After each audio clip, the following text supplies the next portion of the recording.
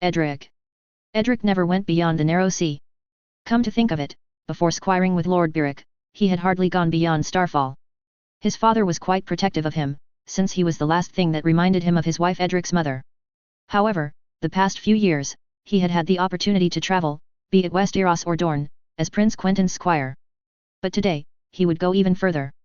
After Lys, he would discover Volantis, the Queen of Cities. Nothing could have prepared him for the sight he had in front of his eyes. As the fleet approached, he could see the wide delta of the Rhoyne, from which Nymeria's 10,000 ships had likely escaped from all those years ago to eventually find refuge in Dorne. Edric's ancestor thus sailed these waters, and many Dornishmen did feel a lot of emotion as the ships sailed past the marshes and wetlands of this region. But more than emotion, Edric was awestruck at Volantis itself. The Queen of Cities certainly earned its name as it towered in the distance. It spread along the coast, its harbour wide enough to engulf any Dornish city, while its walls seemed to never end. The city was so large that it stretched on both sides of the Rhoyne, connected only by a long bridge whose foundations epitomized sturdiness as they supported not only the bridge, but the multitude of buildings perched atop it. Despite this, however, there was an eerie feeling. Indeed, black smoke rose from the western part of the city, while there were gaping holes in the walls. Fires burned and there were clearly traces of some sort of battle on the shores beneath the walls. The long bridge itself wasn't safe. It spanned as usual, with a few columns of smoke rising here and there, until it stopped, about 2/3 of the way from the western part. There was a whole section of the bridge missing, cut clean in half by some sort of unnatural force, as it had been cleaved by a giant axe. The eastern part of the city was much more intact, at least, from the outside. The black walls of the inner city were clearly visible. It was there, Nymeria Sand had told him, that the old blood of Volantis ruled from. Edric could also distinguish a building larger than the others, clearly a religious one, much greater than the Great September of Baelor. Could this be the famed temple of Ar-Hillar? Edric didn't have time to ask himself the question. Their ship was docking on the outskirts of the city, where a vast fleet bearing golden standards was waiting for them. The ships were less impressive than the modern vessels the Dornish had chartered for this endeavor, but all the same, it was an impressive sight if one never had seen a ship in his life. The Golden Company clearly hadn't done things half badly. But Edric continued to scour the sky, looking for what everyone was impatient to see. Finally, as he walked down the plank, a black dot could be seen, right on the burning sun. The dot grew larger and larger, until Edric gasped. It was heading for them. But then, the figure took some height, and passed right above them all, earning gasps from the entire retinue behind him. Looking up, Edric could not contain his amazement. A dragon! In the flesh! They had come back. They were real. The golden-winged dragon did a few circles over them. It was clearly not as massive as the old ones he'd read about in his histories, but no less impressive. It passed between the ships at low level, a plume of seawater rising slightly as its wings scraped the crest of the small waves, before disappearing into the horizon, towards the north. It took a few moments for Edric to snap out of his daze. He had seen a dragon. And while most were enthusiastic, he could see that Prince Quentyn was uncomfortable. In fact, he was almost as white as the scales of the dragon that had passed between them. Surely, dragons were formidable creatures, but if the dragon had wished them dead, it would have ended them in a sea of dragon fire already. Then why was Prince Quentyn so afraid? Edric had long given up on asking stupid questions. Instead, he helped set up the Dornish camp, on the outskirts of Volantis, in a relatively well-wooded area, allowing for some shade while taking advantage of the sea breeze to cool the area, and the rivers of an affluent of the Rhoyne to ensure a steady supply of fresh water. Then, he chose his garments carefully. Quentyn had asked him, as second most important lord in Dorne, to come with him for a diplomatic mission, towards both King Aegon and Queen Daenerys. What an honor! Edric did forget that, after all, he was Lord Dane, and since Anders Euronwood did not travel with them, he was indeed the second most powerful person on this expedition, although he would have said third. Nevertheless, he wasn't the only one on this expedition, oh no. All of the main Dornish houses had sent at least a kinsman, to show the power of Dorne and the extent at which they were committed to their cause. For some, they were brothers, sons, or daughters of the current lord or lady. For others, like Edric or Lord Daegos Manwudi and Lord Durin Vaith, they were more than happy to go along to represent their own house. Therefore, appearance mattered. Edric chose clothes that were purple and white, showing the prominent features of his house. A scarlet belt, for lack of better, and, oh, well, he wasn't skilled enough to have done, his usual sword would do. A cape bearing the sigil of House Dane, the necklace given on his name day by Aunt Alyria, a cream vest and some water sprayed on his hair so that his blonde hair would stick towards the back, and not drop in front of his eyelids, which meant having to constantly bringing his hands to his hair, in front of royal company, it would not do. His almost regal attire was matched by the prince, who had taken out the set he'd worn at the Baratheon wedding, except this time, it was the Valyrian steel sword taken from the corpse of Tywin Lannister that was at his side. This was bound to make a good impression on both dragons. Although, he saw Prince Quentyn was clearly much more uneasy than usual. His features were drawn, as if he hadn't slept, and he hadn't regained his colors. Still, he did his best to put on a smile while welcoming Edric. "Where are we going?" Edric asked. "To see Aegon, first of all," Quentyn replied, fidgeting with his belt. "Since he is my cousin by blood, we won't need a large ceremony. Just the two of us, and the two of them." "The two of them?" "Yes, Aegon and Sir Jon Connington." "Wasn't he dead?" Edric reacted, surprised. "So was Aegon." Quentyn chuckled. "Essos works miracles, don't you think?" Edric didn't know what to answer to that, and instead chose to move on to the subject he was most interested in. "And Daenerys Targaryen? I've sent her a missive, but she will only receive us tonight, when the sun is setting," Quentyn replied. "This way, we may talk with Aegon for an hour, and we may attend this meeting with him, as to show unity." Edric nodded. After all, it was Quentyn's idea that Aegon and Daenerys be betrothed, but he wasn't sure the interested parties were aware of this. "And, the other lords?" Edric asked. "They'll join us there too." It seemed Quentyn had it all planned out, as usual. Then why was he worried? Did something escape him? In any case, he did not ask. The two of them, and their escort, made their way to the camp of the Golden Company, which was in a frenzy of activity. There, some knights led them to a massive command tent, flying the golden flag of the company, coupled with the usual golden skulls at the entrance of the said tent. At the door, the guards on duty stopped them. "Your weapons, please," the bulkiest one said. Quentyn let out a sigh, but did as told. He and Edric got rid of their weapons, giving them to their escorting guards, before walking into the tent. There were no guards inside, just two men, sitting down on two small chairs.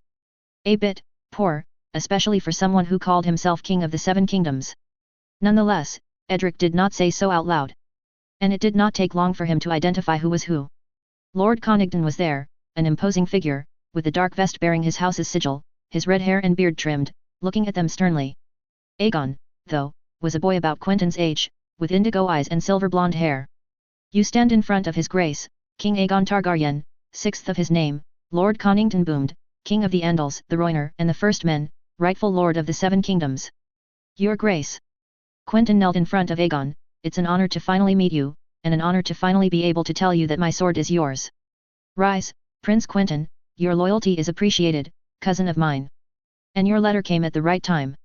Lord Connington puffed. "Lord Dane." Aegon turned to him. "It is a pleasure to meet you as well. Your uncle Arthur died for my father, I remember his sacrifice." Edric could see Quentyn make a slight face at that, but had to ignore it. Instead, he mumbled a few courtesies and left it at that. Quentyn, for his part, turned to Lord Connington. "Sir Jon Connington, rumors of your death were greatly exaggerated." Quentyn smiled, almost wickedly. "A necessary lie, to protect his grace." The older man uncomfortably shifted. "I had to disappear." Quentyn nodded slowly, bringing his eyes to Aegon, whom the prince observed for an uncomfortably long time. "Jon told me of conditions you placed on our alliance." Aegon finally broke the lull that had installed itself in the tent. "May I know what they are?" "Nothing that cannot be discussed, your grace. Benefits for Dorne, mostly, as rewards for our loyalty." Jon Connington huffed, and mumbled something under his breath. Quentyn continued talking, unconcerned.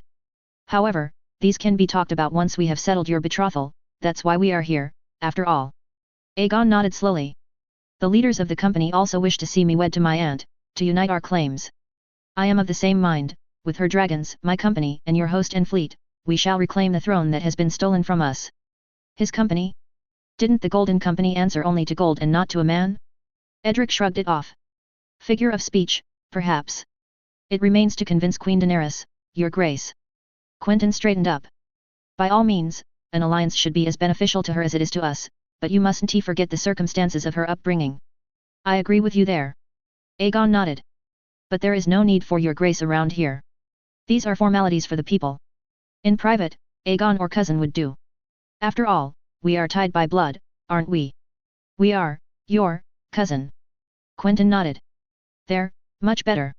Aegon smiled widely, sparing a sideways glance at Connington, who finally decided to speak up. "If I may say something, Prince Quentyn." Connington shifted apprehensively in his seat. "When we received your letter, we had expected it to be signed by Prince Doran. Prince Doran is no longer the Prince of Dorne, Sir Jon." Edric found himself defending Quentyn. In circumstances that are, to say the least, troubling, Connington added. And that are of no concern to you, Quentyn snapped at the exile. My father is no longer Prince of Dorne, I am. That is all you need to concern yourself with. If King Aegon wishes to hear more of it, I shall be glad to tell him, but remember, Connington, you do not order me. Peace, my friends, Aegon calmed everyone down. Cousin, I think Sir John only meant to say that your presence here was unexpected. I am sure Sir John meant no insult, Quentyn turned back to Aegon. I only wished to remind him that I bear him no ill will, as long as he respects my position. Do not fear old Griff. Aegon heartily smiled. He is as loyal to me as he was to my father. Quentyn and Edric both cringed at that comment. Both knew how loyal Jon Connington was towards Rhaegar, so much that it blinded him. Though, to not add more oil to the fire, none of them spoke a word. Instead, Quentyn sighed, and took up the mantle of speaker once more. There is something I must speak to you about, cousin, but I can only do so in private, with no other ears than yours with mine. Aegon took a moment to think, as Connington frowned deeply. The exile spoke first, that is out of the question, His Grace. Accepts. Aegon nodded. Do not fear, John, we will be right behind the curtains. If we speak calmly, you will not hear a thing, but you will be a few steps away. If there is any trouble, I shall send for you. Connington sat back in his chair, leaving Aegon and Quentyn to leave behind the golden curtains. It also meant that Edric and Jon Connington found themselves face to face, both staring awkwardly at each other. It was Jon Connington that finally broke the silence, once again. You don't look like Arthur Dayne, boy. I took after my mother, Edric defended himself, she was a black mont and had blonde hair. I got my blue eyes from my father. Old Alan, ha! Connington esquised a half smile. A good man, that one. More pragmatic than your uncle, smarter too. How is he faring? My father died 3 years ago. Edric immediately sighed. Ah! Jon Connington shook his head. A shame. He was a right old man, you know, loyal to a fault. I'm sorry for you, boy. Losing a father is not something I would wish on anyone. Thank you. Edric nodded. You know, I've raised this boy, Jon Connington said. From his days as a mere babe to what he is now. I've tried my utmost to be a father to him, since his had died long ago. And now he's grown up and will become a king, and I will call him your grace. Will he need me any more? I fear I've got nothing to teach him. Your presence might be enough, sire, Edric answered. Perhaps, Connington rumbled, or perhaps he will tire of me. I am an old man after all. We shall never know. But at least, I will be proud of my boy. But when I pass, I've always wondered how he will remember me as, his father or his protector. Bah, I'm not sure why I am telling you this. With that Connington sighed and looked behind him, the curtains ruffling while both Quentyn and Aegon emerged. While Quentyn looked perfectly fine, it looks like Aegon had gone through a wide array of emotions.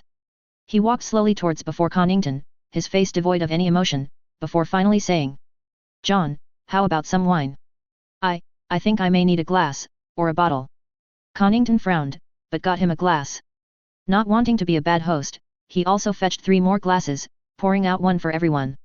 Quentyn, of course, did not touch his, but for Edric, it was a welcome refreshment. And by the looks of it, for Aegon as well. Finally, Aegon rose after finishing a second glass, and politely accompanied both Quentyn and Edric back to the door. I thank you for your coming, however, John and I need to talk about my father. I shall meet you in an hour. Here. In an hour at the entrance of the tent. Prince Quentyn bowed, along with Edric, and both left under a sky that had become overcast. What did you tell him? Edric asked once they had recovered their weapons, his voice full of curiosity. The truth. Quentyn shrugged. The ugly truth. The Tower of Joy, the rebellion and everything. Quentyn left it at that. Edric gulped and nodded. Being exposed to so many events at the same time could only be a shock for someone who has lived his entire life thinking he was alone. While waiting, Quentyn and Edric returned to the Dornish camp, making sure preparations were underway for the meeting with Queen Daenerys tonight. Quentyn selected one person from each major house in order to represent the numerous Dornish houses, as a united front behind their leader. It was all about image, and they needed to be at their best. For if Aegon was all but forced to join forces with them, a girl who has not tasted defeat and managed to hatch 3 dragons would be a more difficult sway.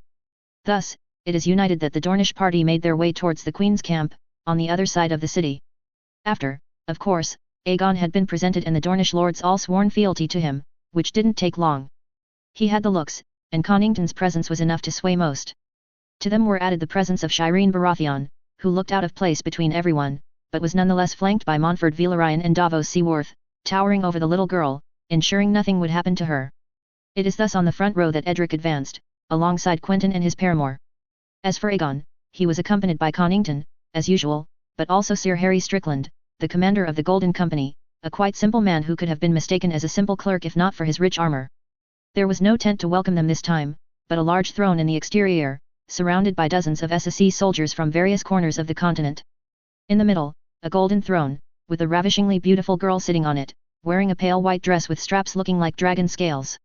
On the right side stood a knight in shining white armour, whose beard seemed to reach the middle of his chest, while to the left, a girl only a third as tall as the knight stood, heralding Queen Daenerys. And to be fair, Edric stopped concentrating after Queen Daenerys Stormborn, for the rest of the titles just never seemed to end. Queen of this, Liberator of that, and of course, Connington, stung in his pride, gave a few other meaningless titles to Aegon. Fortunately, Quentyn just introduced himself plainly. No need to do complicated when you could do simple. Prince Quentyn, Prince Aegon. Daenerys Targaryen finally rose from her throne, stepping towards them. You are most welcome here, and I appreciate your loyalty, having come from so far to meet me. Let us sit somewhere more appropriate, and have something to eat, you must all be hungry after such a journey. Both Quentyn and Aegon thanked her, as they were led to a table where a feast awaited them all. Edric could thus admire Daenerys Targaryen, and he could safely say that she was by far the most beautiful woman he ever saw. Silver hair, indigo eyes, slender, confident, gods he was charmed, like most of the other lords too. So much that he avoided her gaze. Unluckily for him, it turns out that it settled on him a little too much, as if she had eyes only for him. Or, at least, that's what he thought he'd seen. Edric just told himself that since he tried to avoid her gaze as much as possible, every time she looked at him likely felt like a languid stare. He thanked the heavens when he saw he was placed quite far from her at the small table that had been arranged for them. Only a dozen seats, which were quickly filled, Daenerys Targaryen herself, of course, Prince Quentyn and Prince Aegon, as well as himself, Sir Barristan, the White Knight, Lord John Connington, Nymeria Sand, likely out of courtesy for Quentyn's partner, the Queen's translator, an odd choice, Sir Harry Strickland, the 3 Stormlanders, and a few lords from conquered SSE cities. Quentyn did not hesitate to be direct even before sitting down. A pleasure to see you, Sir Barristan the Bold. Your disappearance has been quite the mystery in Westeros. Quentyn looked the man up and down, judging him. I only wish to serve the true queen, Sir Barristan simply replied. Your loyalties seem to switch a lot, Sir Barristan. Why not have declared for your rightful king earlier? I did not know about Prince Aegon's survival. You know what I mean, Sir. Prince Viserys was his father's son, I'm afraid. Sir Barristan shook his head. A boy of 7? Quentyn questioned. Clearly, that is the lie you told yourself so that it did not besmirch your honor. Careful, Prince Quentyn. The White Knight warned, without success. If someone should be careful, Sir Barristan, it might well be you. I intend to crown her Grace Queen of the 7 Kingdoms, and I do not wish for her to have a Kingsguard that changes allegiances like one changes clothes. With that, Quentyn left the knight, slightly dazed by the encounter, and went to position himself to Queen Daenerys' right, with his paramour next to him, while Edric sat beside her. The first order of the day was the public declaration of fealty of Shireen Baratheon to Prince Aegon, something that slightly unsettled the queen, since there was no question of the girl kneeling before her. Princess Shireen did bow, of course, but did not address Queen Daenerys as Queen of Westeros, but rather as Queen of the Free Cities. Nonetheless, she brushed it aside for now, and took some pleasure in talking to Montford Velaryon, surely a distant cousin if one went back far enough. She's beautiful, isn't she? The Sand Snake phrased it as a question, but it felt more like a statement. Yes, Edric answered. More than me. She teased. Yes. Edric's words came out immediately and without hesitation. Suddenly realizing what he just said, he immediately turned around to apologize, but the snake just laughed. Don't be ashamed, Lord Dane, she is gorgeous. I think Quent is reconsidering not asking her hand in marriage. I would never. Quentyn laughed in turn. While the courses flowed, the conversation got more serious. Daenerys and Quentyn started with some small talk, but now, we were talking about the prize. You wish me to marry Prince Aegon? She asked. It would be preferable to unite the claims, Quentyn explained, and marriages between Targaryens are hardly exceptional. You will excuse me if I doubt that my nephew is who he truly says he is. Lord Connington was believed dead and yet he stands before you now. The Queen relaxed a little and conceded the argument. You know that I will not move until I have freed the slaves. A great objective, your grace, and one that I support wholeheartedly. Quentyn nodded. But after you have freed Volantis, we must go to Westeros. Volantis is the key to the other cities. If I leave, it means one of the free cities may rise to take its place. Daenerys frowned. Quentyn continued to press on. Then let it happen and free the rest later. Why is that? The Dragon Queen frowned, when I can free thousands of slaves in the coming months. Winter is here, your grace, Quentyn explained, and with it, the weather deteriorates greatly. In a few weeks, it will be impossible to have a few days at sea without storms. If you invade by then, you risk your fleet being scattered to the Seven Winds. Edric noted that Davos Seaworth frowned at that comment. No doubt that the sailor was feeling excluded from a conversation that he would have wished to be included in. Though, alone, it could not support the effort it would require to bring all of the Queen's armies to a safe haven. Besides, Westeros is fighting each other at the moment, Quentyn continued, pressing his point. If you wait a year, even a couple months, who is to say that the realm will not be united and ready to throw you out? Having dragons is good, your grace, but dragons alone cannot help you. You need an army. I have an army. Of foreigners, Dothraki and Unsullied. Quentyn sighed. It would be easy for anyone to rally against you by showing that you are not Westerosi, and that is if your army could cross the narrow sea and make a safe landing. The coasts of Dorne are treacherous, and so are those of the Storm Lands. The Vale in the north, in the winter? Let us not talk about it. This leaves the Crownlands, and this means a journey through the narrow sea and the storms, into the heart of the power of your enemies. If the weather prevents you from riding your dragon for but a moon, it will all be over. The Queen stayed silent during these arguments, listening attentively. Once Quentyn was done talking, she finally nodded. And what will you bring me, then, if we sail right away? She asked. I bring you legitimacy, your grace. With the great house of the kingdoms on your side, and an army made of Westerosi, who could claim that you are foreign? I bring you Dorne and its roads and resources. No need to land on foreign shores, I can bring you my fleet, to transport you, your men and your animals, to a safe port, from which you may then launch your invasion to reclaim the kingdoms, Quentyn stated. You will have everything you could ask for, which you would have had to fight for if not. Logistics, men, supplies, boats, all of this if you move right away. And, I assume you have a price for this. Daenerys brought a cup of wine to her lips. Benefits for Dorne, of course. Quentyn nodded. As reparation for our losses when we supported your father as well as a reward for our loyalty. This, and an alliance sealed by your marriage to Aegon. What benefits? Daenerys asked, curious. That, we can negotiate later, but some of them may be territorial. Both Connington and Seaworth visibly reacted to this, both scowling before calming their features, although neither said anything. As you say, these may be discussed later, Daenerys waved that issue off. You make good points, I will concede, but what if I choose to wait for spring? The next spring may not be until a few years, your grace, the maesters have said that this winter will be the longest in living memory. Quentyn sighed. And by then, you may only be queen of 5 kingdoms. 5. Daenerys asked, shocked. Your brother, Rhaegar, sired another son, from Lyanna Stark, your nephew, Doran Targaryen, Quentyn spoke slowly, so that Daenerys understood every word. Do not jest with me, Prince Quentyn, I am not in the mood. Daenerys narrowed her eyes. What the prince says is true, your grace, Montfort Velaryon intervened, we have received word of his exploits and his dragon. Dragon? Daenerys asked, confused and dumbfounded. You are not the only one to have hatched dragons, your grace, Prince Aegon finally intervened for the first time. Prince Doran, my brother, hatched a dragon and defeated the Tyrells with it. He is using it to preserve the independence of the North. The longer we wait, the larger it grows. Quentyn trailed. If what you say is true, we can easily sway my other nephew to bend the knee. Daenerys' dismissal of the issue obvious in her tone and her words. You could, if the boy didn't consider himself a Stark through and through, Quentyn continued, the more you wait, the more the resolve of your nephew to protect the North will grow, and who is to say he might not include the Riverlands and Vale in that kingdom? Or worse, will he show ambition and seize the throne for himself? Every day spent outside of Westeros from now on is a day where your chances of claiming the throne get slimmer.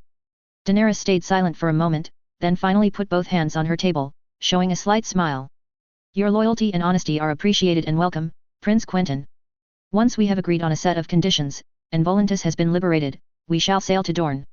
She then turned towards Aegon. As for my nephew, I shall be glad to marry him, on one condition. Aegon looked surprised, but nevertheless acquiesced. Anything in my power, dear aunt, I will do so. You are the blood of the dragon? She asked with a smirk, leaning back into her chair. Then claim one. That is my condition. After all, if Prince Duran did, it should be easy for you. Edric had never seen Quentyn's face go whiter. However, this was the least of Edric's concerns, as while everyone had their gaze fixed on Aegon, the Daenerys indigo eyes were fixed on him. And that satisfied smirk, was clearly directed for him too. Oh, what had Edric gotten himself into? Nymeria. For all that the sun could try and shine with all its might, it couldn't so much as scorch Nymeria's skin. Volantis was just as warm as Dorne, and despite the absence of clouds, there was no sunburn to be seen. However, one must admit that the heat was much harder to bear, and even one who has lived all their life in the sands of Dorne must relax in the shade even for a moment. This is what she does, then, patiently waiting in the large tent clad with Martell colors, drinking a small Dornish red, while observing her surroundings. The tent was large enough to accommodate a good 20 people, but the only ones present were Quentyn, the Euronwood cousins and Ned Dane. And while she was perfectly relaxed in her chair, the same could not be said for her cousin, who was pacing around in his tent like a lion stuck in a cage.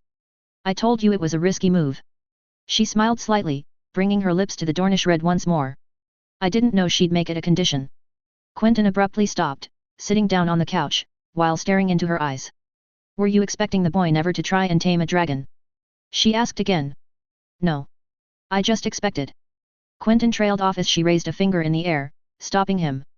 I know what you thought, but jealousy and desire work hand in hand, she continued, placing her now empty glass on the small wooden table in front of her. One day, Aegon would have gotten fed up of not having a dragon of his own, and he would have tried to tame one. After all, if they are right there, unclaimed, surely, he would have attempted something. I thought that he could be convinced that it was not a good idea. Quentyn shook his head. I was foolish. Now wait a moment, Cletus Euronwood's voice cut through their conversation like a knife through butter. Why are we discussing this? Surely Aegon will succeed, he is a Targaryen, after all. Not all Targaryens can immediately claim a dragon. Lord Dane shrugged. Yes, for some it can take years, Quentyn added, some even never bond with one. That may be true, but surely no Targaryen has failed in taming one before, then why worry? Cletus asked. You are all acting like Aegon is going to the gallows. Quentyn's worried gaze met Nymeria's amused one. In unison, they both turned towards him, although Nymeria addressed her lover him first. He doesn't know? She asked with a sly smile. No. Quentyn stood up from his couch, avoiding Cletus' eyes. No what? Cletus crossed his arms, confused. Is there another secret you kept from me? Not necessarily from you personally, Quentyn continued in a softer voice, I just kept this information to who I trusted completely. What information? Cletus' face was now closed, almost angry. Aegon might not be who everyone think he is, Quentyn confessed. The truth hit hard, but to Nym's surprise, it was the Dane boy who reacted first. What do you mean? The boy asked. Who is he, then? I'm not sure. Quentyn shrugged. He could be a Targaryen, to be sure, but would Elia have really accepted for her son to be saved but her daughter sacrificed? Nymeria continued, the story makes little sense, the more you dwell on it, the more holes appear. And you knew this? Cletus asked, outraged. Who is he? I don't know, Quentyn admitted. Targaryen, bright flame, black fire, or just a boy taken from the streets of King's Landing or Essos, for what we know. I can't believe this. Cletus ran a hand through his hair, abruptly moving towards Quentyn, who didn't flinch. And why did you think it was a good idea to marry him to Queen Daenerys? Because we don't have any other options. Nymeria noticed Ned Dane almost opened his mouth at that, but closed it. Other options? How about the boy that has a damn dragon? Cletus aggressively pointed outside. It would certainly have saved us the trouble of flipping a coin on a boy's parentage. Because the boy with a dragon as you call him, was raised a bastard, and he is, for as long as I decide, a bastard. Maybe, if we're lucky, he would have had an education that would allow him to run a small keep in the north, maybe a few lands. He joined the watch, what else can he know but rule a bunch of criminals and wildlings? And all of this is if, and that is an absolutely massive if, he wanted the throne and not to protect northern independence, which is still going to be a pain in the ass to deal with. Quentyn took a breath, then continued, meanwhile, Daenerys has had no education on rulership, her attempts so far have caused only chaos and I'll be damned if Slavers Bay doesn't sink into anarchy in the next few years. She has no vision or plan, just ideas. He then gestured in the general direction of Aegon's camp. Aegon has been raised to be a king. Yes, I am aware that Connington has probably tainted his view of the world a little, but the fact remains, he is well versed in everything Duran and Daenerys are not. The art of ruling is not something you can pick up in a few months. The spider meant for him to be a good king, and as slippery as that fucker was, I can say that he did that right. We're not supporting Aegon for his blood, Euronwood, Nymeria said plainly, we're supporting him because he can bring peace and stability. Since when do you care about that? Cletus scoffed. Daenerys Targaryen was bound to come back to our shores at some point, Cletus. Quentyn frowned. I'd much rather have it be on our terms than hers. She is still young and influenceable, surrounded by idiots and yes-men. If we are to consolidate and expand Dorne, we need her, and we need her now. I cannot believe this, Cletus growled. How long have we been friends, Quent? 10, 15 years? And you hide this from me? From us? Ned Dane rose his voice, arms crossed behind the heir to Euronwood. Is that what our friendship and trust is worth? Cletus continued, his voice deep with sadness and anger, before pointing a finger at her. Is she worth more to you that you can trust her? Yes. Quentyn's answer came down like a blade, and it seemed like Cletus had been executed. At a loss for words, Cletus stammered for a few moments, looking aghast. You chose her. Cletus looked at Quentyn now, his eyes filled with anger. I have a name, Nymeria hissed, not liking the tone the Euronwood boy was using. Shut up. Cletus growled. I don't know what Quentyn finds in you other than a pretty face, and I frankly don't give a shit. All I know is that you wrapped your pretty fingers around him like the snake you are, and I only tolerated you because of the affection I have for Quentyn. This does not concern you, whore. Nymeria rose up, a hand firmly attached to one of her daggers she hid behind her back. It took all of Quentyn's strength to hold her back from drawing blood. Be careful, Cletus. Quentyn frowned deeply. Or what? The Euronwood boy almost laughed. What will you do, my prince? Send me back because I have displeased you? Is that what our friendship is worth? For you to betray our trust like this, and trust that snake with your secrets?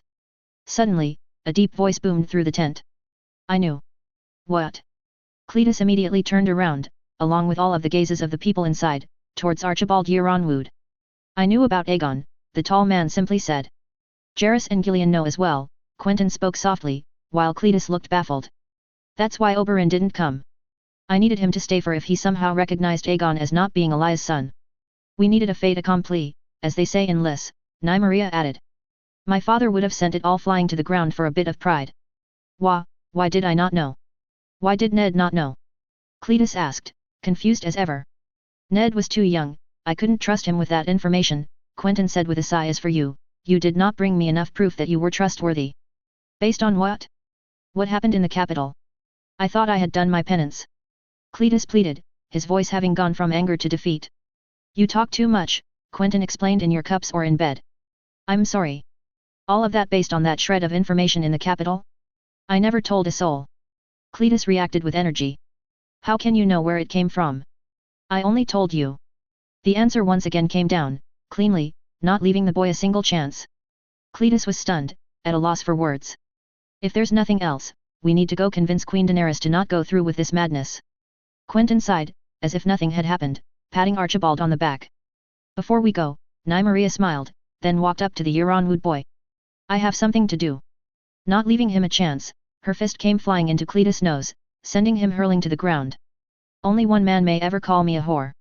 Say it again and not even your cousin may stop me from removing your tongue.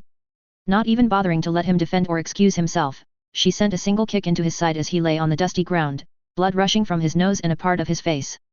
Go to the maester, Cletus, Quentyn ordered, and if you insult NYM again, you'll get to swim back to Euronwood. Nymeria exited the tent, furious, but tried to calm herself down. They would not need to be divided during these decisive times. In Westeros, they could bicker all they want, just not right now. She took a breath of fresh air, feeling the evening cool on her skin, then followed the trio to Queen Daenerys' camp, which they were beginning to know well. Sir Barristan stopped them at the Queen's tent, only allowing her and Quentyn in. Your Grace, Quentyn knelt in front of the Valyrian beauty, NYM closely following. Prince Quentyn, to what do I owe this visit? Queen Daenerys motioned for them to rise, her small translator looking at them with an odd eye. I wished for you to reconsider the condition you put on your marriage with Prince Aegon, Quentyn cut in, straight to the point. Oh. The Queen fiddled with one of her jewels, and why is that? With all due respect, Your Grace, a Targaryen taming or forming a bond with a dragon can take months, if not years. Months and years that we do not have, Quentyn dug in, straight to the point. Some Targaryens also may never form a bond, Nymeria felt compelled to add. The Queen rose from her chair and stepped down to their level, looking at them as if to see if they were hiding something. The defense of your kin is quite justified, she finally said, but I have made my decision. Your Grace, Quentyn protested again, Prince Aegon is a kind soul, but he is also a man that wishes to be devoted to you. Rushing him like this may have bad consequences. The Queen giggled. Fire does not harm a dragon. She hummed. Prince Aegon will be fine. Princess Rhaenyra was harmed by that same fire, was she not a dragon? Quentyn's retort stopped the Queen in her tracks. Suddenly, she felt less confident. You may be right, she admitted, however, I have been used all my life by men who were not worthy of me. Not worthy of the dragon. My brother, idiot that he was, thought himself to be a dragon, you see. In truth, he was nothing more than a sheep thinking he had wings. No, Prince Quentyn, I am not in a mood to accept another sheep as my husband. Prince Aegon can prove himself as a dragon, or he can run and be a sheep. There aren't many dragons around, Your Grace, Quentyn pointed out. No, the Queen giggled, but there are many men that can submit to me entirely. Aegon will not. He wishes to share power? Let him. But let him prove himself a dragon first, for I will not be duped again. And if he doesn't tame one? Quentyn asked, clearly desperate. Well, no harm done. I am a patient woman, I will wait for him to do so. Queen Daenerys shrugged. And in the meantime, I shall still seek the throne you wish to place me on. Quentyn's expression remained plain, but Nymeria could see that he was struggling. Your Grace, couldn't we at least agree on a betrothal? She asked with confidence. You wouldn't be committed to it, and should Prince Aegon not prove dragon enough for your liking, you may still break it. The Queen stayed mute at the proposition, humming for a moment, before nodding. A slight smile formed on Nymeria's lips, only to come crashing down at her response. I shall dwell on it. Before Nymeria could protest in turn, Sir Barristan entered the tent, causing the two Dothraki guards in the tent to stiffen, almost at attention. Your Grace, Prince Aegon has been seen trying to approach Rhaegal. Shit, Quentyn murmured, close enough for her to hear. Well, then, we shall see how this goes. The Queen jovially laughed, it's a good choice too, Rhaegal is the softest of them all, I don't think he could really harm a fly unless he was hungry. This seemed to greatly annoy Quentyn, or at least it made him stammer something even she couldn't understand. Nevertheless, they both followed the Queen out to a secluded area, outside of the camp, in a clearing where the woods touched the sea. Rhaegal was there, the majestic dragon resting on the beach, his green scales reflecting the sea, making him shine brighter.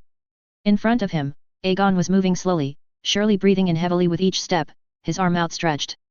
A small crowd had gathered at a safe distance, all huddled around Queen Daenerys who watched the show with great attention, a finger on her cheek and her gaze fixated on the dragon. Suddenly, Rhaegal woke up, stretching his legs, which made Aegon retreat at least 6 or 7 steps, looking at the dragon who stared down at him. Quentyn took a deep breath. Sensing his distress, she offered a hand which he immediately took. Rhaegal had now lowered his head at Aegon's level, studying him closely. As he did so, no one moved a muscle, or talked. The only thing she could hear other than the waves were Quentyn's mysterious words, which he whispered to himself. Salve, Regina, Mater Misericordiae. Aegon outstretched his arm, towards Rhaegal's nose. The dragon flinched, his head going back, not letting Aegon even feel the warmth of his breath. Mis Ricards oculos ad nosconvert. The dragon slowly opened his mouth, his teeth now revealed. Aegon has stopped, his arm still outstretched, but now trembling. Nymeria could see, even from where she was standing, that he had closed his eyes. Nobis post hoc exilium ostend. The dragon has closed in, his mouth still open. It was over. Nymeria could feel it. They had gambled and they had lost. She could now feel the dragon's heat burning from afar, ready to end their hopes in a jet of flame. Quentyn had closed his eyes, still mumbling. O Clemens, O Pia. Then, as she feared she would see a dragon hurling death at someone for the first time, Rhaegal closed his mouth and the distance separating him and Aegon. He placed his nostrils in front of the prince, letting his hand touch the scales of the beast. A gasp escaped the audience, where Daenerys' expression was now unreadable, a mix between surprise and anxiety. Salve, Regina, Mater Misericordiae. Quentyn opened his eyes again, then watched, baffled, as Rhaegal laid down next to Aegon, extending his wing and urging him to climb on.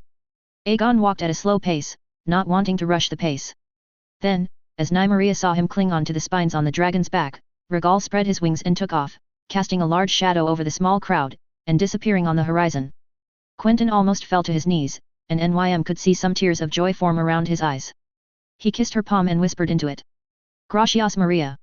Knowing that he would need some time to recover, she instead grinned and looked to Queen Daenerys, who looked at the sky with a mixture of sadness and wonder. So, Your Grace, when shall we schedule the wedding?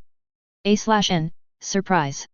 This took a while because the original chapter that was supposed to be posted was not this one, but I changed my mind due to feeling bad about leaving you on a cliffhanger. For the Latin phrases. Salve, Regina, Mater Misericordiae, Hail, Queen, Mother of Mercy. Mis ricords oculos ad nos convert, turn thy merciful eyes toward us. Nobis post hoc exilium ostend, and after this our exile, show us. O clemens, O pia, O clement, O loving. Gratias Maria. Thank you, Mary. So there is some sense to them, the prayer isn't random. Ariane. Ariane woke up gently, in a room only dimly lit by a few candles. Usually, the sun would have woken her up, the rays shining through the windows caressing her bare skin, while inviting her eyes to slowly but surely open up. There was none of that here.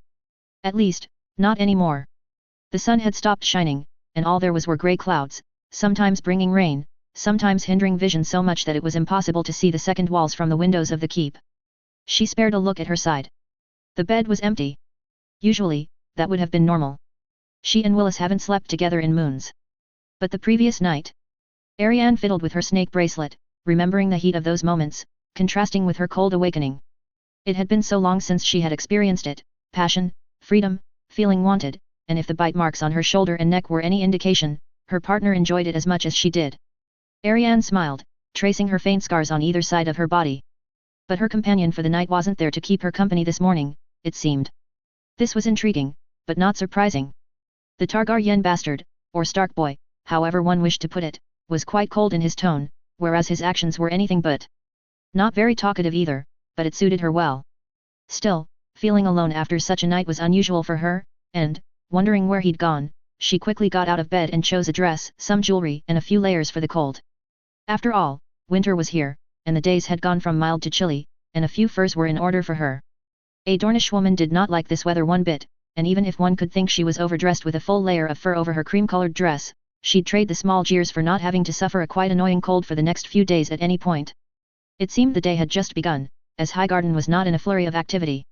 Only a few servants here and there, a man-at-arms which snapped at attention while passing, nothing much out of the ordinary. One might even say it was a regular day if not for the massive force under the walls, and, of course, the dragon circling above. Speaking of dragons, where had John gone? Ariane wondered for a moment if he hadn't left to ride his dragon, far above the clouds, to feel free from the greyness around him and taste the sunlight as it slowly burnt his skin. Perhaps he did just leave, never to return again, his passage being but a fragment in time, as if he was never here in the first place. Or, did she, in her folly, just imagine it all? Did she delude herself in thinking that her dark night would come save her, like she'd imagined in her younger dreams? Would she wake up tomorrow, in Highgarden, without any memory of this other than a small fragment of her imagination? After all, the skies around Highgarden were so grey, that should they disperse, she could find the plain around the great castle of the Reach to be calm and deserted of any armies or dragons. But Ariane pushed away these thoughts. After all, everything she experienced these past days had been too real to just be a dream. Thinking for a few moments, she suddenly had a revelation. Stepping down the halls and into the cold gardens outside, she made her way through the maze of plants and trees she'd become accustomed to. Another turn, around the large hedges, yes, that was it. The small path made way to a large clearing where the gods would lay. In the middle of this vast clearing were 3 weirwoods of impressive sizes. The 3 singers, they were called. They were extremely old, some say even older than the Tyrell's reign over the Reach. They had watched over Highgarden for generations. Although, the clearing was often deserted. After all, who still worshipped trees down south? But Ariane grew to like the singers. She came here whenever she needed peace and quiet, although, there was always that eerie feeling of being watched at all times. It was something she just couldn't put her finger on. A gust of wind, perhaps. As usual, the clearing was deserted, or almost. Right before the 3 trees was a man, kneeling in front of them, as if in prayer. Ariane smiled, her intuition had not failed her. She approached gently, until she arrived at the height of the figure, still deep in thoughts.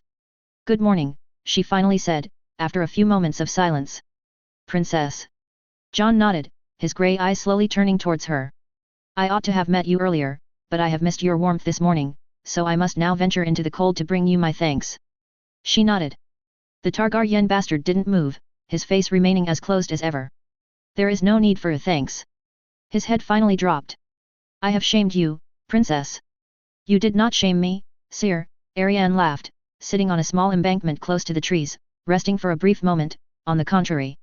He shook his head. "I sullied my honor and yours." He did not look her in the eyes. You are betrothed and the crime I have committed cannot be absolved. Ariane frowned. That damn honor he was so proud of flaunting, it seemed. Where was his honor when he burned the Tyrell army? Or when he drowned the relief column to Golden Grove in fire? Is it honorable to fight on Dragonback, not even bothering to look his enemy in the eyes? Certainly, in Dorne, one wouldn't care. And that's exactly what she told him. You sullied nothing. I did, princess. Jon kept his head down. I let my emotions get the better of me. Ariane slowly stood up, marching towards him with a determined step. She looked at his ashamed face, brought her hand to his chin and made him look at her in the eyes. Her gaze met his. Brown eyes looking at grey. Look at me, Jon, Ariane almost angrily let out, everything that happened between us, it did because I willed it. Nothing you did I dislike. You did not coerce me, let alone sully any of my honor. I lost my maidenhood long ago, and it did not matter to me. It's not that simple, princess. Ariane. It's not that simple, Ariane. Jon bit his lip. Coercion or not, it is still dishonorable to sleep with a woman betrothed to another, and what's more, who shares his betrothed's bed. Willis and I have not shared so much as a meal in moons, Ariane was quick to point out. She then moved closer to him, and ran a hand through his dark curls. She gently moved his head up so that he had to look at her. Do you regret what happened last night? And do not speak to me about honor or I will slap you, dragon or not. Ariane kept her eyes locked with his. Because the marks on my neck and shoulders tell a different story than you. Jon hesitated for what seemed like an eternity, but finally gave in. I do not regret what happened between us. He sighed. But I do regret how it came to be. You foolish man. Ariane chuckled as she released her hold on his head. Who are you really, Jon Stark? What do you want? The man stayed silent looking at her. Mayhaps you do not know what you wish for, she observed. You told me yourself. You are tired of following what people tell you to do. You are a Stark, yes, but I like the dragon side of you, too. Jon frowned. I'm not. Ariane immediately raised a hand. Yes, you are not a dragon, you have told me so as well. She curled a smile, but it's not about what you want, it's about what you are. You can deny it all you want, Jon Stark, your heritage defines you whether you like it or not. And it will come knocking. I shall not have it. Jon shook his head. If people try to force it upon me, I will deny them. Ariane smiled at his naivety. Even now, Willis seemed to be clinging to the dragon side of him as if it were a raft in the middle of a stormy sea. You know nothing, Jon Stark. That sentence seemed to have struck him. For a few moments, Ariane thought he had gone into shock and she even seemed to have heard a faint rumbling far away.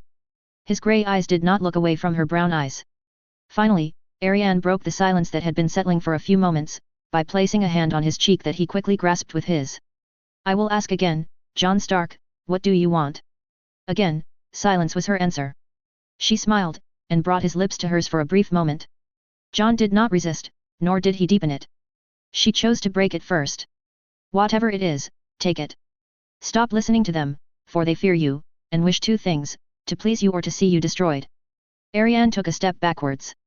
And you, Jon finally cut in, not protesting against the kiss, what do you wish? Ariane returned a sad smile. I wish to go home, Stark. Jon nodded. I will do my best to help you, then, he spoke softly, it is the least I can do. Ariane spared a look at him, and smiled. Is that a promise? Jon's emotionless face finally fell, and he let out a soft smile in turn, I shall do my utmost. Ariane nodded and bowed in front of him. Then, I shall take my leave. She wandered back into the castle, half excited, half reserved. It is true that the northern boy had given her no reason to doubt his word. But then again, the Tyrells were picky. No matter, if there was a chance, she would grasp at it. Slowly moving back into her rooms, Ariane let go of the furs she transported and freed herself just a little, breathing easier. Home. What a strange place. Would she be accepted back in Sun's Pair? After all, if her father had sent her to Highgarden, it was almost an exile. And now, if the Tyrells were to be believed, it was Quentyn that was in charge. Did her brother truly have no more resent towards her after she nearly had him killed? Would he welcome her back with open arms or just send her away once more? Too many things to consider, and too many things to worry. At least, for something that hasn't happened. For Willis was not stupid, he would never let her leave. She was too valuable to him and his family, whose allies were slowly dying like flies. Ariane waved those thoughts away and instead focused on another important task, making moon tea. Indeed, if the night has been full of excitement, she would have to pay a certain price. and moon tea wasn't exactly in great supply in Highgarden. Thus, she had to get the ingredients herself, something she'd learned to do ever since she was 4 and 10. It wasn't the extremely efficient version Quentyn had somehow concocted in Dorne, but it would serve quite nicely. But before she even had a chance to boil some water, a few knocks were heard at the door. Slightly annoyed, Ariane just called out, "Who is it?" "Sir Joss, Princess." "Come on in." Ariane beckoned the young knight to let himself in. The dazzling youth came in with a slightly apprehensive face. "What is it?" she asked. "Lord Willis wishes to see you." Sir Joss Hood bit his lip. He knew Ariane did not hold the Tyrell heir in her heart. "He is currently discussing issues with Lord Regent Stark." "How does this concern me?" Ariane asked the poor boy, trying not to sound overly annoyed. "Lord Willis said it concerned you but refused to tell me more." Ariane let out an exasperated sigh and left the room, escorted by the young Sir Joss. Of course, she had plenty of time to repress her inner frustration and settle down before they reached the Great Hall, where, as expected, Willis and John were assembled. No trace of Lord Arryn though. The young falcon had completely disappeared, but it was not like the young Lord of the Vale had much sway in these discussions. "Ah, dear betrothed." Willis put up a bright smile. "Come sit at the table, I think you will be most glad to hear the agreement we have reached with our northern friend." "Agreement? Friend?" Ariane did not like the sound of this. Willis seemed too jovial for everything to be perfectly normal. Instead, repressing her feelings on the subject, she only smiled while taking a seat. "Well, Willis, that is certainly wonderful. What is the good news?" "Lord Regent Stark will lend us a hand in defeating the Ironborn. He has even proposed to lead the force himself." Willis nodded in thanks to John, who did not say a word. "In exchange, we will provide enough grain to fill the granaries of the north for the entire winter." Ariane silently raged. The Stark boy had been foolish. Willis had managed to wrestle something from a situation he never should have been able to extricate so much but a dead worm of, even she could see that. John had a dragon, he could take the grain regardless, what need was there to bend to Willis? Now, Willis could weaken an opponent with another. Sure, the Ironborn were doomed, but the Northmen would take losses if the weather stayed overcast, stopping the dragon from being effective. And in winter, this was more and more likely. No, the heir to Highgarden had just gotten something out of nothing, and it irritated her to no end. Was this why he had made her come down here? To show her how he could outplay Lord Regent John Stark, so formidable on his dragon, but who Willis made bend anyways. That would require Willis knowing about her tryst, but who was she kidding? He likely knew. All this, though, was too arrogant for Willis. He wouldn't rub it in her face that much, at least, not unless he was thoroughly annoyed at her. "Then, what?" "You forget the second part of the deal, Lord Willis." John finally coughed on his side of the table. Of course, of course." Willis smiled slightly at her. "Unfortunately, Lord John wishes to see his cousin Lady Sansa Stark, who is a prisoner of your brothers, you know this." "Lady Sansa is only rumoured to be in Dorne." Ariane frowned. Just like the rumours of her being in Essos, as a hostage in Casterly Rock or hidden away in the Vale or the North. Ariane kept silent at the rumour that said she had died while trying to escape the capital, and that her body had been quietly disposed of to maintain the illusion of her presence and not attract too much retribution. "Lady Sansa is in Dorne," Willis said with certainty. "I have no information to think the contrary." "Your brother will likely not hand over my cousin so easily," John cut in, "I therefore need something to make it worth his while." Ariane suddenly realized. "Me?" she asked. "Not exactly." Willis shook his head, slightly annoyed. "You and the entire Dornish party you came with." Ariane wanted to throw herself in John's arms and kiss him right then and there. Though, she did her best to control her emotions. "When?" Ariane had trouble speaking. "When will we leave?" "As soon as the Ironborn are defeated, if you wish to leave, that is," Willis said with a twinge of sadness, or was it disappointment? "I do wish to leave, yes." Ariane eagerly nodded. "Well then, you better announce the news to your companions, Princess." John said simply. "You wish to go home, and so do I." Ariane took her leave from the table with a wide smile, which she did not hide from Willis as the three of them stood up. While John was himself leaving, Ariane took him aside for a moment, and whispered softly in his ear. "Thank you." The Stark boy did not answer, but gave her another soft smile and a small nod. "Good day, Ari." A/N, shorter chapter and longer wait, unfortunately, lots of stuff to deal with the past week. The holidays should help with getting a better pace in the weeks to come. Daenerys. The clouds had covered most of the sky, but the heat continued to beat down on the camp outside of Volantis. Daenerys sulked, alone, in her tent, doing her best to wipe the sweat from her forehead. The siege has been long, and for the moment, showed no signs of dying down. She was frustrated. The first attempt, a slave revolt, had failed, and the Volantens had entrenched themselves behind their massive walls. She wanted to stop innocent blood from being needlessly spilled, but now, she was getting annoyed. Especially that her final goal was so close at hand. The Iron Throne was there, reaching out to her, with no one but a few traitors in her path that would easily bend to her will once she showed them the might of the dragons. No, truly, everything was falling into place. The Martells, loyal as they were, just like her brother Viserys had told her all these years ago, had come to seek her out and bend the knee. They brought an army, a fleet, and more resources than she could ever hope for. Without them, she wouldn't have much. As Sir Barristan had emphasized, in order to win over Westeros she would need allies that were already there. The Blackfires had not understood that, but she did. And Dorne had proved its loyalty during the rebellion, not like those traitorous Northmen her nephew supposedly commanded. Once a traitor. But Daenerys knew how to be merciful. Her nephew would see reason and would surrender without a fight. Between dragons, they could understand each other, and he would see the error of wanting to keep an independent North. The only obstacles were the Lannisters and Tyrells, but bled out by years of war, how could they stand against the forces of Dorne, the Golden Company and 3 dragons? Speaking of the Golden Company, Daenerys made a slight face. She did not forget the humiliation they had given Viserys when they called him the Beggar King at that feast. For now, she could entertain their presence, but the moment they will not be needed, she will make sure that Sir Strickland remembers that memory. No, she would make sure Strickland earned his name, whatever her husband said about it. Daenerys frowned at that. She had hoped to keep Aegon away for as long as possible. Her previous husbands were forced on her, and she would not be forced upon by one again. An impossible task had to be found, and what better task than to claim a dragon? Surely, if Aegon Targaryen was who he claimed to be, it would be easy? She had hoped that even if Aegon did happen to tame a dragon, it would have taken him a few moons, even months. Not a few days. Well, she was stuck there. Going back on her word would do her no good, especially with Aegon being backed by both Dorne and the Golden Company, which she needed for the moment. A sigh escaped her. She had had the vain hope that this time she would get to choose her husband. That hope was now lost. But at least she would not chain herself to him. After all, did the Dornish not take paramours? Did the Prince of Dorne himself not have one at his side? Speaking of which, Daenerys bit her lip at that. How could such a beautiful woman stay at the side of someone so bland?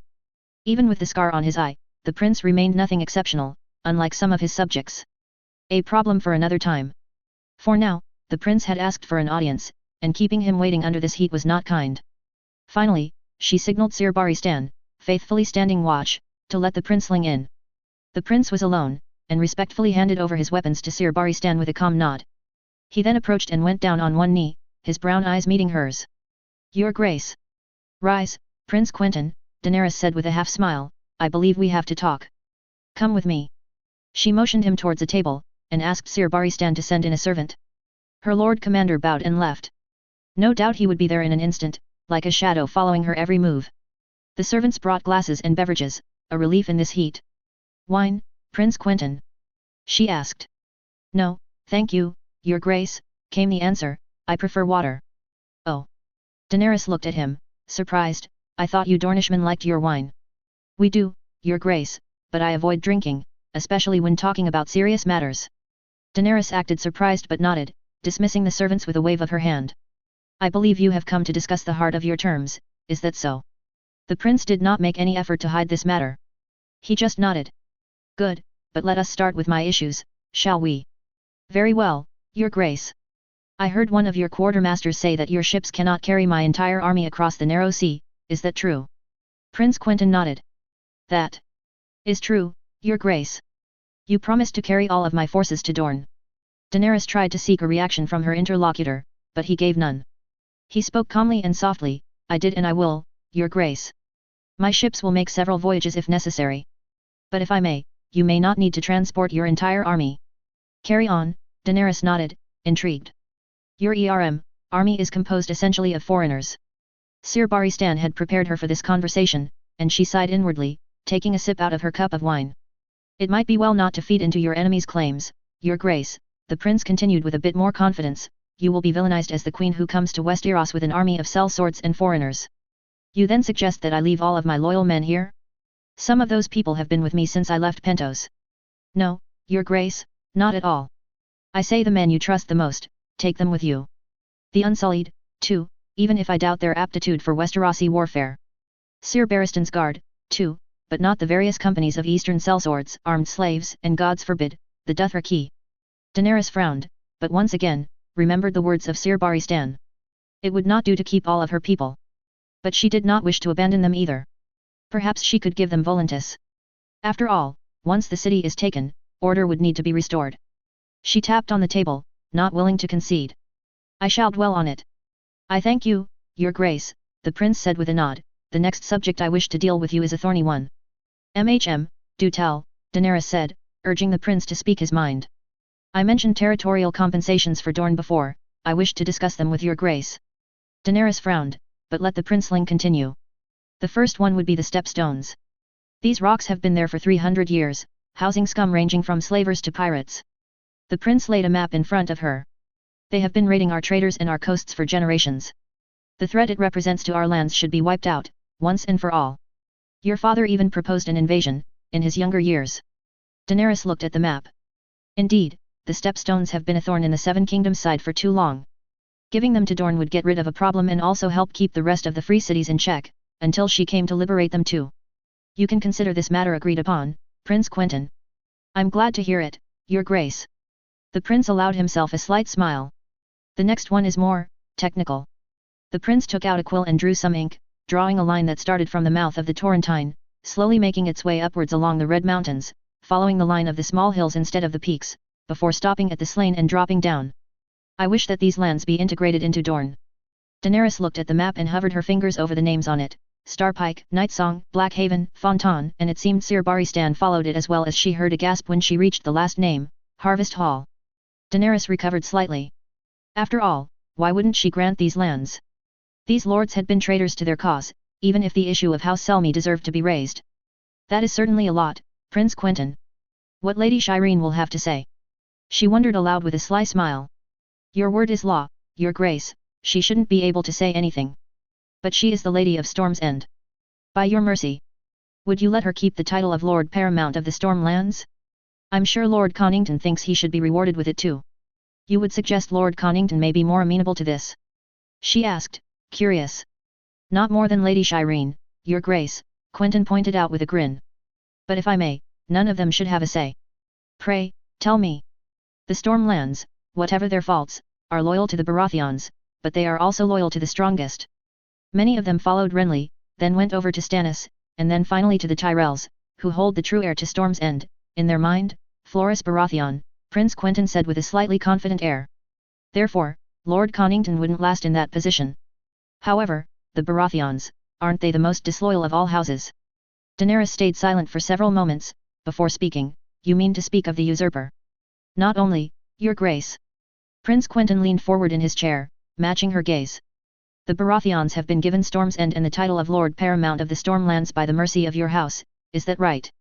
Orys Baratheon was granted the seat and title by my ancestor, Aegon the Conqueror, yes. Well, how did they repay this? With eternal gratitude? No. Prince Quentyn shook his head. Roga Baratheon, hand of the king as he was, decided to go against King Jaehaerys in a bid to secure his own power. He nearly rose in rebellion against the crown had the King's Guard not interposed themselves, then the dragons not stopped him from this folly. Daenerys laid back in her chair, intrigued. Then, Roga Baratheon multiplied the attempts to undermine King Jaehaerys' efforts. He even plotted to steal Rhaella Targaryen from the faith, pass her off as Arya Targaryen, name her queen and marry her to his son. Only King Jaehaerys' mercy allowed him to keep his life. And how did they repay that mercy? His grandson Boros sided with the pretender King Aegon too. Against Rhaenyra, the rightful heir. Daenerys was listening more carefully now, hanging to the words leaving the prince's lips. What followed was a period of peace, thank the gods. However, just 100 years ago, Lionel Baratheon declared himself Storm King, once again rising in rebellion, over a broken betrothal. He was brought to heel, yes, and once again, King Aegon showed mercy, even promising his daughter's hand for Aegon's heir. And just 50 years later, another rebellion, Robert Baratheon's one, which drove you to hide in Essos and suffer for so many years. Surely, your grace, you would agree that no other house has rebelled against you more than House Baratheon, except perhaps the bastard Blackfyres. Daenerys nodded slowly. I agree, House Baratheon has lived upon House Targaryen's mercy, and has proven itself disloyal. But Lady Shireen has bent the knee and I shall not go back on my word. You promised to spare her, not more. Prince Quentyn smiled. In any case, I would not ask Lady Shireen to be put to death. However, we can arrange something else. The prince then dipped his quill in ink again and drew new lines on the map. This time, the line started near Maiden Pool, making its way south of the God's Eye, then along the mountains of the Westerlands, before finally settling along the Dornish line near the Blue Burn. Daenerys frowned, looking at the names on the map: Silver Hill, Tumbleton, Bitter Bridge. Then it struck her. Are these? For too long your house could only directly count on a small amount of soldiery, needing each lord to join you and call their own banners. That time should be over. The Lannisters need to be dispossessed of their riches, take Silver Hill from them. The Reachers should be handing over grain, take Bitter Bridge, Starpike, Tumbleton, and Grassy Vale away from them. And the Stormlands, ever eager to prove their disloyalty to your house, end it all, integrate them into the Crownlands. After all, does House Baratheon not stem from House Targaryen? Daenerys could barely contain her smile.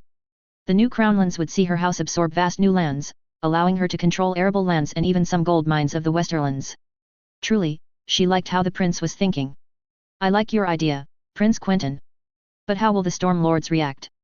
The Storm Lords follow the strongest, your grace.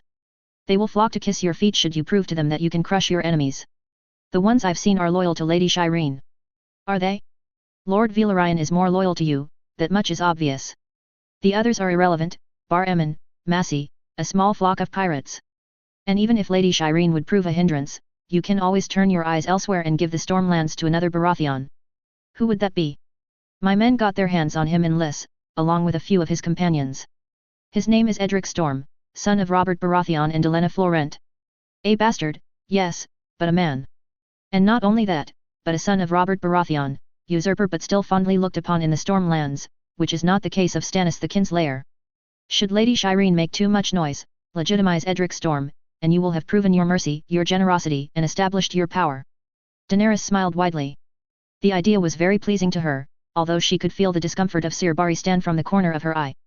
With a nod, she agreed. These terms seem reasonable for the moment, unless there is something else. One last thing, actually, your grace, the prince awkwardly rubbed the back of his head, your wedding with Prince Aegon. Daenerys' smile fell. What? About it? It would do good if it happened soon, to unite both of your causes as quickly as possible. Not here, not in Volantis. Daenerys shook her head. When I've taken the throne. May I suggest another location? Go ahead. Celebrations in Dorne will be prepared for your arrival, which will also coincide with my 19th name day. Perhaps we should take advantage of the occasion to have you wed, as a first step towards reconquering the throne. Daenerys pondered the offer for a moment. A wedding in Dorne certainly sounded auspicious, right before a campaign, and she'd need to wed Aegon anyways. We could do so, she finally nodded. Your grace, one more thing, you will need to wed under the protection of the Seven. I am aware. I know that your education here was lacking, especially in religious matters. The prince coughed a little. Solicited Septa Lamore, Prince Aegon's teacher in that regard. She is quite the woman, and quite the teacher. She could teach you what you need to know, for form and appearance. I shall think about it. Daenerys nodded with a slight huff. Religious education was not at the forefront of what she was taught. Not at all. And didn't the Valyrians worship their own pantheon? Well, the Seven Kingdoms were different, after all. And King's Landing is worth a ceremony. Prince Quentyn looked at her intently, his eyes following her gaze, while he drank another sip of water. Is that it, Prince Quentyn? I believe it is, your grace. Thank you for your precious time. It was a pleasure to receive you. I believe we must meet again on the morrow. Yes, your grace, but I shall be there with my cousin. The matter we wish to discuss is more personal. But I have taken enough of your time already. I will take my leave. Rest well, your grace. With that, Prince Quentyn took a deep bow and left, having gotten his weapon under the heavy gaze of Sir Barristan. Your grace. The old knight's voice sounded tired. Yes, Sir Barristan. You are not going to give Harvest Hall to the Dornish, are you? Daenerys looked at him, his face was still serious, but there were features that betrayed him. The warrior that saw 100 battles was, scared?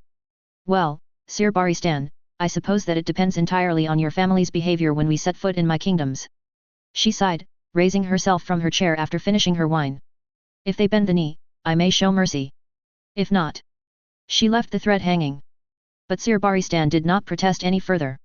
Send in the other Dornishmen, then leave us, she ordered. Your grace, I am. I know what you are, Daenerys snapped. I therefore gave you an order. Send him in, then leave us. Sir Barristan bowed respectfully, then went outside, disappearing while another man came in. He was closer to her age, and quite different from Prince Quentyn. Taller, more handsome, lighter skin, blue eyes and silver hair. Daenerys smirked. She had her eyes on him for a while. The boy came up to her and knelt. Your Grace, House Dane is your faithful servant. I am pleased to hear it. Daenerys smiled. Rise, Lord Dane. Daenerys observed his features. He was strikingly beautiful, with a curved smile that would make any maiden blush. A little more and she would have thought him to be a Targaryen. With a slight smile, she gestured him up, and offered him a cup of wine, which he gladly took. Have you ever been to Volantis, Edric, may I call you so? The boy seemed surprised by this, but let it pass, answering as best he could. If you wish to call me by name, then call me Ned, your grace. Ned, very well. Have you ever been to Volantis? Never, your grace, he said with a shake of his head. He took a seat on one of the cushions strewn about, not a surprise given they were much more comfortable than the dull chairs. Daenerys smiled and brought him a cup of wine, closing the distance. Call me Daenerys when we are alone. She followed her pronouncement with a wink. Ned Dane blushed, but did his best to regain his composure. If you are a Dane, then you must know Starfall. I have only heard tales of its beauty, do they do it justice? Ned smiled. Yes, your Gr, Daenerys. He put down his cup on a small footstool. The gorges of the Torrentine form like a cradle between which Starfall is nested, on an island, atop a large cliff. One wonders how they managed to build this castle, and yet, it stands majestically above Star Lake. On the top of the highest towers, you can see for leagues around, from the mouth of the river to the high snowy peaks. The air sometimes carries the smell of lavender, which is grown along the banks of the river. It sounds beautiful. Daenerys stopped, transported by the boy's words. I am no bard, I cannot do it justice. Perhaps atop your dragon, you can come and see for yourself.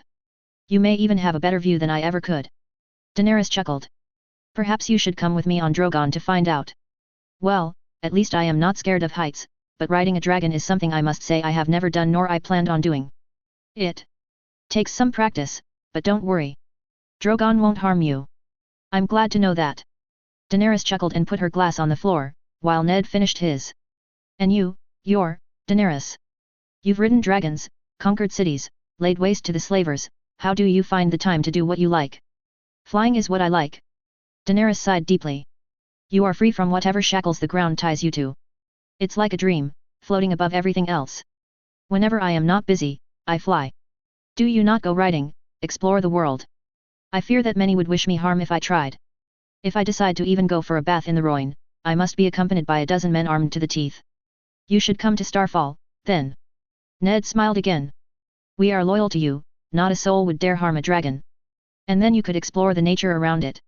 Walk the peaks and go down the small trails along the small rivers in the mountains. That is also another taste of freedom. I would love to. Perhaps you should be my guide. I would be honored. Ned's smile widened at these words. In Starfall, are there places that are isolated? She asked. Where you can see the stars, lie down without having to worry about anyone bothering you. My Aunt Alyria took me to a place once, to the north of Starfall, in one of the Torrentine's affluents. Ned spoke softly. It was a beautiful place, a small lake with sandy beaches and turquoise waters. One would think we were on the Sea of Dorne. It was accessible by horse on a small mountain path, with a large clearing. Large enough to accommodate your dragon. At night, my aunt used to teach me where each constellation was located. Ned laughed slightly. Anyhow, my aunt told me it was a secret path, one that her mother had shown her and that she came there whenever she needed solitude. Almost no one knows about this small clearing, just because of how isolated it is. Not a soul, perfectly silent, it's only you and the chirps of the birds or the distant howling of the wolves. I am not scared of wolves, Daenerys laughed. You are a dragon, I doubt you are scared of anything. No, but you, Sir Dane, what does a descendant of the Swords of the Morning fear? She asked. Ned stayed silent, and shook his head. I'm not sure. Failure, perhaps? Not living to what you expected yourself to do. And what do you want to be, then? I want, to be a good lord. To make my house proud. If you want to make your house proud, how about conquering a dragon? Ned's face whitened. You can't mean Viceroy? No.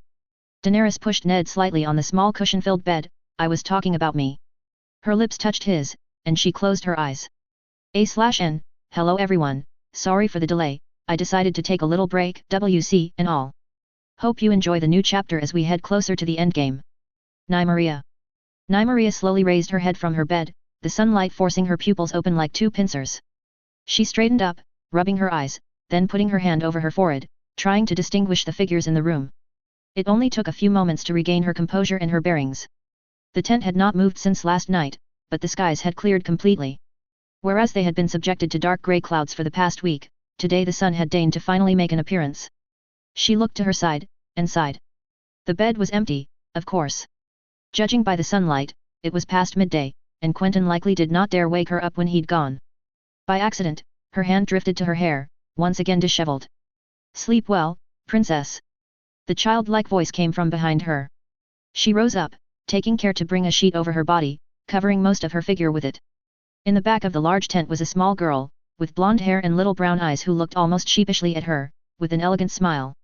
Of course, the girl was 4 and 10, 5 and 10 perhaps, but a girl nonetheless.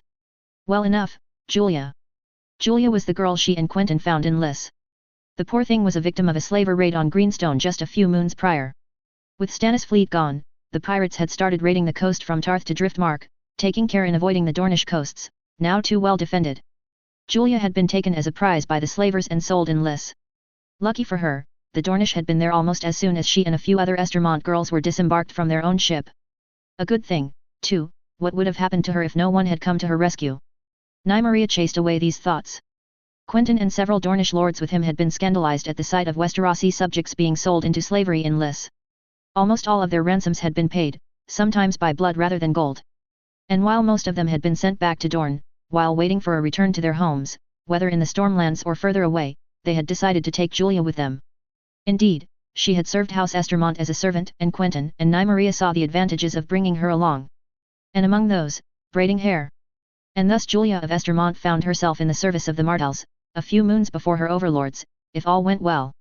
Nymeria approached the serving girl, and waved her hand.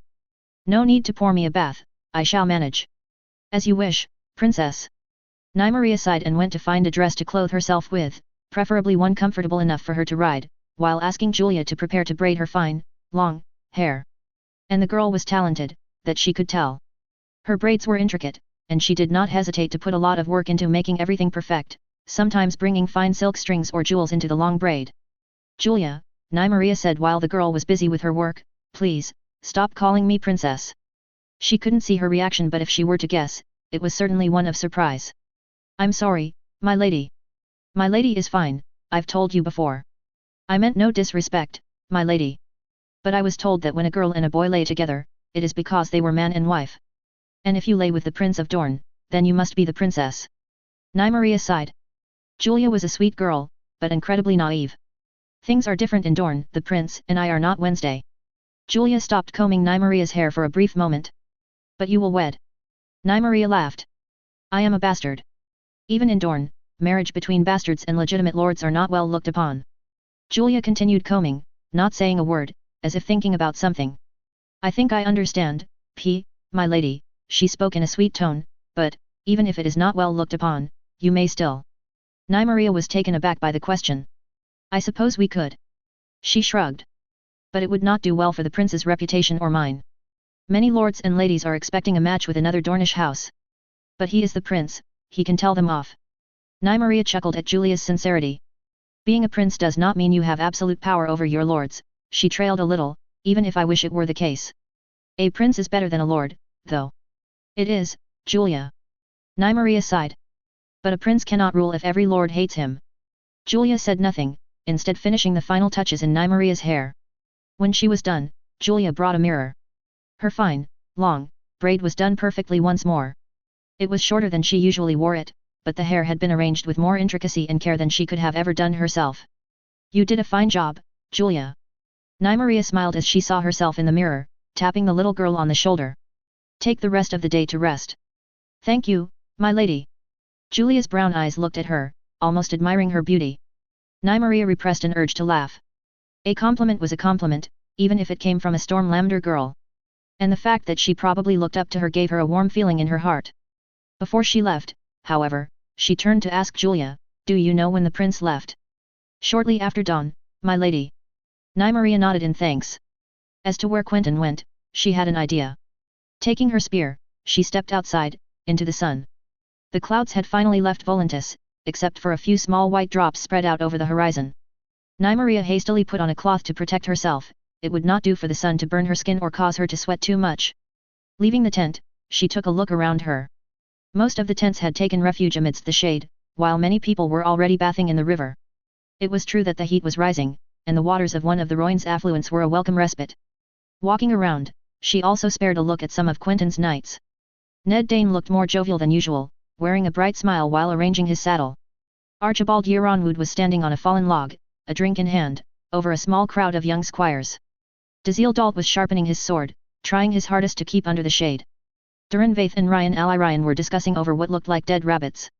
Finally, Lucian Toland was outside his own tent, accompanied by a lady very lightly clad. Nymeria ignored all these little ones, and instead left the Dornish section to head straight towards the camp of Daenerys Targaryen. She had an audience with her later, but for the moment, she would do well to find Quentyn. Looking around a few tents to try to find her way, she finally recognized the large flags of Queen Daenerys' tents and found her way from there, amidst a melting pot of Ssc, Lysane, Volantene, Giscari, Dothraki. There was every possible race between the narrow sea and the five forts.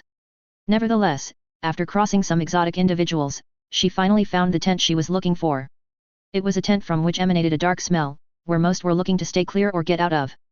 With a confident step, she went inside, pushing aside the cloths of the entrance. Inside were hundreds of people, either on beds or on the ground.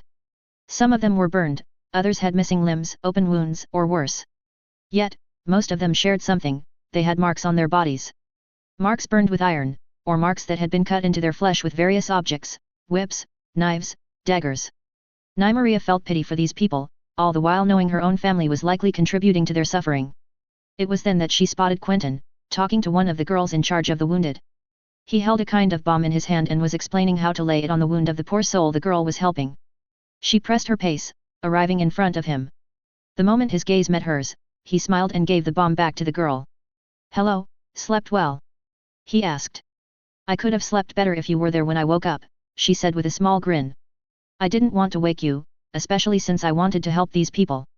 Quentyn's face reddened slightly as he washed his hands with soap, cleaning the few traces of blood.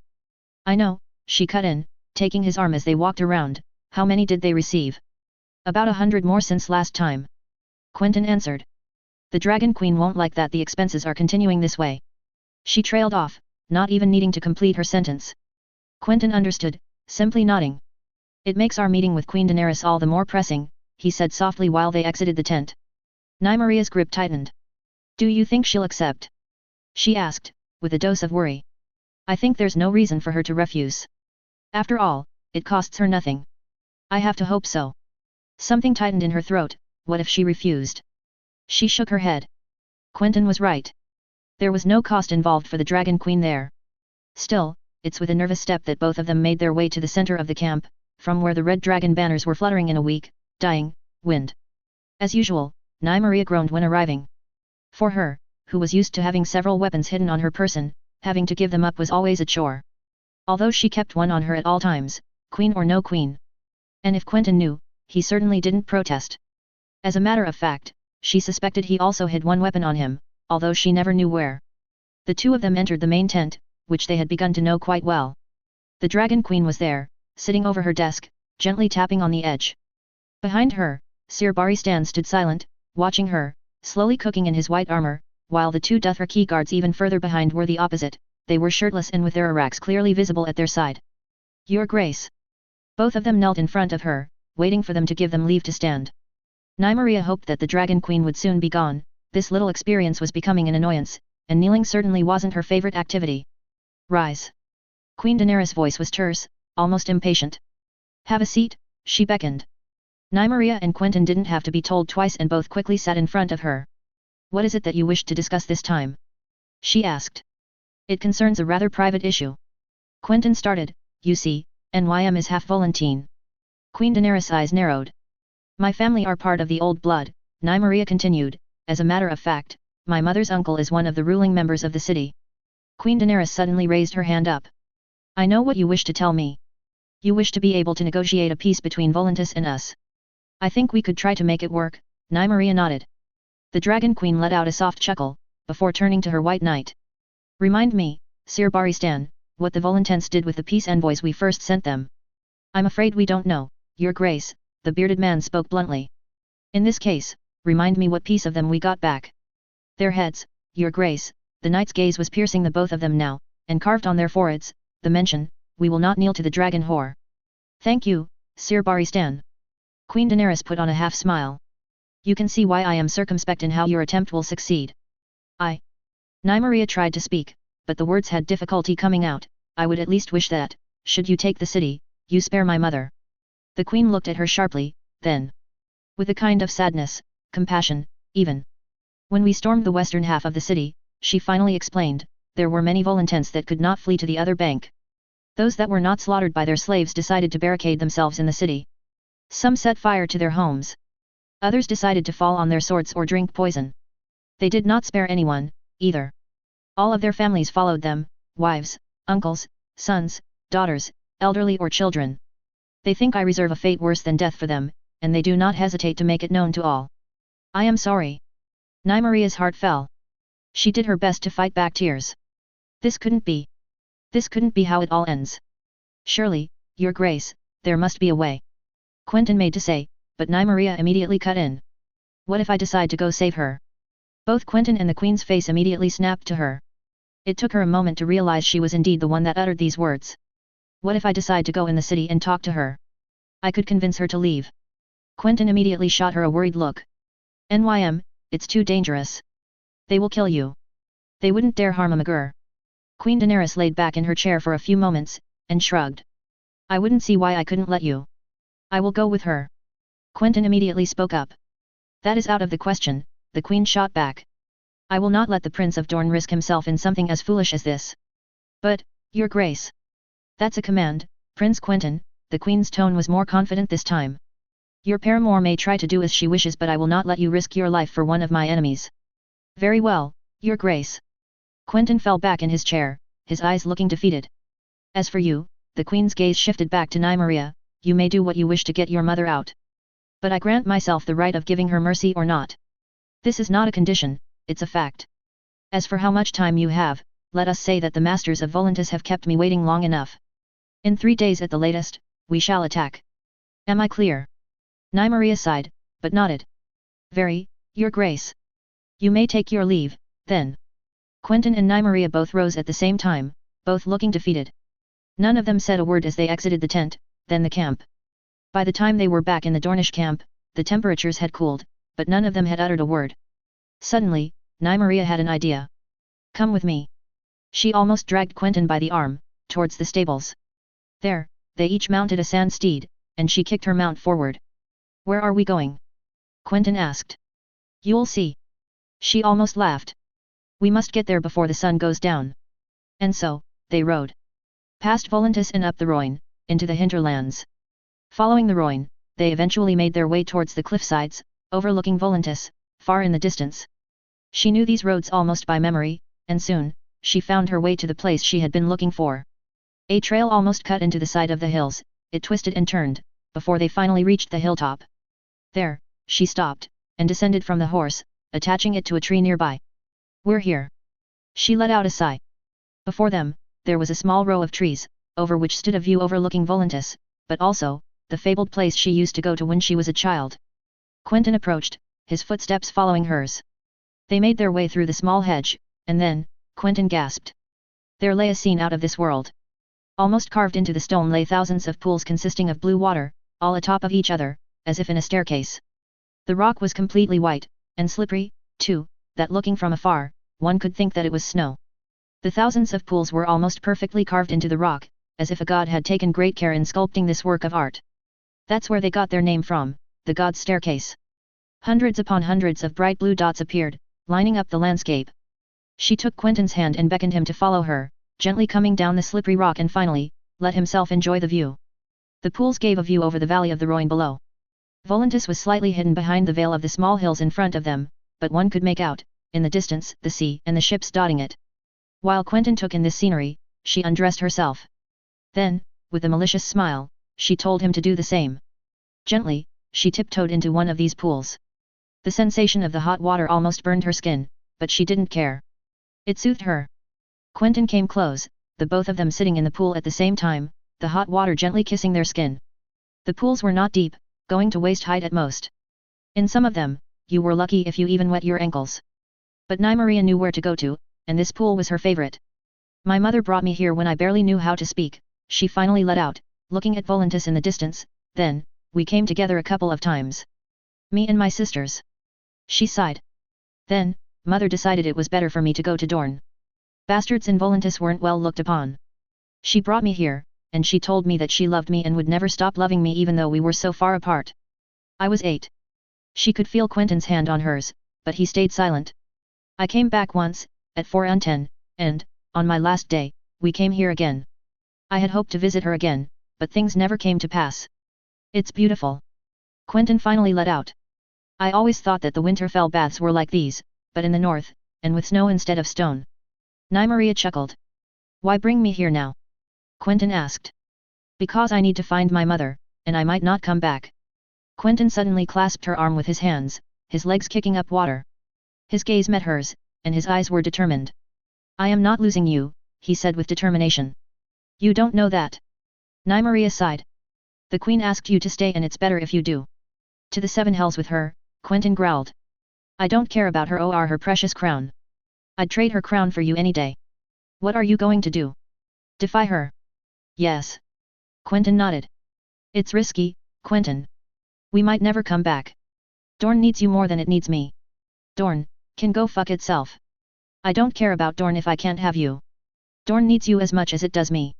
People will recognize you. They won't. Not if I disguise myself as your guard.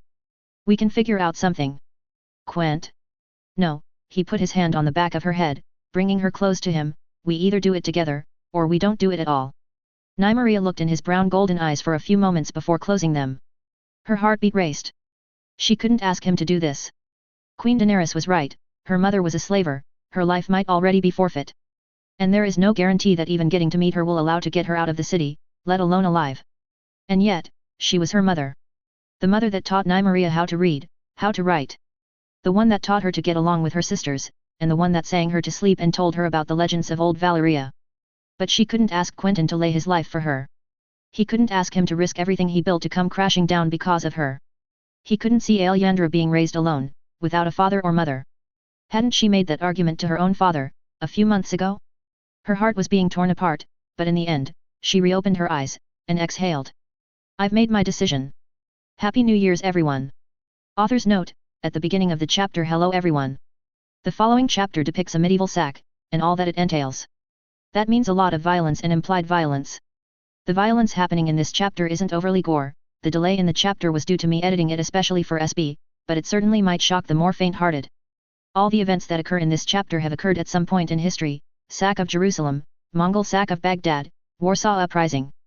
Therefore, if you are sensible to these and do not wish to read further in the chapter, stop where it will say. Big red warning. I could not make this clearer, the things happening in the chapter will make your stomach turn, the Dothraki are not choir boys. If you want the full chapter, check it out on ASOIAF.net or AO3. Archibald. Archibald washed his hands in the bowl placed at his disposal. He quickly ran most of it over his head, waking him up from his half-torpor. Looking around in the small tent, he noticed Cletus wasn't there. His cousin had been sulking most of the time, and as it was he barely said 2 words to him a day, now. Bah, Cletus would end up back in shape, as he usually does. However, Archibald did himself feel a little annoyed. How long had they been in Volantis? A moon, at most, surely? But it had been 1 or 2 months since they left Dorne, and to do what? Archibald understood the mission, but not why it was taking so much time. Surely Queen Daenerys could walk into the city with her dragons and they'd all be on their way. But the big men making decisions apparently thought it was better to negotiate, and the queen didn't want to harm the folk in the city. Little did she know, siege warfare never really ends well for the folk inside the city, especially with the army of savages she has. Well, Archibald is glad he's not the one making the decisions. No, he was never much of a thinker. But what he lacks in brains, he makes up for it in muscle. Still, the affair was beginning to get tiresome. He'd been brought to the ends of the earth and he's barely had a fight in moons. Gods, what was the world coming to? At least, if not for a fight, he could just enjoy Euronwood's calm and comfortable rooms. But here he was, in the middle of a war camp, sleeping on a mattress too small, eating food too bland, drinking water too warm and under a sun much too hot. No, truly, it was about time they went back to Dorne because he was beginning to contemplate the idea of swimming back. Archibald put on some clothes and grabbed his hammer. If not for a fight, at least let him face off against some opponents in a friendly spar. Well, Dornishman, anyways. Last time, he'd been asked to spar with those Dothraki, those who only live for their horses and to inflict all kinds of nasty things on the world. Well, they were disappointing. Not only do they duel to the death but they can't hold a weapon properly. Poor Dothraki fool got a hammer to the ribs before he was even able to cut Archibald. Now, go figure, the Queen herself was not very happy of losing one of her men and he was respectfully asked to stay clear of the Queen's camp. It wasn't even a fight. And the fool asked for it. Whatever, Archibald mumbled to himself, he would go out, train a little, eat, train a few squires old enough to be his sons and then train again, eat, bathe, go to sleep, and repeat. Fuck this city, fuck this place and fuck everything. However, when he stepped out of the tent, he found that there was an unusual amount of activity. At least, more than the usual. Hey, Sir Ryan, what's all this about? He cried out to the air to God's grace. Apparently, the Queen's finally decided she's had enough waiting. They're preparing to assault the walls of Volantis. Today? I'm not sure. But we all want to see this. Archibald finally let himself smile. If the Queen was finally deciding to move, it was good for them. And to pass the time, might as well go watch what those dragons are capable of. However, before he even could move, he was stopped by an all too familiar figure. Arch. Quentyn was dressed differently than usual. Instead of his rich clothes he was wearing a simple robe over top of armor. He wore an eye patch and had a dark cape and hood which did a good job hiding his features. But after knowing each other for so many years it hadn't fooled Archibald. Hey, Quentyn. Archibald never used the title prince in private. Not only Quentyn heavily disliked it but Archibald also had trouble with such a change. I'm guessing you heard the news. Quentyn asked, his voice hoarse. Splendid ones, indeed. Archibald almost laughed, we can finally go home. Not that splendid, I'm afraid, Quentyn's tone was dark, come with me. Archibald didn't argue. He was past the point, and what would be the matter? The prince's will was like iron, almost nothing would bend it. Besides, he had his fair share of Quentyn running off doing gods knew what behind everyone's back. Quentyn led Archibald to a small corner along the river, strewn with palm trees. There, the waters of one of the 1,000 branches of the Rhoyne flowed with a serene calm, far from the chaos of the battle-ready camps. No one was there, save for another, also too familiar, figure. Quentyn, what in the seven hells is happening? Arch finally let out. Queen Daenerys will attack the city when the sun goes down the Orange Shore. Quentyn sighed. What's wrong with attacking in the later hours? We need to get NYM's mother out of the city by then. Archibald stayed mute for long moments, his mind slowly processing what he had heard. You want to get a member of the old blood of Volantis out of the city? Have you gone mad? Archibald almost choked out. We can't even get into the city. Then, we certainly won't be able to reach the Black Walls, let alone be let in. Approach your beloved's mother, just let her come with us and get out by the time the sun's over the river. We can, actually. That wasn't Quentyn's voice. Getting into the city is easy, Queen Daenerys hasn't even bothered to fully encircle it, hoping that slaves can still escape. The northern path is still open. All we need to do is get in through there, they won't question 3 people getting in, especially not a daughter of the old blood. Then, getting to the Black Walls will be just as easy. We convince her to come with us and we leave. If people try to stop us. Quentyn left the last word hanging. And you want me to agree to this? Archibald's voice grew tense. For what? A slaver. The snake sighed. It's no use, Quentyn, she shook her head, I can't endanger you or your friend. I'll try, and I'll be back by the hour of the hen, with or without my mother, I swear on my life. And I told you that I'm not letting you go alone. Quentyn waved Arch away, you can go, Arch. This is a great foolishness you want to get into. Archibald shook his head. But Lord Anders asked me, long ago, to protect you. I swore an oath that goes beyond our mere friendship, Quentyn. I'm coming with you, not because I think what you are doing is sensible, but because I'm not going to let harm come to you. Quentyn let escape a half smile. Then we mustn't waste a moment more. Quentyn nodded and turned to him. Arch, we're going to pose as her guards. The guards at the northern end of the city won't ask any questions, they've been bribed by our contact in the city. You have friends inside the city? Arch asked, shocked. Contact, not friend. Now let's move. The snake took place on top of a pale white horse which had been waiting along a tree further on.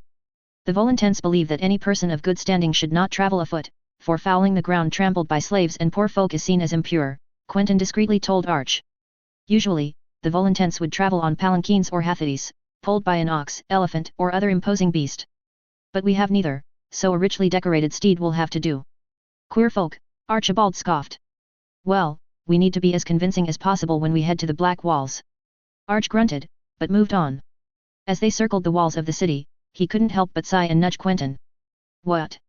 Listen, Quentyn. I didn't say anything about your tastes in women, gods forbid. I have no issue with these. But going to such lengths to risk your life for her, for a mother who could be a slaver. Quentyn's eyes looked at the ground. You probably think I'm foolish, no. Hard to think otherwise. I think I'm a fool, too. Quentyn chuckled nervously. It turns out I share more with my uncle than I like to admit. Love leads us to do stupid things. If you know it's stupid, then why do this? She'd do the same for me. But you wouldn't ask her to do this. You wouldn't even consider it. I'm not going to ask her to change who she is. Her impulsiveness is part of why I like her in the first place. Archibald sighed. Women. They'll truly be the death of you lot. If you truly wish for your rescue mission to work, let me handle it. Go back to the camp, I can take care of it alone. Quentyn shook his head. I made a vow. I lost a father and a mother, I'm not losing her too. You're a fool. A fool in love, but a fool. I know. I hope Dorne can forgive me if I die here today. You know they won't. Quentyn didn't answer, he just looked towards the ground, in shame. If you put a woman over a kingdom, what does that say? Archibald would be tempted to say that you care more about your loved ones than a crown, but others would think otherwise. But what's done is done. Quentyn won't budge, and he might as well continue. Was the late attack due to your negotiation with the Queen? Archibald asked in turn. She doesn't even know I'm doing this. Quentyn shrugged. All the more reason to get through this with utmost speed and discretion. Arch rolled his eyes. Great, so not only are we doing a rescue mission, but the attackers don't know we're doing this. At least, the snake was right on one point, it was stupidly easy to get into the city. The guards didn't even blink at them coming in. However, a surprise awaited them in the city. A knight, clad in Westerosi colors, was waiting for them. Lord Henry Sunglass, I presume? Quentyn asked, seeing the knight, without a horse. You presume well, Prince Quentyn. The knight came forward, short brown hair in the wind. I trust you have fulfilled your part. With what you did and is coming, I think you only need to head to the Queen, tell her what you did and she'll be glad to grant you sweet port sound back. Sir Tristan is waiting for you, in Dorne. I'm glad to hear it, Sir Tristan is a loyal man. Take care of yourself, Lord Sunglass. The man nodded, with a half-smile, and walked off. Meanwhile, Arch continued along the city. On a normal day, they would have been packed with people, but today, there was no one. The streets were empty, and the houses seemed like they had been deserted for days.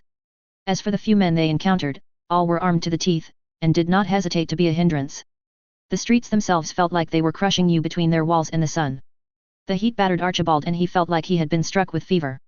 The walk was beginning to take a toll on him, and he already emptied half of his water. Still, they reached the Black Walls, in the inner city. Well named, these ones. Black as night, dark as ink, towering over what looked like a succession of palaces. There were guards there, and they were much less understanding than the ones at the edge of the city. Nevertheless, from the top of her horse, the snake did not hesitate to take a proud air. My name is Nymeria McGurr, daughter of Dalena McGurr, of the old blood of Volantis, and I demand to be let through. The guards hesitated for one moment, talked to each other in Volantine, and left. What did they say? He asked Quentyn. They're fetching a superior. Soon enough, indeed, an older man came, and the snake said the same thing. The Volantine then pointed at Arch and Quentyn. He didn't need a translation for what the man asked. There was a short argument, and right as Archibald thought that it was over, and they would be refused access to beyond the Black Walls, the large gate creaked open. The three of them went through, although accompanied by two guards. They navigated the infinite labyrinths of the old city, coming across pristine white palaces, until they reached a smaller, but no less beautiful, mansion. A woman was standing at the door. She was in her 40s, with long, silver gold hair. With a wave, she dismissed the escort. The snake got off her horse and threw herself in her arms. Again, words in Volantine were exchanged, but Archibald once again needed no translation. Come, the woman beckoned. Archibald and Quentyn looked at each other. Time was of the essence, they couldn't stay here forever. I'm surprised your guards were let through, the woman said with a thick Volantine accent, few are the ones who can cross the Black Walls. They were not going to let a daughter of the old blood without her personal protectors, the snake said, besides, they are not my guards. Mother, this is Prince Quentyn Martell and Sir Archibald Yeronwood. Prince Quentyn is, my daughter's father. The woman stared wide-eyed for a moment, examining them both, but spending most of her gaze on Quentyn. Send the big one away, we must discuss. What? No. Archibald wasn't going to let that happen. A glance from Quentyn was enough to prove that it was foolish to argue, and the door leading to the inner courtyard slammed on Archibald's face. Annoyed, he instead moved through the rooms of the small mansion, observing the rich paintings and sculptures throughout the home. The library itself was well stocked with a massive amount of books. Taking one off of the shelf, he flickered the pages, reading through what looked like the history of Valeria. Why anyone would be interested in the history of slavers was beyond him. He skimmed through more pages and placed it back on the shelf. During this time, he felt uneasy. It was as if there were eyes watching him from every corner, every crack in those pristine, white, walls. Archibald shrugged it off. Probably only an illusion, considering the manse was huge but empty. He continued to move around, looking at the vases and ornate boxes of jewelry. The snake's mother truly was not lacking of anything, but the relative isolation of the manse surprised him. There were almost no guards, but most of all, where was the rest of the family? A door slamming shut took him out of his reverie. Out of it came Quentyn, with the two women. That was quick. Archibald pointed out to Quentyn, who had ditched the hood and the eye patch. Nymaria's mother is an Eitai, Quentyn explained, as if the word meant something, considering she had a bastard, she became soiled, impure, if you wish. She is still of the old blood, but she cannot stay with the rest of the family, and she loses her right to vote in the important Volantine elections. Needless to say, it was not hard to convince her to leave. Archibald nodded, but remembered something. And the children? The snake's head snapped to him, with a slight smile. You remember, big man? You're smarter than I thought. She laughed. Helena, Talisa, and Maya Elis are all in Norvos, they will be fine. And aren't you happy to get out of here? Archibald frowned. He wasn't going to let innocents die, either. Everyone knew how the Volantine old blood planned to go if Daenerys took the city. They left in a hurry, under the intrigued gaze of a few guards, heading towards the Black Walls. The ride was uneventful, until they came upon the same patrol they'd been sent to earlier. A few words were spoken, but it seemed the men refused to let them through. The tone was rising, the spirits were flaring, until a few hands pointed to the sky. 3 dragons were circling the city. One of them dove to the outskirts, still visible from afar, down near the docks. A burst of flame later, and the walls crumbled. This was their chance. The panicked guards fled, leaving the gate open for them to pass through. The group took advantage of this, running down the streets where chaos seemed to have set in. Suddenly, another dragon came in, flying much lower, and decidedly much larger than the others. It flew over them, ignoring their ant-like presence, straight to the Black Walls. The horse that was carrying both women reared up, scared, throwing both riders into a pile of silks on the road. Arch caught the older one, while Quentyn managed to cushion the snake's fall. He helped the woman to her feet, her silver hair untouched, but a frown on her face. She'd have to touch the Volantine ground. A roar was heard, and all turned their heads towards the dragon, which was hovering around the Black Walls. Dragon fire came out, but the flames did nothing to the impressive fortress, but they very much did damage to the gates, which cracked under the heat. Soon, a large cheer came from everywhere around them. Dozens of people exited the previously deserted houses, like a tide ready to submerge them. Almost all had tattoos on their face, whether of horses, cows, ships, swords, or skulls. Some of them wore rags, most had clothing, but almost all of them carried something. Knives, sticks, cutlery, even sharp sticks. And they were all proceeding to the Black Walls. This is what happens when you have one freedman for 5 slaves. Thankfully, on foot, the group did not really attract more attention. The slaves had risen, but they were much more interested in the people who were living behind the walls than their pitiful appearance. However, shouts became clear in the distance. We have to move, Quentyn gasped as he took out his sword, the Valyrian steel shining under the sun. Let's get out of here, the snake nodded. Archibald looked at the lady with them, with that dress, they'd never be able to run. Grunting, he lifted her and carried her in his arms. The small alleys followed one another, until they heard screeching in the distance. Shit! Dozens of horsemen came along the alley. In turn, slaves came out to greet them with their fists raised, the fools. No sooner did the tattooed men come out did they get slaughtered by a flurry of Iraqs. Of course, it wasn't long till the Dothraki reached Arch's group. Luckily, the street filled with obstacles proved too much of a maze for them to come galloping at full speed. Archibald immediately dropped the lady as gently as he could, taking out his hammer. You'll likely want to stay out of my way and close your eyes, my lady, this won't be pretty. Archibald warned. Luckily, the first screamer wasn't for him. Quentyn sliced him almost cleanly in half atop his horse, the forward part of the body dropping to the ground, while the horse kept on running. The sand snake, for her part, skillfully speared the next horse, which came tumbling to the ground, throwing its rider onto the pavement, where Valyrian steel made sure he met his end.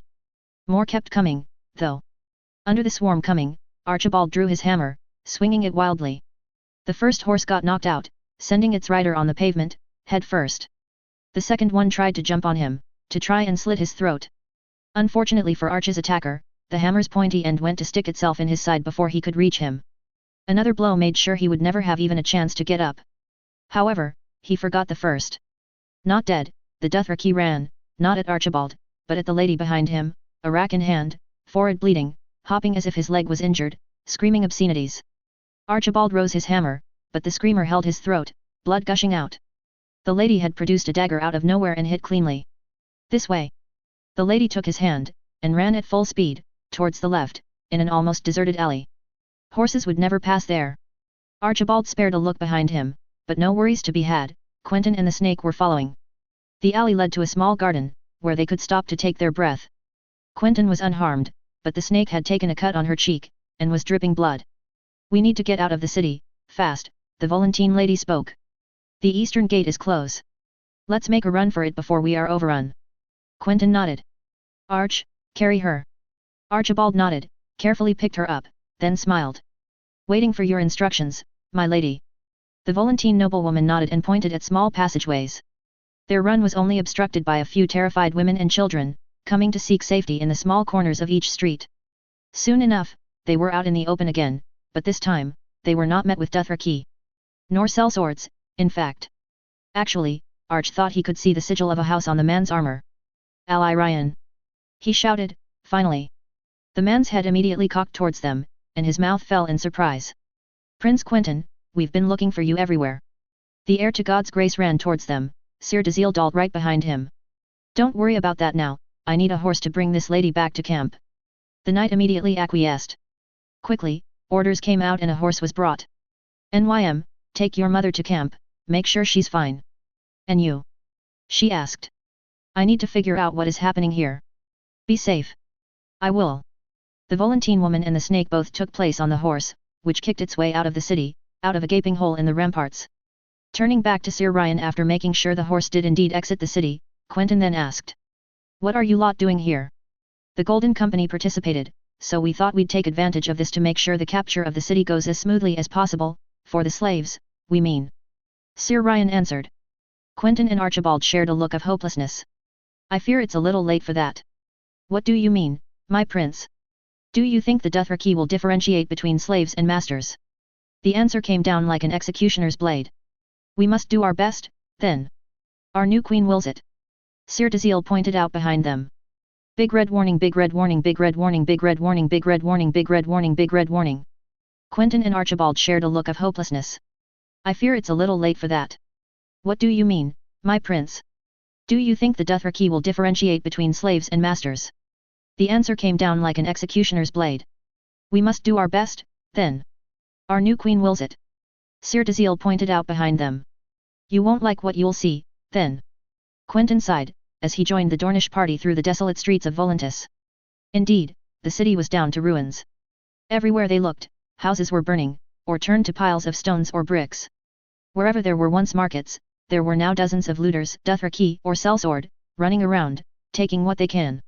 At the turn of a street, the group came across a group of Dothraki, easily dispatched by the Dornish swords. When Archibald approached, there were 8 corpses of children. A 9th was still alive, but, with 3 stab wounds, one of the men preferred to slit his throat to put him out of his misery. And the rest wasn't better. In another street, the wooden buildings had all burnt down. All that remained were charred corpses. In the next, screams coming from a house left no doubt as to what was happening in it. Finally, as they reached the last square, they could see members of the Golden Company running out of several stone houses, pockets and hands literally full of precious booty, from sculptures to bracelets. At the turn of a street, they found a couple of Golden Company men dragging women along. The leader had 2, both of them tattooed with a horse on their face. "Where do you think you're going with these women?" Sir Ryan asked. "None of your business, Dornish scum." The leader replied, earning a hearty laugh from the others. Quentyn stepped forward, rage in his eyes, looking at the man. He had arms engraved on his armor, House Peak. These women were slaves. They have done no wrong and are under the Queen's protection. They have suffered long enough, let them go. Go fuck a goat, Dornish pig, we're having these ones. The king will protect us. A cheer went off in the ranks behind. Peak was harboring a wide smile. It was the last thing he did. Valyrian steel pierced his stomach as Quentyn, angry like Archibald had never seen him before, threw him on the ground. Laswell! Shouted another man, brandishing his sword, you'll die for this. Quentyn easily dodged, disarmed, and then pinned the man to the wall by driving his sword through his gut. I'll take pleasure in knowing Starpike will be Dornish for eternity. Be sure I will never let a Peak step into its lands again. He removed the sword, then pointed out to the rest, who had immediately raised her hands. Sir Dazil, hang the rest and make sure to state the reason. Sir Garibald, raise one of our banners on the square alongside a Targaryen one, right here. Set up patrols around and bring every single slave you find right here. Make sure you shout Regia Homii, it means Queen's man in Lower Volantine. That should be enough to make them follow you. Get some of the girls to help if they're in a condition to. Yes, my prince. Both men quickly shouted orders and were on their way. I need this side of the city locked down. Everyone who enters the area from the Black Walls to the Eastern Gate, between both the Elephant Gardens and the Street of Skulls is under our responsibility. You have my complete trust considering what options you wish to consider against any who trespass. This means everything, Dothraki, Golden Company, Windblown, I don't care. Even Dornishmen if it happens. Your word is law, by my orders. Set a field hospital, get nurses from the camp if necessary. Sir Ryan, you and Arch come with me, we will drive out all this scum from the Street of Glory, a passage needs to be cleared between here and the Eastern Gate. The men stood at attention. They were no longer playing at war. This was about saving the entire population of a city. Soon, orders went out. Patrols were set up and it was time to get on the move. The Martell and Targaryen banners soon flew over the headless statue throning in the middle of the fountain square, likely seen from far around. Let's hope this works. Quentyn sighed. Everywhere, though, the streets reeked of death and desolation. People only came out due to the cries of the other slaves, whom the Dornish had rescued. Some of them were half-burnt, others were missing limbs. Their cries sometimes attracted sellswords or Dothraki, who were always quickly put to flight or to the sword. At some point they entered a house, where men of the Windblown had set camp in, their banner floating. The Dornish, curious, entered. Archibald thought he had seen it all, but this, it revolted him. The sellsword has put young girls out for their needs. The oldest could not have been 12. The youngest, no, better not to try thinking about that. It was a massacre. Archibald killed no less than 3, the last with his bare hands, choking the life out of that monster himself. But the Windblown were numerous. Too numerous, even. Some of them had time to lunge for weapons, even half-naked. Archibald wasn't hurt. Neither was Quentyn. But Sir Ryan, hit by a sword in the stomach, lay dying on one of the tables. What will I say to YNYS? Quentyn managed to choke over the man's body. But they had to continue. Everywhere, the madness continued. The bodies piled up, slaves, masters, others, it didn't matter. The city smelled of death and blood. What was once the queen of cities was now but a mass grave. It never ended. The pain, the suffering, it was everywhere. And the dead kept piling up. But Archibald couldn't throw up. No, that he would do tonight. He would reek so much in the Royne that he'd be skinnier than a stick by the end. But for now, he was the only thing separating the Volantens from death, or worse. The refugees kept coming into the Dornish area. Banners were flying everywhere, while more and more men were pouring in to keep the peace. The Dornish bodies also piled up. So many, dying for a cause they'd never even heard of, far from their homes. Then, a great dragon landed in the main square, where the dragon banner floated alongside that of the sun and spear. The atmosphere was heavy, silence dawned upon the area. Quentyn stepped forward as a figure stepped off of the dragon, which quickly took flight again. The people's stares were empty. There were no celebrations or cheers. Only silence. The Dragon Queen looked around and shook her head. The masters tried to take the slaves with them, it seemed.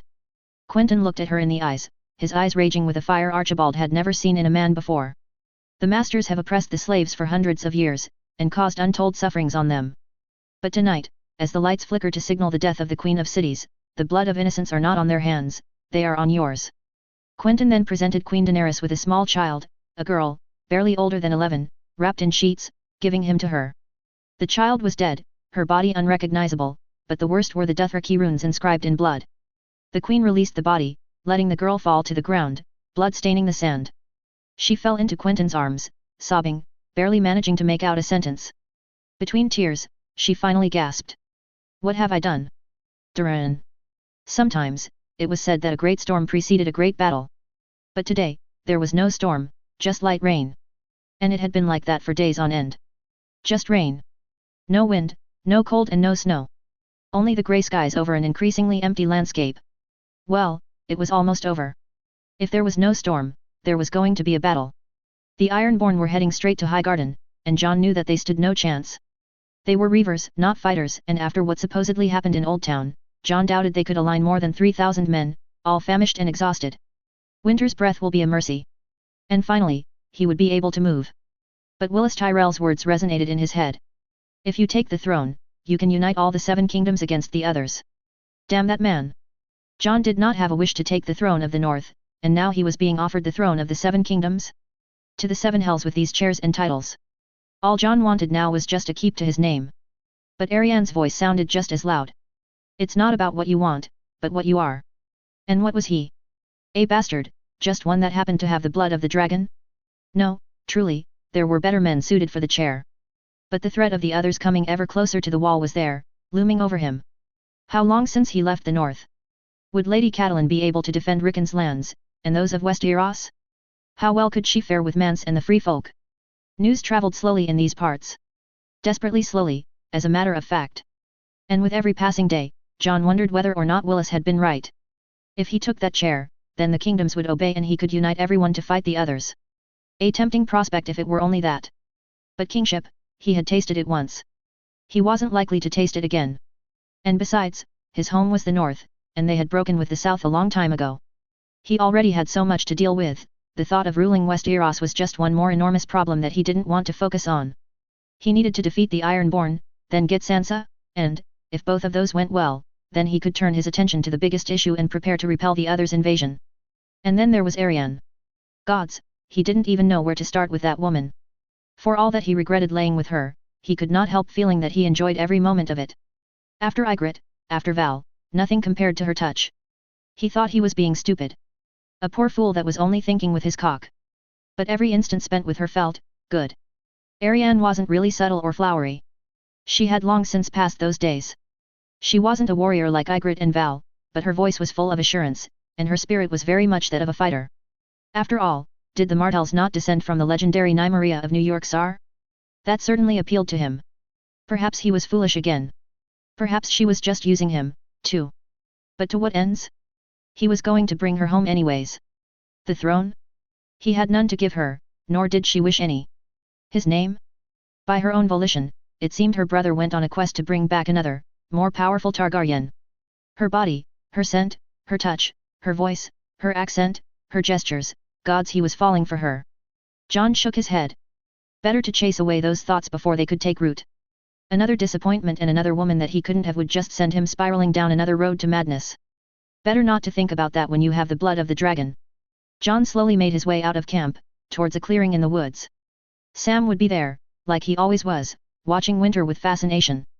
If Jon was here today, he owed it in great part to Sam. Ever since they left the wall, he had been writing everything about Winter, her behavior, how much she ate, her growth rate, her speed and agility, and he had conceived a saddle. Based on the drawings of old Targaryen dragon riders.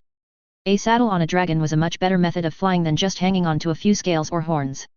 And Sam continued to observe Winter's coming and goings. Meaning he was always the first to be there when Jon wanted to take her to the skies. But today, he found Sam unusually weary. What's the matter? He finally asked as he approached the clearing. It's your dragon, Jon. Samwell replied, anxious, she's behaving irrationally.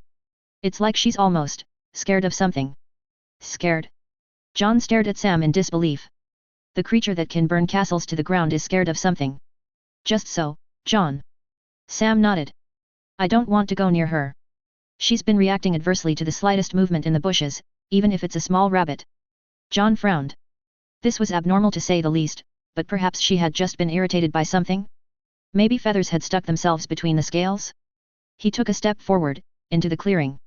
There was the magnificent blue dragon, laid on the grass, as if it was asleep. Jon's venue startled her, as she immediately stood up. Easy, girl, it's me. Jon raised a hand in the air, showing his palm. The dragon relaxed and approached him, nostrils flaring. John put a hand on its warm scales, rubbing her snout. We have to go, Winter, he told her, but the dragon immediately took a step back. What's wrong? He asked, not really expecting an answer. John knew dragons were smarter creatures than one would think. He couldn't hear the answer, but it was clear she at least understood what he said.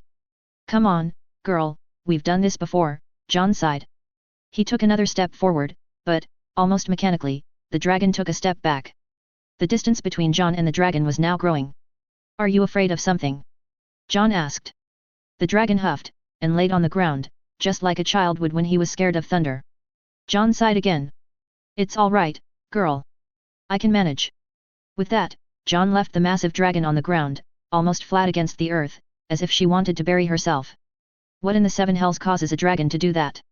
He certainly didn't see anything impeding her. Not on her scales, not on the wings, then what? John passed Sam and shook his head. You're right, he told his friend, she won't budge. She barely lets me approach her. What happens now? Samuel asked, marching by his side. Well, we fight the Ironborn like we always have. John smiled. With a sword and a horse. John had only asked for volunteers to fight the squids. He didn't even need to. Every single Northman rose up in cheers about how they'd got the fuckers to the last. Rob's death was still fresh in everyone's minds, and there was nothing that could stop a Northman's desire for revenge. Thus, at camp, people were surprised that John came back without Winter, but most did not question it. However, it was his turn to be surprised when he entered his tent. There, he was graced with the presence of Ariane Martell, in person. Ariane. John raised an eyebrow. How did you get in? What are you doing here? Oh, I just asked politely, Ariane shrugged, one of your women searched me. Not very talkative, but all the same. And as for why I came here, well, I wished to see you off before the battle, although I had feared you had already left with your dragon.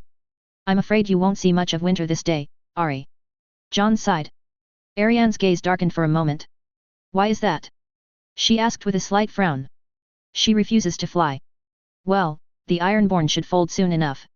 John's squire, Gawain Glover, appeared to help him don his armor, but Ariane stayed in the tent nonetheless. And I trust it that you are heading into battle despite it? She asked. I have a duty to my men and even Lord Tyrell. I said I would bring assistance against the Ironborn. You don't have to go into battle, you can lead. What good is a commander if he refuses to go into battle with his troops? It's my duty. What about your duty to me? Ariane's voice suddenly broke. Gawain was about to help John with his helmet, but he sent the boy away to go prepare his horse instead. John sat down slowly, next to the Dornish princess, who had a lone tear running down her cheek. Listen, Ari, I'll be back and I'll bring you home, I promise. I've had enough promises, Stark. Ariane shook her head. I'm not a girl who believes in them anymore. I only see a man about to go to war. Against a horde of starved and exhausted sailors who know nothing but to loot, pillage, rape and reave. I doubt many know how to use a sword, an axe, or a pike. His hand touched her shoulder. I'll be back, I swear. And besides, your betrothal to Willis Tyrell has been broken, I saw to that. That promise won't matter if you don't come back, and you know it. The Tyrells need me, and they won't let me go. Then I'll come back. I never turn my back on my promises. If you don't return. Ariane sighed. I don't want to know what will happen. You're a strong woman, Martell, you should be fine. Ariane scoffed and even laughed a little. I wish I was. But if I lose you, I lose someone I have not cared for in a long time, and I might lose home too. Care about him? John stayed mute for a moment, but pulled himself together. I'll bring you home, I swore it to you. Ariane stood up and kissed his cheek, her eyes refusing to meet his. I'll pray for you, if the warrior wishes to honor the prayers of one who has only prayed the mother. I think the gods listen to any prayer. At least, that's what I was told. May they hear you and I, then. Ariane then left the tent, leaving him alone. John looked into the void for a moment, and focused himself. There was still a long way to go, and an enemy to defeat. John put on his helmet, saddled his horse, and, like that, he was off. His men followed right behind him. Along with the Tyrell Guard, there were about 5,000 of them, Northmen, Valaman, Riverlanders and Reachers. A queer assembly bearing sigils from Mormont to Waynwood and Piper to Beesbury. The Ironborn came staggered, almost all on foot. There were a few horsemen, but not even half a dozen. They were all chanting war cries and death threats, aligned on the plain in front of them, not even bothering to form something coherent. As expected, all of them, or almost, were half-starved or barely standing. This wasn't going to be a battle, this was going to be a slaughter. John nodded to his right. Ricard Karstark had been with him since the first, and he had not abandoned him yet. Jason Mallister, on his left, was a more recent addition, but no less experienced. The two of them were the veterans of a dozen battles, but, more importantly, they both were used in killing Greyjoys. Ricard had slain Asha after Theon's treachery, and Jason Mallister had killed one of Theon's brothers, Roderick Mayhaps, at the Battle of Sigurd, during the rebellion. As for John, well, hadn't he slain Theon? Admittedly not by his own hands, but he did certainly taste it. The Squid Killers, all united. There was only the Great Jan missing, but he was likely near as well. Well, Sir Ricard? John asked. Do we just charge? I suppose it will be a mercy for these fools, Karstark heartily replied, unsheathing his sword. Northmen, for Robb Stark, for King Rickon and the North. A cheer came from behind. Are you ready to kill Ironborn? An even louder roar erupted. With me, let's send them to their drowned god. Remember the young wolf, no quarter. No quarter. Came the clamour from behind. Ricard Karstark lowered his sword, and the cavalry charged in. The Karstark charge came from the right, the Riverlanders, Reachman, and Valaman on the left. John took out Longclaw and pointed it to the centre of the Ironborn line in turn. Another clamour rose behind him, and he kicked his horse forward. The shock was brutal, for the Ironborn. They fell one after the other, like a knife cutting through butter. Although, there quickly was a problem. The rain had rendered the ground muddy, and soon enough, the horses began to tire and fall, or get stuck, allowing the Ironborn to kill some of them, with their axes or pikes. John was amidst the unfortunate ones. His horse came to bog itself down in a patch of mud, and an Ironborn had the time to skewer its belly with an axe before being hacked down. John was fine, the mud slowing down his fall, but he was now on foot. Well, that didn't really matter too much. The Ironborn kept screaming, "What is dead may never die," before a stray hammer, axe, sword, or lance cut them down. This had nothing to do with the fights against the free folk or even the whites. No, the whites had numbers and didn't stop till they were hacked to pieces. These were a handful of crazy fanatics, mostly without any protection, who thought they were truly going to slaughter a troop of well-fed, well-trained, well-protected, and well-armed soldiers. Who is their leader to be so delusional in thinking he could win, but so charismatic that he could force his soldiers to keep going although the battle was clearly lost? In any case, after slaughtering a few walking corpses, some figures resembling knights tried to hamper him. Without success, that was clear enough. A man with the arms of a horn fell screaming, bleeding from his knees, while John sent another with a green and black sigil into the mud, his face then trampled by a northern horse running through the battlefield. Suddenly, a cry rose through the air. John barely registered it. After all, there were sounds everywhere on the battlefield, and his helmet didn't really help him hear much better. But there, in front of him, was a man, laughing. Yes, laughing. In the middle of the battlefield, not really being attacked by anyone. He was in a terrible state too. He did have plate armor, except on his right arm, which was in a horrid state. One could say it was jet black, almost dead, from the shoulder to the fingernails, with green veins sticking out of it. A horrid sight. And the man wore no helmet, in the middle of a battle. He had only one eye, judging by his eye patch, and half his neck was covered in the same black-green muck that his arm was currently in, the skin seemingly stopping to let itself be consumed by nothingness. You. The man pointed his sword at John, who could barely register what was going on. Blood of the dragon. I have found you at last. I shall kill you and then take your dragon for myself, to finally usher in the age of darkness and ascend to godhood. The sacrifice of 2 millennial bloodlines, for... John didn't really care much for what he said.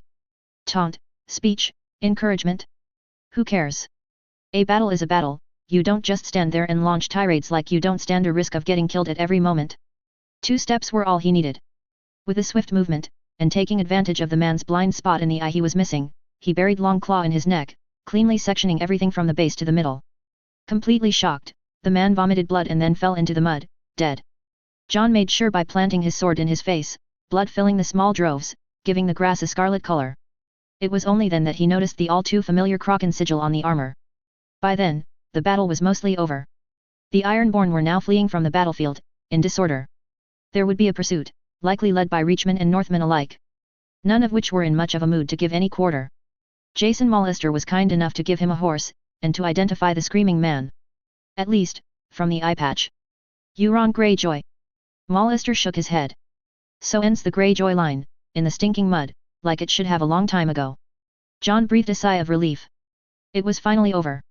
He could finally start the long journey home. And his relief turned to happiness and smiles when he discovered 3 things. The first was Euron Greyjoy's armor, pure Valyrian steel. Heavens knew where he'd got it from, but as he was the one to kill him, that armor belonged to him. The second was the feast thrown by the Tyrells to celebrate the victory, enough food to fill the belly of 10,000 souls. And in winter, no less. Lastly, though, was the sight of Arianne Martell on his bed. A/N, it was about time we finished with the Jon in Highgarden arc. I already delayed it too long. Speaking of end of arcs, the next one will be the last Volantene chapter, then we all return to Westeros. Daenerys. Daenerys tapped lightly on her knee as Miss Sandai stood there, in front of her, motionless. Was she judging her? Did Miss Sandai think she was a monster too? It all had started so well, and yet, everything had tumbled down so fast.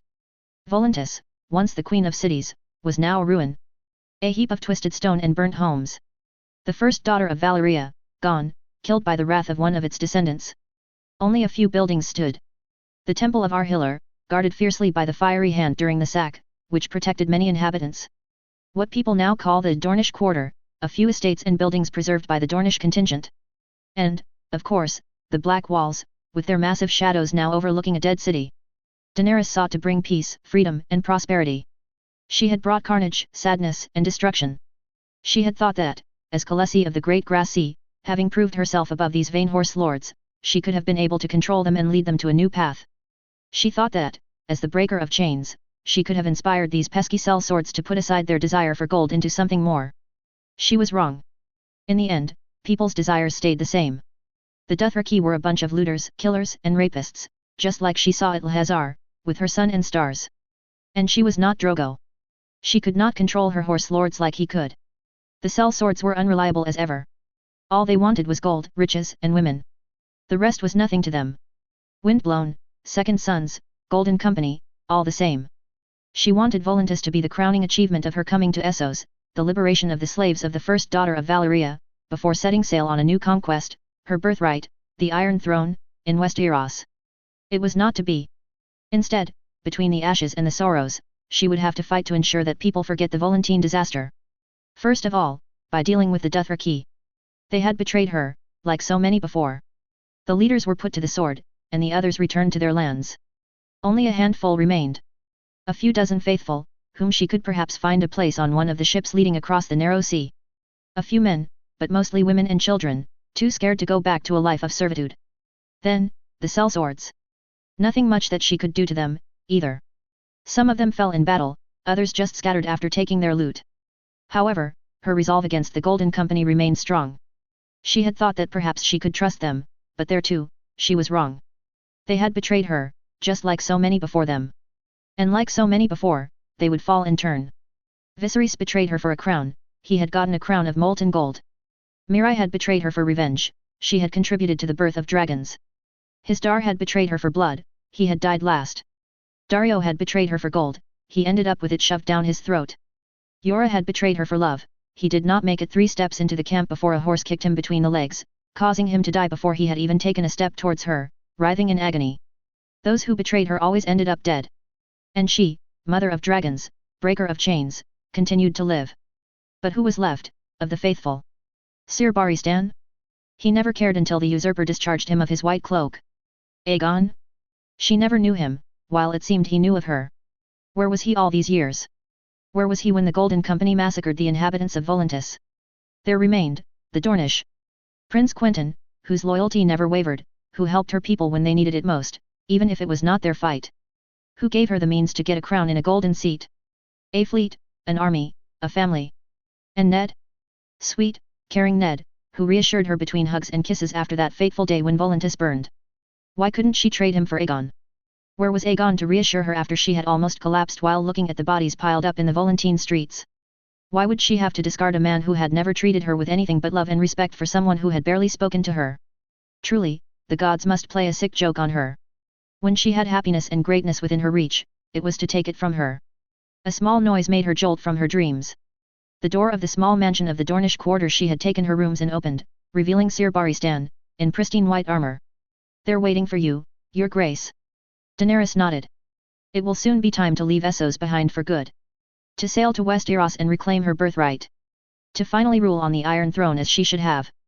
But before, the final settlements would be made here, in Essos, to decide the future of the continent. Or part of it. Daenerys straightened up, and, accompanied by Miss Sandai in her wake, left the manse under guard. It was not a long march, under mostly intact roofs, to the great market, where a table had been put up. The dozen or so participants stood up as she arrived, curtsying slightly. There were the Dornish, of course, Prince Quentyn, his paramour, Ned, and a few other lords. But also, the Stormlanders, Montford Velaryon, Davos Seaworth, and Shireen Baratheon. Finally, Aegon and a few captains of the Golden Company, accompanied by the ever-so-dull Jon Connington. "Shall we begin?" she asked as she sat down, urging everyone to do the same. "Your Grace, I am pleased to announce that the entire fleet is ready to set sail." Lucian Toland rose up, his red hair flying in the soft breeze. "But we will have to be quick. The winter storms are upon us and we must take advantage of the good weather. The Golden Company will voyage directly to Euronwood, except for the captains wishing to attend the wedding between the new king and queen," another Dornish lord with the sigil of a panther said. "When is the wedding due?" Aegon asked. "The preparations are already underway." Prince Quentyn nodded. "It shall be 3 days after your arrival in Sun's Pair, if it suits you." 3 days? Daenerys had hoped for longer. "It suits us," she instead replied with a twinge of regret. "Then we will move on to the more delicate subjects." Jon Connington frowned with the air of someone who had eaten something rotten. "Namely the preposterous Dornish territorial claims." "Our claims are reasonable," Prince Quentyn said with a sly smile. "Nothing more than the annexation of traitorous houses into Dornish territory. I'll be damned if I ever cede a piece of my Stormlands to your kind, Dornish." Jon Connington stood up, furious. Prince Quentyn frowned but remained calm. Besides him, his paramour laughed. "Your Stormlands, Sir Connington? Forgive me, I did not think the Baratheons were so quick to be ousted of their position." This caused an uproar close to Shireen Baratheon. Even Montford Velaryon, usually quiet, voiced his disapproval. "You cannot give the Stormlands to this disgrace of a man." The Lord of Driftmark fumed. He was exiled for having failed his king. "I have never failed King Aegon, the 6th of his name." Jon Connington shot back. "Peace, Lord Velaryon," Aegon cut in, "my grandfather was a monster. Order or not, his word should have been moot since we all knew his madness. Lord Connington's loyalty is not in question." Daenerys twitched. Aegon had been careful to mention her father's word being null due to his madness, or supposed as such. But she also knew that one of her father's orders was to have Rhaegar disinherited, which would make Viserys heir, and mean she was queen, therefore before Aegon in the succession. She had to make it clear who was in charge before she let them rip their throats out over it. "No one will have the Stormlands." A sudden silence passed over the room, as every head turned to her. "What?" Jon Connington angrily asked. "You heard what I said, Lord Connington. No one will have the Stormlands. I have decided to incorporate the Stormlands into the Crownlands. The paramountship is abolished. All Dornish claims will be agreed upon, except for Harvest Hall, of which I keep the decision to see if Lord Selmy will bend the knee to me," Daenerys exclaimed for all to hear. "Jon Connington, for your services, you shall be rewarded with Griffin's Roost. Shireen Baratheon, for your services, you shall be rewarded with Storm's End. That is my word on the matter." "Your Grace, I must protest." The young Baratheon girl stood up. "Protest all you like, but your family was confirmed in its position by the grace of my ancestor, Aegon the Conqueror. It has only repaid itself in treachery. By putting you into the chair your ancestors have occupied, I am only rewarding the fact that you did not personally raise your banners against me. However, your house has abused of mine's friendship. Let that be a reminder of who the dragons are." Sir Davos Seaworth then shook his head. "The Marchers will not stand for this. That is not your problem to resolve." Daenerys looked him down with a determined eye. "Now, Dorne will also be granted the stepstones." Suddenly, Aegon stood up. "And, I think we need a break. My men are famished, and we have yet to eat or drink on this day." Daenerys was surprised, but a few nods came around the table. With a heavy heart, she relented. As men and women left the table, Aegon stayed, instead moving towards her. "May I speak with you?" Daenerys looked him up and down, and nodded. "Come." The two of them made their way to a small room in a house along the market which could accommodate the both of them comfortably. "What are you doing?" Aegon asked her. "Rewarding our allies and consolidating our power." Daenerys frowned. "Without consulting me?" Her nephew angrily replied. "We are to be wed, to be king and queen, to rule together, and yet you take such a decision without even consulting me. I did not find it fit to inform you." Daenerys shrugged. "Daenerys, we are to rule as equals." Aegon sat on a chair, looking at her in the eye. "You cannot make decisions as if I was a mere consort. I will not be treated as such. And you will not, you have my word. Then start by not treating me as a stranger." Aegon stood back up, approaching her. Slowly, he moved his body towards her, looking into her eyes, taking her hands with his. We are the last Targaryens, and we have to be united, in blood and in spirit. We cannot let ourselves be distracted by others. Nothing matters but us. Daenerys looked into his eyes. They were glimmering. What with? Hope, sadness, regret? All three? Nothing matters but us. It's Viserys who had the same words, when they were on the run. We are the last Targaryens. The words resonated within her. How long did she feel alone? How long has she been wanting a family? Had Aegon not done enough by proving himself worthy of bonding with Rhaegal? You're right. Daenerys nodded. Forgive me, Aegon. The past moons have been trying for me, and you are absolutely right. We are the last Targaryens.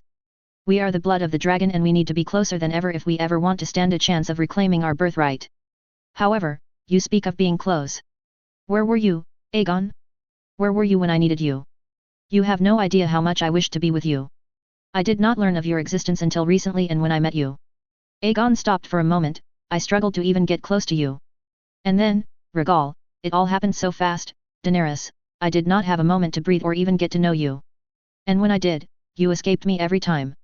Aegon drew closer to her, his body was almost touching hers entirely. We will rule together, we will thrive together and we will make our family and ancestors proud, I swear to you, Daenerys. Daenerys looked up at him, with a frown. Volantis must not happen again, Aegon. I swear it won't. I'll give the order to cut down Strickland for you if you wish. No need for that, yet.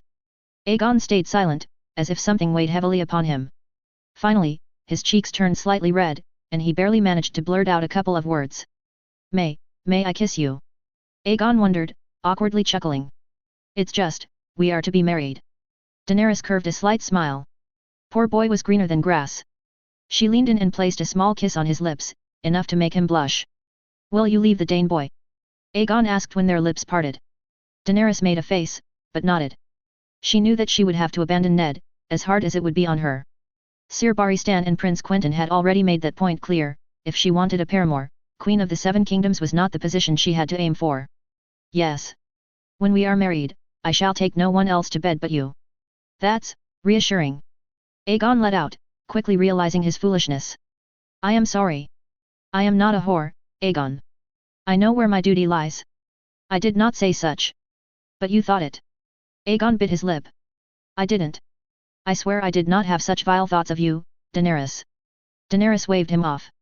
Nevertheless, Aunt, may I offer you advice? Of course. I think you are making a huge mistake. With whom? Dorne. How so? You are giving them too much. You would go against your kin. Daenerys asked, surprised. They are my kin, but I also am a Targaryen. If we allow Dorne to get too much, then we might well be jeopardizing our position. Prince Quentyn has been nothing but loyal to me and House Targaryen. It is only logical that I reward him and consolidate our power. Aegon took a deep breath. Strangely enough, I do not care much for the marches. Prince Quentyn can have all the fun pacifying the area if he wishes to, and a few islands are not the main concern, however. Aegon raised a finger in the air. Prince Quentyn is smart.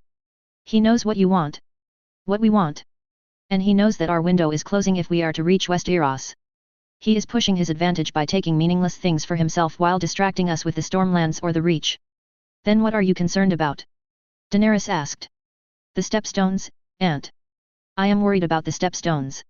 Aegon sighed. Prince Quentyn would have us conquer them for him.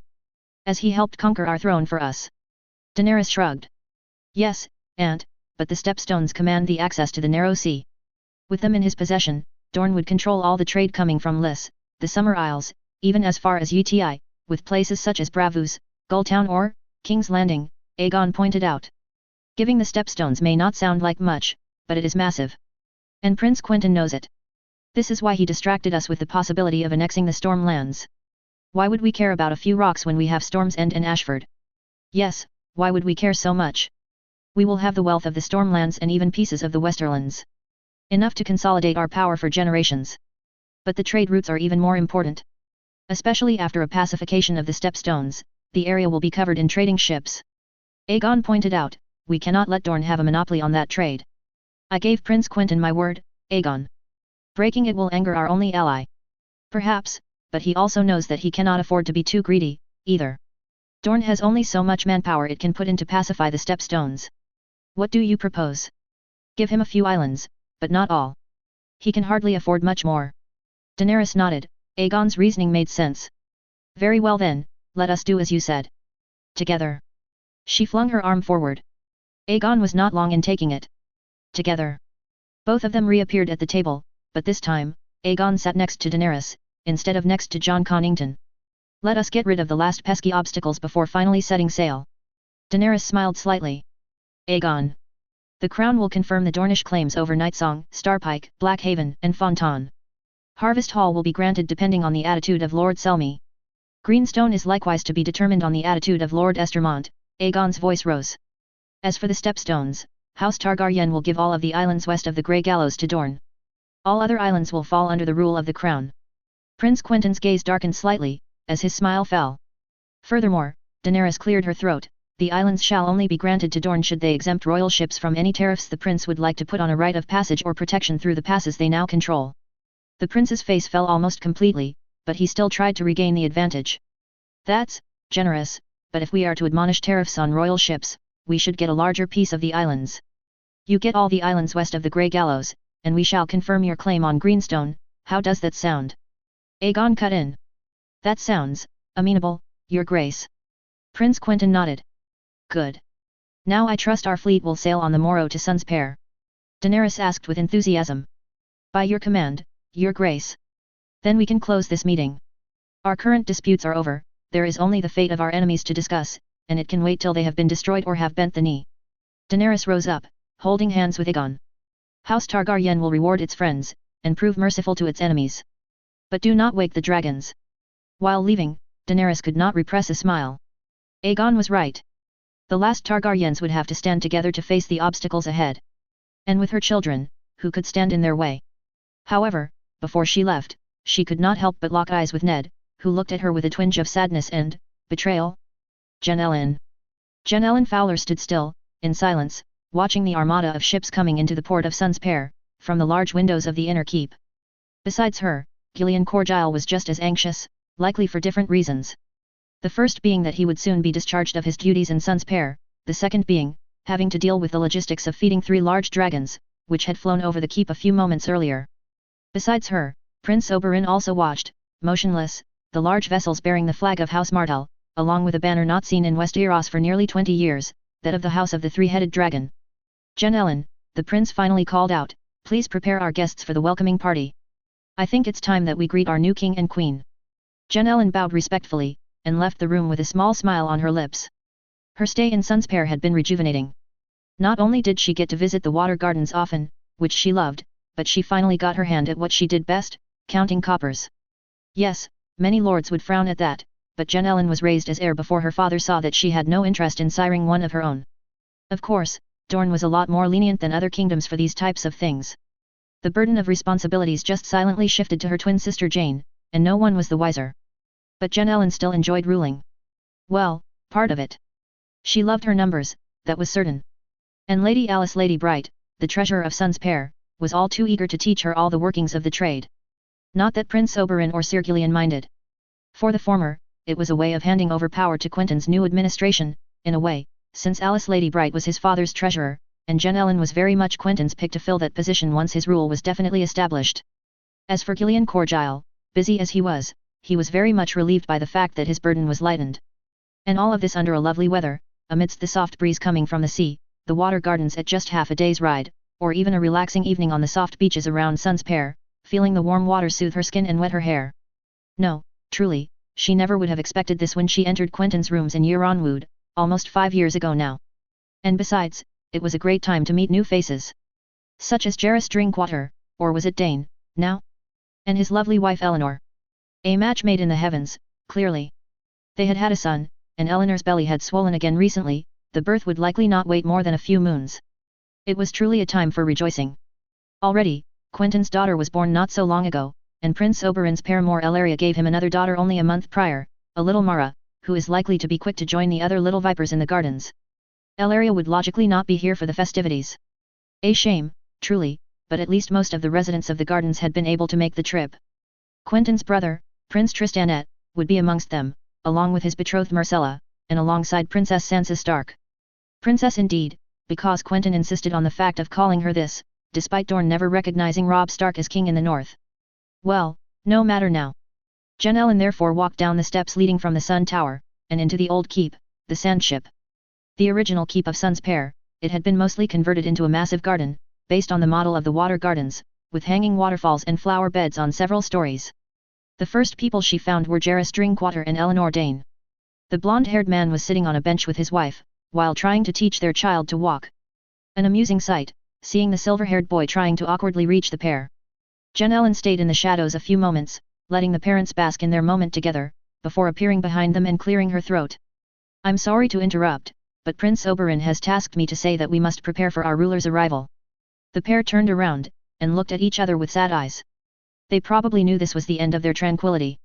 For if Jairus Drinkwater was supposed to be Corgile's enforcer, the only thing he usually enforced were the cleanliness of the rooms and halls his wife passed through. Well, the break was over, and it was time to go to more serious things once more. Eleanor thanked her, and, helped by her husband, rose, holding her swollen figure as she wobbled to her feet. Then, the pair left down the hall, without a second thought. Thankfully for her, she did not have to play hide-and-seek for much longer. Prince Tristana was with both his betrothed and Princess Sansa, apparently deep in conversation with the pair. But neither women were jovial at all, quite the opposite. Prince Tristana, Jen Ellen respectfully curtsied in front of the boy of 4 and 10 name days, I believe it is time. The prince looked awkwardly in front of him, and then spared a look at both women. Is there something wrong? Jen Ellen asked. To her surprise, it was Sansa Stark that answered first. Marcella is being led to the slaughter, I would wager that it does trouble her. Jen Ellen turned back towards Marcella, who had found refuge in her betrothed's arms. Her vision troubled, she could only shake her head at the silent blonde. She is safe in Dorne, you know that. Safe with us, yes, Tristana replied, but you cannot deny that one can feel fear as to who will likely call for her head to clean out the problem of the succession. Jen Ellen bit her lip. She already knew that Marcella's life was not in danger, but her name would likely change, from Baratheon to Waters. But she knew better than to break Tristana's heart. Poor boy was smitten with her, or at the very least felt compassion. She won't have to worry about that. Quentyn gave his word that she would not be harmed. Tristana didn't react, but Sansa Stark's gaze darkened, her face turning towards the burnt side. I know what words are worth. Quentyn's word is not that of the Lannisters, Jen Ellen angrily retorted. Or have you forgotten who got you out of the capital? Jen Ellen regretted the words as soon as they came out of her mouth. They were carried by anger and frustration, but the girl had really only traded a cruel prison for a golden one. The pretty bird was in a cage, certainly being treated well, but without any space to spread its wings. To her surprise, though, the northerner just shook her head. I'm sorry, my lady, the auburn-haired girl lowered her eyes, turning heels, we shall go. And with that, Sansa Stark led the way down the stairs of the sand ship, towards the great courtyard of Sun's Pair, quickly followed by the prince and his betrothed. Jen Ellen followed at a distance, echoing each step of theirs, until they reached the great courtyard, almost a floor below, with the sand ship facing the new keep in the background. The great courtyard was a large, open space, only traversed by a large pool and fountain, where we would usually hold tourneys and celebrations. The open space was large enough so that they could have horse obstacle races and parades, and would probably be large enough to fit a small dragon, if one saw fit to land here. After all, did Queen Rhaenys not appear in this deserted courtyard, almost 300 years ago, leaving Meraxes to wait silently here? It is said the dragon got impatient and struck a piece of the courtyard with his tail, causing the water in the large pool to rush into the cracks, forming a sort of T in the upper courtyard. Legend has it that the Dornish covered the gash with marble and called it the Dragon's Corner, giving the previously rectangular shape a small addition towards the side of the castle. Jen Ellen crossed the Dragon's Corner, and wondered if 300 years after Meraxes, another dragon would add another addition to Sunspear's great castle. For 3 dragons were indeed circling overhead, captivating the attention of many of the palace guards, servants, guests, or residents standing on the sides of the courtyard. In the middle, their backs to the new keep and facing the ramparts and the sun door, were the important members of the castle. Prince Oberyn in the center, with the old guard to his right, Alice Lady Bright, Sir Manfred Martell, Ricasso, and Maester Cale Otta, and the new guard to his left, with Gillian Corgile, Jairus Drinkwater, and Eleanor Dane, the former carrying the small child in his arms, Prince Tristana, Princess Sansa, Marcella Baratheon, and, finally, herself. It only took a few moments for the large wooden door to creak open, giving a glance into the celebrations that were going on in the streets, where cheers were aplenty, and where banners with both the sun and spear and the 3-headed dragon floated wildly. A large escort started pouring in, taking position perpendicularly to the small group in front of the pool, forming two almost perfect lines. Then the banners announced the presence of the important guests. There, arriving side by side, hand in hand, were Aegon and Daenerys Targaryen. Both clad in black and red, both with silver gold hair, and both being absolutely gorgeous. Damn Targaryens! Aegon Targaryen looked magnificent with his short hair, purple eyes, and toned body, while Daenerys Targaryen looked like a goddess amongst men, her hair flowing freely towards her neck, her eyes shining like two amethysts on a golden crown. Jen Ellen had never seen a more beautiful woman. Immediately, the entire group knelt in front of them, until Aegon's voice beckoned them to rise. When Jen Ellen stood up, the two of them were no longer alone. Quentyn and Nymeria stood to their right, while Ned Dane and Doran Vaith stood further back. At the sight of the two Targaryens, Prince Oberyn almost collapsed. He took a step forward, and did not even bother with the usual polite phrases which would have welcomed a ruler into their house. Instead, he looked him up and down with a judgmental air, and finally let out, "Seven hells, you have her nose, her lips, her ears, it's really you. I have returned to my mother's land, Prince Oberyn. Or should I say, uncle." Both fell into each other's arms, hugging fiercely for a few moments. Then, as the atmosphere relaxed, Prince Oberyn bowed and kissed the Queen's hand. "Welcome to Sun's Pair, Your Grace. I hope your return to Westeros is as greatly rejoicing as it was hoped." The Queen thanked him and exchanged a few pleasantries. Meanwhile, a relieved Gillian Corgyle shook Quentyn's hand as they hugged as well. "You took your damn time." Gillian Corgyle let out, "I couldn't wait till you finally let me go." "It was complicated," Quentyn sighed, "and the war is unfortunately not over." Then, Quentyn made his way towards Jaehaerys, and another hug followed. "Look how little Julian's grown," Quentyn exclaimed with a wide smile, before seeing Eleanor's state. "And another on the way? Lady Dane, you shouldn't have come here in your state." "It's not every day that one can see a Targaryen in the flesh," Eleanor let out, not noticing the two monarchs right behind him. "But we would have never missed the opportunity to have met one of our dear cousin's friends." Aegon let out, kissing her hand, "And our cousin is indeed quite right, you should have some rest instead of talking with us, standing up, in your situation." "No, this cannot do, right, dear?" Daenerys Targaryen's attention was focused elsewhere, however. Her face was captivated with the little boy in Jaehaerys' arms, who played with Daenerys' finger as she extended it to him.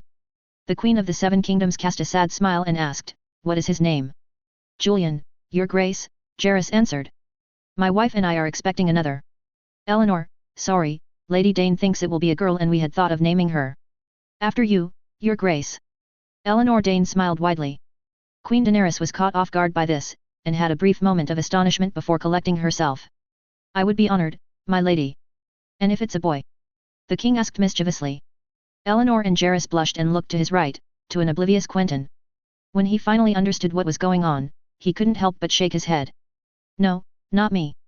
No, no, no, Jaehaerys, you honor me too much. But you are the one responsible for me and Eleanor, and them. It would be fitting, I think." Quentyn blushed deeply while Nym cracked a grin beside him, amused to find him in such a position. "I must agree with my husband, Lady Dane." Daenerys took both her hands. "In your state, you must rest. I will immediately send for someone to help you to somewhere more comfortable." A few orders were all it took, and soon a horde of servants quickly appeared to help Eleanor Dane to a more comfortable place. The mood quickly dropped once they had reached Prince Tristanet. Although King Aegon stayed dignified, exchanging a few words with Prince Tristanet, then kissing Myrcella's hand and wishing her well, Queen Daenerys' gaze was piercing through the poor girl of barely 10 named days. Myrcella's gaze stayed dignified for a few moments, but it was clear that she was on the verge of breaking into tears. Quentyn quickly came to her rescue, placing himself next to Queen Daenerys and urging her towards Sansa Stark, while himself staying put, whispering a quick few words into Myrcella's ear which made her faintly smile again. While Quentyn and Tristanet talked for a few moments, the attention shifted to Sansa Stark. Contrarily to Myrcella, clearly on the verge of breaking, the northern girl stood proud and firm, not letting any emotion show, although she clearly did bow her head and formulate the usual courtesies. Just as he did before, Aegon smiled and kissed her hand. "It's a pleasure to meet you, Lady Sansa. We have been told a great deal about you and it is a pleasure to finally meet the girl who stood tall against Joffrey the Ill-born and Cersei the Mad without flinching." "Your Grace is too kind," Sansa Stark replied simply.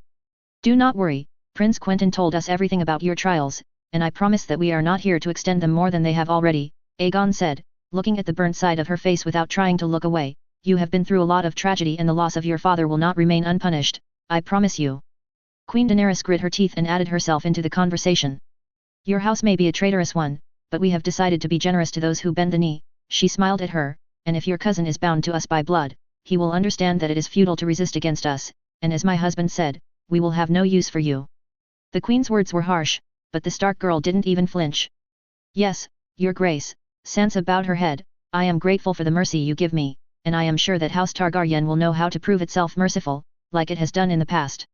Queen Daenerys seemed satisfied, but Aegon looked wide-eyed at the northerner. What did he pick up on that Daenerys did not? "That I did not?"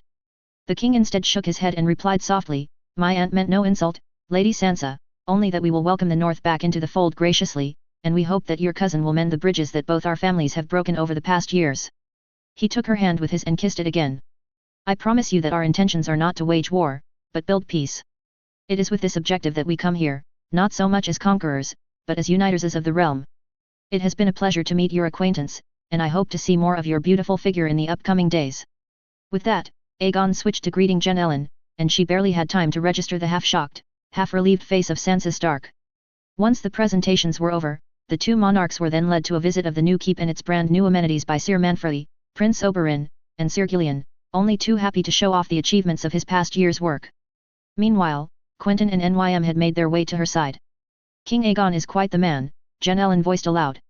"He knows how to make himself sympathetic to his enemies, which is something Daenerys lacks," Quentyn replied. "I do not dare to imagine what would have happened if I had come back with only Daenerys. Not to mention they are not so much fond of each other as they see the necessity of working together." Nym sighed. "But there are still some years ahead of them. And hopefully the Dragon Queen may be brought to reason. After all, if Septa Lemore taught her religion, she can teach her history." "And you, Jen, how have you been faring?" Quentyn asked. "Wonderfully!" she exclaimed. "Oh, the work has been the most pleasant, and it has been an absolute joy working on the royal wedding." "Perhaps not the only wedding you'll be working on," Nym teased. "So, you've finally chosen? Come on, Quent, can I be the first to know?" Jen Ellen rubbed her hands in excitement. "Who is it? Miria Jordain? Oh, she was always your type, I know that. Or Valenna Toland? You might need a dragon of your own." Suddenly Jen Ellen had a realization and gripped him by the shoulder. "Is it my sister Delilah? Oh gods, please don't make me and Jane call you good brother, Jane would tease me endlessly." "Calm down, Jen, nothing is set yet." Quentyn chuckled. "But we're planning on a wedding right after the war, whatever happens." Nym nodded. "It's for the best, and we don't intend to delay it. So you are looking at ideal candidates." Jen Ellen looked at Nym now, "And I'm guessing you wish to interrogate them." "I'm not going to let my Quentyn marry the first girl he finds pretty." Nym nudged Quentyn sideways with a small grin. "I think that I have my say in it." "Don't be too picky, Nym," Jen shot back. "Oh, why is that?" "For if Quentyn enjoys his wife, we'll have more time to spend together," Nymeria teased her with a smile. "You haven't changed." Jen Ellen shook her head. "In the meantime, I've managed this wedding well enough. All of Dorne will be here to pledge allegiance to the new rulers, including my father, Anders Yeronwood, Trebor Jordain, and Nymella Toland. I believe some lords did have to stay to ensure the transfer of troops to Yeronwood, but I think Ynys ally Ryan is in charge, especially since her duties have doubled with the death of Lady Delaney." Quentyn and Nym looked at each other. "What?" Jen Ellen asked. "Sir Ryan died in Volantis. This means Ynys ally Ryan is the new Lady of God's Grace, until her son comes of age." "Well, that won't be a fun thing to reveal to her." "Glad I won't be doing that." Jen Ellen shook her head. "Poor girl, maybe her mother will go to God's Grace instead of returning straight to Yeronwood." "You've done a lot already, no need to be the bearer of bad news." Quentyn shook his head. "Oh, don't worry, I enjoyed the work I've been doing, and I can't wait to show father and my sisters the work I've helped build," Jen Ellen declared proudly. "Who will come?" Nym asked. "Father and mother, of course," Jen Ellen counted. "Then Jane and Delilah, and Fiora too. Maybe little Quentyn if he has had a chance to recover from the cold he caught a moon ago, but he was so excited I doubt mother would let him stay in Skerich." "Oh." Nymeria smiled. "Then I'll need to talk to you." "Well, you can talk to me now." Away from prying eyes." She nudged Quentyn. "It's about your name day present and I still don't have ideas." Jen Ellen laughed. "I have a few that could work, perhaps we can discuss for a moment before I guide you to the new additions we made in the new Keep and Sons pair as a whole." Jen Ellen asked. "That would be perfect." Nymeria nodded eagerly. "Love, why don't you find something to do for an hour or so?" Quentyn sighed. "I'll go find Tristanette. Poor Marcella got quite a fright and I intend to show her that I will not let harm come to her." Jen Ellen and Nym both nodded at the same time, that would indeed be needed, especially since the poor girl was crying into Prince Tristan's lap on the pool, while Princess Sansa looked on from a small distance, without a word.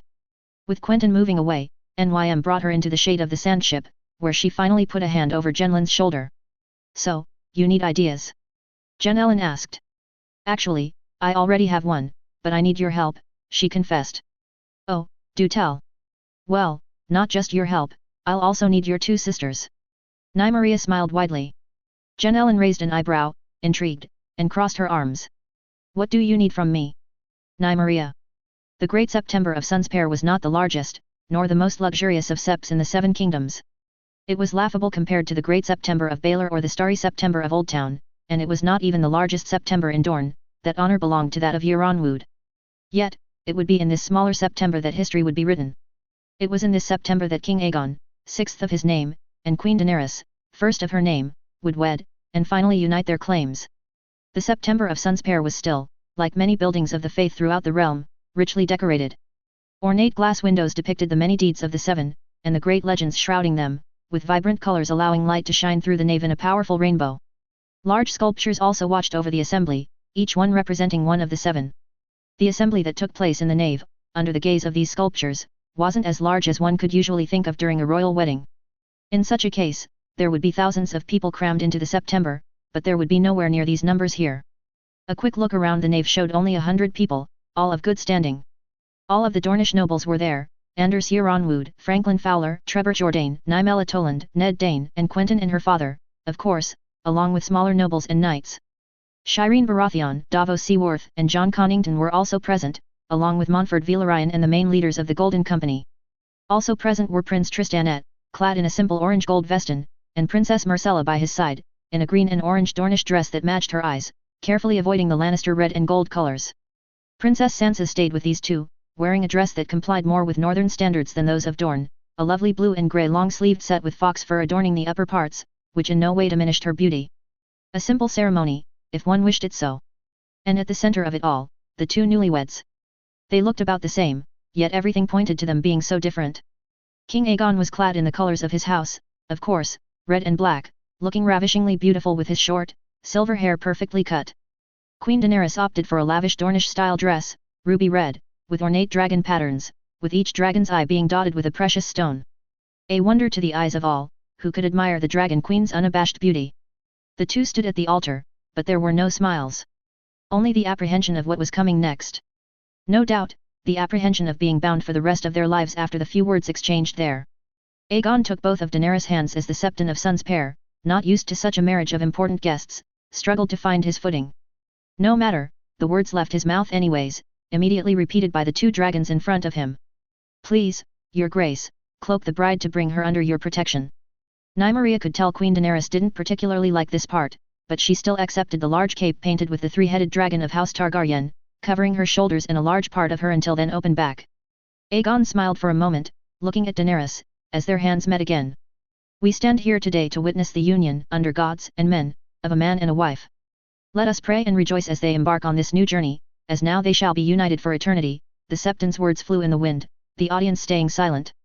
As of this moment, King Aegon, sixth of his name, of House Targaryen, and Queen Daenerys, first of her name, of House Targaryen, are now one heart and one soul, as the Seven bless their union and bind it for eternity.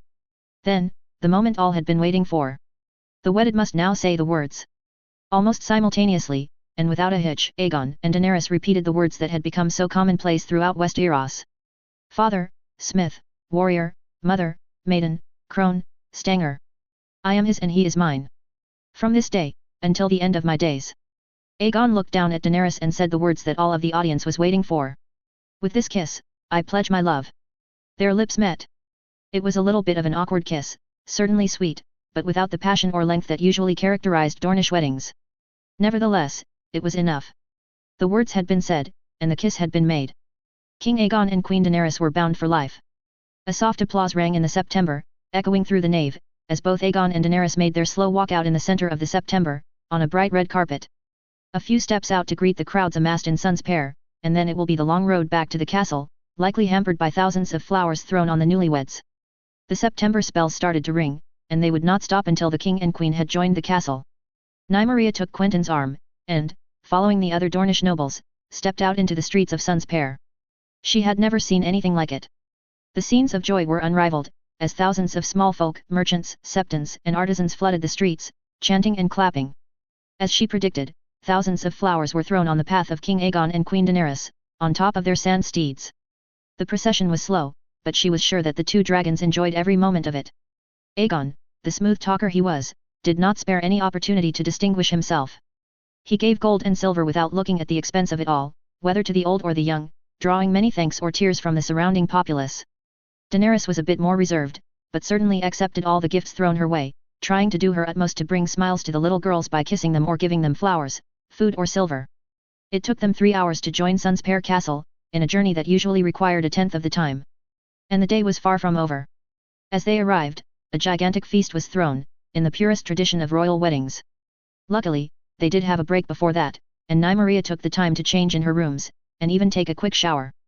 Quentyn was waiting for her when she came out with a small smile on his lips. "It's done," he sighed. "Thank the gods," Nymeria replied while putting on a gold lilac dress she found particularly attractive, all the while desperately trying to dry her hair. "Now they'll be forced to work with each other."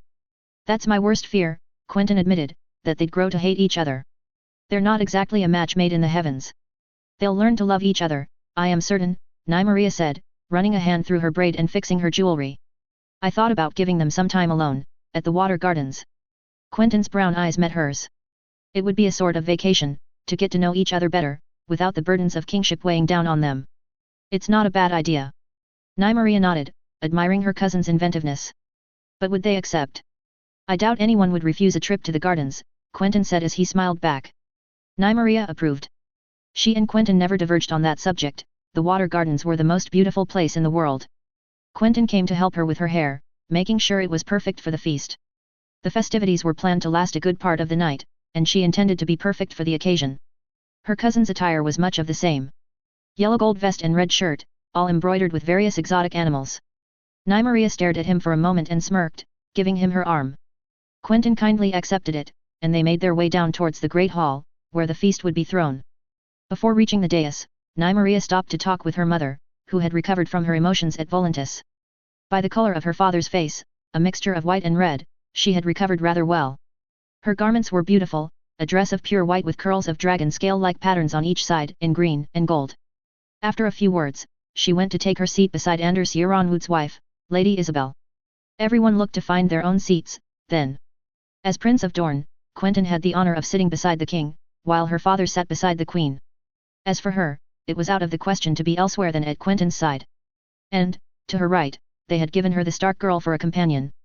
To her right were then Prince Tristan, Lady Myrcella, Lord Anders, Lord Trebor and many others, while at the Queen's side, to her father's left, sat Lady Shireen, Sir John, Lord Montfort, Lord Edric, Lady Nymella and a lot of other Dornish nobles.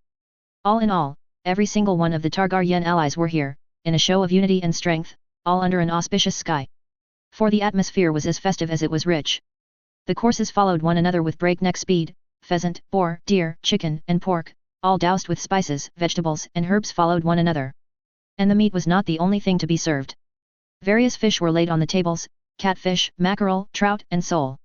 The Dornish seas were indeed bountiful, as these fish were usually preceded or succeeded by seafood, shrimp, oysters, crab, lobster and sea shells. All of this, of course, being surrounded by all of the fruits one could offer: apples, peaches, pears, oranges, plums, kiwi fruit, pomegranate, lemons, berries, mangoes, pineapples and bananas. Other courses included soups, rice, potatoes and salads. No expense was spared on the desserts either.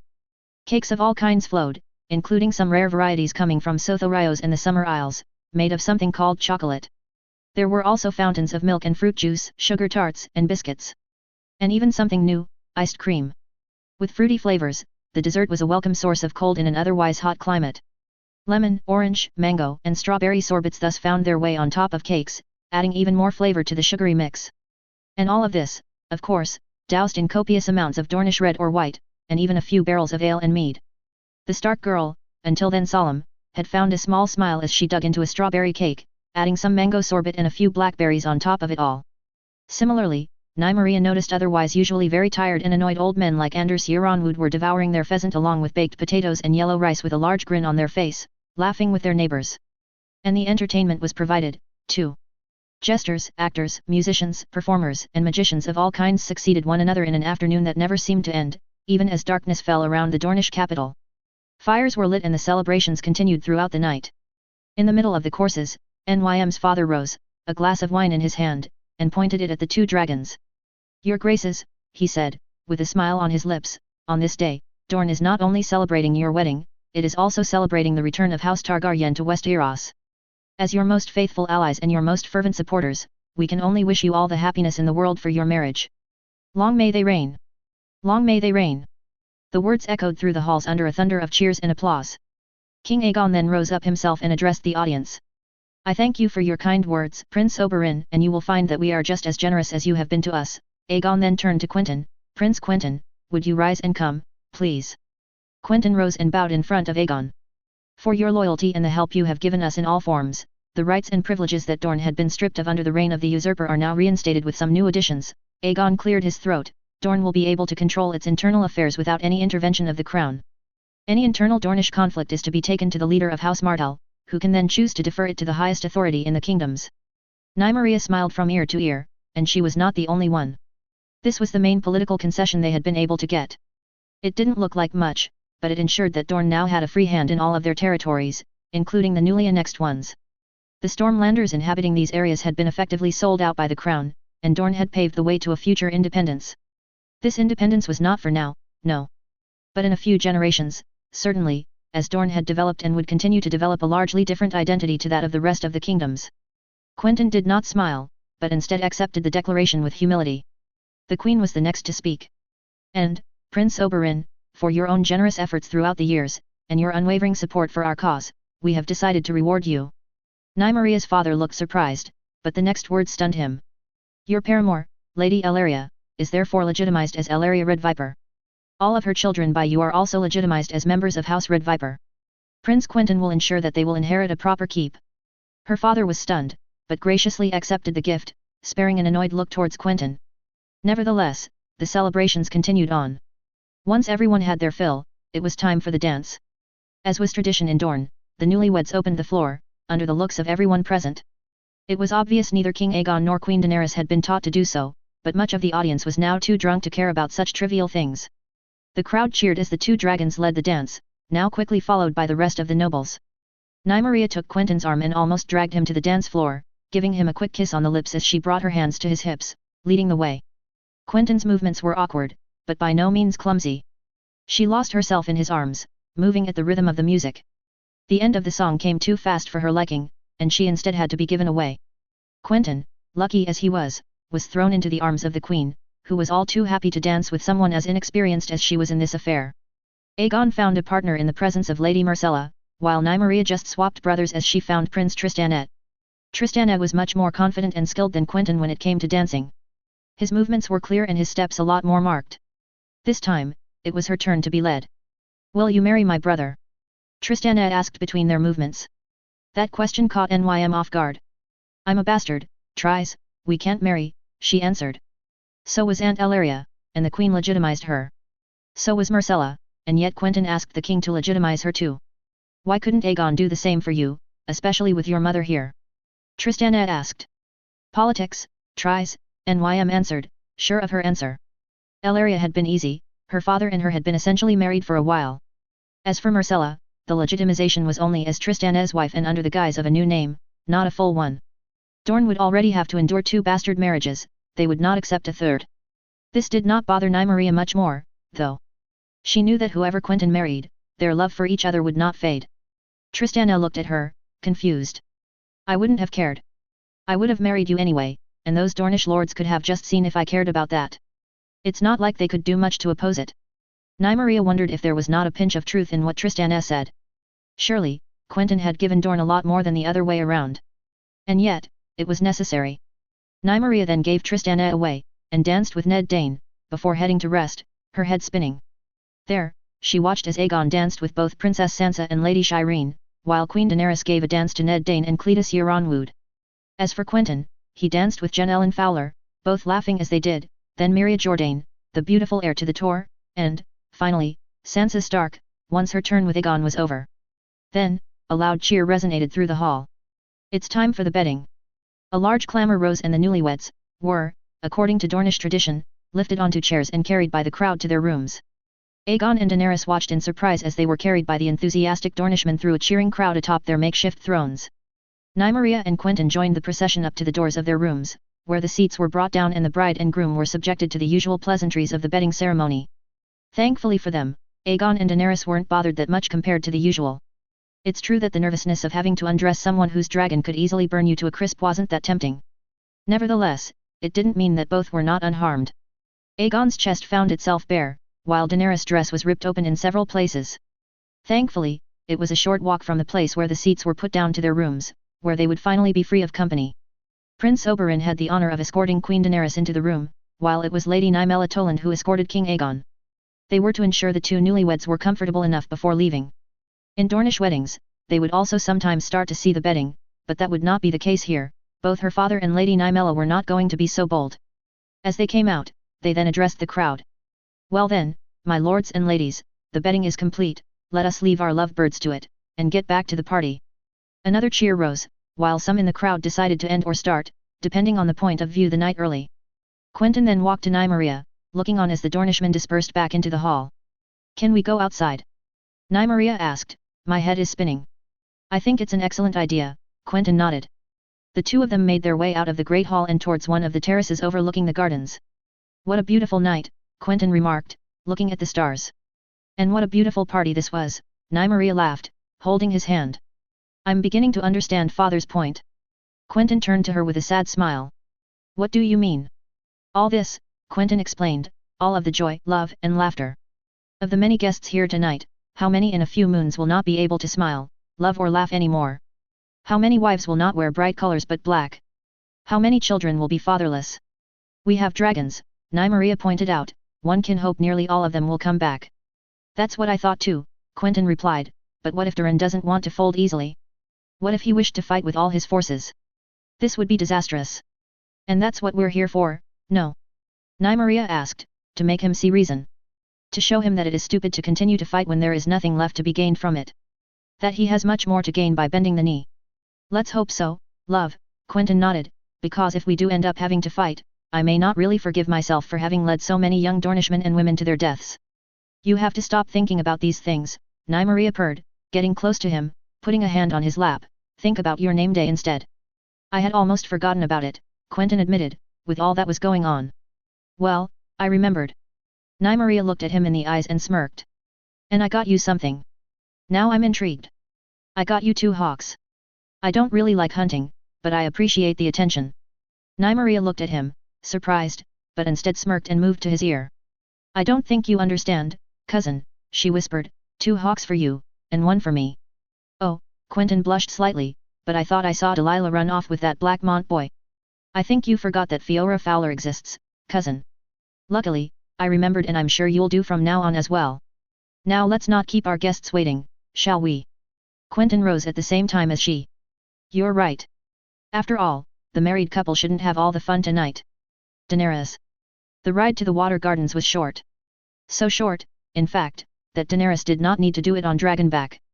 Especially not since Prince Quentyn would rather keep the dragons far away from the coasts, where they could rampage and kill innocents on the way. For now, Drogon, Viceroy and Rhaegal were hunting off amidst the stormy seas, eventually returning with large bones between their teeth, and it was better for all.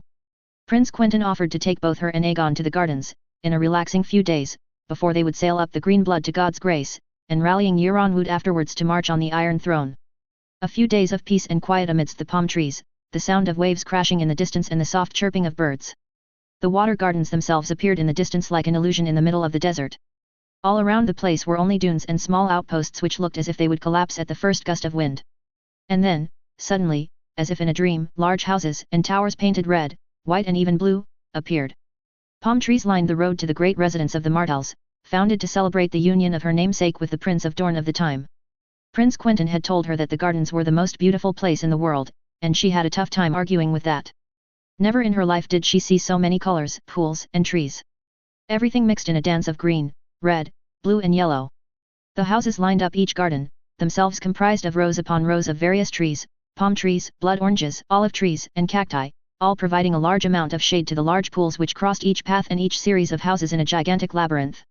If not for her guides, she could have gotten lost in these many detours, where water seemed to flow out of the sandy ground as if pushed there by some magical force which spontaneously created liquid out of grains of sand. And at every balcony, at every pool and at every palm tree, there were the astonished faces of the onlookers. Men, women, and children alike. A lot of children, as a matter of fact. The prince told her that the first Daenerys loved children. She wished for all to come play in the gardens, be they lowborn or highborn. Since then, the tradition held, and the gardens seemed to be a haven for the little devils to play in. Some pools were reserved for older guests, too. Servants, soldiers, riders, it seemed that the gardens hosted a small army of people, which usually seemed like shadows darting around the place, according to Prince Quentyn. An army of shadows, that fits Dorne well. A nation of deserts and rough coasts, where nothing is expected to live. And yet, in its heart, these magical places, where life seemed to spring from nothing. The private gardens were then opened to them, and it was as if another rug was pulled underneath her. A maze of corridors of white and yellow houses with red roofs lined up before them, with bridges going over the expansive gardens, some of which had water running on the sides, where birds took a bath in the shade of the red shingles.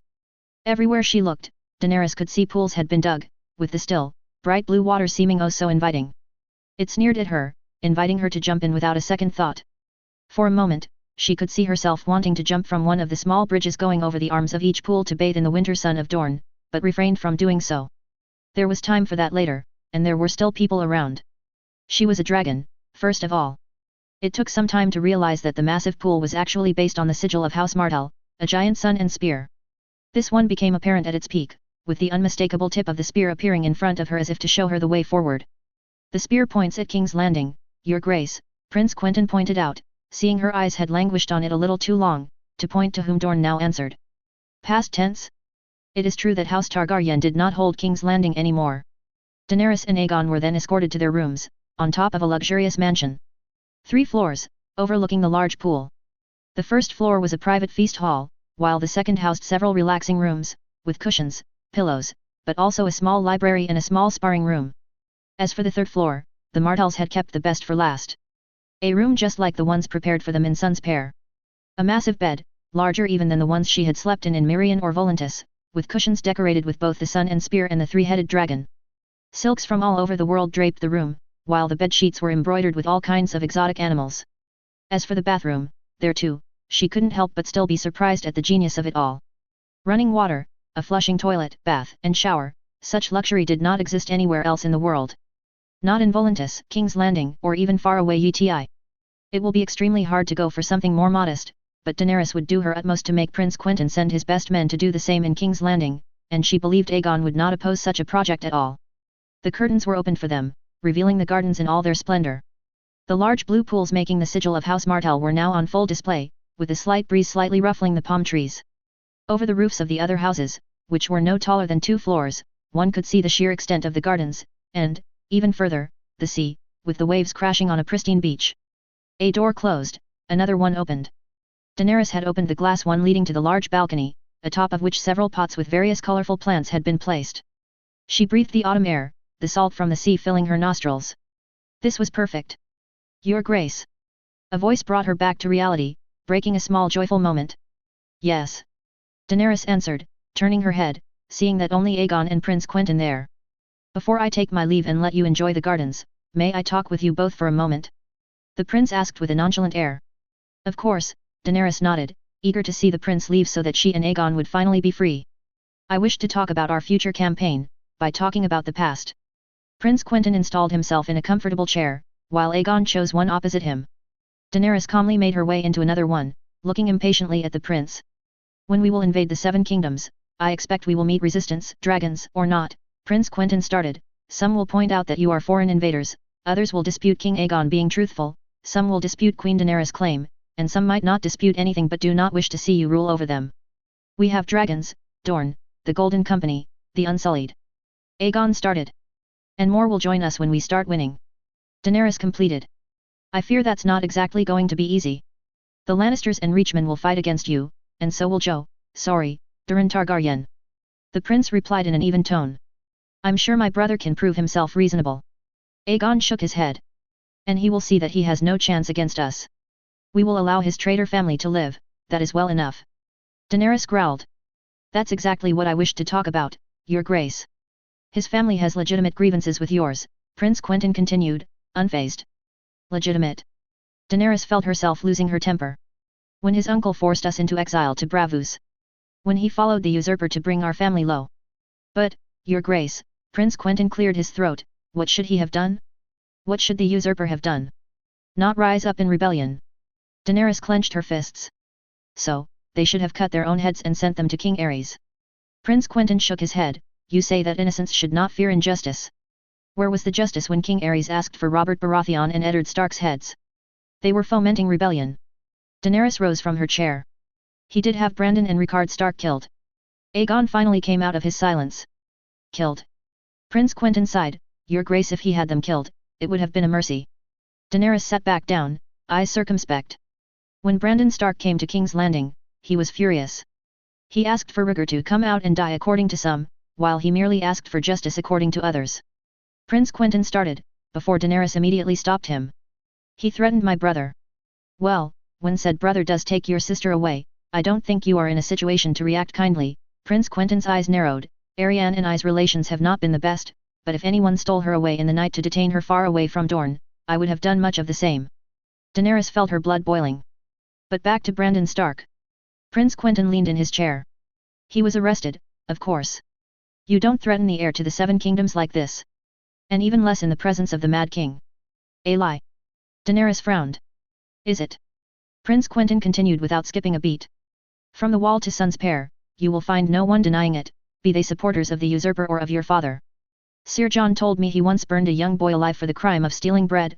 Aegon nodded, and once, he had the prisoners in the cells rounded up and burned with wildfire, before dancing to the screams in the middle of the court. Daenerys' heart clenched. This couldn't be true. Sir John Connington was a man loyal and true, he would never slander his king. Indeed, and he also had Brandon Stark's companions tortured and killed. Royce, Mullister, and Arryn. 3 of the most influential family's sons or heirs, killed without the sliver of a trial. The prince's eyes were dark now. Only Glover survived. Survived to see the horror that came next. Rickard Stark came to speak in his son's defense. Aegon nodded. John told me this. Yes, he did. He made a perfect case and even asked for trial by combat. Who did my father choose? Sir Arthur Dayne. Daenerys asked. Sir Arthur Dayne was away in Dorne with your brother, Prince Quentyn pointed out, and Sir Gerald Hightower and Sir Oswell went. Sir Barristan, then? Daenerys asked, wondering why the knight had not told her so. Shame, perhaps? No, your grace, Quentyn's voice was like venom spewing out of a viper, now. Your father chose fire. Fire cannot fight a trial. Daenerys scoffed. And yet, that is what he chose. And what King Aerys wanted, King Aerys got. Prince Quentyn now mimicked with his hands. He had Rickard Stark suspended from the rafters of the throne room, above a fire lit by his pyromancers. Then, he had Brandon Stark chained with his hands behind his back, a leather cord wrapped around his neck, attaching a tyroshi device to it that would squeeze his throat the further you pulled it. Aegon had gone pale by this point. Brandon Stark's legs were left free, and a sword placed just out of his reach. Prince Quentyn's words pierced into Daenerys' soul as her face went from anger to shock. Rickard Stark was literally cooked alive in his armor, while Brandon Stark strangled himself to death trying to save him. This can't be true. Daenerys swallowed. It just can't. It's horrible. Ask Sir Barristan, your grace. Prince Quentyn spoke with an accusing tone. He was there. He heard the screams. They probably haunt his nightmares. Why hadn't Sir Barristan told her this? Why? If he was so loyal to her, why wouldn't he tell the truth? Your father took the feudal contract, ripped it to shreds and wiped his arse with it, if I may say so, your grace, Prince Quentyn sighed, they more than any other house have reason to wish to stay out of your rule, it is them. And I take that King Aerys asked for the heads of Robert Baratheon and Eddard Stark after this event. Aegon asked. You are correct, your grace. Prince Quentyn nodded, Jon Arryn could not bear to commit such an act and called his banners. But, surely my brother would be the bridge that links both of our houses. Aegon risked. After all, we share the same blood, and with our misgivings, he is the living proof that the union between Stark and Targaryen may work. Union. Prince Quentyn shook his head. The reason you will find no people spitting on the poor Stark girl's grave here is that we know that she did not go there of her free will. Lyanna Stark was a wild spirit, one that could not bear to be attached to a whoremonger like Robert Baratheon. So she found this silver prince, who filled her head with promises, then took her to a tower far away, raped her and left her to die. My father would never do such a thing. Why would he? Aegon protested. Rhaegar was obsessed with prophecies, that much Sir Barristan told you, I believe. Sir Barristan told me that he constantly whispered about the 3 heads of the dragon. Daenerys nodded. Indeed. He saw that Elia, God's rest her soul, could not bear him any more children, but he needed his 3rd head, as he saw it. Prince Quentyn scoffed, then he saw Lyanna Stark, the eyes to his fire, and just felt like she was the one. It was likely easy to convince her to run off with him, and then, cut from everything she knew, to have his way with her to bear him a Visenya. But Visenya never saw the light of day, and Durin was born instead. A boy, not a girl, and Rhaegar would never know, since the spurned betrothed caved his chest in at the Battle of the Trident. Didn't he love her? Aegon asked, tears in his eyes, after all this. Do you really think locking up a woman in a tower with no midwife or maester is caring for someone you love? Prince Quentyn shook his head.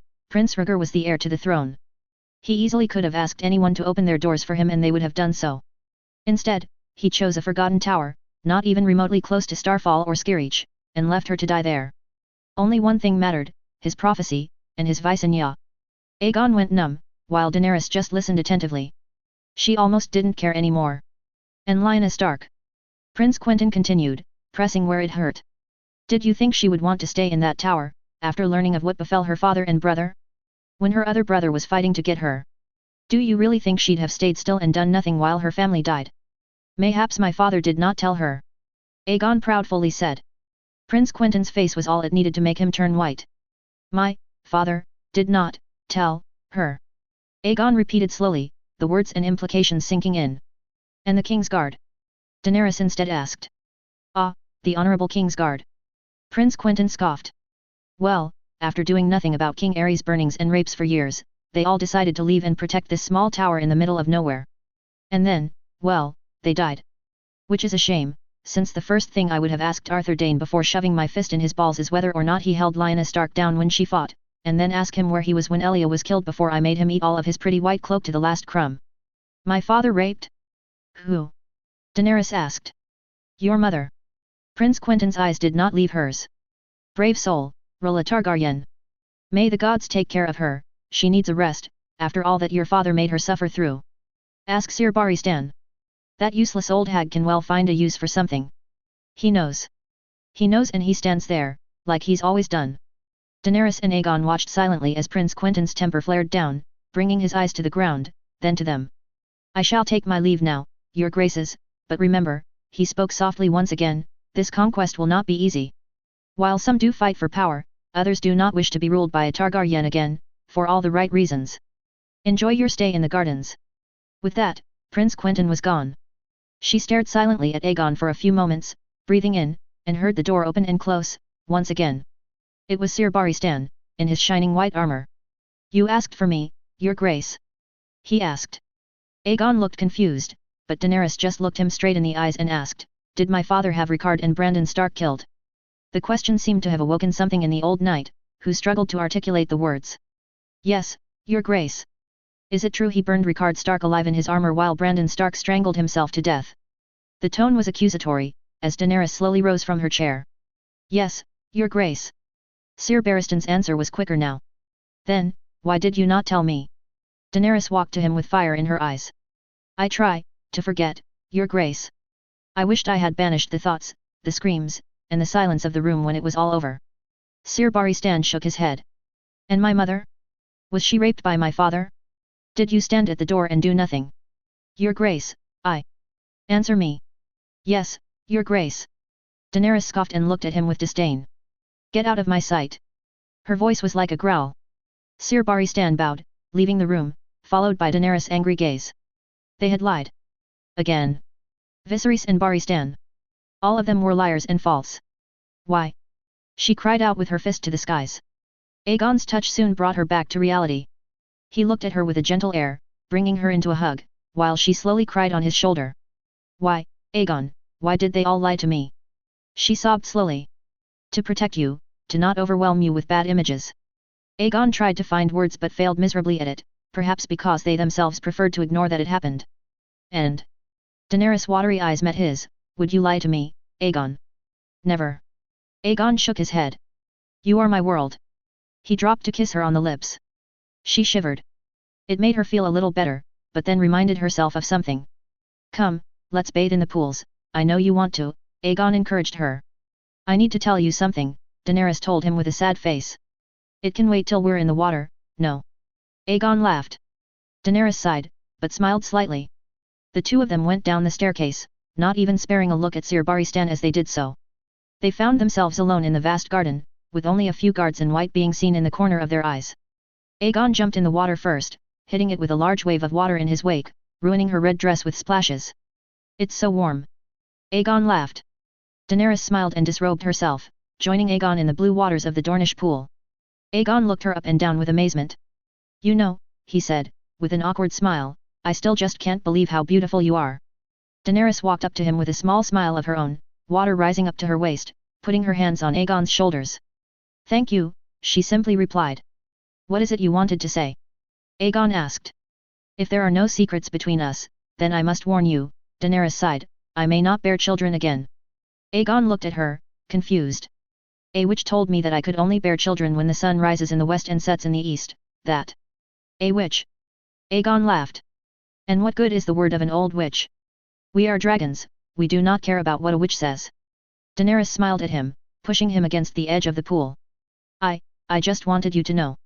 That if my womb does not quicken, it may not be your fault. Dany, it's been 3 days since we were wed, we have time to try. Aegon ran his hand through her silver hair. Yes. She looked up at him, we should try. How about now? Before Aegon had a chance to speak, Daenerys' lips were on his, pushing him towards the edge of the pool. He broke it, and smiled slightly. I love you. Aegon whispered before their lips came crashing again. Aegon was right. Damn Mirai. Damn prophecies and damn everything. Everyone had lied to her, and with Aegon by her side, she would prove that. They would try and try and try again. Her womb would quicken, and then, they would build a dynasty to last thousands of years. End of Act 4. The Lady of God's Grace. From the balcony of the Palace of God's Grace, the coming and going of boats along the green blood never seemed to end. They formed large, snake-like formations, coming from the sea hundreds of leagues away, docking at God's Grace to replenish, before heading up the scourge towards high water, their final destination. From there, it would only be a day's ride to reach the coast, under the shade of the trees, and another day or two to reach Yronwood. Yronwood, that was a name which brought back memories to the Lady of God's Grace, but it did not let it distract her from her task ahead. How many men did we see pass today? She asked, looking at the parchments in front of her. 1,000, my lady. The ever-faithful Donnell Sharp replied with a small bow and a sharp smile. No doubt he was thinking of bettering his position quite quickly, the old man. Ambitious, yes, but effective. And that's what mattered. 1,000. The Lady of God's Grace asked again with a frown. That is twice the usual number. Indeed, my lady, Garin Strongwind, her young treasurer, answered with a strenuous air. With the arrival of the king and queen in God's Grace a day ago, and the arrival of the prince today, God's Grace has seen the arrival of too many visitors. 300 of the Golden Company, 200 Dornish spears, 100 unsullied, and their entire baggage counting for the rest, Donnell Sharp acquiesced, we should have enough to lodge half, but the rest will have to camp outside the city, I am afraid. I shall ask the royal couple which ones they would prefer, but have the unsullied camp outside for now, along with the sellswords, was her staunch reply, except the officers, of course, which will be lodged in the city, should they wish. I'll see to it, my lady. Donnell Sharp quickly nodded. Another messenger then entered her solar, bowing. Another raven asking for instructions on where to be lodged, no doubt. My lady, the prince wishes to see you when you are available, the messenger curtly told her. She smiled slyly. Tell him that I will be at his disposal in an hour, time for me to dress properly, she replied, sending the messenger out with a flick of her hand. Sirs, unless there is anything else. Donnell Sharp and Garin Strongwind rose, each shaking their head and thanking her for their time. Once they were gone, Ynys Allyrian could finally breathe a sigh of relief, and pour herself a cup of Dornish red. It had all happened so fast, she had barely registered the sudden changes in her life. One day she was unwed, happy in Yronwood, and the next, she was told that she was to wed Ryan Allyrian, a man almost twice her age, and with a few bastards to boot. She would have loved to rant and rage at her father, but she was dutiful above all. She let the storm pass, telling herself that she would only need to father him an heir and a spare, and then be able to take a pair more for herself. After all, it was not her place to discuss her father's decisions, however stupid they may be. No, if she had it her way, she would have just waited till Quentyn was of age and wed him instead. It wouldn't be hard, Ynys knew how he looked at her, the way he blushed around her, stammered when she talked to him, and her father hadn't. How great of an opportunity did he squander then? Poor little Gwyneth would never be able to capture Quentyn's heart the way she did. And like that, they had missed their opportunity, perhaps for generations, to have Euronwoude blood on the Sun Throne. A shame, Ynys thought, downing her cup. She and Quentyn could have made that marriage work. She would have made him a man, not that little Jourdain girl, or, gods forbid, that snake. Well, no time to dwell on it anymore. Hastily married, hastily wed, she had to deal with her husband. Ryan wasn't a bad husband, no. In fact, he was a little too clingy. Ynys knew she was beautiful, with her long, blonde, hair reaching her waist, her thin build and blue eyes. But she never expected that she'd capture her husband so easily, nor was it her intention to. Well, at least, it had the merit of confirming the inheritance of her sons. That and Daemon Sand's foolishness in Son's pair which had him sent to the wall. Not like Ryan cared much for it, though, so deep were her claws in him. Once again, without really trying. Then, Ryan left for Volantis with many other lords. Ynys wished him luck, and prepared to spend time alone with her children. But then, fate struck. Lady Delaney, until then healthy, contracted an illness and passed away 2 moons later. Suddenly, Ynys had been raised to acting ruler of God's grace. She had immediately sent a message to her husband, in Volantis, to tell him the news. Unfortunately, it seemed like Ryan would not hear it from her, and would instead meet his mother in the heavens. A fight in Volantis against the Windblown claimed his life, and now Ynys ally Ryan found herself as the Lady of God's Grace, ruler of the Confluence until her son Jasmine was of age to rule. That was, in more than 5 and 10 years. This place feels more like a prison when I look at it like that. No, she needed some change. Either Euronwoude, or, Son's pair? She smiled a little at the thought. It would need some convincing, but it was doable. Ynys finished her cup, and headed towards her rooms, sparing one last look at the scene of ships unloading their goods on the port of God's Grace. Thanks to her good relations both with Euronwoude and Quentyn, she had managed to leverage a considerable amount from both Euronwoude's coin and Quentyn's innovations, new docks to unload more goods, renovation of the road leading to Euronwoude and Son's pair, medicine deliveries and new plantations of fruit and Yetish spices and teas. No, really, the past 5 years have been good for God's Grace and House ally Ryan, if not for her. Well, good enough, anyways. Her father still deluded himself into thinking they were loyal to him, and got a sharp reminder at the Great Dornish Council, when Lady Delaney voted against him and Quentyn, on the prince's orders, of course. What a blow to his pride, and one that Ynys had seen coming. Her father was never a subtle man, and he had blundered enough already.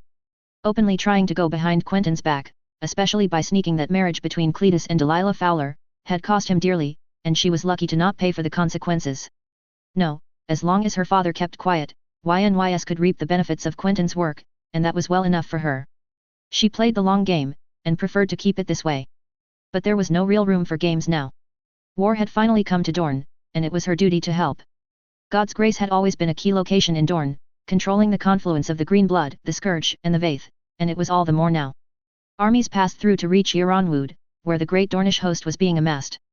The full force of the banners of Dorne, minus those sent to the Prince's Pass, along with the Golden Company, the Unsullied, and, of course, the 3 dragons of King Aegon and Queen Daenerys.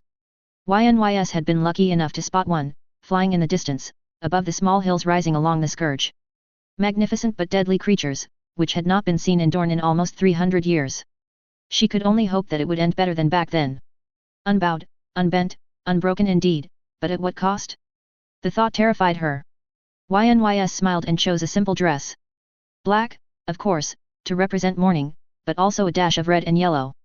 And no need to choose a more conservative one, either, her days of mourning had long been over, and only the symbol mattered now. Black would be enough. A necklace and a few earrings would do the trick, no need to be like the Jourdain's, Gargallons or other Eulers and overdo everything. Simple was the trick. A quick look in the mirror made her smile. She was ready. Quentyn for his part was waiting in the gardens of the palace. These were not as large or intricate as the water gardens, a few alleys dotted with palm and orange trees, a few fountains, and a pool where flamingos happily danced around instead of children. The atmosphere was calm, and Ynys often went for a stroll in them to find some peace in between managing the affairs of the confluence, or her personal affairs, be it her husband or her sons. Quentyn sat on a bench, legs crossed, alone. He certainly had grown and matured since the last time she saw him. His hair was cut shorter, his build leaner, and, of course, that scar of his which cut the right part of his face was on display. She had expected worse, a kind of deep wound which would have disfigured him for life. Instead, the cut was shallow, and only really imprinted slightly, digging a small ditch through half of his face, which made him appear more dangerous. He wore a short-sleeved golden dress, with a sword at his side. Was it the Valyrian steel sword? Ynys admitted she didn't know, the art of war was something she left to more willful than herself. Quentyn immediately rose to his feet as he saw her approach. My prince. Ynys bowed with a smile on her lips. Ynys. Quentyn kissed her cheek. Let's not get wrapped up in protocol, shall we? Sorry, Quentyn. Ynys smiled as she kissed him in return. I'm sorry. Quentyn looked down, for your husband. Ynys shook her head. He knew the risks of going to war, I don't blame you for it. She put a hand on his shoulder, I wasn't particularly close to him, and you rid me of Damon Sand. You already have done enough for me, I wager. No need for you to come and beg forgiveness. Ryan was loyal to me, and loyal to you. He followed the orders of his prince and he died for Dorne. Quentyn nodded simply, and Ynys extended her arm. Walk with me? She asked. Unless your paramour wishes to join. Quentyn's answer was swift, no, she's busy elsewhere. Oh, with your daughter? Ynys asked with a smile. Quentyn's eyes lit up at the mention of his daughter, but he shook his head. No, we had to leave her at the gardens with Elaria, again, Quentyn replied. A week with her was too little, I wished I could extend my visit, but, well, duty called. You know that, I've heard you've fathered 2 boys. Ynys nodded. Jasmine and Kyle, she said with a small smile, now with only a mother. I can only hope to be strong enough to play the role of both parents. Better than none. Quentyn's voice cracked a little. Ynys looked at him with a sad eye, but nodded. How far you've come since Euronwood, she changed the subject, you're now the Prince of Dorne, with an army at your command, having brought back 3 dragons and going to bring Dorne to new heights. Quentyn smiled at her. And you? Lady of God's grace and ruler of the confluence, that is not bad either, although it is not what you wished. And what did I wish? Ynys asked with a smirk. Euronwood, perhaps. Quentyn shook his head. Dorne, if you had the chance. I can't say I perished the thought of both. Ynys scoffed a little. Had I been born in almost any other Dornish house, Euronwood would have been mine. Her voice then turned to sweet once more. And had I had my way, Dorne might have been mine too. Quentyn laughed. Yes, what a thought, he smiled, there was once a time where I wished to see you by my side. If not ruling Dorne, at least with me. I can't say I was insensitive to your beauty, your kindness, and your intelligence. But I eventually learned to let that dream go. You were going to be betrothed to another, and I would eventually marry another too. I always knew you preferred blondes. Ynys looked at him squarely. Which is why I was surprised when you chose the Red Viper's daughter, and not the blonde one. Quentyn shrugged. I also grew out of that, I suppose. We both did. Ynys nodded. And your wedding, have you thought of anyone? Too many to count, Quentyn sighed, I know that a name will be expected from me, and I have said that I would do my utmost to find a bride that was willing to adhere to my rules before my return from the war that is coming. And if you don't? Ynys asked. I'll marry Nymeria. Ynys frowned. That will not go over well with anyone. Ynys shook her head. Not my father, and not a lot of Dornish houses. Your father married a Norvashi, your uncle a bastard, and your aunt a Targaryen. Your sister was betrothed to a Reacher and your brother married a bastard as well. If you do not marry a Leal house, or at the very least someone more powerful, it will not be well received. Who do you think would oppose this? Quentyn asked. Euronwood, of course, Ynys answered, Blackmont, Toland, Euler and perhaps Faith and Dane, depending on your relationship with the young lord. And yourself? Quentyn asked. I would be tempted to say that I do not care, but I would rather oppose it. Ynys shrugged. After all, the girl's father murdered my grandfather, and an Euronwood does not forget slights easily. All the more need to find a candidate. Don't you have those in droves? Ynys chuckled. I do not wish for my future wife to only exist to bear my children, and that is my greatest annoyance with all this, Quentyn said as he frowned. I do not wish for her to be slighted by it, and thus, finding a girl that will accept that I will never love her and only be with her to bear my children and raise them, to hold little power in Dorne and to just be a pretty face for guests, no, that is not a fate I would wish on anyone. Then, Janelle Fowler would be a perfect match. Ynys suggested. I've thought of it, but I would never touch her. Quentyn vigorously shook his head. She does not wish to lay with men and I respect her wish. I would pass Nym's children as ours, but considering Alyandra's hair coloring, this would not be believable. Have you thought of me? Ynys smiled mischievously. 5 years ago, I'd have said yes without a second thought, Quentyn laughed, but now, I know you, YNYS, you won't be satisfied with being second to someone, and especially not NYM. That is true, YNYS agreed, I was only jesting, though if my father wasn't an idiot, we could have married a lot earlier. As for your bride, surely a Fowler or a Jourdain would do. Jane Fowler was the closest I could ever get to someone being my wife, but Lord Franklin would never accept it. Quentyn sighed. Because if she does accept, she would need to renounce her rights to Skirich. And that would make Jen Ellen heir, I follow your reasoning. YNYS nodded in turn. And the Jourdains. Neither of the two would accept being second, once again. Quentyn bit his lip. Which would also not solve the political problems, with grandfather being a Jourdain himself. No, the closest I ever got were the Fowler twins, but neither are an option, for different reasons. Not to mention my father's reaction. He was already angry after you broke the Delilah betrothal, then the Ghost Hill medicine production, and now a Fowler consort. YNYS chuckled. He is also expecting much from the war and the will issue, with the death of both Wyland and Rowan. Quentyn sighed. I'm afraid he will be disappointed on both.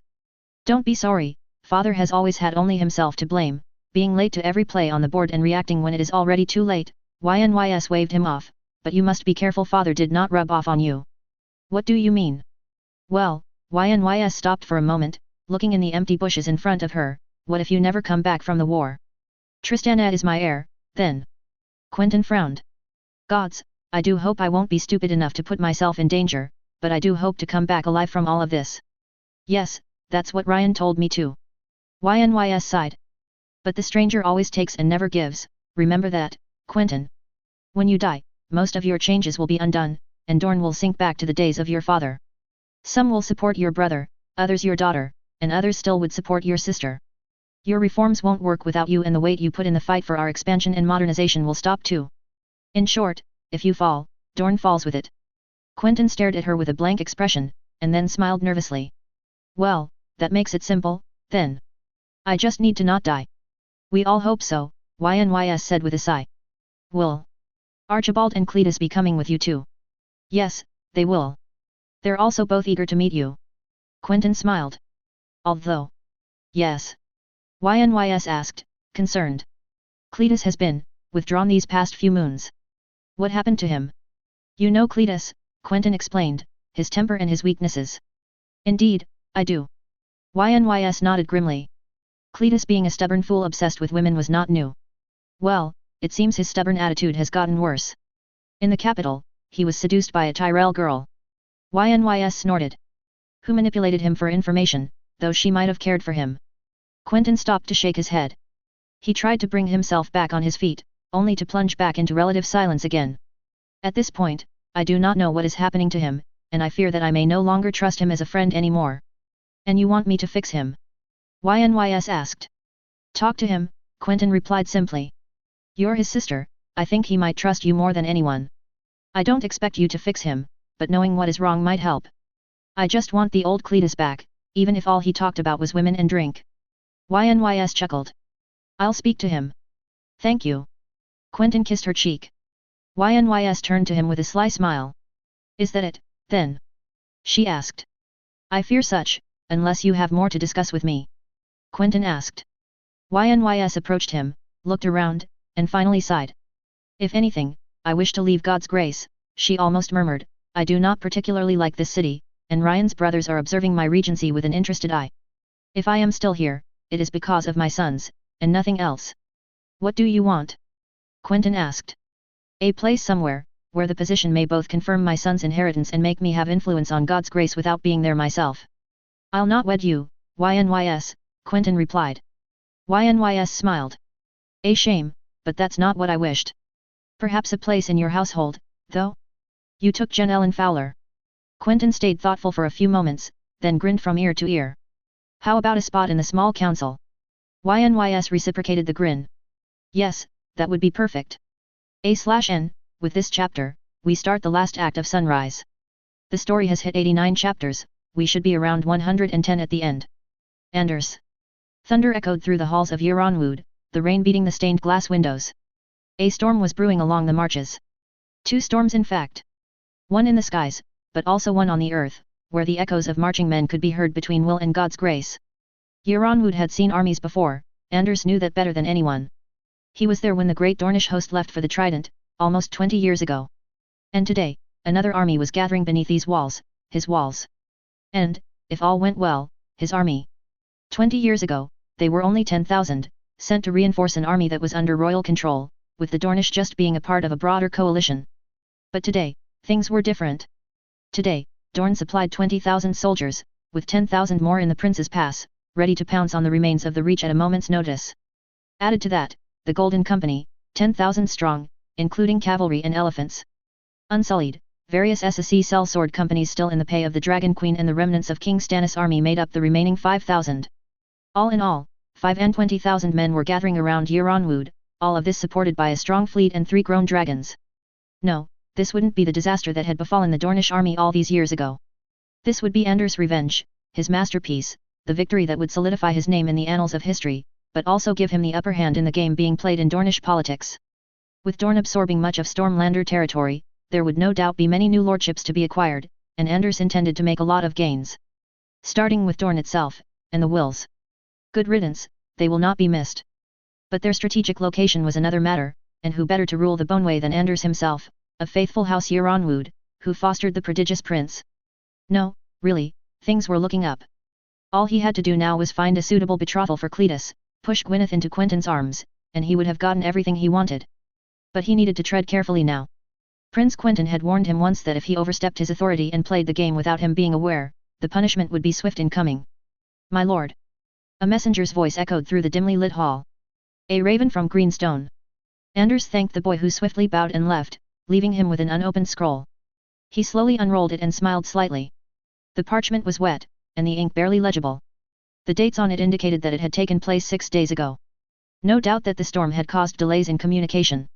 Greenstone had been taken without a fight by a combined fleet led by his younger brother Harold and the young Valyrian bastard, Arain Waters. The sun and spear banners were floating on top of Greenstone Castle, and Dorne had won their first great victory. But Anders could not help but repress a frown. That Arain Waters was of growing popularity, and it was said Prince Quentyn was fond of him, and would perhaps offer him a lordship. Anders growled. Surely my brother would be better suited than a bastard who has never commanded more than a large carrack? Of course, Valyrians were born sailors, it was said, but he'd be damned if Harold wasn't among the best Dornish sailors. Jordain, Gups, Anson, and Roe be damned. Anders looked into the distance, off into the grey clouds overshadowing the Red Mountains. Right there, beyond these mountains, was Black Haven. A fortress that Dorne had fought over many times, but rarely taken. Anders would have to siege it swiftly, lest the dragons come in as saviors, or Dorne rule the ashes.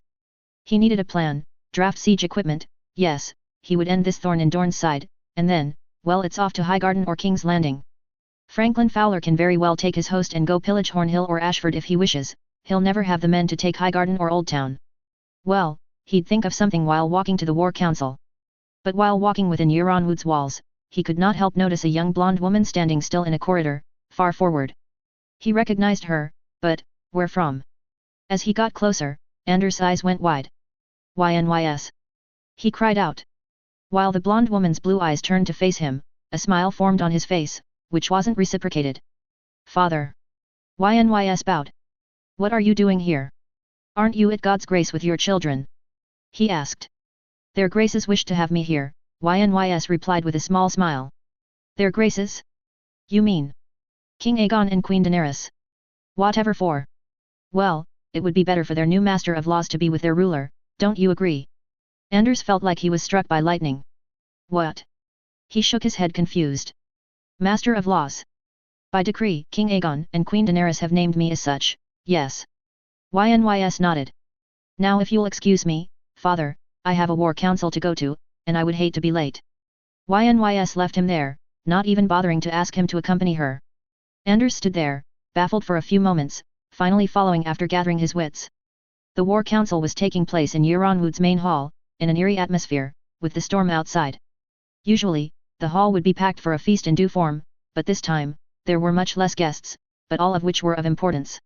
King Aegon and Queen Daenerys sat at the forefront of the table, with Prince Quentyn and Prince Oberyn at their side. Also in prominent positions were Lady Shireen Baratheon, Sir Jon Connington, whom everyone thought was as dead as Aegon, but Essos seemed to manage to resuscitate them, Lord Edric Dane, Lord Montfort Velaryon, and Sir Harry Strickland of the Golden Company. Anders slowly walked forwards and took a seat between the sellsword and Sir John Connington, huffing as he did so. His seating was just opposite of Lord Franklin Fowler, who, for his part, was smiling from ear to ear. Sir John, I thought you were dead, Anders allowed himself a jape. I got better, the red-haired man replied with a smirk. Anders chuckled. Are you ready to take our revenge? Anders asked. Aye. John nodded. If Tarley or Tyrell want to hide in a city again, I'll burn it to the ground this time. Still on that sordid affair of the stony September. Anders shook his head. You did what needed to be done. Burning the city would have ridden us of Robert, aye, but it would have given the rebellion another martyr. Ned Stark would have still bludgeoned you, and you would have thrown many other houses into the rebellion's arms. It is what Tywin would have done. And look at where he is now. His family doesn't even control anything, the Flowers are all powerful, and everyone hates him, from the Wall to Sons Pair. He was killed by a boy, his sword taken from him, and his corpse likely pissed on. No, really, Connington, you did much better. John grumbled, but slowly sank back into his chair, nodding. Anders, for his part, could resume his staring contest with Franklin Fowler. That bastard, he probably hopes to take Night Song for himself. And had a good chance of succeeding at that. He knew the rumors and the appointments Quentyn had made to his household. It was no coincidence that the snake's favorite companion was named Lady Treasurer of Sons Pair. Speaking of the snake, it seemed she was in great conversation with Ynys in the corner of his eye. Something to note for later. As well as the names of the other lords. Almost all the Dornish houses were here, Gynesaw Blackmont, Trebor Udane, Lena Euler, Quentyn Corgyle, Nymela Toland, Durin Vaith, Tremond Garg Allen, and Dagos Manwoody. But there were also some lesser lords, whose presence was more surprising. Namely, Alyria Dane, at her nephew's side, but also Jairus Drinkwater and Gillian Corgyle, whose presence could have been attributed to Quentyn, but Anders noted that Cletus was not here, as well as the usual mountain knights, Drummond, Deafly, Adder, Bloodstool, Ewan, Dove, Quarry, and Fawcett. As for the other knights and lords, Anders shamefully had to admit he did not know who they were. The one closest to Lady Shireen wore a sigil of an onion painted on a black sail, one Anders definitely had never seen before. One knight bore the more recognizable sigil of House Celtigar, and another was certainly a Bar Emin. As for the Golden Company, Anders knew even less of them, with their colorful attires, hairs and beards. The knight he did recognize, though, was Sir Barristan the Bold. Old, but still imposing in his shining white armor, the veteran of the War of the Nine Penny Kings stood behind his queen, long sword at his side, watching over the audience through his helm like a hawk looks over his domain. The knight on his left, though, Anders did not recognize. Of similar posture, he was younger, to be sure, with orange hair and a beard that could be seen through his helm. He, unlike Sir Barristan, stood firmly behind the king, in the same shining white armor. A tap resonated through the hall. Anders thought nothing of it. The storm could have been gaining in intensity, and the rain was likely hammering against the windows. However, with the voices slowly becoming silent, he saw that it was actually Sir Barristan tapping the ground with his longsword, still kept in its scabbard. The room fell silent, and the queen was the first to break it. "Shall we begin?" she asked. There was a rumble of approval. Aegon took the floor first. "Before we begin, we would like to clarify some new appointments within our new small council." The king smiled. "Lady Ynys Alyrian is named Master of Laws, and Lord Durin Vaith is named Master of Whisperers. Lord Montford Velaryon will become Master of Ships. For now, no Master of Coin or Hand has been named, but the Crown thanks Prince Quentyn and Lady Shireen for their proposals of Lord Anders Yeronwood, Lord Trebor Jourdain and Sir John Connington." Anders seemed awestruck. The prince had considered him for hand? Or was it for Master of Coin? In any case, he had considered him for a position amidst the small council. This boded well for what was to come. The Queen was the next to talk. "The appointment of Sir Barristan Selmy as Lord Commander of the King's Guard has been confirmed. Sir Rolly Duckfield and Sir Strong Belwys will also don the white cloak." There was a rumble in the hall. A commoner and an SSC? Surely there were better candidates suited for this task. But the Queen continued unperturbed. "After careful consideration on the issue of will, I believe Prince Quentyn has come to a verdict as to whom will inherit the seat." "I do, Your Grace." "Well, then, go ahead." Selena Drummond, step forward. Anders Yeronwood felt a punch in the gut as the Lady of 36 smiled and accepted the missive in Prince Quentyn's hands. After a few formalities, she was confirmed as Warden of the Boneway. Well, Anders did not hope for will to come directly to him, but he did hope to get the wardenship, or for will lands to be incorporated into the wardenship of the Dornish Gates. Once this small ceremony was done with, and Anders had slumped slightly into his chair under the amused gaze of Franklin Fowler, things resumed. "Now," King Aegon said as he deployed a large map of Westeros on the table, "let us get to the main issue. Where to strike? We have 25,000 men here, in Yeronwood, with 3 dragons. Another host is waiting in the Prince's Pass with 10,000 more men, and Greenstone has been taken a few days ago. Lord Montfort Villaryan was smiling. The victory at Greenstone likely meant his bastard brother would be legitimized and hold his own lands somewhere. Dorne, if the rumors were to be believed. Prince Quentyn took the floor. Indeed, Your Grace. Our goal here is to take Blackhaven, of course, but from there our options are open. We could ride to King's Landing directly, cutting through Summerhall, then the Kingswood, or we could strike and isolate the Reach, through Harvest Hall and Ashford, then on to Highgarden. Our forces in the Prince's Pass could then converge onto Highgarden in a giant pincer. Anders Yeronwood looked at the map. Both plans were sensible, but he saw that Prince Quentyn clearly argued for the Reacher option. The fact that his sister was likely still there, and reports of Durin Targaryen's force being somewhere in the northern Reach likely led him to this conclusion. I would like to have the advice of experienced commanders on this matter, Queen Daenerys said, looking at the map, then at the crowd. Lord Franklin, Lord Anders, Sir John, Prince Oberyn, please speak your minds. King's Landing would be a strong political objective, Connington started, we must head there and finally end all pretenses of false kings and queens. Highgarden's force is spent, we do not need to go there. I agree with Connington, Anders added. If we strike and take King's Landing, then we will gain valuable hostages to end the war. We might not even need to shed a drop of blood in the Reach or Westerlands, the dragon banners floating on the capital, the Tyrells and Lannisters will sue for peace or risk annihilation. It is still a month to King's Landing from Summerhall alone, and 9 days to Blackhaven from Will, Franklin Fowler opinionated, we must hurry to take the Marcher Fortress. Prince Oberyn nodded vigorously. Indeed, not to mention Lord Tarley's host, for may I remind you, my lords, but this is not a victory march, we will have battle. Randall Tarley has a large force of Stormlanders, Reachers and a few Westerlanders and Crownlanders south of King's Landing. If we take too long to take Blackhaven, he will be upon us and our surprise will be negated. The Reach is a spent force, only Tarley's host is the true one that can oppose us, so going directly to King's Landing would be risky, Franklin Fowler cautioned. We have dragons. Anders Yeronwood boomed. They would descend from the sky and torch Tarley's force the moment it comes out of his woods. A roar of agreement thundered across the room as Anders puffed his chest in victory. Blackhaven and Summerhall are areas with many hills and forests, not to mention the storms in this season, Connington pointed out with a frown. If Tarley is a good commander, he will not risk his army until he knows the dragons cannot fly. These are not the wide plains of the Reach or the Riverlands, giving battle here is as perilous as it is difficult. There is a reason it is called the Stormlands, not Dorne. Anders understood the venom in his voice, but persisted. If Tarley does not want to give battle, all the better for us. We will have to give battle anyways, Prince Quentyn finally cut in, but I'd rather it be on our terms, in the valley, beyond Summerhall. Somewhere where our forces and cavalry will be able to make a difference. Not one of the numerous defile between Blackhaven and Summerhall. I agree with Prince Quentyn, Connington continued, we cannot give battle here, Tarley would manage to negate any advantage of numbers we could have. This means taking Blackhaven immediately, but bringing in siege equipment would be difficult, unless we use the dragons. Durin Vaith asked. Queen Daenerys frowned. We are not using the dragons unless it is in battle. What the Queen means is that it would be improper for us to immediately use dragons, especially against a fortified city, King Aegon explained, if we come in and kill small folk, the Lannisters and Tyrells would vilify us. I do not wish to face hordes of small folk chanting death to the dragons or remember Blackhaven. That calmed everyone down, but Anders recognized that he had a point. Burning down cities as your first act coming to Westeros was probably not the best option. Then we need to take Blackhaven as soon as possible, but how? Jaina Saw Blackmont asked. I believe I have an idea. Prince Quentyn smiled. Lord Anders, do you remember those maps of the Red Mountains I commissioned almost 5 years ago? Anders Yeronwood nodded.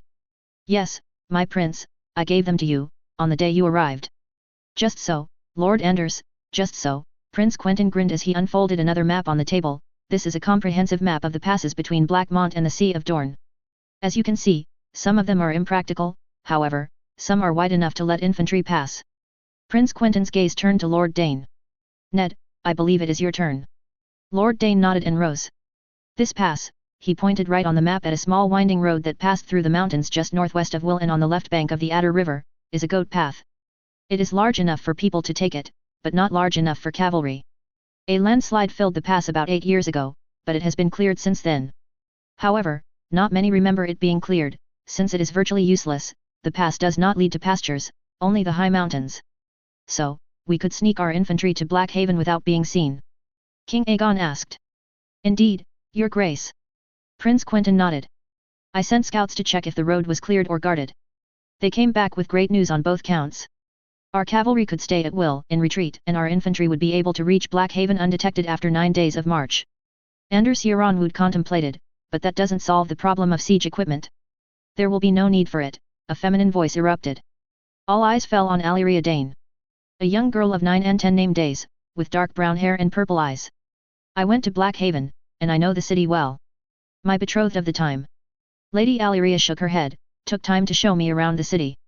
There is a small door, at the western entrance, facing the mountains, that the city uses to send out their horses and men to drink at the river. Such an entrance will be sealed and likely defended, Sir Connington objected. No, although it is known to many, it is quite a weak door, and goes through the ramparts. Of course, if a siege were to be engaged, the door would quickly be sealed and a wall collapsed, but if you managed to sneak in, the door is made of wood, it is quite fragile, Alyria noted. Then, all one would have to do is rush in, get to the western gate, to the north, open it, and everything would be over in a few moments. Blackhaven's garrison should be weak, Prince Oberyn said. With Renly, Stannis, Joffrey, and Tommen's wars, it is likely depleted and short of men. Any men remaining were likely rounded up by Tarly and placed into his host. So, we can take Blackhaven by surprise, then? Queen Daenerys asked. That is the plan, Prince Quentyn nodded, but surprise is the key word. It takes 9 days to get to Blackhaven from Will, and a moon from Yaronwood. We will have to be as discreet as a cat roaming the streets of Sunspear at night. Not an easy task, then, King Aegon noted, who will lead this force? Lord Dane will, Your Grace, Prince Quentyn replied.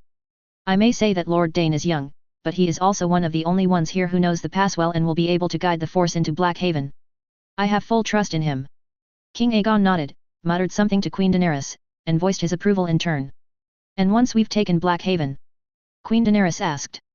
We rush to Summerhall, there should be no castles in the way. We must take the ruins before Tarly does, Connington voiced. Fowler agreed, quickly followed by Anders himself.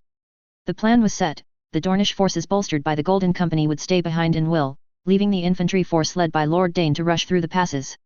It would then start to rush forward through the Adder River Valley. With Blackhaven fallen, the forces would regroup and march at full speed towards Summerhall, where they would finally regroup into one large force, ready to engage Tarly's host in the valley and King's Landing. Within 1 to 2 months, the affront of the Trident would be wiped, and Targaryen banners would fly above King's Landing. In the meantime, Sir John Blackmont's force in the Prince's Pass would rush to take Nightsong, and create a diversion, threatening Highgarden. As for the commander of the entire force, we will need to settle on one. King Aegon and I cannot well command from the sky, Queen Daenerys spoke up. All eyes fell on Prince Quentyn now. As the person of highest rank following the king and queen, it was to him that the responsibility fell, but... I am thankful, Your Grace, but I cannot bear such a responsibility. I have seen battle only once, and I say that there are a multitude of commanders here that deserve the honor of leading the force. Do you have anyone in mind? King Aegon asked. Anders got ready. This was his moment, his time in the sun. Franklin Fowler. The 2 words came down crashing on his head. What? It took a few moments for Anders to realize he had spoken these words aloud. I mean, why? Anders tried to correct himself. Lord Franklin is the one with the most experience here bar perhaps Sir John Connington, I'm sure you will agree. Prince Quentyn asked, without waiting for an answer, then it is to him that command falls. That old, cautious fool. He planned it all, the scheming son of a whore, by sending his daughters into the prince's bed, damn him. Oh, I would gladly take his guts and hang him with them. And to whom will the honor of leading the van go to? Sir John Connington asked. The van. Something salvageable from this. Surely it would be him.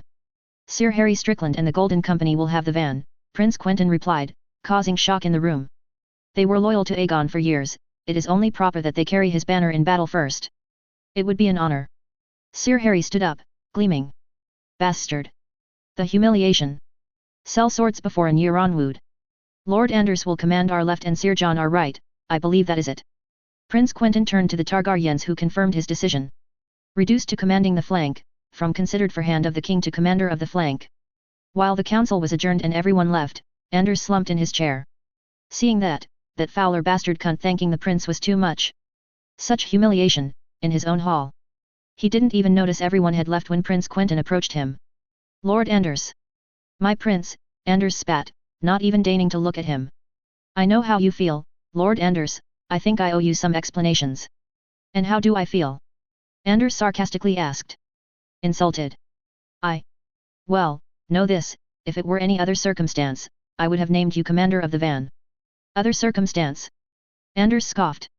What other circumstances required you to give that honor to a sellsword? As everyone said, Tarly is a smart man, a capable commander, Prince Quentyn answered. Everyone knows that. That is why sending sellswords into his center will be. Anders suddenly stopped himself, immediately looking sharply at Prince Quentyn. You planned this? Anders asked. The Queen wished to get rid of most of these sellswords, and I could only agree with her. The Golden Company are hardly reliable, and while their motto may indicate otherwise, we must not forget most of them are just looking for gold, lands, and riches.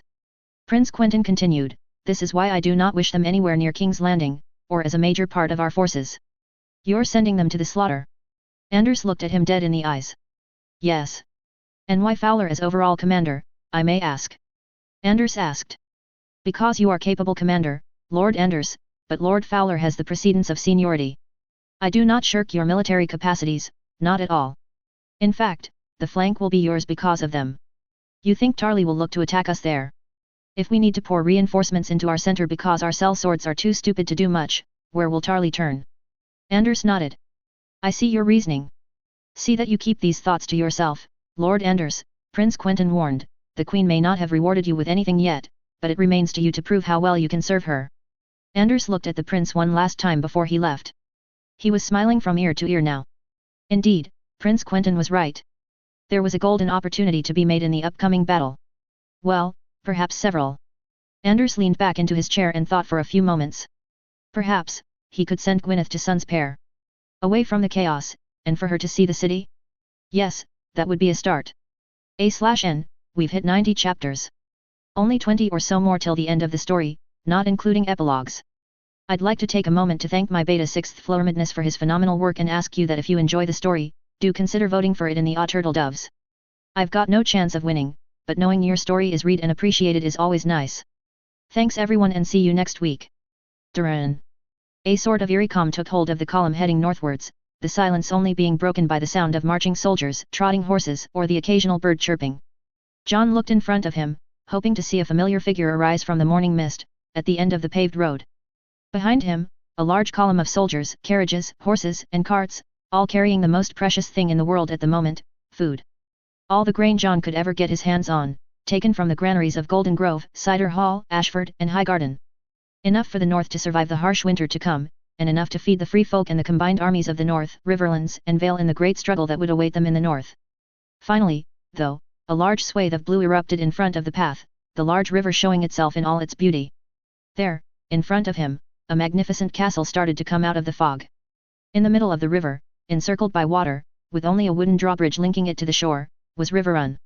The ancient keep of the Tullis had stood, unbroken, for the entirety of the war. A shadow passed over the pale white towers of the keep, hidden by the low clouds. Riverrun certainly looked majestic from above, and he could not fault Winter from loving the view. Ghost, at his side, certainly agreed. It's beautiful, isn't it?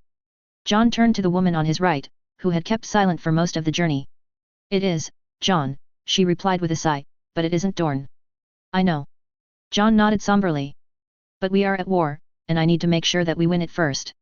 I promised that I would see you off to Dorne, and I shall, you have my word. Ariane Martell looked at him with a weary eye, but sighed. I trust your word, you have given little reason for me to doubt it, she said staunchly, but make sure you don't dally too long, or I fear I may have to run away myself, and you will have to pursue me with your dragon.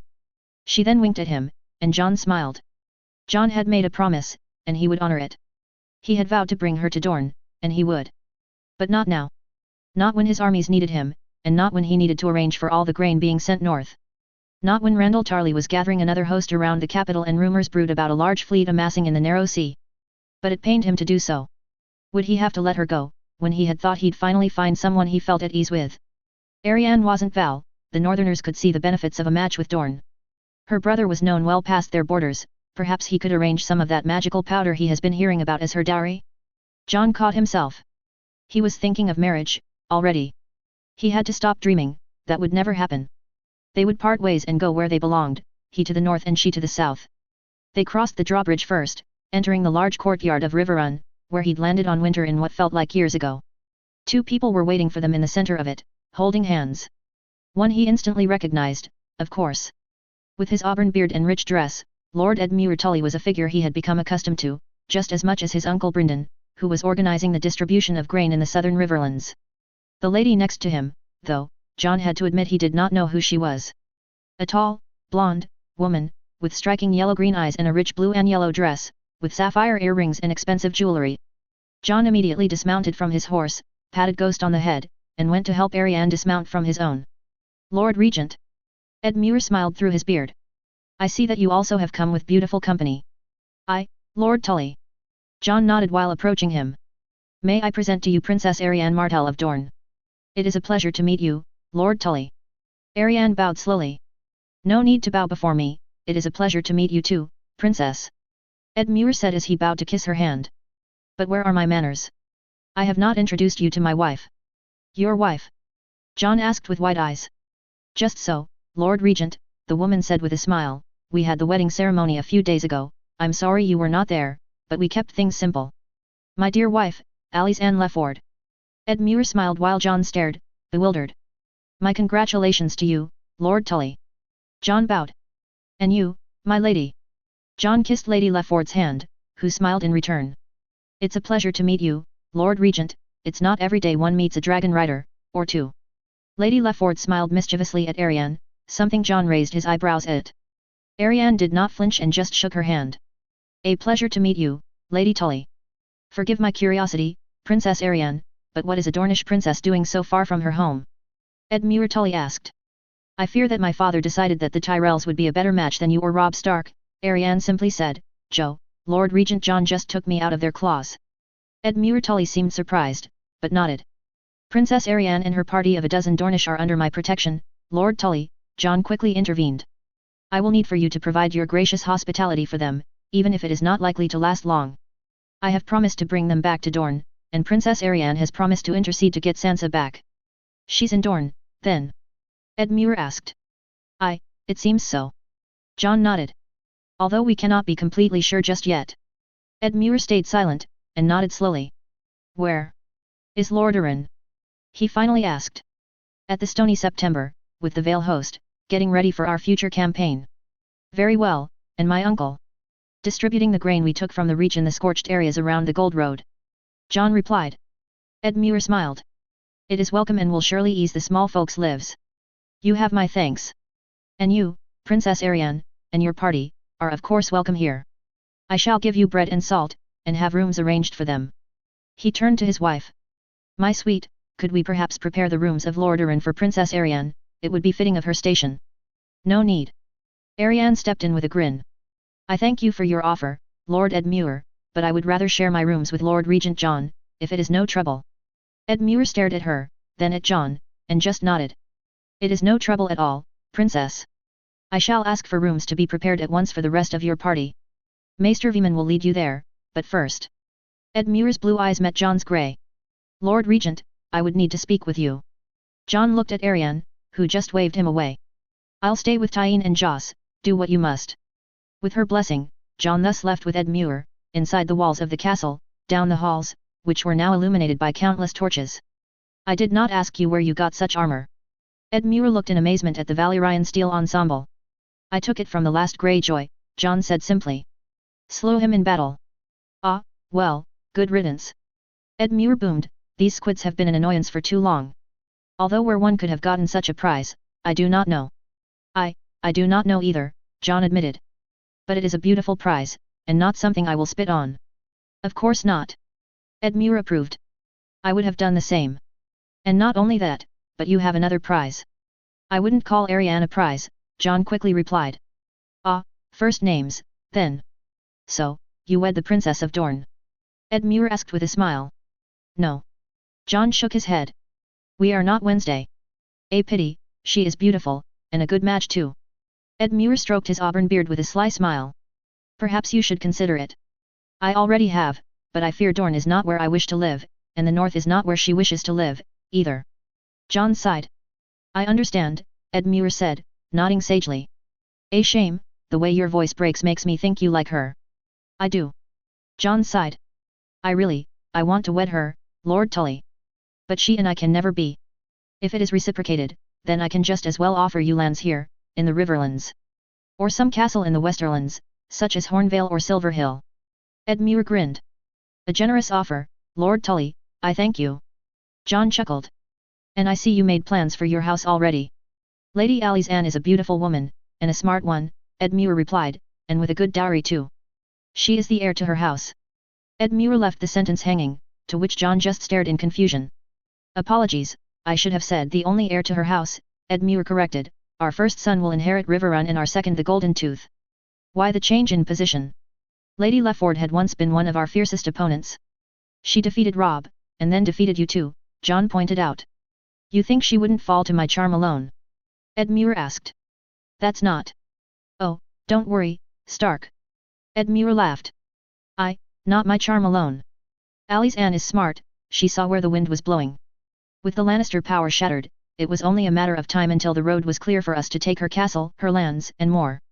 By marrying me, well, she gets to keep all of that, and I get a beautiful woman, a castle, rich lands, and a new vassal. Smart? John nodded, impressed by Edmure's reasoning. And you, Lord Tully, why the sudden reversal? I thought you did not wish to marry till the war was over. Cat, sorry, Lady Stark, often told me to Wednesday. Edmure sighed. She always asked me to protect the Tully line, for there was no male heir other than Rickon, and I agreed with her. But the matches that my father tried to make for me did not pan out, and neither did those whom the Riverlander lords made. In all, Alice Anne Lefford was the best choice I could make for my house and myself. Edmure turned to John, stopping along the road to a large staircase, leading up. A soft chill could be felt in it. But there is another reason why Cat convinced me to marry. She sent me something. Edmure stopped for a few moments, before resuming, well, she did not send me something. More like your friends in the north sent her something, and she immediately had it sent to me. My friends in the north? John looked confused. The wildlings, Edmure replied. Do not look so confused, Lord Regent. Everything will soon make sense. John frowned as he made his way up the tower towards another corridor. At the entrance, no less than 4 guards. And in that corridor, a single door, once again guarded by 4 guards. Come with me. Edmure motioned. All the guards stood at attention as the Lord of Riverrun asked to be let in. One of the guards fumbled with the key, but eventually managed to open it for the 2 of them. As soon as they closed the door, John was met with screeches. Familiar screeches, added to the scent of death. His eyes went wide as Edmure ushered him forward. There, in the corner of a room, was a cage, large enough to contain a person, with enough bars for it to be impossible to escape. And thank the gods. Because John knew exactly what was in that cage. How? John gasped as he saw the figure inside the cage. It used to be a man, at least John thought so. His face was naught but a skull, with bright blue eyes, clad in a cloak of wool, from which half-decomposed black hands desperately tried to reach him. My sister sent one to the Vale as well, Edmure pointed out, calmly. I must admit that I did not believe what my eyes laid upon the first time I saw this thing. I thought about a Myrish contraption. If it were not my sister that sent this, I might have named the sender mad. Where did they find this white? John felt a chill down his spine. If they found it south of the wall, it means the undead found a weak spot around it, or through it. Then, the south did not have any time left. Outside of the wall, Edmure replied. The king of the wildlings, can't remember his name. Mance Rayder. Yes, that is the one. Edmure nodded. He has apparently sent patrols to capture some, to hope to sway the lords of the realm. John released a breath he did not know he had been holding. The wall still stood and the whites were not released onto the north, that was good news. But if Mance managed to capture a white so easily, it meant that they were getting bolder, and closer too.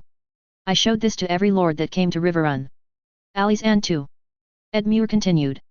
You should show this to your princess, as well as her companions. John winced. He wanted to, but subjecting Arianne to such a sight could be dangerous, make her faint or worse. Already she had complained about the cold weather making her head spin. But her party was something else. Sir Joss Hood in particular was a knight of good standing and quite respected, perhaps his word would be enough to sway the rest, including Arianne. I'll tell them to come. With this, I agree with you, Lord Regent, Edmure continued, walking away from the white, John following closely behind. This war we have been waging is secondary. If they have been gathering corpses from the lands beyond the wall, then we will need our armies and your dragon to defeat them, and the conflict must be ended soon. We must end, or at least freeze the conflict, but how? John asked. Taking the mountain fortresses and ensuring the safety of our borders is a step. Edmure thought for a moment, closing the door behind him, and perhaps offering a cessation of hostilities for the duration of the war in the north. That would be preferable, Jon agreed. I doubt the Tyrells or Lannisters can oppose us, their forces are just as depleted as ours. And we have your dragon, Edmure concluded, sighing. It remains to take these castles on the border, though.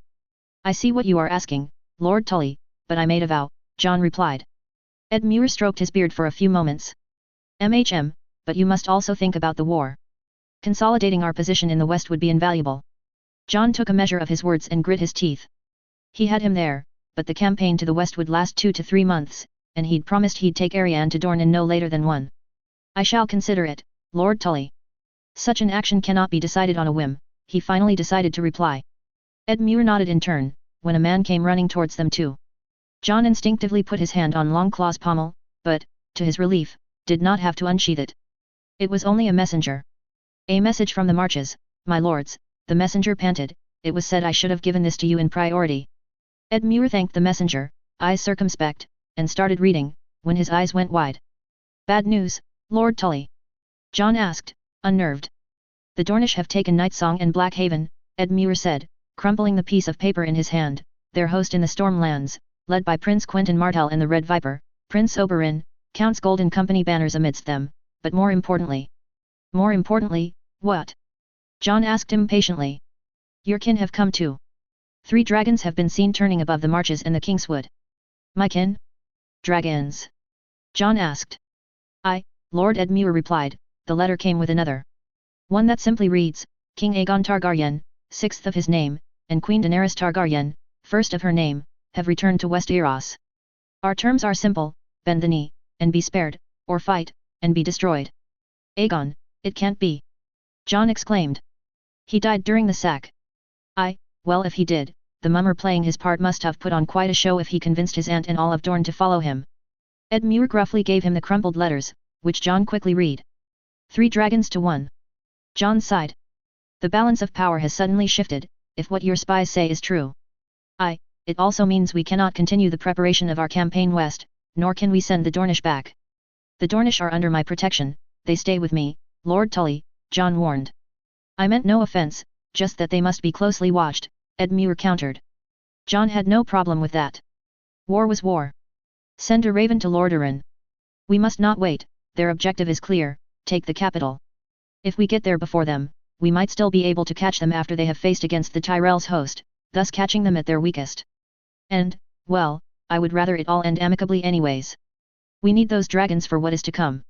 Edmure nodded. I agree, but we need to summon a war council, and at once. Then, there is not a moment to lose. Summon everyone at first light tomorrow. Jon and Edmure shook hands and parted ways, Edmure heading towards the courtyard, likely to have ravens sent, while Jon headed to his rooms. They were exactly as he had left them several months ago, except for the fact that a Dornish beauty was lying in his bed. Really, you Northerners have terrible taste, she turned to him with a sly smile, nothing fancy, everything basic, grey, dull. Where are the colors? The flights of yellow, blue, purple or green? Where are the vases and artworks, the glasses and linens, the colorful cushions and embroidered bed sheets? I was raised a bastard, I am afraid I did not have such luxury. I therefore ordered Lord Tully to keep things simple for me. Simple, Arianne scoffed. You are Lord Regent, they should give you rooms better suited for you rather than this place. Jon raised an eyebrow. He quite liked his Riverrun rooms.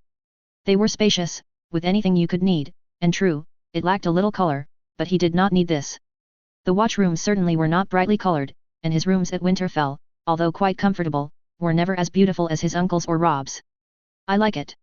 Jon shrugged. Well, I already ordered some colors to be put around here, Arianne countered. I'm glad to know you're feeling better. Jon chuckled. Yes, the migraines have gone away, but my stomach pains me somewhat. She shrugged. It'll go away, it must be the anxiousness of being far away from Dorne. If it's any relief, we might set out earlier than expected. Jon bit his lip. Really? Arianne stood up. Did you convince someone to take your affairs in hand? Not exactly. Jon pulled a chair in front of her and sat down. Your brother, Prince Quentyn, has crossed the Boneway with an army, and taken Blackhaven. He has 3 dragons with him, and gave his allegiance to King Aegon, 6th of his name. Aegon died in the sack, Arianne said, her face stuck in a stunned expression. Well, he certainly looked real enough to your family and his aunt, who was crowned Queen Daenerys, 1st of her name. Arianne slumped back on the bed, holding her head in her arms. Does that mean I'm a prisoner again? She said, raising her head back to him, tears in her eyes. Gods, Ari, no. He took her hands in his own. You are under my protection, and I promised to get you to Dorne, so that I could get my cousin back. You and all your party. But this means that your brother is my enemy, and that of Lord Tully's. It also means Dorne is the enemy. So, we're not to be prisoners, but guests. Arianne scoffed. I'd say your movements will be much more restricted than before, yes. Jon nodded, but you must understand. I understand. Arianne said, her tone resigned. If it is any solace, you shall come with us towards the capital as soon as we set off, Jon continued. I do not want more bloodshed, and if I can persuade your brother and my own to not fight, I would like that opportunity. Please. Arianne threw himself into his arms. I don't want to choose between my brother and you. And I pray you won't ever have to make that choice, Ari, Jon tried to comfort her. But likewise, I do not want to make a choice between kin, and I might have to. He looked into her eyes, but only found sadness and despair. I'll bring you home, I promised that much, Jon said solemnly, and I'll see it through.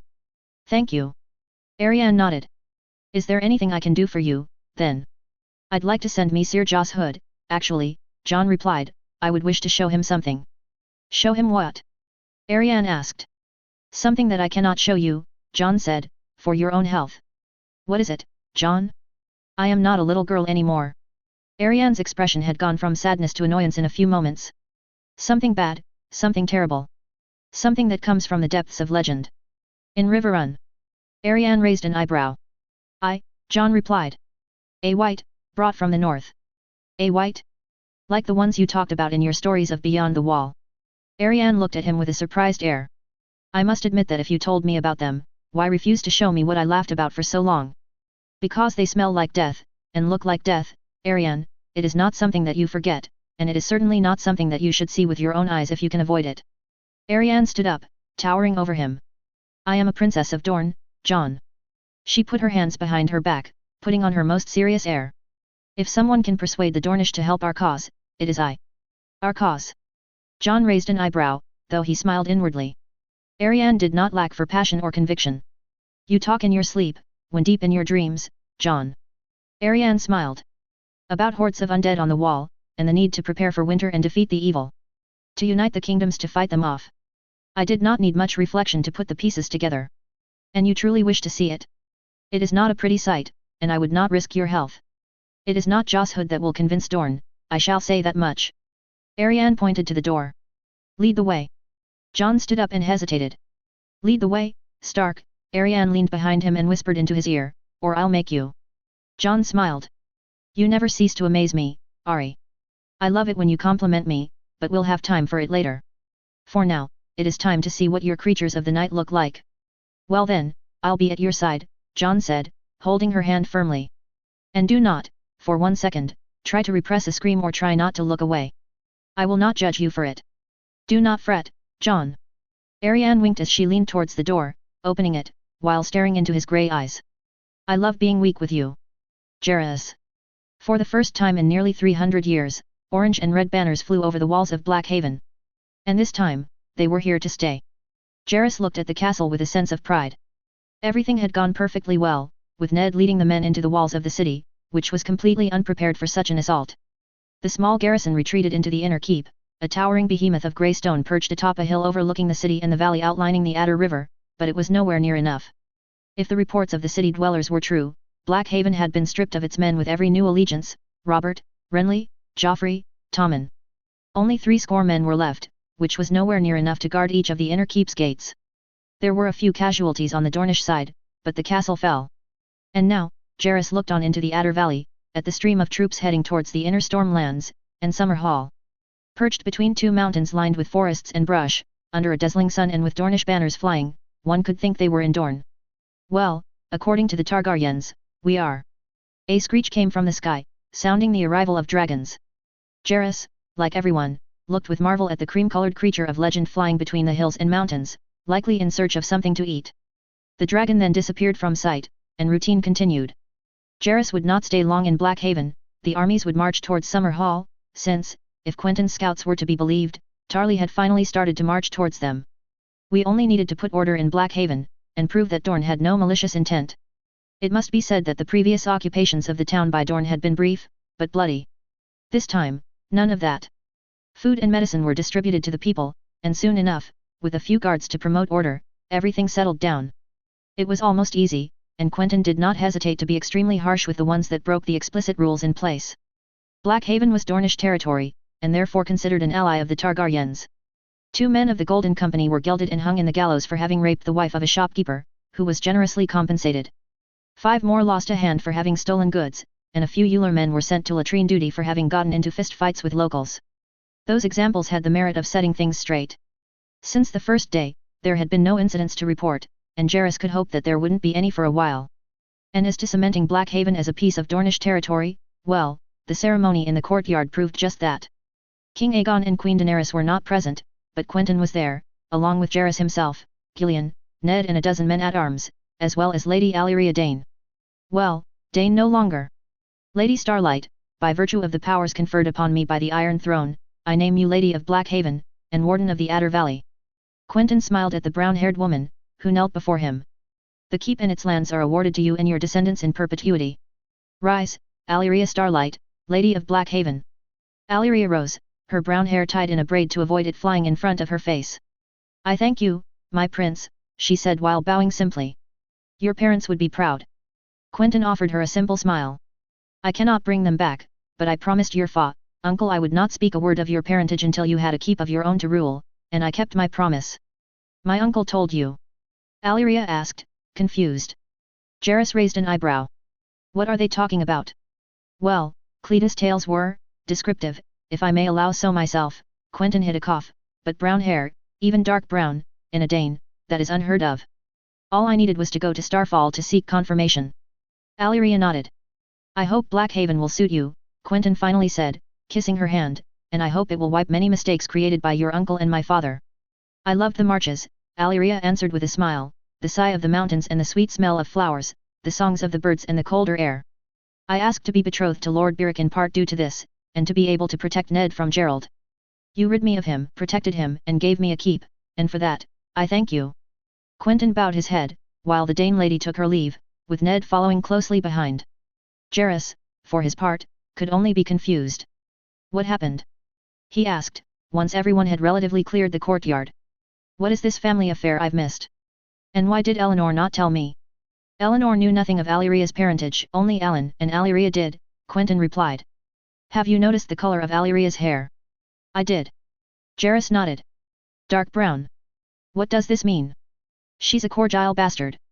Not a Corgile one, a Stark. Quentyn gave a knowing smirk. Eddard Stark's bastard, to be precise. Eddard Stark's. Cletus gasped. But, with Ashura Dane, precisely, Quentyn said with a nod. You can understand why Lord Alan was not keen to disclose that information. Jairus acquiesced. Speaking of your wife, how is she? Quentyn asked. As happy as could be. Jairus laughed while remembering Eleanor's pale silver hair and her lavender smell as they parted in Sun's pair. She should be returning to High Hermitage soon, if only to see the affairs of her keep. Julian and Diana will stay at the gardens in the meantime. I hear my eldest is quite fond of yours. Please. Quentyn laughed in return. All Alyria tells me is how Julian keeps splashing Aelyandra and little Carl Vaith in the pools. He's a little terror. Jairus smiled fondly, thinking of his son. Well, he's my little terror, and hopefully he grows to make a great knight. I'm sure that with you and Eleanor as parents, he will grow up to be a perfect one, Quentyn commented. You know.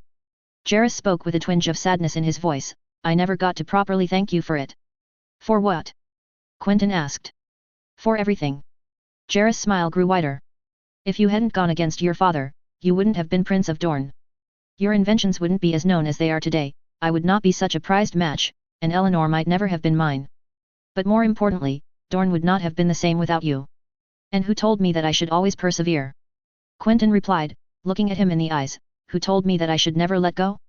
That, in the end, each suffering that the gods inflict on us is to make the rewards even greater? Who supported me throughout these efforts? Who went to fetch me flowers in the middle of the night? Who supported me when I chose Nymeria instead of any other woman?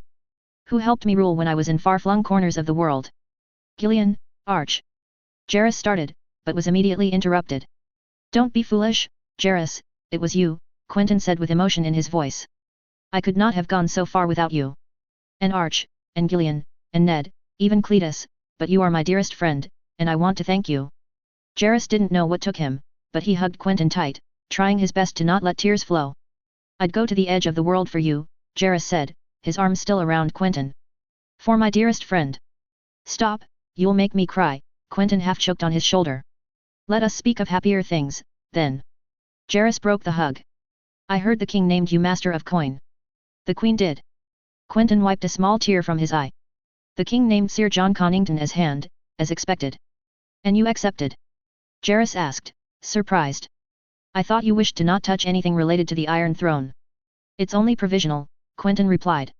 The small council needs positions to fill, and since it is my gold that is bankrolling everything, I might as well have a say in it.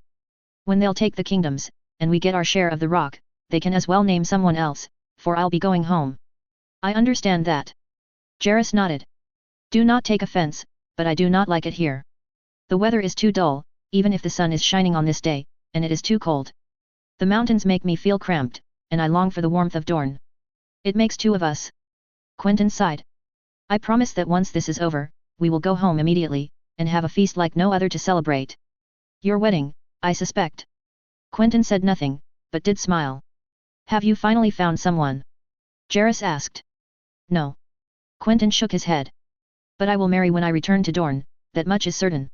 Whether it is Nymeria or someone else is still unknown. Have you considered the Stark girl? Jairus asked. Quentyn's answer was once again negative. Sansa Stark is a sweet girl, but she also longs for home, and deserves to be loved. I can give her neither the north nor love. I understand. Jairus shrugged. But she seemed to like Dorne. Liking Dorne, perhaps, but it is not her home. Quentyn sighed. When this is finally over, I shall give her back to her family. As much as she likes her family, it seems to me that her place is more in the south than with them, else I have a very skewed view of northern women, Jairus risked. She acts like a southerner, almost a Dornish woman. She's grown to our customs, and she's not shy of telling some suitors off. We'll see, Quentyn said with a shrug. If she wishes to stay, I shall not oppose it. Perhaps she could marry a Dornish lord? Ned, perhaps? But I still think she would rather leave and meet her family once again. With that, Quentyn smiled and left.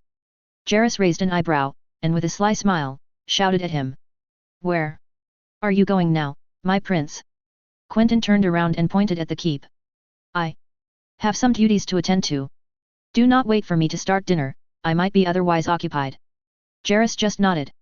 Whether it was genuinely work, or making love to his paramour, Jairus didn't really care. All he cared about was to finish this war, and go home. But for now, what he really needed most of all, was a bath and some rest. After all, he had spent the day in the streets of Blackhaven, with Quentyn, visiting the sick, feeding the poor, and going amidst the ranks to maintain morale. Jairus took a few moments to breathe in some more fresh air, but soon followed in Quentyn's footsteps towards the keep, heading to his rooms. Unfortunately, Jairus did not have a room all to himself like Quentyn did, and as soon as he entered, he was greeted by an all too familiar voice.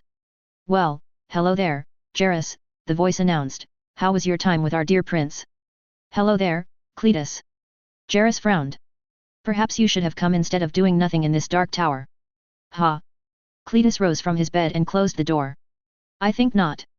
What's gotten to you? Jairus asked, angered. 4 moons now you've sulked and drowned in bitterness. Bitterness? Cletus laughed. I'm not bitter. Of course, you are. A blind man could see that. Jairus frowned. I'm merely expressing the sentiment that our friend is no longer such. Jairus' eyes narrowed. He felt like he knew where the situation was going, but did not raise any concerns, and contented himself with a simple, sure. You don't agree? Cletus asked.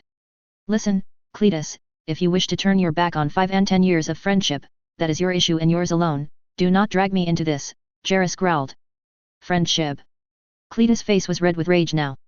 He spat on that friendship when he jumped into the snake's bed. Don't you dare, Cletus. Jairus warned. We both know you talk of this only because you are jealous. Liar. Cletus shouted, stepping forward. Don't call me so, Jairus defended himself. I've known you since we were babes, Cletus. I know you better than your own mother. Then speak, fool. Cletus almost threw back his head in laughter. What do I think? You won't care for it anyhow. Jairus shook his head and made for his bed. You insult me, then you turn your back on me. Cletus frowned. Is that what our friendship means, then? Don't talk to me about friendship. Jairus snapped. You clearly proved yourself unworthy of it. We both know Quentyn stopped caring for us the moment he brought us into Sun's pair. Cletus yelled. We're hostages, not. Jairus heard the blow, but did not realize he was the one to have struck Cletus until he saw the Euronwood tumble towards the bed. Still, he managed to muster the courage to speak, towering above the shocked man. Now, listen carefully, Cletus, because I won't say this twice. Never have I doubted my friendship with Quentyn, but I am seriously reconsidering yours with mine. Cletus silently stared up at him. For years you've been teasing Quentyn. You knew he was a maiden, yet you continued to talk on and on about your conquests. I knew how uncomfortable he was, but he endured. I went to see him, after your drunken rants, and he said nothing. He thought it was funny, perhaps. Jairus scoffed. And when we finally managed to have him build up some confidence, to have enough courage to lose his maidenhood, that's when you changed. I didn't, Cletus protested. Quentyn turned our backs on us when he visited Sun's pair. Why? Jairus asked. Because he finally found someone he was happy with? Why does it matter who that person is? Or were you jealous because that snake spurned you? Cletus made to stand up, but Jairus brought his hands to his shoulders and pushed him down to the bed. And why Quentyn specifically? You cared not when I was married to Eleanor, why Quentyn? And then it struck me. It was because you're a jealous man. Because you could act superior to Quentyn when it was easy to demean him. But when Quentyn finally had what he wished for, titles, gold, and a woman who loved him, that's when you became jealous. I never demeaned him. Cletus countered. I have never said a thing to him. Haven't you? I recall that the only person to flaunt his conquests was you. The only one to tell Quentyn that one day, he would also experience the pleasure of women, was also you, Jairus countered. It was you who made him feel weak, and it was up to me and Arch to pick his broken pieces. Honestly, it is a miracle he has held this long. I followed you, to King's Landing and to Volantis. Cletus once again tried to protest. But why so? Was it out of friendship for Quentyn like us, or more because you were waiting for an opportunity to outdo him, like with the Tyrell girl? Don't talk about her. Jairus shook his head. I suspected as much. You thought you loved her. She loves me as well, Jairus. Then why are you here, without her?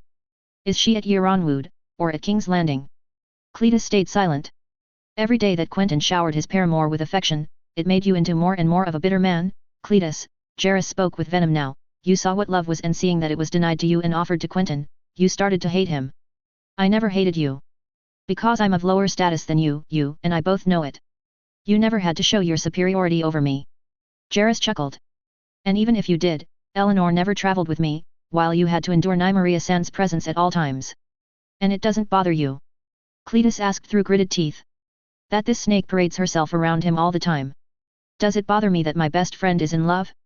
That his chosen one returns his affections? Jairus laughed.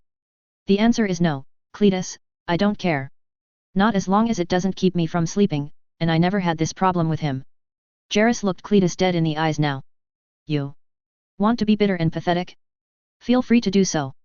But do not blame Quentyn for it, and for the Seven's sake, do not question our entire friendship for it. Or have you forgotten the fruits of it already? I have nothing. Nothing? Cletus, you traveled the world. You've met someone you love, and you've seen more than many could dream of. Your sister is on the small council of the fucking Seven Kingdoms. Just because you were stupid enough not to ask that Tyrell girl to leave with you should not mean that you must hate Quentyn for it. Instead, hate the real man responsible, hate yourself. Jairus shook his head and made to leave. Where are you going? Cletus asked, his voice softer. To sleep elsewhere, Jairus answered. I have had enough of you, and we ride north on the morrow. I do not want to be hindered any further. Where will you stay? He asked. Gillian or Ned can make space for me. Quentyn and Nymeria too, mayhaps. Good night, Sir Cletus. With that, Jairus slammed the door, and felt a massive weight lift from his shoulders. Wandering the halls, he looked a bit lost, wondering if he hadn't been too harsh on Cletus. But then again, he sighed. There were no good solutions. He just hoped this would awaken Cletus. He longed for his old friend, not the shell of a man he had become. With a slow pace, he made his way to Ned's rooms. Lord Dane was surprised to see him, but let him in nonetheless. Ned, can I stay the night with you? He asked. I fear Cletus is being a hindrance. What has he done this time? Ned sighed, almost exasperated. He's being moody. Ned looked around at the state of the room, and nodded. You can stay. Just warn me if you snore. Thank you, Ned. That's what friends are for. Oberyn. Cold, rain and mud. These were the three things that continued to wear down the royal host as their progression north continued, even in the middle of the night. Well, better these than enemies. Indeed, thanks to Blackhaven's quick fall, they had been able to push quite quickly past Summerhall and into the valleys leading to King's Landing. There were no more narrow passes and long winding roads through the hills. Only straight roads, forests, and rivers that sometimes overflowed. But something that worried Oberyn to no end was the weather. Ever since they left Blackhaven, almost a moon ago, the sky had not cleared. Rain and fog succeeded one another, which had not left much room for the dragons to take flight. Instead, outriders and scouts were sent, and that is precisely why Oberyn was awake at this hour. He hurriedly donned his armor and rushed towards his nephew's tent. To his surprise, he found Quentyn dressed, pacing inside his tent like a lion in a cage. "Nephew, I'm surprised to find you awake," Oberyn said as he nodded to him. "I'm too nervous to sleep, I must admit," Quentyn replied with a thinly disguised tiredness in his voice. "Battle is likely almost upon us." "You presume well, nephew." Oberyn nodded. Euronwood's outriders clashed with Tarly's cavalry not far away from here, at a place called Kinrock. "That's right beyond the woods, a terrain that suits Tarly well," Quentyn reacted, "but if we are to have battle tomorrow, why are you awake?" "Because Tarly is progressing towards us, and fast. 30,000 strong. He means to give battle tonight, before dawn." Quentyn looked shocked. "Then why haven't the trumpets been sounded?" Quentyn asked, confused. "They will soon, I just wished for you to be the first to be informed." Almost as soon as the words left Oberyn's lips, trumpets sounded outside, and a large rumble began to be heard. Even in the dark of night, everyone was at the ready. "What does Tarly mean to do? Catch us unaware?" Quentyn asked his uncle, now not hiding his worries. "Mayhaps." Oberyn nodded in turn. "And then throw us against the pass from whence we came. If we are in disarray, we would lose a good portion of our forces there. I assume Euronwood and Connington have taken their positions." Quentyn's eyes drifted outside. "Runners are on their way. Now, come, and start donning your armor." Oberyn looked around the tent. "Where is Nym?" Quentyn's reply was quick, "With the Queen. She's preparing her for battle, and how to use her dragon to support our troops without having to take flight. She'll be staying with her, then." Oberyn almost breathed a sigh of relief, remembering when Nym had asked him to participate in the battle, something neither he nor Quentyn, in agreement, wanted to give. "Yes, throughout the battle, she'll stay with her and Sir Barristan," Quentyn confirmed. Oberyn smiled. At least, Nym would be kept away from the thick of the fighting, and even if some would come to her, Drogon would have burnt them to a crisp, with the survivors finding Sir Barristan's blade. He let Quentyn prepare himself with his new squire, Vincent Toland, for Ned Dane was now knighted, by Sir Barristan's blade, no less, after his success at Blackhaven. And now the young lord was to command the Dornish contingent of Connington's cavalry forces, that is to say, almost 2/3 of it. When Quentyn joined him outside the tent, it was in full battle armor, his Valyrian steel sword at his side, with Vincent Toland hurrying along, carrying his shield. Under the helm, Oberyn could see that Quentyn's breathing was erratic, and his hands shook, likely in fright. "You're nervous," Oberyn noted.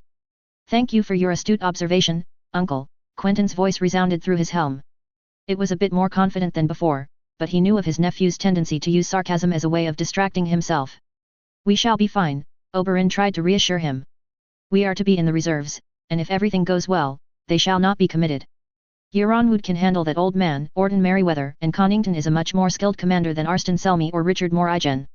Quentyn's retort was quick, "You know nothing ever goes perfectly to plan, uncle." "True, but even if we are to give battle, I've seen your prowess with a blade." Oberyn put his own helm on and saddled his horse. "You defeated Gerald Dane, which is no small feat, and you beat Ned Dane and Archibald Euronwood too."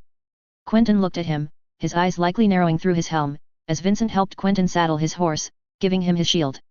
"I beat Gerald because my blade was laced with poison, hardly a fair fight," Quentyn finally replied as he turned his horse forward, following the dim glow of the torches in the distance, while his horse waded in the mud that had begun to accumulate. "I can no longer beat Ned, and Arch just lets me win. And even then, battle is not the same as single combat." Oberyn had no answer to that. He knew all too well that the chaos of battle was something that nothing, not even the best training, could prepare you for. "Stay by my side, and I promise nothing will happen to you," Oberyn replied, feeling the rain fall on his helm. Quentyn turned to him and just nodded, urging his horse forward. He and Oberyn did not take long to find the main force of the reserves. Archibald Euronwood, Jairus Drinkwater, and Gillian Corgyle were already waiting for him, by Franklin Fowler. Cletus Euronwood would not participate in the battle with them, his father having chosen to keep his son with him. Oberyn could hardly blame him. Aren't I trying to keep my nephew safe as well? In the dark, Oberyn noted that the Golden Company shone bright in front of them, leading the way forward. Golden banners, golden helms, and golden shields almost gave the enemy a tempting target, and it seemed like this was the plan. Let the enemy break itself on the sellswords, and deliver the killing blow once he has been exhausted. Tarly will not resist such an offering. Other banners fluttered in the wind, to the left and right. Dornish banners, these ones, but a few others too. Velaryon, Baratheon, Bar Emmon, Massey, and Celtigar could be found alongside Connington's, on the right, while the banners of a few SSE sellswords and slaves could be found with Euronwood, on the left. The dragons are in position, Lord Fowler. A runner had come to announce the news, to which the old hawk nodded. King Aegon's dragon had been placed on the right, to avoid any flanking from the woods, while Queen Daenerys' dragon had been placed to the left, to stop any maneuver from hitting the reserves in the back. As for the wild dragon, the queen had thought it best to leave it at the pass with a dozen unsullied, in case some outriders tried to seize it to cut off a potential retreat. A horn sounded and Oberyn noticed through the curtain of rain that Euronwood had launched a charge onto the enemy left flank, trying to break through Tarly's light cavalry screen. Another horn was heard, this time to the right, with Connington mimicking the movement, Dane banners floating alongside the two griffins. Ah, the boldness of youth! Lord Franklin boomed, right next to Quentyn. Perhaps not the best choice of words, as his nephew did not immediately respond. It must be good, to be young again. Lord Fowler continued, the unstoppable youth of Dorne will avenge us tonight, my prince. You shall be proud of them. Quentyn chose not to answer for a few moments, then, still through his helm, in a soft voice, let out a few words that stunned Lord Fowler. Youth, aye. And some will have it granted eternally today. The stranger will ensure that they shall never grow old. And the rest, well, they will become old tonight, came Jairus Drinkwater's voice. Oberyn did not need to be a wise man to know that the Drinkwater, or was it Dane, now? Had subtly said the rest instead of the living. Lord Fowler chose to wisely not answer. For the old hawk, it was his moment of glory, of finally avenging the affront of the trident. But for Quentyn, this would be war. And as Quentyn had told him, in the words of Lady Catelyn Stark, war would make them all old. The rain kept pouring on them, and a few flashes of lightning could be seen in the distance. Silence and apprehension had settled as the view of the battle became chaotic, only being broken with a few runners bringing news of the advance. Suddenly, riders approached in the distance, to the left. Another runner? Oberyn squinted, trying to get a look at the banners, when realization struck him like a lance striking his shield in a joust. Mullendor. Oberyn screamed at the top of his lungs when he finally saw that the brown dots on the shields were not the black ones of the coals of the Golden Company. Our left must have been routed. Fowler cried out, trying to get his words across the rain, why didn't Euronwood warn us? Oberyn watched helplessly as a contingent of 200 knights slammed into the Golden Company's left flank, now deprived of Euronwood's support. They can hold. Trebor Jordain cried out. They can get a few men out of the line and... Suddenly, before them, in the distance, a large flash of silver appeared out of the dark. Oberyn's first thought was that lightning must have struck in the corner of his eye, and close, striking down a tree. But then Fowler's words brought him to his senses. They're charging. Indeed, in a few moments, he heard a gigantic crunch and a large series of cries. Tarly had slammed his line into the Golden Company, their center. With Euronwood rooted, nothing could stop whoever was in charge of the left, Merryweather or otherwise, from collapsing into them and potentially creating a rout. A flash of yellow flame in the distance brought the attention back to the left. The first Westerosi dead to a dragon in nearly 200 years. They're trying to outflank us, Euronwood is beaten. Quentyn's voice was clearly panicked, but Fowler kept calm, quickly turning his head to Lord Jordain. Trebor, take half our reserves and break that flanking attempt. And find a runner that can get Euronwood and ask him what the devil is going on. Oberyn did not hear what Lord Jordain heard, but soon enough, the entire left of the reserves came down like one man, charging towards where the Reacher cavalry was last seen. Another shock was heard, and a lot of cries, once again. Before them, the fighting was chaotic. The rain, clouds, and night had obscured almost everything. All they could see was flashes of light, silver, and gold, and the sounds of a massive fight going on just a few paces in front of them. Lord Fowler! A messenger cried out. The Golden Company says that they're being swarmed by the numbers. The Reachers have committed everything they have struck their left unopposed and have no news from Connington. He requests help to stop Tarly from breaking through to the pass. My lord. Another messenger arrived before Fowler could issue anything. Euronwood is sorry for the slight delay, but his charge got bogged down and mostly cut to pieces by the Reacher cavalry. He is trying to reform in the woods, but will not be ready to regain his position for another hour. Damn that fool! Franklin Fowler cursed. If not for him, I wouldn't have needed to commit Jourdain so early, and I've got only myself to offer the sellswords. The realization dawned on Oberyn. This was it. After their 5,000 men, there was nothing to stop Tarly from breaking through and potentially annihilating their army. They needed to be pushed back before sunrise. Sir Desmond, order our remaining foot to reinforce Strickland's, Fowler said to a knight on his right. We will wait a few moments to charge ourselves. Well, then, we shall bloody our swords tonight. Franklin Fowler turned to Oberyn as he lowered his helm. Be careful where you strike. Oberyn nodded and lowered his own helm. Impatience had gradually taken over, and silence loomed once again over the row of horsemen, ready to charge into the unknown. Is it too late to go take a piss? Quentyn asked, his voice trembling. A chuckle went through the ranks closest to him, but Oberyn knew it was likely not a jest. For Dorne and the dragons.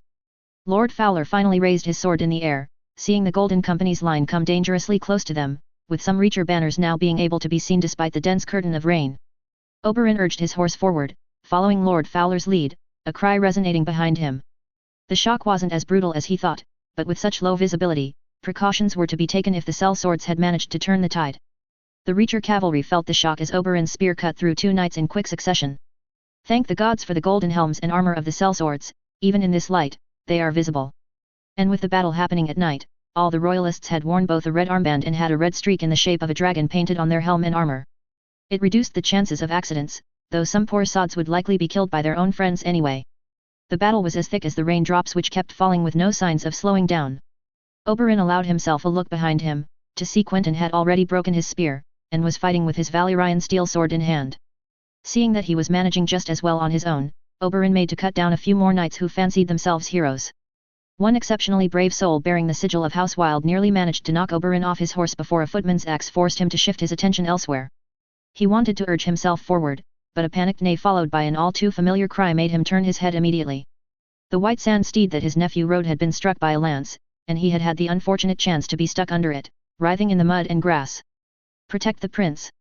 Oberyn yelled behind him, hoping someone would hear, as he jumped off his horse to help Quentyn to his feet. Are you hurt? Oberyn found the time to ask, seeing that Archibald Yeronwood had also dismounted and given his help, quickly followed by the Drinkwater boy. My legs feel like they've been shaken but I can stand, Quentyn quickly reassured him, sword drawn, shield up and ready. Stand behind me, Quentyn, Oberyn warned as he saw a few dark figures approaching, readying his spear to welcome the first opponent. They were on horseback, trying to cut through the sellswords like they were butter. A simple slash of his spear between the horse's eyes sent the animal tumbling to the ground, blood gushing from its head. Quentyn finished the job by jabbing his sword in the helm's visor, painting the knight's shield bright red. The two others that came close behind were not luckier. Archibald's hammer got one, while a Golden Company knight victoriously fought the last one. Connington is coming, my prince. The knight yelled at him. Glory and victory await. He did not finish as an arrow struck his elbow, sending him tumbling off his horse and into the ground, where he was trampled by a riderless spooked horse, running through the thick mud that had become the battlefield. Oberyn was now isolated, and all he could do now was hold and pray to the gods that Fowler's gamble had worked. No horn had yet sounded the retreat, and there still were many men in golden armor before them. No reason to panic, yet. They could stand their ground, for now. Thank you, uncle. Oberyn felt Quentyn struggling to stand on the unstable ground, but he nodded. We'll talk later, now is the time to fight, Oberyn warned, pointing to a group of oncoming footmen. Quentyn immediately raised his shield, parrying the blow of the first man's pike. Oberyn realized they were only lightly armored, and some did not even have helms. Likely poorly trained levies, hastily given a weapon and some clothes. No matter, they are trying to kill us and that's all that matters. 5 stood before them a few moments ago, none were left standing once the Martells had danced through them. Cavalry. A voice resonated through the ranks. Spears and shields, spears and shields. A horseman wearing a golden chestplate jolted through the ranks, encouraging men to stand up and raise their weapons. Be ready for a shock. The man cried as he went past everyone. Oberyn understood. Tarly was throwing his last reserves into the battle, likely intended to finally break the center which was holding thanks to their intervention. But it also meant that these were fresh troops, and that Fowler had nothing else to send.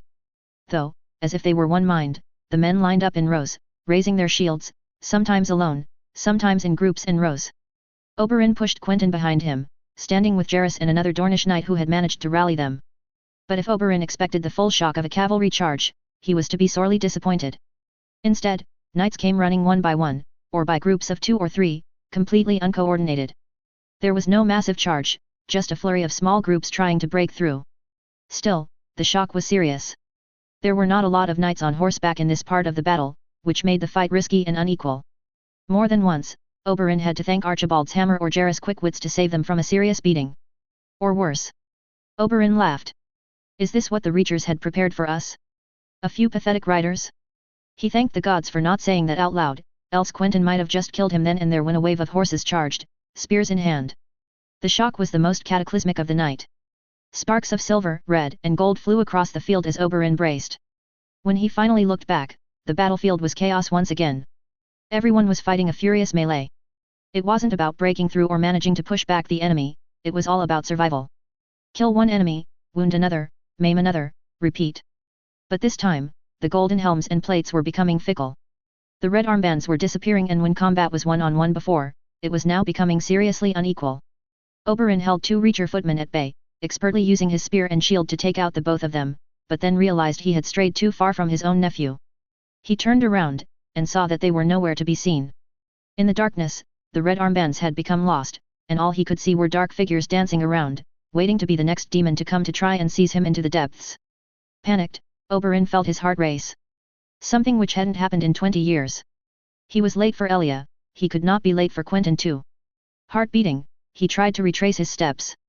Every body, every mound of dirt became like a landmark to Oberyn as he rushed through the fighting to try and retrace his steps. Nothing. It is as if they vanished. Suddenly, a sword raised itself upon him, and Oberyn did not have time to think about that anymore. He parried with his shield, and came face to face with his opponent. Drinkwater! He exclaimed. The knight stood shocked and then pointed to his right arm and helm. In the chaos, Oberyn had lost his armband, and the rain had almost dyed out his helm, which now looked as if he were bleeding profusely instead of having it marked in the shape of a dragon. Oberyn breathed a sigh of relief, and looked as Archibald and Quentyn fought off 2 attackers. Quentyn's skill at arms was still evident, but the man he was fighting clearly had experience. Taller and bulkier, the Oakheart knight was trying to bully Quentyn into submission, until a cut across the elbow finally made him reconsider. The Valyrian steel shattered the corner in the armor, making the knight wince in pain, allowing his nephew to finish him by driving the sword through his throat. Oberyn quickly made his way back to him, seeing with horror that he was now only holding half a shield, the other half having been shattered by something. Quentyn! Stand behind me! Oberyn ordered. Quentyn obeyed, falling back with the Drinkwater knight as Oberyn struggled to hold back wave after wave of attacks. Is it possible that we had miscounted?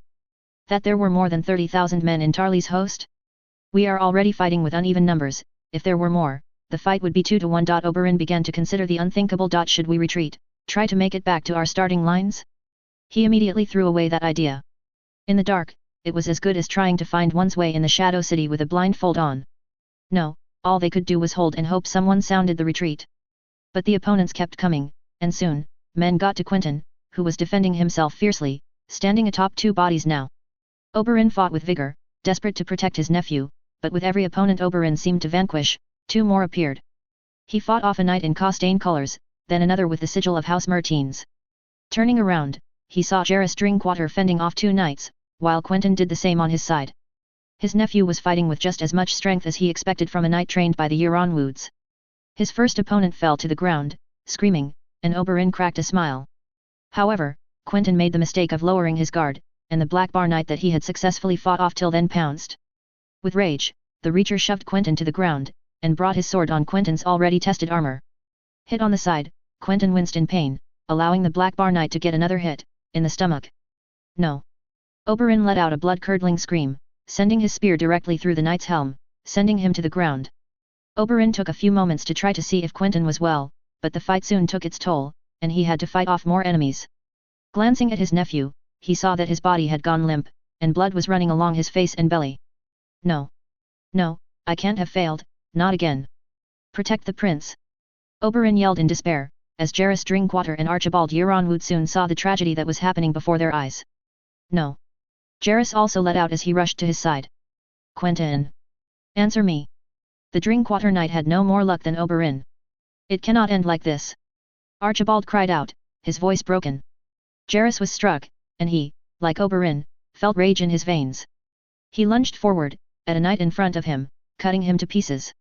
Oberyn followed his example, but the exercise became difficult. No one had rallied them, and who could blame them? Oberyn's shining armor was now brown with mud and red with the blood of friend and foe alike. He pushed through, holding for dear life. Quentyn isn't dead, he told himself. He's just knocked out. He had to be. He ignored the blood mingling with the grass at his feet. He would protect his prince. Alongside Jairus Drinkwater, Oberyn snapped at every opponent, until pain caught his right side.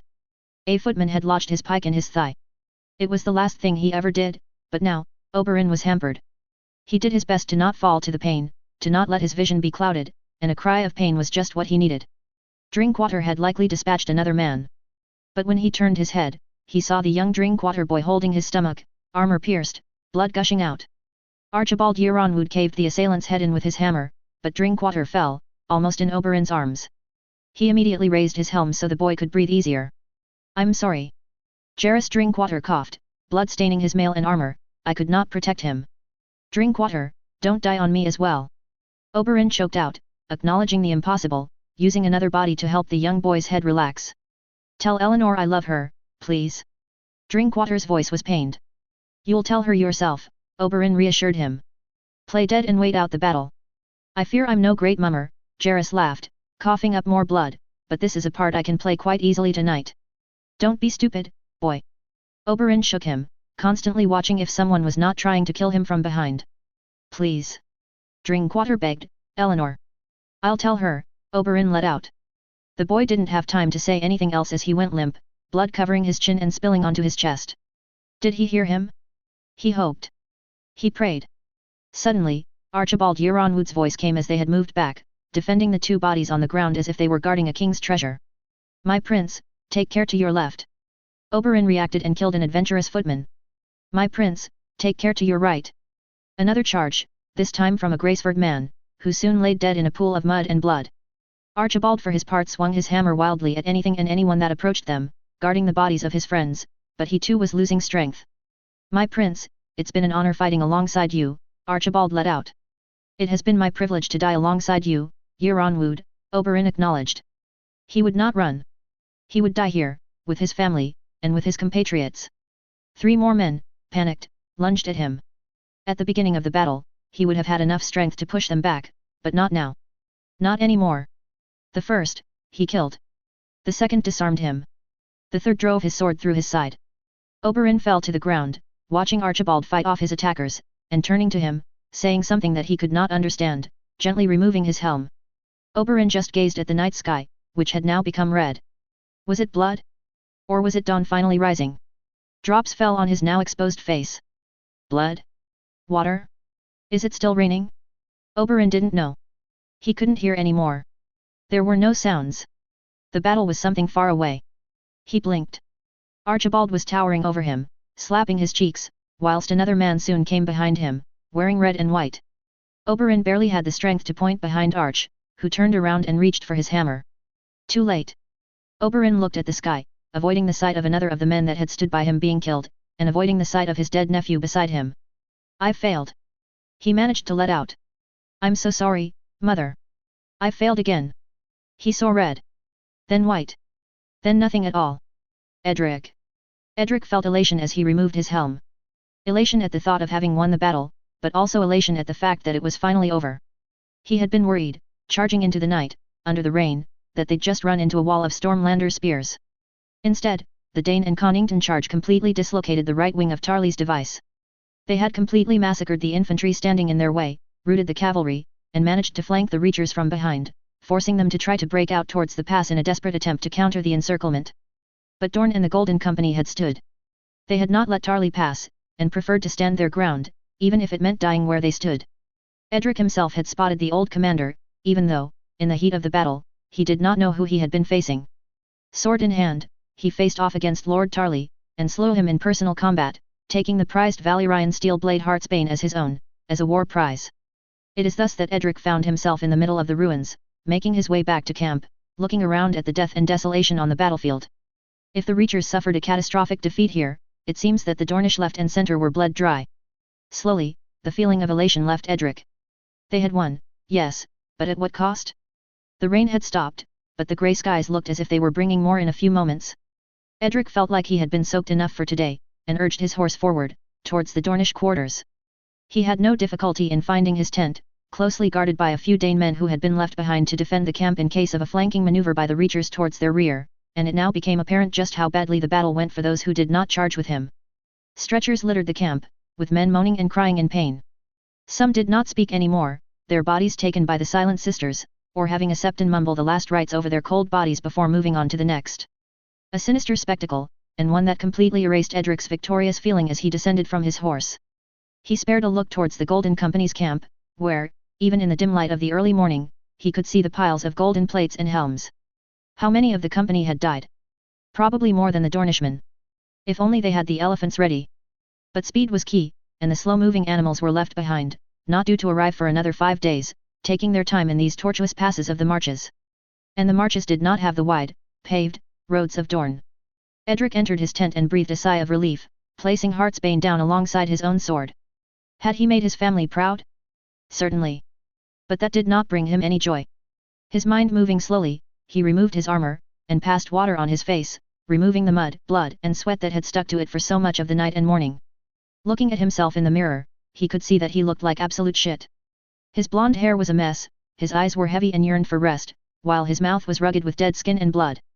Edric's muscles felt heavy, and he collapsed on his chair, doing his best not to close his eyes. There were still things to be done, rest would wait. At least, I am unharmed. That's what he told himself. Unharmed and still able to fight another day. Although, after today, he wondered if he wished to fight at all. Sighing, he took Heartsbane, strapped it to his back with difficulty and went outside. He had to find where Quentyn was. After all, if they had triumphed today, it was also because of the old Griffin's great leadership in holding the right flank as a coherent force, and tempering the ardor of the Dornish cavalry. It wasn't hard to find the red-haired man, his red and white sigil being recognizable from afar. Stepping towards him, Edric tried to regain his composure, and called him out. Lord Quentyn. Lord Dane, Quentyn acknowledged him without emotion. I wish to thank you for your leadership today. If the day was ours, it is thanks to you. Edric bowed. The old Griffin stared at him blankly for a moment, but nodded. Thank you for your compliments, Lord Dane, you did not do so badly yourself, but there is something you must see. Quentyn motioned him to follow in his footsteps, leading the way through the mess of horses, men, maesters, and septons. They reached a large, green tent. One reserved for the dead and wounded. Quentyn led him to an area which was cluttered with men, their helms by their side, all watching in silence. The old Griffin dispersed them with a few words, and they approached 2 makeshift beds, made of nothing more than hastily drawn sheets. Edric felt the color drain from his face as he recognized the 2 men lying there, the life drained from their body. The first was Jairus. Comely, loyal, and dutiful Jairus, who had traveled half the world with him, now lay dead, his eyes fixed towards the sky, a gaping wound in his chest clearly showing how he had died. The second was Prince Oberyn. The Red Viper lay in a similar position, with his eyes fixed towards the sky. Though, unlike Jairus, he had suffered much more, his face having numerous cuts, and his body twice as many. I was late, Quentyn finally spoke, looking over the body of the Red Viper. If my charge had broken through a few moments earlier, he would still be alive. Edric said nothing, instead staring into the lifeless eyes of Prince Oberyn, a sudden realization gripping his soul. Prince Quentyn. He finally made out, his voice pained with grief. Come, Quentyn told him, and so he followed, feeling like he was just moving behind a funerary procession. I was late for the Viper, but came at the right time for the young one, or at least, I thought as much. Quentyn pointed to a bed where Edric immediately recognized Prince Quentyn, or, well enough, anyways. At his side was Archibald, his eyes heavy with fatigue, watching over his friend. Quentyn just left him there, and Edric felt pain grip his heart. Should I have stayed with Quentyn instead of pursuing my own glory? After all, it was Quentyn who took him as his squire, made him discover the world and helped him become a lord, a warrior, and a friend, all the while helping House Dane to soar to new heights. Where had he been when he needed him, though? Chasing dreams of a glory that everyone will have forgotten in a few moons? Edric did not dare move forward. He did not want to face the consequences of his arrogance. But yet, his feet commanded him to move, and so he did. Quentyn's figure became clearer. He had been stripped of his top, bandages covering his entire body, as well as half of his face. Red and black still covered some of the skin that appeared to him, his arms completely banded in white, such that Edric was worried he'd been amputated of both arms for a brief moment. Archibald finally looked up at him, and sighed. Ned. He nodded. Congratulations on your victory. What is a victory if I failed to protect my prince and my friend? Edric asked in return. A sounding defeat. Arch turned his eyes towards Quentyn. It is only now that Edric noticed that the prince's eyes were closed, as if he had gone into a peaceful slumber. Edric choked out, is he dead? Archibald inquired. No, not according to the maesters. But he has suffered numerous wounds, and lost a lot of blood. The maester tried to revive him, but to no avail. When will he wake up? Days, moons, months, mayhaps never. Arch sighed. The maester said that if he did not wake up after 3 days, then all hope might just be lost. Edric restrained himself from crying.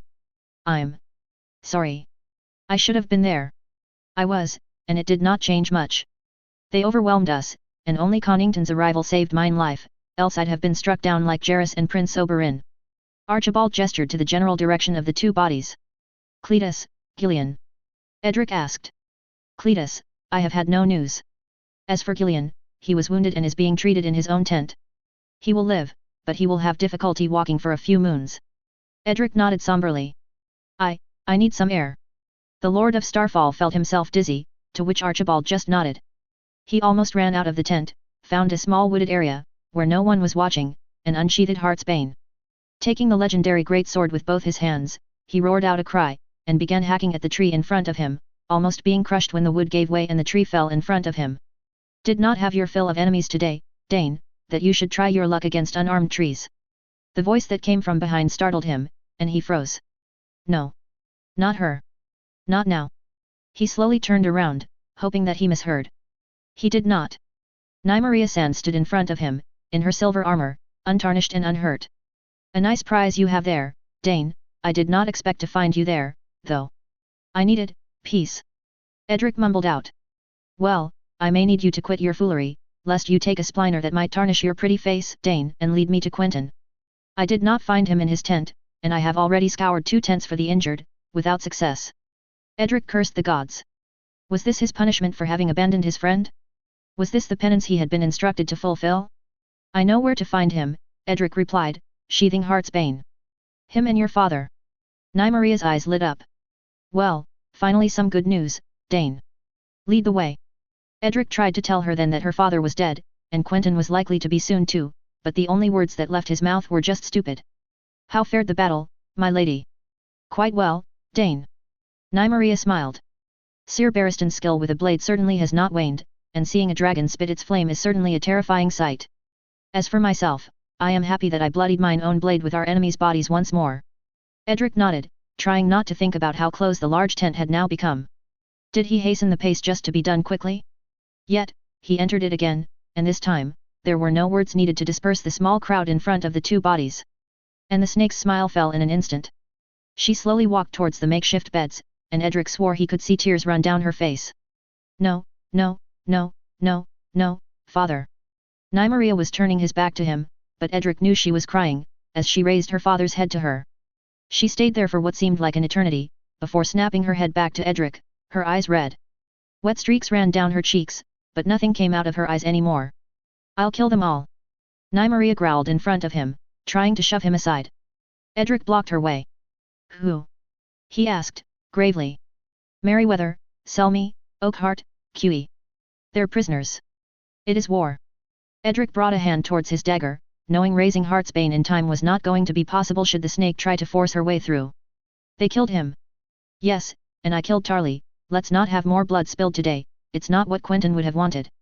Something seemed to light up in her angry eyes, and she suddenly composed herself. Quentyn. Where is he? She asked, her voice still raging.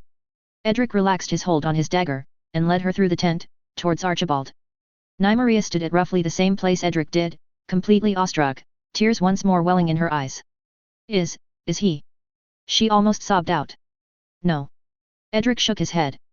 Not yet. Nymeria approached Archibald, who made some space for her to kneel on Quentyn's bedside. She fell down, and clutched his right hand with her own, bringing them to her lips. Please, don't leave me. Not now, she whispered, I need you. Aelyandra needs you. Dorn needs you. Edric was about to approach too, when a man clad in his house's colors came up and called him out. My lord, your presence is required at the war council. Edric acknowledged him and sent him off. Before he made to turn away, Nymeria turned her eyes towards him and, with rage in her voice, addressed him. They'll want to divide the spoils before he has passed. But Quentyn is a fighter, and he will live, Do you understand me, Dane? Her eyes pierced his heart like 1,000 daggers. Do not let them tear his legacy asunder, and do not let them pronounce him dead. Or I will find them and end their lives myself. Edric nodded and made to leave, but not before instructing some guards to not let Nymeria even near any of the prisoner pens. It was better to be sure, especially if Quentyn were to pass away in the next hours. His stomach turned a little at that, but it was for the best. With a resigned look, he turned towards the central tent, flying the Targaryen banner, for a council that he did not look forward to, if only because of the bickering that would occur during it.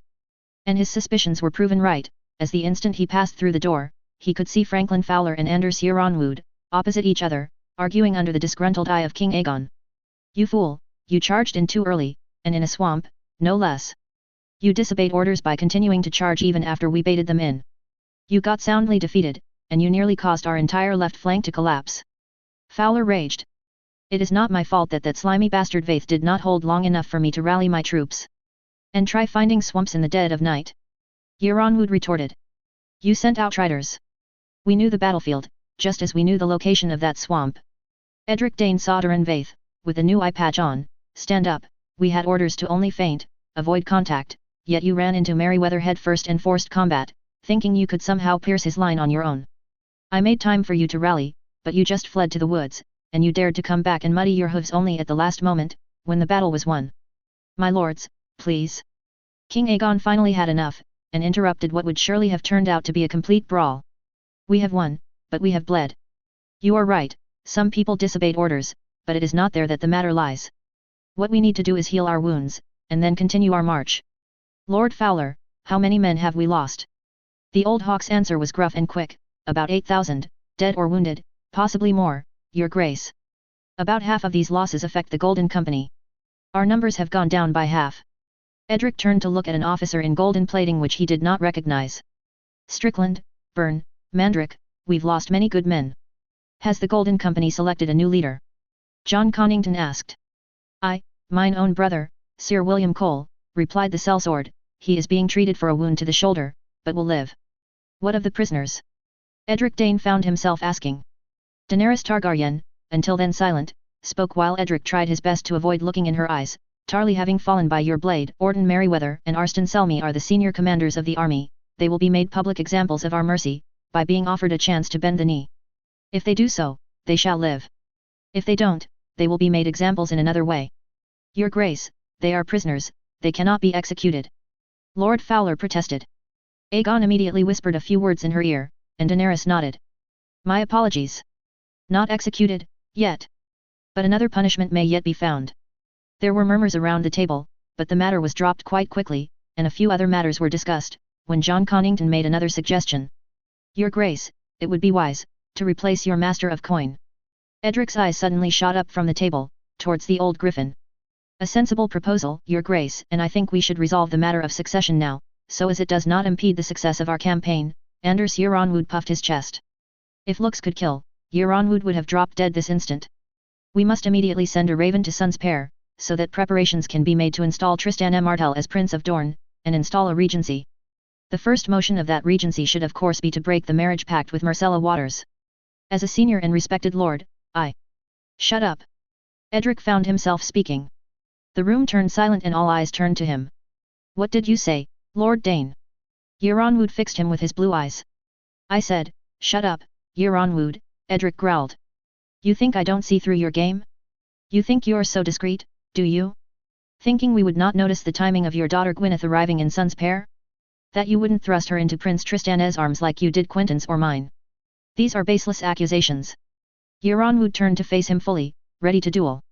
Careful, Yeronwood, this is the man who defeated Randall Tarly, Connington said with a serious tone. Dane has the right of it, why suggest yourself as regent, Yeronwood? Fowler grinned. You have no ties to Prince Tristan, and Prince Quentyn himself sidelined you for myself. Besides, Prince Quentyn has a daughter, does he not? A bastard. Yeronwood spat out. Prince Tristan is the rightful heir. I think the heir suits the person you have a candidate to get a marriage, Yeronwood, Lord Jourdain snickered. Aelyandra Sand can just as well be legitimized by a royal decree and made heir. Or you can all shut up and ensure I'm actually dead before squabbling over my corpse before it's even cold. The room went completely silent, everyone turning around to look for the all too familiar voice that had spoken. There stood Prince Quentyn, his body covered in bandages, helped up by Nymeria Sand, with fire in her eyes, and Archibald Yeronwood, who almost had to kneel to be able to support him. At least, they had given him a vest, which hid most of his horrendous state to his audience.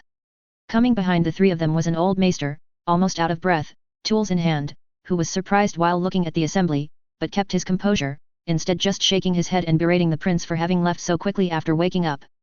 With difficulty, Quentyn managed to drag himself to a chair, where he slumped back in, still helped by both Nymeria and Archibald, the maester taking a seat beside him, looking for signs of God's knew what. Edric could not stop smiling. Quentyn was not dead, and was, well if not in good health, at least alive and sane of mind. Prince Quentyn, we feared the worst. King Aegon looked relieved. But, your injuries, you must rest. I'll not rest when I hear a war council is on the way, and where I hear such slander. Quentyn frowned, clutching his sides in pain. First of all, Prince Tristana is my heir until I take a wife and she bears me a son or daughter. That was my word on it a year ago, and it is still as such now. Lord Jourdain and Lord Fowler acquiesced. Secondly, it is nice to see myself so greatly supported, Lord Yeronwood. How kind of you to propose yourself for the regency. Notwithstanding the fact that you have of course tried to go behind my back at every turn, and proved yourself incapable of holding my trust, you would be an obvious choice. Quentyn spat. Unfortunately, I do not see why I should trust you, and I shall tell you now. As long as I live, you will not step into Sun's pair, nor will you get a whiff of power from me. Yeronwood made to speak, but Quentyn raised his bandaged hand in the air. Not a word. You also proved incapable of holding a flank without pursuing personal glory, in a blatant disregard of your orders, which were just to feint an attack and come back to your starting positions, baiting Tarly's left forward. Therefore, as commander of the Dornish forces, I revoke your command, and trust it to Lord Durin Vaith. The Lord of the Red Dunes grinned from ear to ear. You cannot. Yeronwood protested. I can, and I shall, Quentyn replied with fury in his eyes. Your Grace, I appeal to you. Anders Yeronwood turned to King Aegon, who seemed to be enjoying the spectacle. I approve of Prince Quentyn's choice. Aegon nodded. Lady Alyrian, what should be done with Lord Anders? A light of hope appeared in Yeronwood's eyes, only to be snuffed out. Lord Yeronwood disobeyed a direct command of both his king and his army commander, appointed by his grace, your grace. Ynys smirked. It could be treason. Edric had never seen Yeronwood so distraught. Everywhere he looked, everyone had turned against him. What punishment should be appropriate for Lord Yeronwood? Aegon asked Daenerys, who remained thoughtful for a moment. The penalty for treason is death. She remained silent for a moment, but Lord Anders did seem to mean well. However, I cannot allow him to keep fighting at our side. I agree. Aegon nodded. Lord Anders Yeronwood, you are removed from your duties, and, to spare your life, we will agree on you abdicating in favor of your son and heir, Cletus Yeronwood. Does this sound amenable, my queen? It does. Of course, Lord Anders will be given the choice between exile and the Night's Watch. The blunder he made for personal glory almost cost us the battle, after all. Daenerys nodded. Of course, this is all acceptable, Aegon agreed. Lord Connington, do make sure Lord Yeronwood's ship is ready to sail from Sunspot in 3 days. For Essos or Eastwatch, the choice will be up to him, but it must be done before sunset today. It will be done, your grace. Connington bowed, trying hard to repress a smirk. Everyone was trying hard to do the same, but Edric noticed clear smiles on the faces of Lord Fowler and Jourdain, at the very least. This is outrageous. Yeronwood tried to protest. You should have thought about it before going against me, my family, your orders, your king and your queen. Quentyn's voice was like venom being spit from a viper. We lost many good men today. My uncle, my friend, Sir Jaehaerys. But many others, knights and footmen, noble and lowborn, who will never see their wives, siblings, parents, or loved ones again, because you decided to put your pride above all else. If it were up to me, you would be on the block to answer for their deaths. I think we've had enough. Daenerys finally sighed, exasperated. Sir Rolly, Grey Worm, seize him, and keep him under close watch. Yeronwood tried to wrestle himself from his jailers, but it was no use. He was forcefully dragged out, but dug in his heels while crossing Quentyn, Nymeria immediately drawing a dagger from her person. I made you, Anders Yeronwood growled as he passed him, still escorted by Sir Rolly and the Unsullied, while Edric could have sworn Connington cracked a smile. I made myself. Quentyn looked at him with contempt, his bandages still obscuring half of his face and right eye. I considered you as a father once. It seems like I was wrong to do you such an honor. Get out of my sight. Anders Yeronwood did not have time to respond. He was forcefully dragged out of the room, while Quentyn slumped back in his chair, and uttered words that had everyone gritting their teeth. Now, let's talk about Durin Targaryen. Marjorie.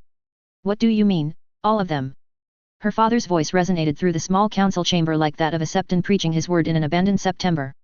Only a handful of men managed to return, all Stormlanders, and a few of our own horse, Mathis Rowan said with a shake of his head. Tarly, Merryweather, and Blackbar were not amongst them. It is presumed that they have fallen, or been captured. All members looked on, in silence. Kevan Lannister only sighed deeply. The man had only stayed in the capital to try to save what little influence the Lannisters had over King Tommen. Tommen Costain, the old lord of the Three Towers, named Master of Ships after Redwine went to Old Town, did not fare better. His son was in the battle, and was resisting the urge to break down in tears. Mathis Rowan, the Master of Coin, was of the same mood. He already had news that Golden Grove's granaries had been pillaged by the Northmen, and that Brig Andry had increased tenfold around his lands. This news had essentially been the final straw. Only Olenna, her grandmother, having taken the office of Master of Whisperers after the disappearance of Lord Varys, looked somewhat rejuvenated. Marjorie, for her part, was most of the same. Ever since the Second Battle of Riverrun, she knew that it was all over, and all they had to do was to see who would eventually come to claim their due, the Northmen or the Dornish. Tommen, her husband in theory, was nowhere to be seen. Still young, without a care in the world, he preferred the company of cats and books, oblivious to the changes around him. Marjorie envied him, in a way, and every day the regrets of not having fled to Dorne haunted her. Surely, her father's voice took her out of her reverie, we can reform a host to protect the capital. Tommen Costain found his voice. Tarly stripped every holdfast and every abled soldier from the antlers to night song. I doubt we can call on more than 5,000 men, including the gold cloaks. I will ride out to Highgarden, and gather the forces myself. Marjorie's father boomed, before he was cut off. Will get yourself killed, her grandmother replied with a scoff. Tully's forces have cut the gold road, and it's a matter of time until they'll reach the capital. We are trapped behind his forces and the Dornish. Grandmother, Marjorie finally spoke, holding back tears and trying to hide the fear in her voice. Surely, there must be something we can do. We can hope the Northmen and Dornish kill each other. Olenna scoffed. 'Tis a foolish dream to hope for anything less. Unfortunately, I fear both hate us more. Kevan Lannister spoke up for the first time. We are at their mercy, now. Her father, stubborn as ever, continued to argue, we can dig in for a siege. Lord Tyrell. Rowan sighed. We have no forces left. Tarly was the last hope we had. After Storm's End, Riverrun, Old Town, Highgarden, and this new disaster, all of the Reacher's hosts have been spent. We only have Baelor Hightower's force, and they have to defend Hornhill. Hornhill? Tommen Costain asked, aghast. I thought they were at Starpike. Starpike fell a moon ago, Tom. Mace narrowed his eyes. I thought you paid more attention than this. How about the Westerlanders? And the Stormlanders? All the Stormlanders fell with Tarly. Olenna laughed. And the few that we have left will no doubt defect to the dragons. I have heard that Jon Connington is their hand, and that the little Baratheon girl has added her few swords to their cause. Do not forget the ships, Costain added. With the Baratheon pirates, the Dornish and the SSC, we do not have anything larger than a small fishing boat ready to sail. Dragonstone has been retaken a few days ago and... I know. Marjorie's father had enough, and slammed his fist on the table. There must be a way of dealing with this threat. Mace, you fool. Olenna shook her head. It's over. All we can do is hope that they kill each other, bend the knee and hope they'll be merciful, or flee to Essos and live life on the run. I'd die before I run away like Connington. Rowan growled. So would I, Kevan Lannister agreed, making Marjorie grit her teeth. Didn't he want to run back to Casterly Rock a few moons ago? We could rile up the people, her father finally proposed. Make them see that the dragons are but pretenders. Aegon died in the sack, his face smashed by Gregor Clegane, we can say that he is but a fake. As for the queen, she was only born in Dragonstone, married to a horse lord. We can say that she is an abomination, the faith will support us. Marjorie could see Costain's eyes start to shine a little more. Then, her father stood up from his chair, pacing a little around the room. Then, we could say that their armies are full of SSC sellswords, Dornish raiders, and other scum. We could arm the lowborn, make them want to fight to the end. And what of the dragons, Mace? Rowan asked bluntly. 10,000 small folk with pikes won't last longer than a handful of moments when faced with a dragon. Do you think they would dare burn down the capital? Marjorie asked, shocked. We cannot underestimate the Mad King's daughter. They may offer terms, but if we do not bend, then they could burn the city down. Kevan Lannister sighed. At least in this case they'd offer terms. Rowan glared darkly at Sir Quentyn, who returned it without fail. If anyone has a better solution, then please, speak up. Her father slumped back onto his chair. After a brief silence, the Lannister spoke, I may have one, but it is not one that you will like. Speak your piece, Lord Quentyn, Marjorie's father encouraged. We could offer peace to the Northmen. The room fell silent, both the room and mood darkening all of a sudden. Long gone were the sunny days of summer, now came the cloudy days of winter, but it wasn't a cloud which cast a shadow over the room. Continue. Marjorie surprised herself by being the one to say the words none of the others would utter. We offer peace to them. We give in to their demands, before it gets worse. Their demands are outrageous. The secession of 3 kingdoms, outright, would destroy us. Marjorie's father immediately cut in. Let him speak, Mace. Olenna narrowed her eyes. Her father coughed, but let the Lannister finish. We make peace, on conditions, Sir Quentyn pointed out. If we were to agree to give them their independence, then we could sign a temporary alliance, to drive the dragons out of the realm, and bring this rebellion to heel. Only dragons may defeat dragons, as you said. Then let us have our own. This is madness. Rowan shook his head in disbelief. You'd think Durin would go against his kin. Kin he never knew and does not care for. Costain contemplated the idea. And besides, when has kin stopped the dragons from killing each other? Wishful thinking, Rowan scoffed. As you pointed out earlier, Sir Quentyn, they both hate us more. But the Targaryens will wish to rule over all the kingdoms, and we might be able to convince the Northerners, Riverlanders, and Valaman, to accept that they will be a threat to them too, since they will not accept their independence. Sir Quentyn straightened in his chair, trying to drive his point. They will be forced to recognize that we are their best chance. And then? Rowan asked. Say we do defeat them. What happens next? We cannot conquer Dorne. We will be short 4 kingdoms, 3 if we retake the Iron Islands, and that is excluding the Riverlands too. Then we weave a web of alliances. We destabilize each independent kingdom. In a few generations, they will be at each other's throats, and it is then that we will pounce, taking them out one by one. Sir Quentyn smiled. That would take generations, her father gasped. It is the only path that I can see to lead us to victory. The Westerlands and Reach have bled. To unite the kingdoms under our banner in our lifetimes is a fickle hope. But we must consolidate what we have. The North and Vale do not bring much. The Riverlands' loss has been somewhat felt, but the Reach will be able to compensate for it in time. Sir Quentyn let out a deep sigh. I do not see a better option. It would be a good idea, Sir Quentyn. Olenna conceded, you would guarantee that you could accede to their demands. As long as they do not ask for all the gold in Casterly Rock, yes, I would sign on it, Sir Quentyn said, without hesitation. Marjorie then froze, and remembered some of the demands an envoy had brought back. One of them was Cersei's head for her part in the execution of Eddard Stark. Does Quentyn know? Surely, he has to. Would he sacrifice her to inherit the rock? Myrcella was in Dorne and likely to stay there. Marjorie tried to think of a better solution, but found none. There is no shame in trying. Her father sighed, earning a death glare from Mathis Rowan.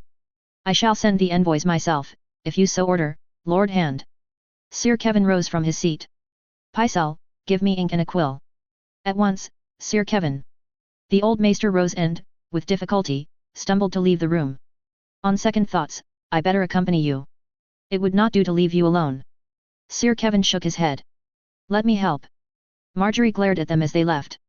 The 2 Lannister rats, hand in hand. Whatever they could be planning, gods only knew. It wasn't long till her lord father adjourned the meeting anyways.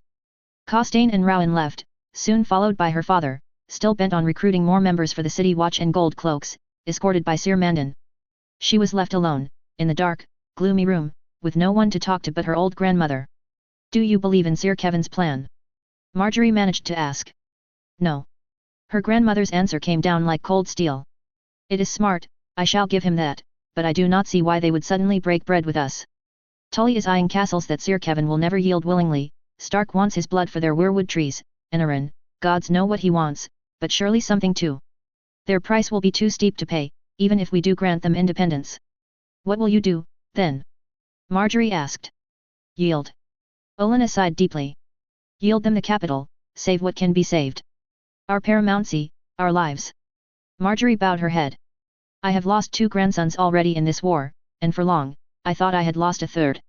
Olenna adjusted her seat closer to Marjorie's. I will not lose more. Florius. Marjorie suddenly asked. Olenna stayed silent. With some luck, given a bastard's name and fostered in the capital. Mayhaps sent to the Silent Sisters, mayhaps. No. I won't allow it. Marjorie stood from her chair. I doubt we'd have much choice in the matter, dear. Marjorie felt a tear running down her cheek, and her fists clench. I do not care. They will not harm her. Come, dear. Olenna beckoned her to sit once again. I know it will be hard, but we have to survive. Survive as a family, and survive as a great house. I doubt they will harm her, but if they wish to do so, you will have to agree to never see her again, sent off to foster at a loyal house. Marjorie felt the tears flow, wiping them with a handkerchief. I understand, she finally let out. And Willis? Willis managed to live through whatever the Northmen wanted, but we cannot reach him. If he plays his game and lives, all the better for us. Princess Ariane will be a useful negotiating chip for us, and it's no doubt because the Dornish haven't attacked Highgarden yet. Olenna put a hand on her shoulder. We will yield, and we will place ourselves at their mercy. That is all we can hope for. Do you think father will agree? Marjorie suddenly remembered his outbursts. He will have to. Olenna nodded. Your father may be a fat, prideful, oaf, but he is no fool, either. He will see that you cannot fight dragons with 5,000 men. And if he doesn't, well, Rowan will yield for him. Mathis Rowan. Yes, the old man always has had a soft spot for the dragons. Mayhaps he could think about stealing the paramountcy. In any case, he will never follow Mace into one more folly. He may dislike the Dornish, but he will bend to the Targaryens. Olenna sighed. All we would have to do, in the case the dragons come knocking, which they will, is offer to hand them the capital without a fuss, provided that we keep our lives, lands, and titles. And if the Targaryens refuse us yielding to them? Marjorie asked, concerned. I am an old woman, Marjorie. I do not fear death anymore. She patted her on the shoulder. But you are still young. I do not wish for you to die so early, so tragically. You could flee to Essos, live your life there. We have friends. You would have me live my life on the run, just like the Dragon Queen? Marjorie asked, her eyes red. Olenna nodded darkly. It's a better fate than being burned alive or living your life as a silent sister. Olenna put a hand on hers. They will never leave you alone, dear. Running is the best option. Marjorie looked in her eyes, to see if there was any other chance, but found none. Tommen. She found herself asking. Her grandmother shook her head. The Targaryens will leave no pretenders alive, I fear. They'll let him join the watch, if they are kind. Marjorie nodded. She did not particularly care for the boy, but she would be lying if she claimed to not feel anything at all. If she could avoid him being fed to a dragon, she would. Thank you, grandmother. Marjorie nodded. I fear that all we can do is prepare, now. Indeed, we have to. Marjorie left the room, half in tears, and rushed down the hallway of the Red Keep. Her grandmother had the right of it, it was over.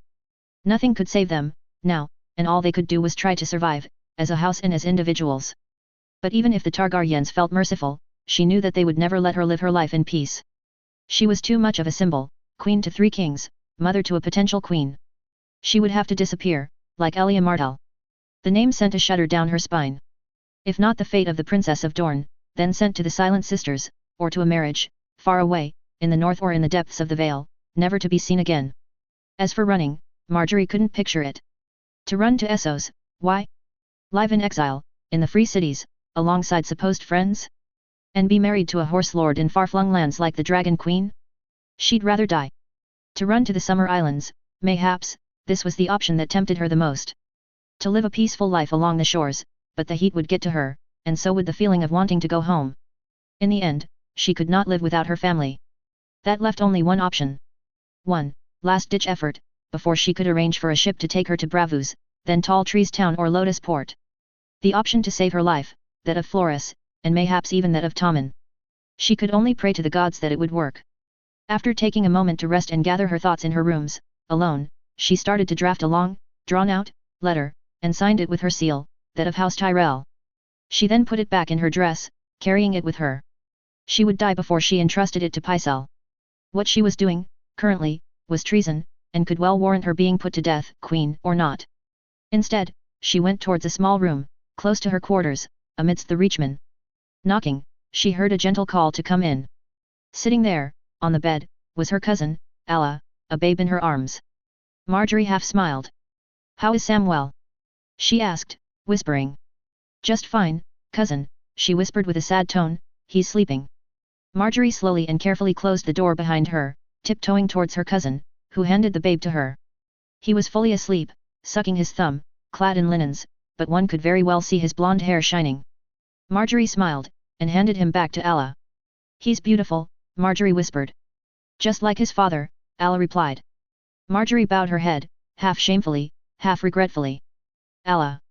She started speaking, looking everywhere, as if someone was watching from inside the walls. I'm sending you to him. What? Alla let out, almost in a normal tone. I'm sending you to Sam's father, Marjorie said. You can't. Alla was completely shocked. We're at war. Listen, Alla, in a month, 2 at the latest, the Targaryens will be here in any case. Tarly has been smashed. Marjorie searched through her dress, avoiding Alla's petrified face, and handed her the letter. You need to go. Do you think they'll burn the city? She asked. I'm not sure. Marjorie sighed. I cannot trust them not to, which is. Why send me there, then? They'll kill me and Sam. No. Marjorie almost cried out. They won't. Not if you go to the Dornish. Seek out Prince Quentyn, for the love that you bear me and Sam, you need to find him. Alla looked at her, then at the letter. You want me to give him this?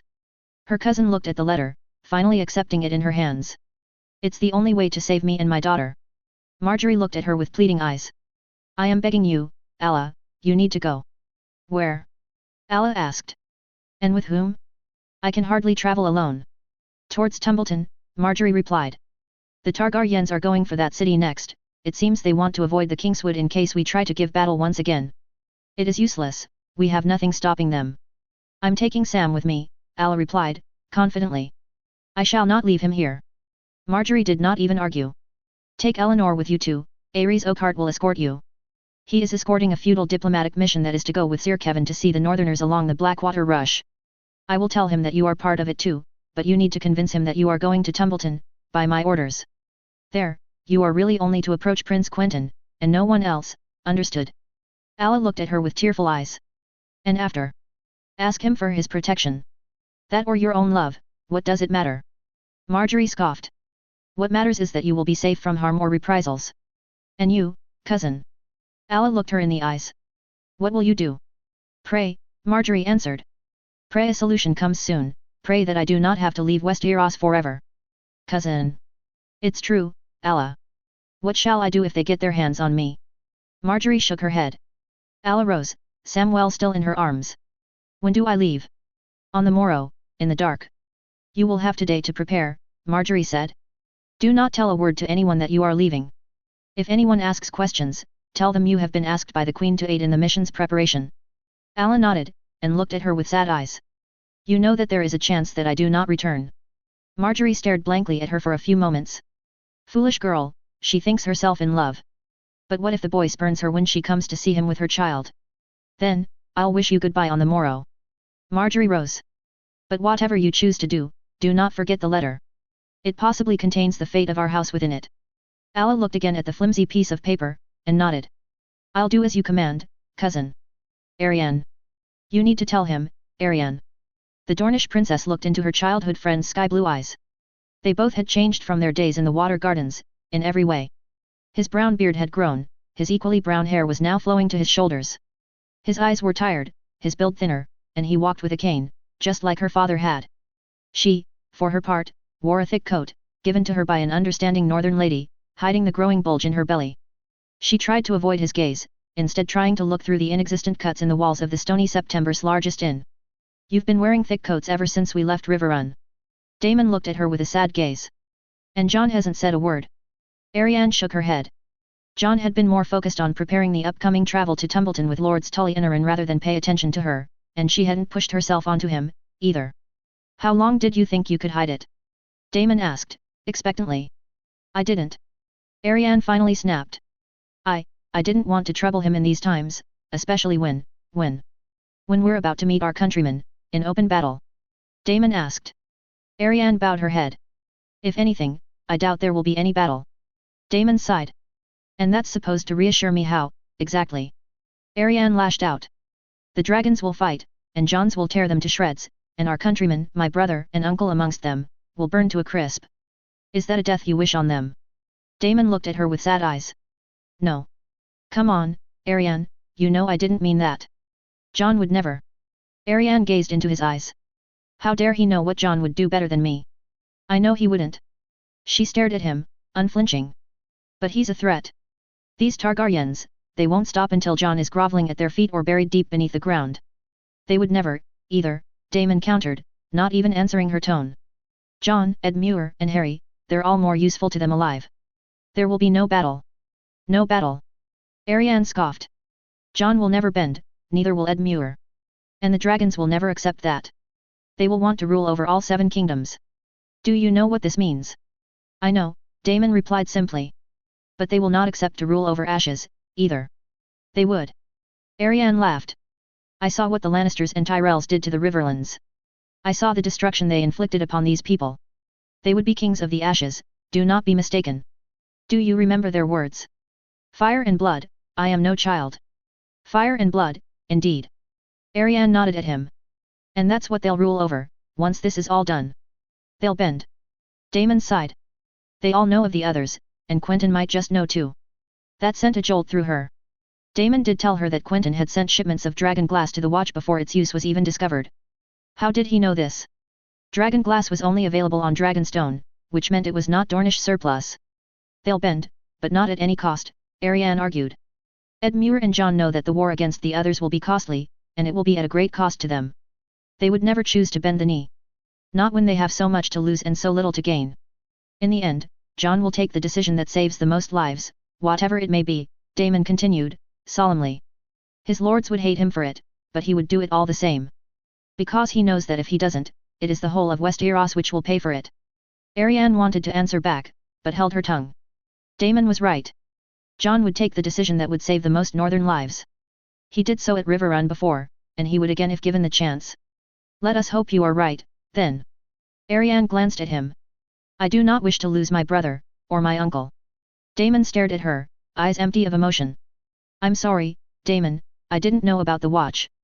Your father ordered it, Daemon coldly replied. It seems that your brother, for all his faults, had no part in this, and neither had your uncle. What do you plan on doing, after? Ariane asked. I doubt your brother would let me come back to Dorne. Daemon's mind wandered. Lord Edmure wants good men for his guard. After a few years of leal service, mayhaps, I shall have a keep to call my own, close to the people I love. Ariane chuckled at that. You've thought about it, haven't you? Daemon smiled for the first time since she had entered the room. Ariane looked at him, placing a hand on her belly. Yes, I have. With the child growing inside me, I've only had time to think about our future. Ariane's hand wandered back down. I must admit that I would not be opposed to living so far from Dorne. And you would need a household guard, yes? Daemon mischievously asked.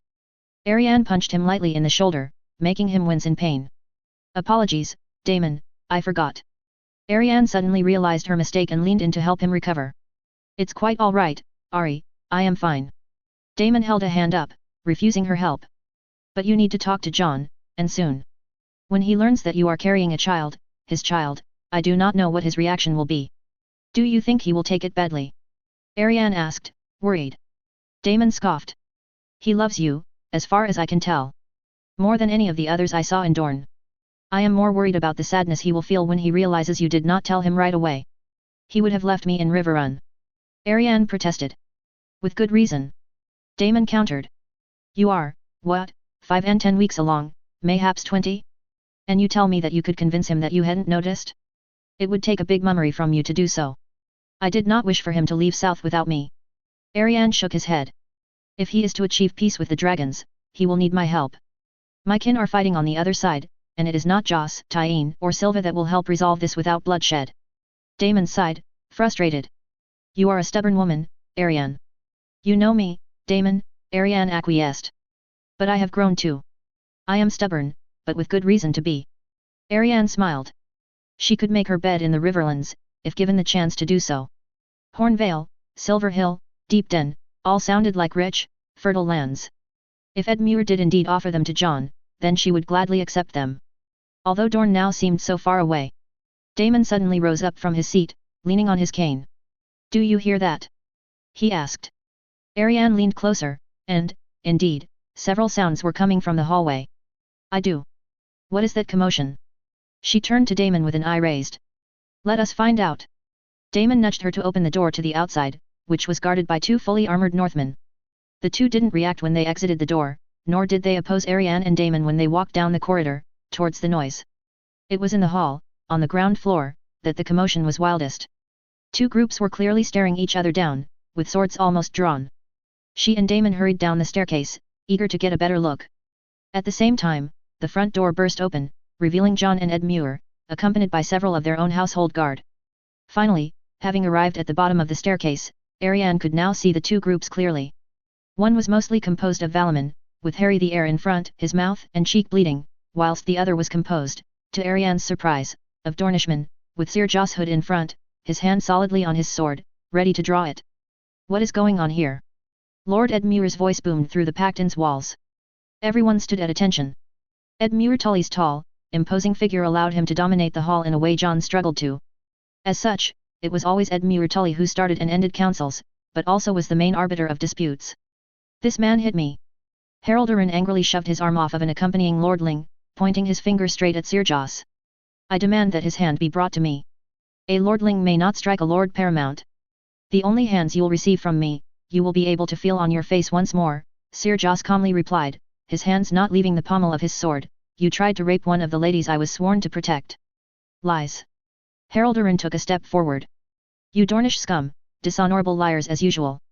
That wench threw herself at me and tried to take away my coin, only running off when I decided to punish her crime. Ariane didn't flinch at the insult, instead choosing to remain next to Damon, far removed from this little debate. Instead, she bided her time, waiting to see where this was going. Ed Muir Tully did not have her patience. Which maiden are we talking about, Lord Arin? He asked expectantly. The blonde one. Haraldarin replied without a hint of hesitation, pointing straight at her. To Ariane's shock, she recognized Tyene, her dress half-ripped, her blue eyes teary, with Silva tending to her wrist, which looked in a bad state. Ed Muir stepped forward, his pace confident, towards the Dornish party, with John following closely behind him, though he still hadn't uttered a word. He then motioned for Tyene to come forward, whilst Jos relaxed the hold on his pommel, though kept his hand close to his weapon. My lady, Ed Muir asked Tyene, what happened? Lord Arin lured me into his rooms for he told me that a Dornish woman had taken ill, Tyene said, between 2 sobs, which Ariane clearly knew were there to add their little effect for Lord Ed Muir. Having helped some of my fellow Dornish with herbal potions before, I naturally accepted. However, once I reached his rooms, they were empty, and he had closed the door, barring any escape. Ariane took a step forward, but Damon prevented her from slitting the Lord Paramount of the Vale's throat right then and there. He then ripped off my dress and tried to force himself onto me. Tyene looked at Lord Ed Muir with pleading eyes. I resisted, and drew a dagger, cutting his cheek, but he overpowered me, and wrestled the dagger away. However, in the struggle, I escaped and Sir Jos was lucky enough to come at the right moment. And you, Sir Jos, what do you have to say? Lord Ed Muir turned to the Dornish knight, who had completely relaxed his hold on his sword. My lady came running to me, visibly panicked, so I asked her what was happening. She told me that Lord Arin had tried to force himself onto her. There were jeers from the Valaman. Lord Arin then came down, angrily, from his room, Sir Jos calmly continued, and asked me to hand back his whore, which I, of course, answered with punching him in the jaw. Lord Arin then reached for his sword, and I mine, and here we are. These are liars. Lord Arin stepped up to Lord Ed Muir. I did not hide my intentions to this lady, nor did she reject my advances. Every act was consensual, until she drew her dagger and sought to rob me. I, of course, answered by disarming her and trying to drag her to the jails, but was stopped by this brute, who took the side of this vile woman and drew steel. I had no choice but to defend myself. Lord Ed Muir only nodded, and then turned to Tyene and Sir Jos. Were there any witnesses to this? He asked. Both shook their heads. Then, there is not much I can do. Wait. Ariane cried out, pushing herself forwards through the mass of curious people huddled around the scene. Princess Ariane. Lord Ed Muir bowed. Did you see anything? No, Lord Tully, she said with confidence, but I know one thing, that Lord Arin is a liar. What say you? Haraldarin turned to her with a snarl. You were not there. You are trying to protect your fellow Dornishmen from facing justice. But, by your own admission, my cousin tried to take your coin. Ariane smiled. What use would she have for coin, when, bastard as she may be, she is richer than you? Lord Arin's expression changed from angry to shocked in an instant, but he kept his composure. Be that as it may, that is what she wanted. Lord Arin frowned at her. Princess Ariane is right, Lord Tully, John finally made his voice heard. The Red Viper's daughter has no use for coin, she has no use for favors, and is under both mine and your protection. What would she gain from trying to rob the Lord of the Eyrie, in the middle of his host, with only a dozen men capable of protecting her? Lord Edmure considered John's words for a moment, and nodded. You cannot be considering this. Harold Arryn gestured towards John, whose demeanor was still as calm as ever. He's only defending her because that snake has been coiling herself around him for the past few moons. No need for jealousy here, Lord Arryn, Arianne countered. Enough. Lord Edmure interrupted the argument. Lord Regent Stark has only been truthful and honorable, I do not see reason to distrust him. As you are within my lands and my walls, my judgment is this, Lord Arryn, you are guilty of attempting to despoil Lady Tyene Sand. What? Harold Arryn angrily reached for his sword, imitated by the few Dornishmen present. John himself slowly moved his hand towards his own weapon. Please, Arryn, it would be my pleasure to gut you, Sir Joss answered back with a smirk. There will be no fighting in my halls, sheath your steel, you fools. Lord Edmure's voice had completely taken over the walls of the inn, slowly reminding everyone where they stood. I demand a trial by battle. Harold Arryn stood proud once more. There will be no trial by battle. Lord Edmure shook his head. Lady Tyene and her party were under my protection, and as such, it would have fallen to me to announce a champion. I shall not have any fights between allies at the eve of our greatest test yet. Edmure Tully turned to Lord Arryn. In a true trial, I could have had your sword hand cut off. But I am not a fool, there is little I can do except chastise you on your behavior. These men and women are under my protection, and I swore an oath in that sense. Make sure I do not have to break it again. Are we clear, Lord Arryn? Very, Lord Tully. Harold nodded, almost growling. He then turned to the Dornish, and Tyene in particular. As for you, I cannot do less than order you to stay away from the Valaman, and only make camp with Northerners or Riverlanders. You have my apologies, but little else. Sir Joss nodded, and left with the rest of the Dornishmen. Harold Arryn, for his part, turned to John and Edmure, looked them both in the eyes, but said nothing. That is, until Edmure turned around and left. Then, his eyes still fixed upon John's, he whispered, you and your Dornish whore will pay for this. Harold Arryn made way to leave, but John grabbed his arm. Call her whore again, and I'll have you publicly flogged, Lord of the Eyrie or not. Arryn gave him a wicked smile. Try me, Snow. I made you, Harding. I can unmake you just as easily. Harold just laughed. We'll find out, then. John looked confused as Harold Arryn walked off with his men, but relaxed once she had stepped up to him, Daemon right behind her. John, she put her hands behind her back, can we talk? Of course. John nodded gently. Arianne turned around and smiled. Daemon, please leave us. Daemon bowed and left them be, with John helping Arianne up the staircase, down the halls, and back to her rooms. Arianne almost collapsed on her bed, with John pushing himself close to her. You shouldn't have called him out like that, John said softly while grabbing a lock of her hair. Tyene was innocent, what did you expect me to do? Arianne questioned. We need him. Arryn has the last fresh host we have. New lord or not, he is still valuable to us, John replied. And let Tyene be punished. Arianne's head immediately turned to face him. No. John shook his head. If neither said anything, then Edmure could not have judged, it would have been his word against hers. Nothing would have happened. Ha! Arianne scoffed.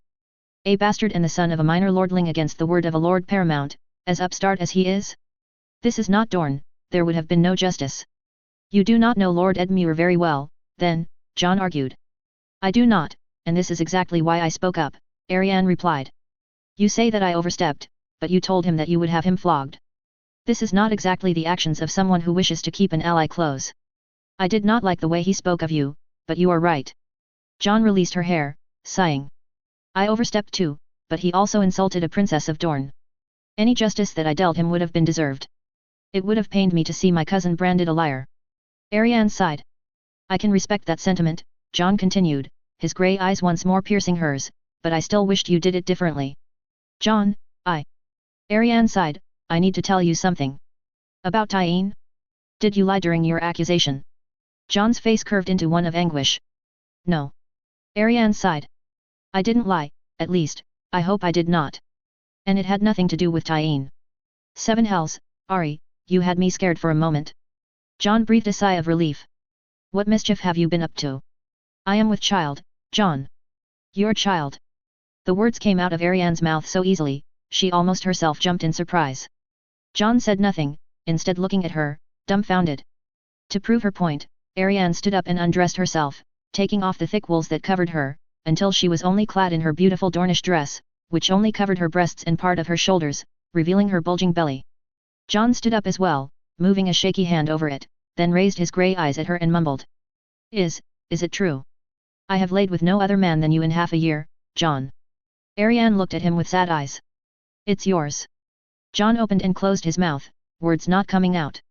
Instead, Ariane took his hands and brought him back on the bed. I'm sorry, John. It's not what we wanted. Ariane shook her head. In Dorne, we do not frown on bastards. I will make sure that our child will live a beautiful life in the water gardens, and does not lack of anything. I will. No, John said, grabbing her hands and putting his on her belly. I won't have my child be a bastard. Then, we can ask for a legitimization. My brother could petition the king and... Ariane was silenced by a deep and languid kiss.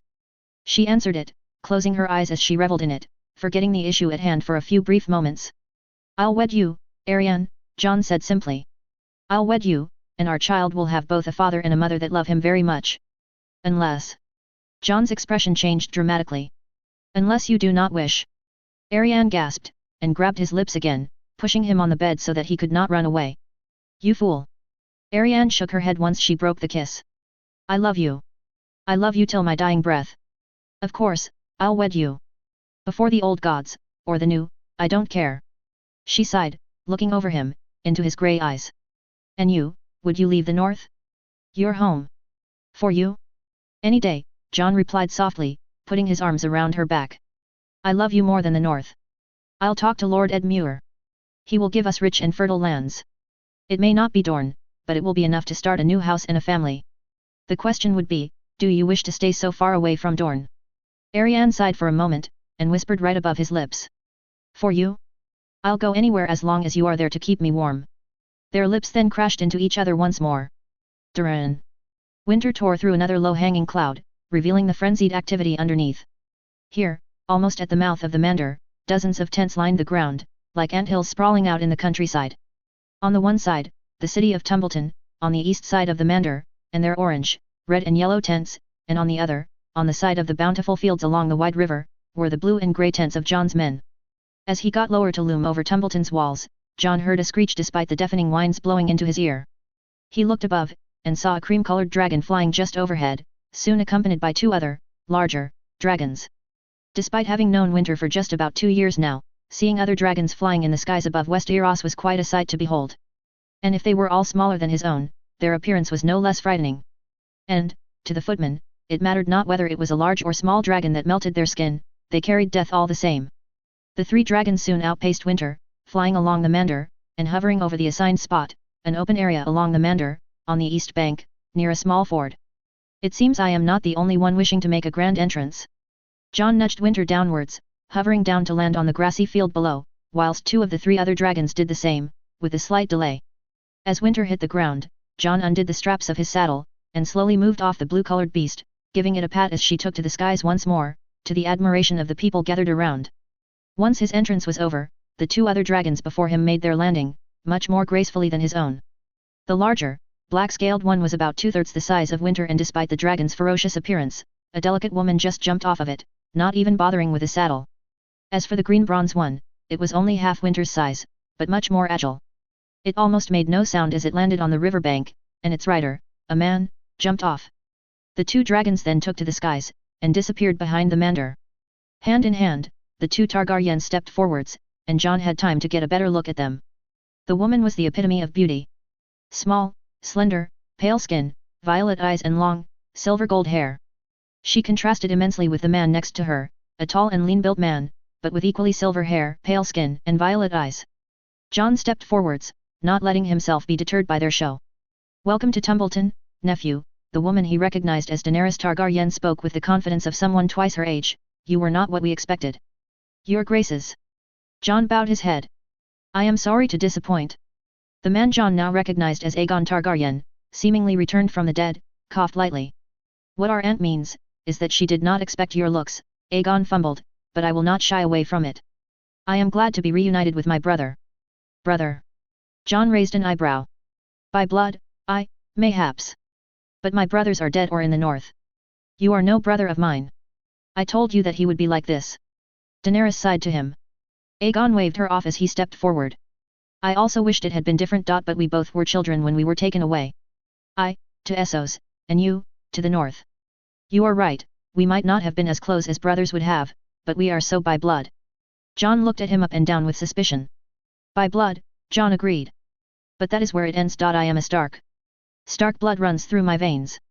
Stark blood made me king, regent, and gave me the trust of my people. It was Starks that gave me shelter, food and education. It was Starks that gave me a home and a family. I am no dragon, make no mistake. Eddard Stark was my father, and no one else will change that. He could see Aegon wince slightly, but the tall man still tried to step forwards. This time, Jon took a step back. Our families may not have had the best relations, but I am sure. That's putting it mildly, your grace. Amends will be made, I assure you of that, Durin. Daenerys stepped forward with a smile. You do not wish to embrace your dragon blood, I can see that. But what blood gave you your dragon? Surely, Stark blood had no bearing in that feat. Jon cocked his head slightly. Mayhaps blood didn't play a role. Mayhaps Winter just liked the sound of my voice. And call me Lord Regent, if you may, Jon launched back. Aegon made to reply, but a gruff voice yelled out first. You lot going to compare the size of your dragons all day, or we can finally start talking? Jon turned around to see Edmure Tully, visibly unimpressed, arms crossed. He let out a soft chuckle. Lord Tully is right. We have traded pleasantries, but the aim of this meeting is not a kind family reunion, but rather avoid that we kill each other in a few hours, Jon said. So, then, follow me if you'd like, your graces. Jon did not even turn back as he sped forwards, to a specially arranged large tent, guarded by 100 men of both sides. Inside, many seats were arranged, mostly facing each other. Jon, Edmure, and Harry the Arse would have the most prominent seats, with Arianne also getting a spot, next to him. Jon took a bite out of the bread and salt presented, and continued walking around. He had no idea who would sit in front of him, but he would bet on the two Targaryens, Prince Quentyn of Dorne, and Lord Jon Connington, the old griffin, of whom he caught a brief glimpse earlier. 3 lords of each kingdom would also participate. For the north, Jon had selected Lords Karstark, Ryswell, and Manderley, whilst the only one he recognized with Edmure and Harry was old Lord Royce. Similarly, as announced, there would be 3 lords for Dorne and the Crownlands, which made up the bulk of the Targaryen army. He looked around the room for a brief moment, trying to see if he could recognize any of them, and made a frown when she saw Arianne in the arms of another man. As he got closer to her, to see what went on, or if she was just with Daemon, he realized that the man walked with a cane, and had the same olive complexion as Arianne did. Jon's stance relaxed slightly, but immediately tensed once he saw she had been crying. Her eyes were watered and she was firmly crested into the man's shoulder. It was then that Jon got a better look at him. He was about the same height as he, with short, dark hair, and dry lips. Along the right side of his face lay a scar that avoided his right eye, but went from cheek to forehead, though it was faint now. All in all, the man was slightly intimidating, if not pretty. Jon coughed, startling the two. Sorry, Prince Quentyn, I assume. Jon bowed slightly. Ah, yes, Prince Durin, is it? The prince replied back with a similar bow. I must admit, I did not expect to find you, so far south. Lord Regent Jon Stark, if you will. Jon winced slightly. And fate takes us to improbable places. Apologies, Lord Regent, the prince leaned slightly on his cane. No matter, Prince Quentyn. Jon smiled slightly. Are you well? A slight case of being stabbed by a reacher lance, but I should be able to walk normally in a moon or so. The prince sighed, his brown eyes staring into him. Although I am just happy to be alive. My uncle. Arianne wiped the tears from her eyes, is dead. What? Jon approached her, offering a hand, to Prince Quentyn's shock. In battle. He fell. Arianne sobbed slightly, I'm sorry, Jon, I need to rest. Easy, love, Jon helped her to a chair, where she quickly slumped down. Just, breathe for a few moments, and do not hesitate to run off if you need to, I shall not think less of you. I'll be fine. Arianne's hand grabbed his own for a moment, before softly releasing it. Jon bent down to kiss her forehead, whispering words of encouragement in her ear, making her smile slightly. He almost had completely forgotten Prince Quentyn's presence at his side, and shifted awkwardly when rising back up. I am guessing you are to be my good brother, as well. Prince Quentyn quickly said, without a hint of hesitation. You're pretty, but please, I'm no dragon, let's not try to bring back traditions. It took him a few moments to realize the jape, but John had trouble laughing. I would wed your sister, yes. John nodded. She bears my child. Prince Quentyn seemed struck, but the surprise soon faded and made way for an intriguing smile. And pray tell, where do you wish to take her, to the north? He asked. No, the climate would not do her favors. I thought to have mine own keep in the Westerlands, once it is carved to our liking, John replied with a shrug. Prince Quentyn thought for a few moments, leaning heavily on his cane. I fear it may be more complicated than this. He shook his head. I am sorry to disappoint, of course. But that's why we are here. To talk. With all due respect, Prince Quentyn, I do not need your permission to wed Ariane. John frowned. I am not talking about the wedding, but I will need my sister back, and they. Prince Quentyn pointed to the two Targaryens, who were slowly taking their seat, will want their little brother or nephew back too. I am no dragon, make sure you remember that. John scowled. You may think so, but that is not what they or the realm thinks, no matter how hard you deny it. Prince Quentyn looked him in the eyes, determined. Claims are what matters. Careful with your words, Prince Quentyn. John looked back at him with just as much determination. You wish for your sister back, but you hold mine. At least I haven't put a babe in yours, Prince Quentyn angrily replied. John felt his fist clench, but kept himself from overreacting. He couldn't do so. Not here, not now. Not with the stakes being so high. I am willing to discuss handing Princess Sansa over to you. Princess? John asked, shocked. Has she wed your own brother, or yourself, then? Did you force her like? Nothing of the sort, Prince Quentyn quickly said with a raise of his hand. Her brother, Rickon, is king in the north, is he not? Then by all accounts, Sansa's title is princess, it is a common courtesy. John felt uneasy.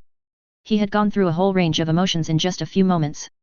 All he could do was mumble an apology, and quickly scurry off, not even bothering to talk and humiliate himself even further. He'd let Ed Muir do the talking, he was much better with it. And as long as Haroldarin didn't insult any of them by accident, they had a chance of getting a few concessions out of this. So, he took his seat next to Ariane, whilst Ed Muir sat next to him, with Haroldarin at his right side.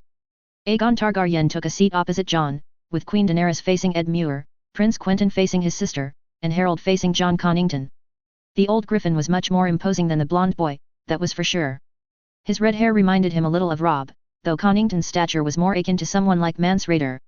Very well, let us begin, Lord Ed Muir began by tapping his fist on the table. Here are our terms. I am sorry, there must be a misunderstanding, Daenerys immediately interrupted, smiling all the while. Lord Tully, this is a meeting to discuss you peacefully rejoining the fold, and bending the knee to us. Well, then, I am sorry if it came out this way. Ed Muir frowned. But my people will not bend the knee to the Mad King's daughter, or to Rhaegar's son, whichever son it may be. John shared an awkward glance with the Lord of Riverrun.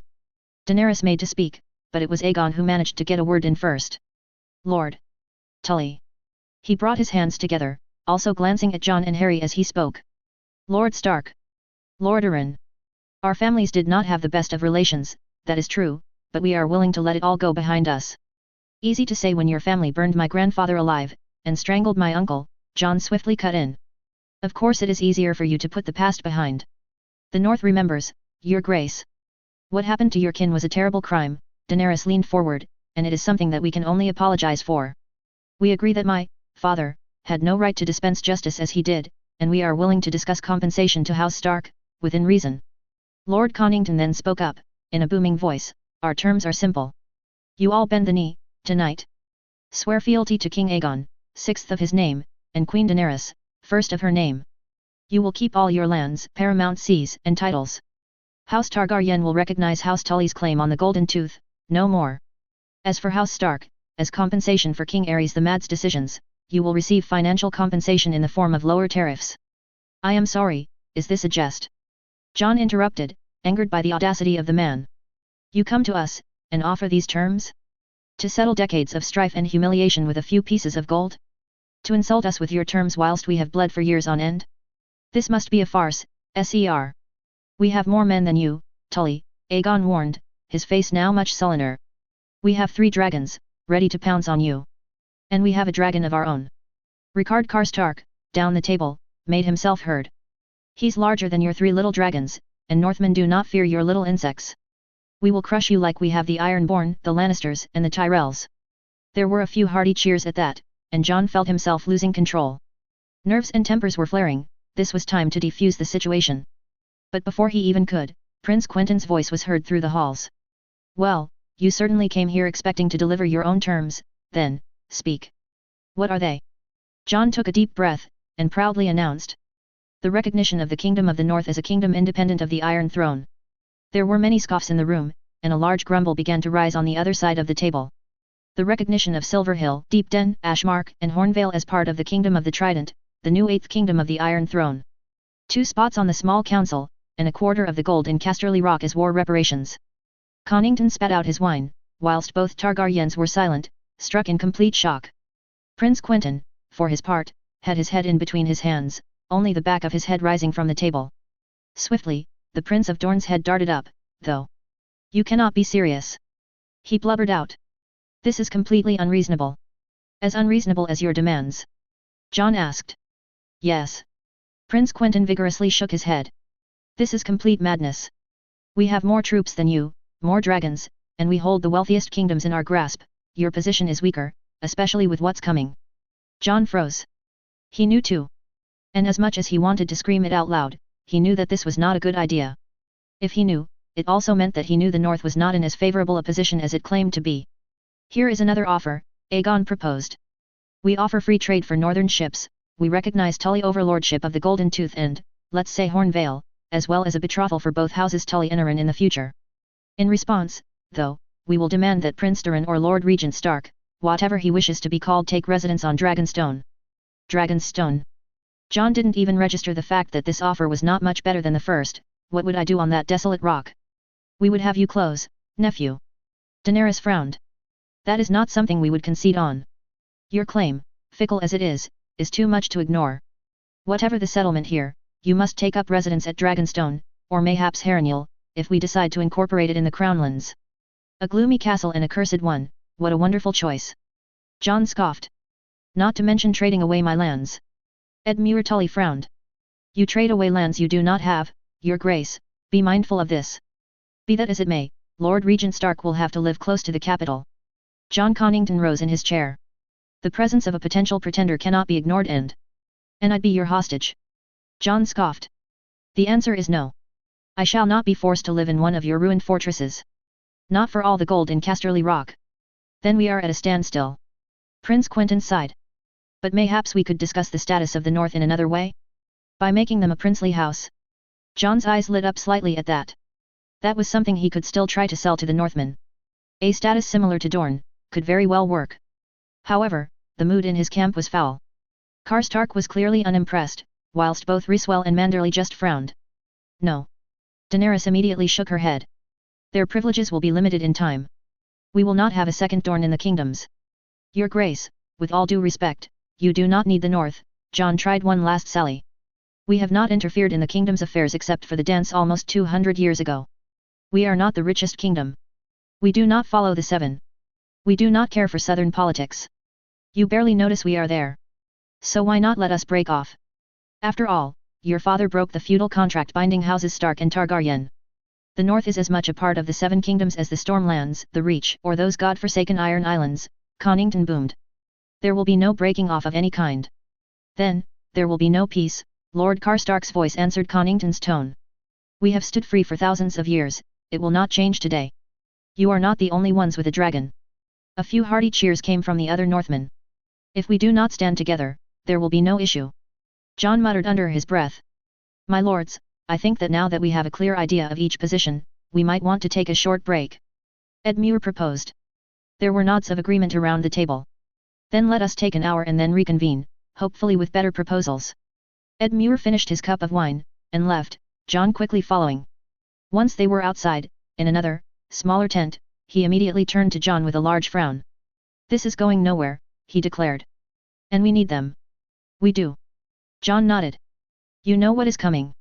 If the kingdoms do not stand together, we are lost. Edmure made a face. If we do bend to their demands, our lords will have our heads, others, or not. The Lord of Riverrun clearly was as lost as John. We could try to negotiate a truce, long enough for them to wipe out the remnants of the Tyrells and Lannisters, but it wouldn't last long enough for us to still be at peace when the others eventually strike, which could as well be tomorrow. John gulped. What do you have in mind? There is one more solution, but you will not like it. Edmure turned to him with a frown. What is it? Jon asked, intrigued. I have received a message from Sir Kevin Lannister. Edmure said in a carefully neutral tone. He offers to bend the knee to you, as King Durin III, so that we may kick out the foreign invaders from our lands. Sir Kevin thinks he can hand us the capital on a golden platter, so to speak, and would give us recompense for our losses, be they blood or material, with gold from Casterly Rock. Jon froze for a moment, but then just laughed. Breaking bread with the Lannisters? The Northmen will have my head. And it would undermine my own projects with the Westerlander lands and castles, Edmure acquiesced. But it would mean that we could form a front against the Targaryens. They are still kin, Lord Tully. Jon narrowed his eyes. Kin that I have never shared anything with, but kin all the same. I cannot become a kinslayer. Better to be a kinslayer while saving your people than staying true to one's honor and letting your people burn. Jon bit his lip.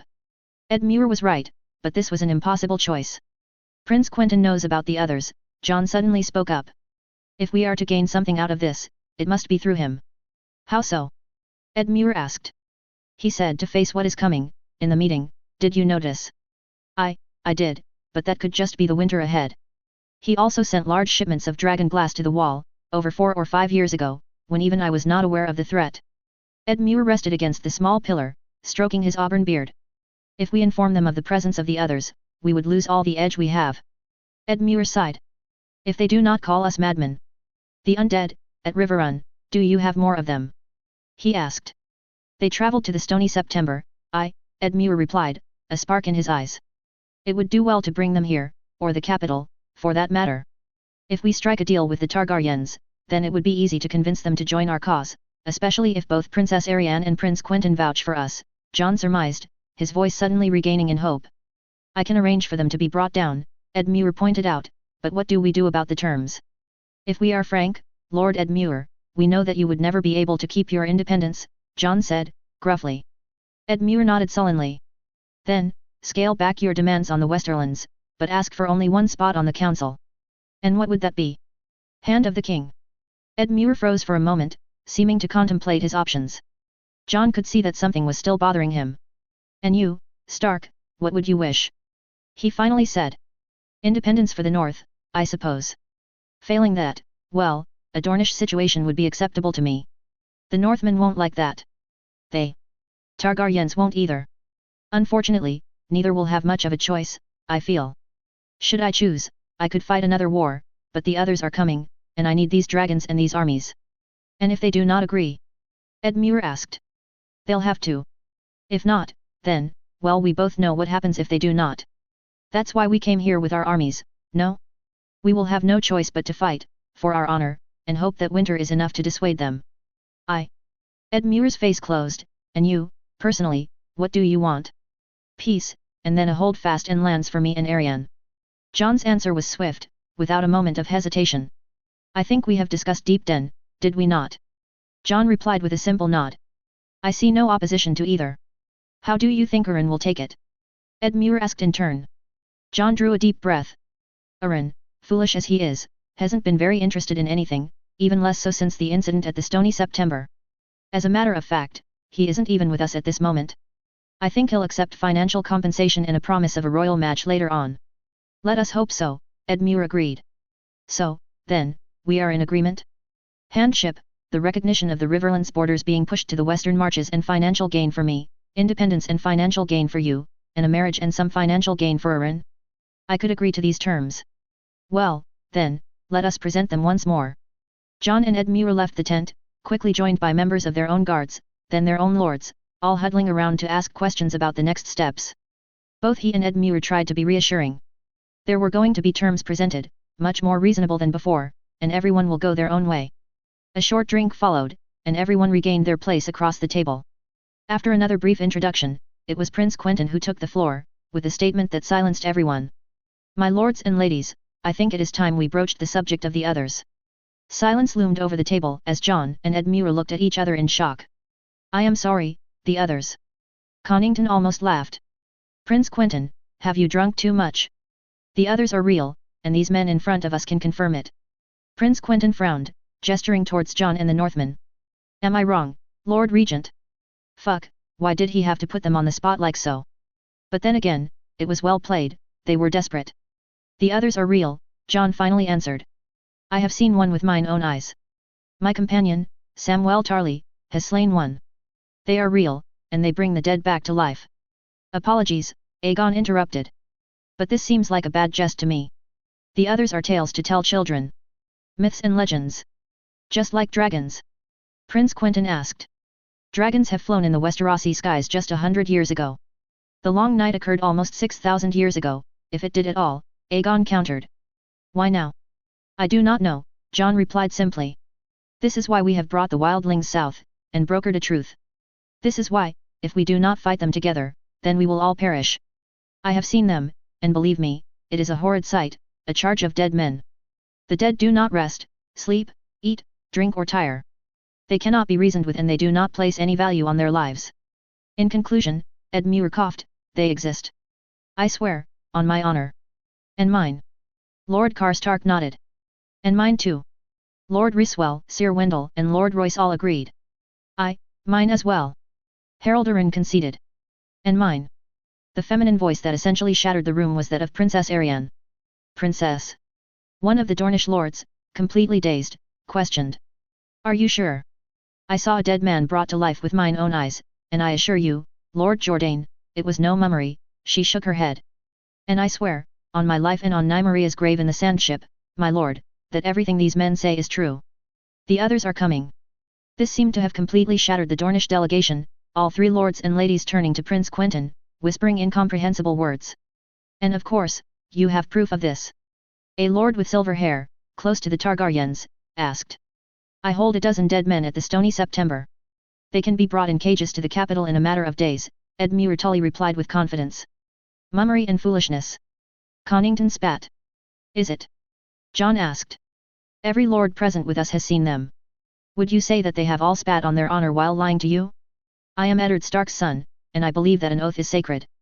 The oath I make to you right now, is that the others are real, and that I swear on the old gods and the new. Some of your people also believe in it. Lord Karstark smiled, pointing to the Dornish. We would like to see those dead men, the sooner the better. Lord Jourdain nodded back.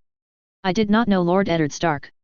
Another voice rose up, in the Targaryen camp, but on the opposite of Lord Jourdain.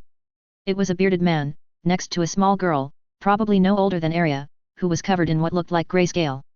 Probably Lady Shireen Baratheon, though Jon did not know who the bearded man was. However, King Stannis spoke many times that he was an honorable man. Too honorable, in fact, some would have said. He nodded. Now, you may not be Lord Eddard Stark's son, but you do have his looks, and you were raised by him. The same lords who fought for him in the rebellion now fight for you. Based on that, I would believe it too, your graces. But I also agree with Lord Jourdain, we must see with our own eyes. I am sorry, my lords, I do not see the issue. Daenerys Targaryen smiled. If what you say is true, then bend the knee right now, and save your people. We will march north, and I will pledge to use my dragons to lay waste to these others. I have found that fire does stop men, whether dead or alive. Bend the knee, but not at any cost, your grace, Edmure Tully spoke again. The others are coming, but this does not mean that we will grovel at your feet and beg for your help. May I propose a solution, your graces? Haroldarin stood up, speaking for only the second time during this meeting. Please, Lordarin. Aegon Targaryen extended a hand, encouraging him to speak freely. I have heard much about the Riverlands and North, but not much about the Vale. I am afraid that we have only come quite late, and I am sorry for it. The new Lord of the Eyrie spoke, with confidence in his voice. You have made your terms known, indeed. Connington gruffly nodded. They are reasonable enough. Terms? Wait, when did he propose terms? During the recess, surely, but why discuss them then? A royal marriage, and a spot on the council or the King's Guard for a Valaman. Aegon Targaryen nodded. As well as no ill will between our houses for your part in the rebellion and our confirmation as your title of Lord of the Eyrie and Lord Protector of the Vale. You said you would think about it. Haroldarin nodded. I can say that I agree with Lords Tully and Stark. The others are coming, I have seen the dead men, we need every able-bodied man we can get, and we need your dragons too. Haroldarin smiled. And as such, I would pledge myself, my sword and my men to your cause, right here, right now. What? Edmure Tully rose from his seat, ready to assault the boy. I have said my piece. If the others are coming, might as well just go with who has the most dragons, no? And if your own allies believe a Dornish bastard over you, who are your real friends? Harold's gaze shifted away from Edmure to land straight on Jon. I'll burn you. Jon muttered under his breath, his fists shaking. As I said, your graces. Harold Arryn bowed, I pledge myself and the Vale to your cause. Your terms are accepted, Lord Arryn. Aegon nodded back at him, inviting him over to their side of the table. You are welcomed back into the fold, and we look forward to deepening the ties between House Arryn and House Targaryen in the future, as we have done many years in the past. Thank you for your generosity, your grace, and... Harold turned to Edmure with a grin, thank you Lord Tully for your hospitality, but we've already started packing our tents. We won't bother you for much longer. Lord Royce, you cannot stand for this. Jon protested. I am sorry, Lord Regent, but I pledged myself to Lord Arryn in the Eyrie. He is my liege lord, and I must somewhat agree with Lord Arryn. We must stand together if we wish to defeat the threat of the others. I beg you to do the same. Save your people, like Torrhen Stark did so many years ago. Young Royce's voice stung like a wasp. A slap to the face of everything Jon worked for. He had made Harold Arryn, and Lord Royce, and how were they repaying him? By betraying him? Turning their backs on their alliance like so? His fists were clenched, and he felt like crying, but nothing felt worse than what was just about to come. My lords, our conditions have not changed from our initial proposal, Daenerys said with a wide smile. Accept our terms. Bend the knee, and keep your lands and titles. Though, I suggest you forget your dreams of an independent kingdom. Jon stood there, his teeth and fists clenched, when he finally broke. Fuck you. Dead silence over the room. What? Daenerys stood there, in shock. Fuck you, Aunt. Jon spat out. Ever since your father burnt my uncle and grandfather alive, we owe nothing to you. The North will stand as an independent kingdom, or it will not stand at all. And if you have something to say about that, you can come talk to my dragon. Aegon's eyes went wide, whilst Daenerys had a hard time keeping her composure. We will see you on the field, then. Edmure Tully rose up and shook his head, his fists clenched too. I am sorry it has come to this, but I will not accept another humiliation either. Nor will I, Jon whispered to himself. Jon looked at Prince Quentyn, visibly panicked, but there was no more discussion. The two Targaryens had left, and so had Edmure. Soon enough, the tent emptied, until it was only him and the two Martells. Jon. Prince Quentyn rose from his seat, his eyes wandering. We need to stop this madness. You cannot mean to fight this battle. Jon turned to Arianne, holding her hand as she stood up, then looking at her belly, and finally back at Prince Quentyn, who was shadowed by a woman of equal height, leaning on one of the pillars in the tent. His rage subsided somewhat, and the bloodlust he'd garnered had slowly faded back, allowing him to finally get some coherent thoughts, which thankfully no longer involved doing something terrible to that Arryn cunt. We do. Jon agreed, finally looking into his interlocutor's brown eyes. But I fear there is no stopping it now. Then follow me, we need to talk. About the others, our sisters, and stopping this madness. Nymeria. Martell banners fluttered in the wines, overlooking the Mander, around the town of Tumbleton. They were close to here, once, when they sought out Renly Baratheon, but never did Nymeria think she'd venture so far north. Staring at the opposite bank, she narrowed her eyes. In the distance, she could see activity with blue and grey tents being pitched under the ever darker skies over the reach. The cold wind blew her braid sideways, but she stayed still, trying to get a look at the famous dragon that had been brought from the north. But she saw nothing, the skies remained empty. Would they have been lied to? Surely not. Some of the prisoners of the Battle of Kinrock swear they had seen the dragon rain down fire on their comrades underneath the walls of Riverrun. Then, where was it? With a sigh, Nymeria put on her black coat and headed back to her own camp, walking slowly as she did so. Her father's passing had taken a toll, and nearly losing Quentyn too had almost finished her. She still wore black, in mourning, but slowly, she had begun to cope with it. She still had a mother, and her grief would be unmatched by Elaria's or the young ones, no matter how many keeps Quentyn gave them. She saw some commotion near Quentyn's tent, the large golden one, with double Martell banners floating above all the others. She could see some horses with knights on foot, waiting for something or someone. Her curiosity piqued, Nymeria stepped towards the tent, under the gaze of the guards present, who did not impede her entry into the tent. There, she saw Quentyn, sitting at his desk, facing two women, both clad in green. What is happening? She asked. Both women turned around, but neither seemed too distressed about her sudden appearance. See for yourself. Quentyn rose from his seat, handing her a letter. Nymeria read it closely, and scoffed. The rats are cornered, and are looking for a way out. Watch your tongue, snake. One of the women stepped towards her, with no fear. You'll see how hard I bite. Nymeria smirked. Fierce, that little one, she said to Quentyn without skipping a beat, are you sure you don't wish to wed that one? Quentyn let out a soft laugh. I made a promise, in the capital, when I left, to Lady Marjorie. As long as I am not wed, I would still accept her hand, should she desire it to be so. He shook his head. Her conditions though, seem unreasonable to me. Both women bowed their heads, resigned. Listen, my ladies, I appreciate Lady Marjorie's offer, but she makes a mistake in thinking that I would pass off Flora's flowers as mine own. Quentyn frowned. She is not my blood, and will not inherit son's pair. That is my word on the matter. And, without the child. The other woman, whom Nymeria now saw held a small child. As in, you wouldn't say it is yours, but you would keep her with you. Quentyn thought on it for a moment, and turned to Nymeria. It would solve a lot of our problems, he finally sighed. The Tyrell girl? I've said it before, she'd be too soft for our bed, Nymeria replied. She does not have to share it, Quentyn countered. She'd only have to give me heirs. And, well, Jen-Ellen is in my service. Ha! Nymeria smiled back. You're taking me by the feelings, then. It could work, love, but... Quentyn asked. You'd need a large dowry, Nymeria replied without a second thought. If the Reachers think for a moment they'd get out of this without a scar. I doubt they will. Quentyn shook his head. But as it stands, I have my little idea on the question of the dowry. Isn't she married, too? Nymeria then asked. To the Boy King. That can be changed. Quentyn sighed. As I said, it does fix our situation quite nicely. I'll leave you to arrange the details, Nymeria stated with a shrug, but you'll see no opposition from me. Quentyn turned back to the two women. Lady Eleanor, is there any trusted person for you to convey my answer to Lady Marjorie? He asked. I can. Eleanor Tyrell began to say, but Quentyn immediately cut her off. Out of the question. The capital is not where you would wish to be, I can assure you of that. You will be escorted to Highgarden and your cousin, once we are finished here. Quentyn tapped on the table. As I said, is there any trusted person for you to convey my message? Sir Ares Oakheart escorted us here, he's a loyal man, Eleanor said, her head bowed. Quentyn winced at the mention of the King's Guard. Sir Ares thought he was escorting us for a negotiation mission, the other Tyrell girl said softly. If you say that it is your answer and it is to be opened by the Queen only, then he'd do as told without a second thought. I don't doubt it.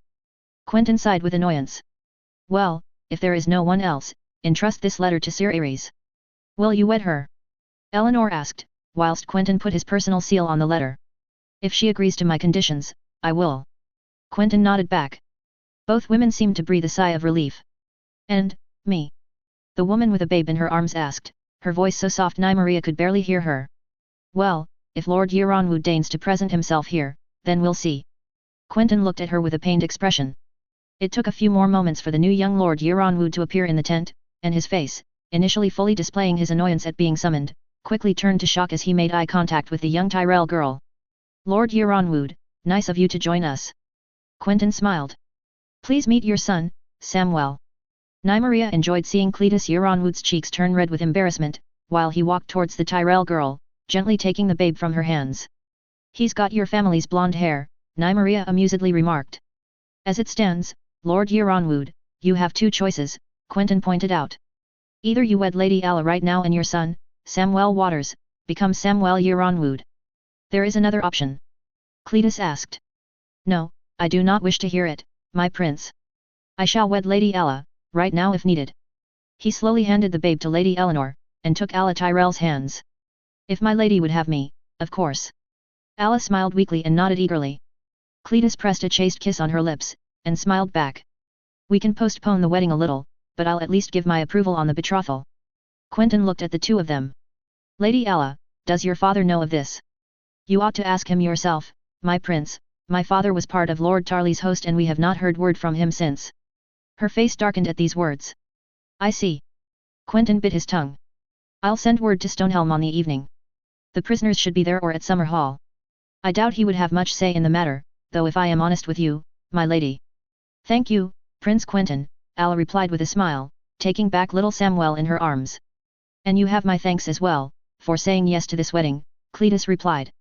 I am not so cruel as to deny a man's love, Lord Euronwood. Now go. The three thus excused themselves, allowing Nymeria to take a seat in front of Quentyn, pouring herself some wine. How did the meeting with the two monarchs go? she asked.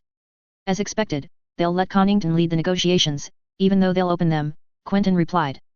Quentyn? Nymeria asked, surprised, while bringing the cup to her lips. The man is too prideful by half. Indeed. I think the two monarchs will be too happy to lead the dance.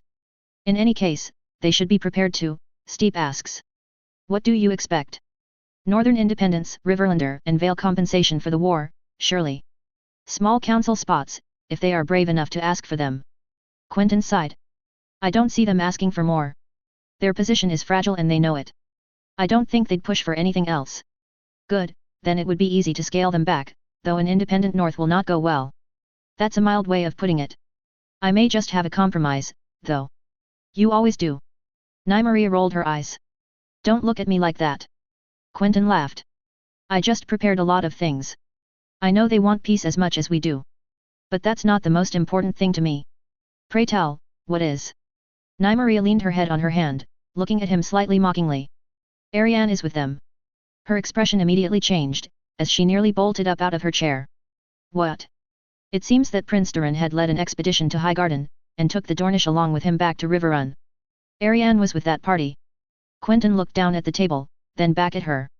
I expect he heard of Princess Sansa being held in Sun's Pair, and likely took Ariane and the Dornishmen to trade them for her. And she would be here? Nymeria asked. That's what the herald announced, anyways, Quentyn replied. And you would trade Sansa for them? Any day. Quentyn nodded. I have asked for Princess Sansa to be escorted to Ghost Hill, ready to sail to Greenstone, then the capital if the winds are favorable. Nymeria bit her lip. She also knew that Quentyn would rather have Ariane close to him, so as to keep an eye on her. Despite his popularity in Dorne, some other lords would have liked to set their sights on Sun's Pair, Willis Tyrell chief amongst them. She took another swig of the wine, before a guard entered the tent. My prince, my lady. They have arrived. Quentyn nodded, and immediately rose. Nymeria gently fixed his hair, and he helped her fix some of her braids, undone by the wind. Before stepping out, Quentyn took his Valyrian steel sword, and sheathed it in its golden scabbard, which now prominently stood out thanks to the sun-shaped sapphire on the top. They exited the tent hand in hand, waiting to go to the edge of the Mandar. It was there that Nymeria got a glimpse of the North's dragon. A massive creature, almost double Rhaegal's size. Its scales were a pale blue, and its wings were so large it made the bright blue waters of the Mandar turn dark as its wings spread over it. The ground shook as it landed, revealing a dragon rider on a saddle, like the Targaryens of old. Though the rider looked nothing like a Targaryen. He was of equal height to her, with dark, brown hair, and a lean build, but that was all that she could see, before Drogon and Rhaegal landed in turn. A few words later, they were on their way to the large tent in which negotiations were to be conducted, besides a ford, right under Tumbleton's walls. Nymeria stayed behind Quentyn like a shadow, and had more time to observe the Northerners, notably Prince Durin and Lord Edmure. The latter was tall and with a well-kept auburn beard, a man who almost never smiled and was as impassible as ever. Prince Durin contrasted this somewhat with his shorter height, but, in Nymeria's opinion, was much more handsome. His dark, brown eyes and grey eyes gave him a dangerous air, and no doubt many pretty maidens would have fallen for him. Well, Ariane was not a maiden, but she'd fallen for him all the same. The looks they gave each other were a clear indication of that, if her cousin's swollen belly was not enough. Nymeria did not approach her until the break in negotiations, though, when she finally fell into her arms. Cousin. Ariane laughed as she nearly choked her. It's been so long. It's been a while, indeed. Nymeria laughed. I see you finally found your dark prince. A Targaryen, too? Will your children be as fair as dragon lords like you wished? Ariane punched her in the shoulder. Please, cousin, can't you be happy for me? She asked. Oh no, I am very happy for you. You've chosen a very pretty man. Is he also? She wondered. Yes, that and more, Ariane replied with a smile. We are to be wed, soon. Well, hopefully Quentyn is not too cheap with your dowry. Nymeria smiled. He cares for you, but the child you bear will be, dangerous? Ariane asked, the smile falling from her face. Nymeria stayed silent. I've thought of that, too, Ariane continued. But there is nothing to fear. Jon harbors no such ambitions. Jon, not Durin. He hates Durin because it's not his name. Ariane sighed. It's one that has been forced onto him. Well, whatever his name, I fear it matters little what he wants, Nymeria said. Quentyn will still be mindful of it, though he does wish for your happiness. Let's start by trying to not make them kill each other first, no. Ariane responded. With what's coming? Oh, you've become such a Stark that you have already adopted their words. Nymeria chuckled. I'm not talking about winter, I'm talking about the dead, NYM. Ariane said. The dead. Nymeria raised an eyebrow. It doesn't surprise you? Ariane asked, confused. Strangely enough, Quentyn speaks of the dead and the others from time to time. Not often because he'd think I'd take him for a madman. Nymeria narrowed her eyes. And now you talk about them too. I've seen them, cousin, Ariane explained, her voice strained. I nearly fainted, too. The undead exist, and they are terrifying. They are walking corpses, with no mind other than to kill. They extend their bony, fleshy hands at you, ready to choke out the life from you and add you to their army of the dead, and the worst is their eyes. They are pale blue, even paler than winter's scales. Staring into them makes you freeze as if they had turned you to ice. Ariane's voice was panicked, scared, even. Nymeria had seen nothing like it.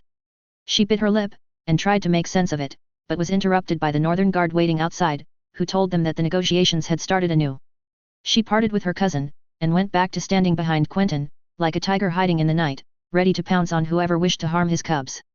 The negotiations, though, went nowhere, and Haraldaran switching sides helped nothing.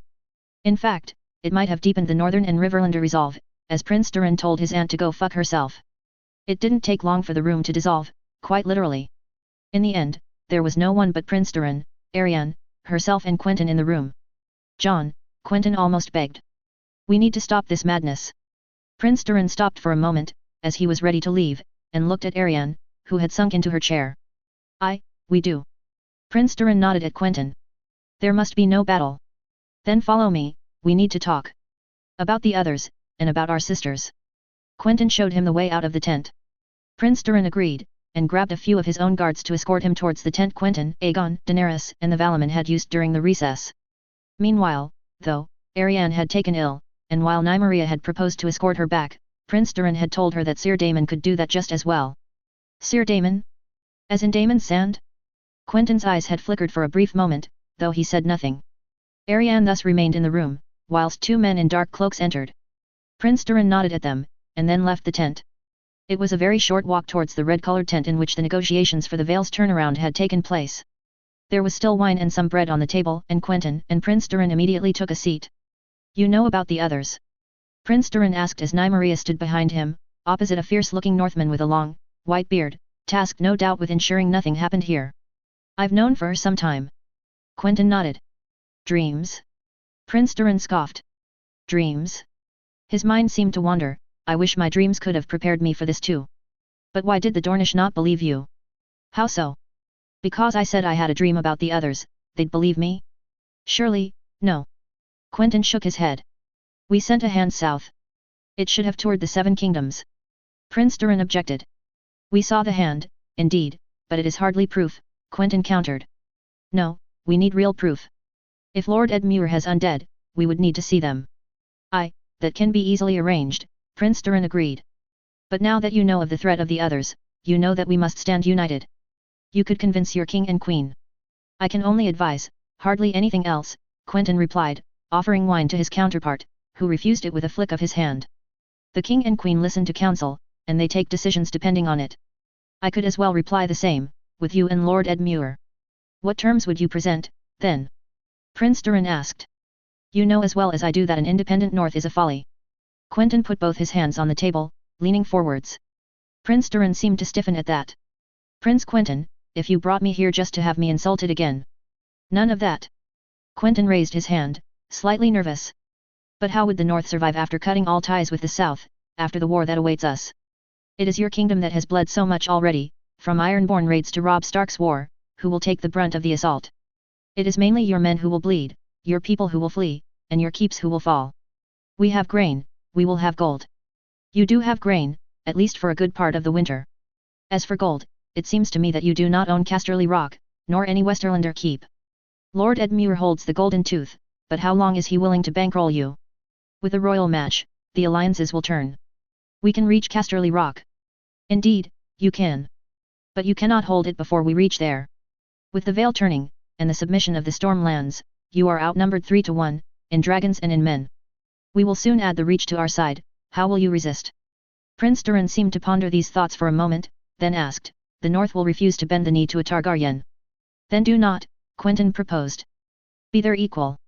Take the mantle of Prince Durin Targaryen, gods know you loathe it, but it is the only way they will finally see you as a worthy opponent. Stark or Targaryen, what does it matter? Prince Durin asked. Because a dragon does not consider a wolf an equal. Only a dragon may be the equal of a dragon. Quentyn drew a breath, and continued, if you negotiate equal to equal, you will not bend the knee. Ask for the North to be given the same status as Dorne. We are already semi-independent, and enjoy most of the advantages of the Iron Throne without having to feel most of the drawbacks. Prince Durin stared silently for a moment, and finally spoke up. It would still be bending the knee. You want to save your people? You have to take the tough decision.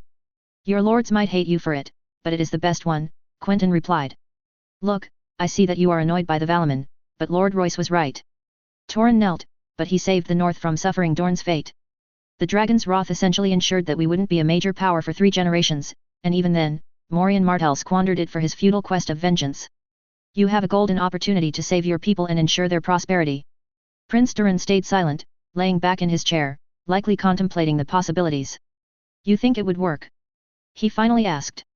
I think it would be a hard sell for me, but I can convince King Aegon and in turn he can convince Queen Daenerys. Quentyn smiled. And Lord Edmure? Prince Durin asked in turn. Lord Edmure will be happy with his Westerlander keeps, and a position on the small council, Quentyn surmised. Have you thought about making him hand? Prince Durin suggested. Quentyn leaned back in his chair, a slight smile appearing, likely joyful to see Connington leave. Not that he was a bad hand, but one that lacked a lot of tact. It could work, yes, I could discuss it. King Aegon wishes for peace as much as you and I, and Queen Daenerys will not mind to see Lord Connington step down. Prince Durin nodded to that. I cannot promise anything, he said, crossing his hands, but the proposition in itself has the merit of being discussed. There is one more thing, though, Quentyn pointed out. What would it be? Prince Durin asked, confused. You cannot accept Lord Edmure's proposal of giving you a keep in the Westerlands. Quentyn promptly replied. Why? Prince Durin frowned. Because you exist, simply, Quentyn replied, shaking his head. As long as you draw breath and have heirs capable of riding dragons, you are the biggest threat to King Aegon and Queen Daenerys' rule. Prince Durin's voice was curt as he spoke, I would not turn against them. But how can they be sure? Or how can they be sure that the Northmen will not grow sick of them after 10 years, and plot to put you on the throne? How can they be sure that Lord Edmure does not fancy himself king, or lord of the Westerlands, and use you, his vassal, to achieve his goals? Quentyn asked. Lord John, I will speak to you in all honesty, because I know this is what you would prefer. You cannot be far away from the monarchs, they will keep you close. I would be a hostage, Prince Durin snarled. No. Quentyn shook his head. You would be a prince of the realm. I am no prince. Prince Durin stood up. Quentyn just looked at him from below, his gaze unflinching. You are, no matter what you say. To Aegon and Daenerys, you will always be Prince Durin. With your dragon, to everyone, you will always be Prince Durin. Only the Northmen will see you as Lord Jon Stark. Your claim is weak, it is true, but so are both Aegon's and Daenerys. I will not be a prisoner, nor will I accept Dragonstone or Harrenhal, Prince Durin angrily replied. Then do not be. A prince is no prisoner. Again, you are seeing this the wrong way. Be a prince to them, but be Jon to you, Quentyn said.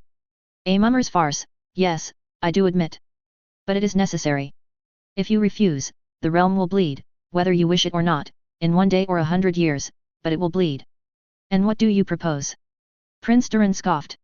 To play a mummer's farce, in their capital, that nest of vipers. Nymeria twitched, but kept silent. I'd offer you Summer Hall, Quentyn replied. Prince Durin looked at him, confused. Summer Hall? Prince Durin asked.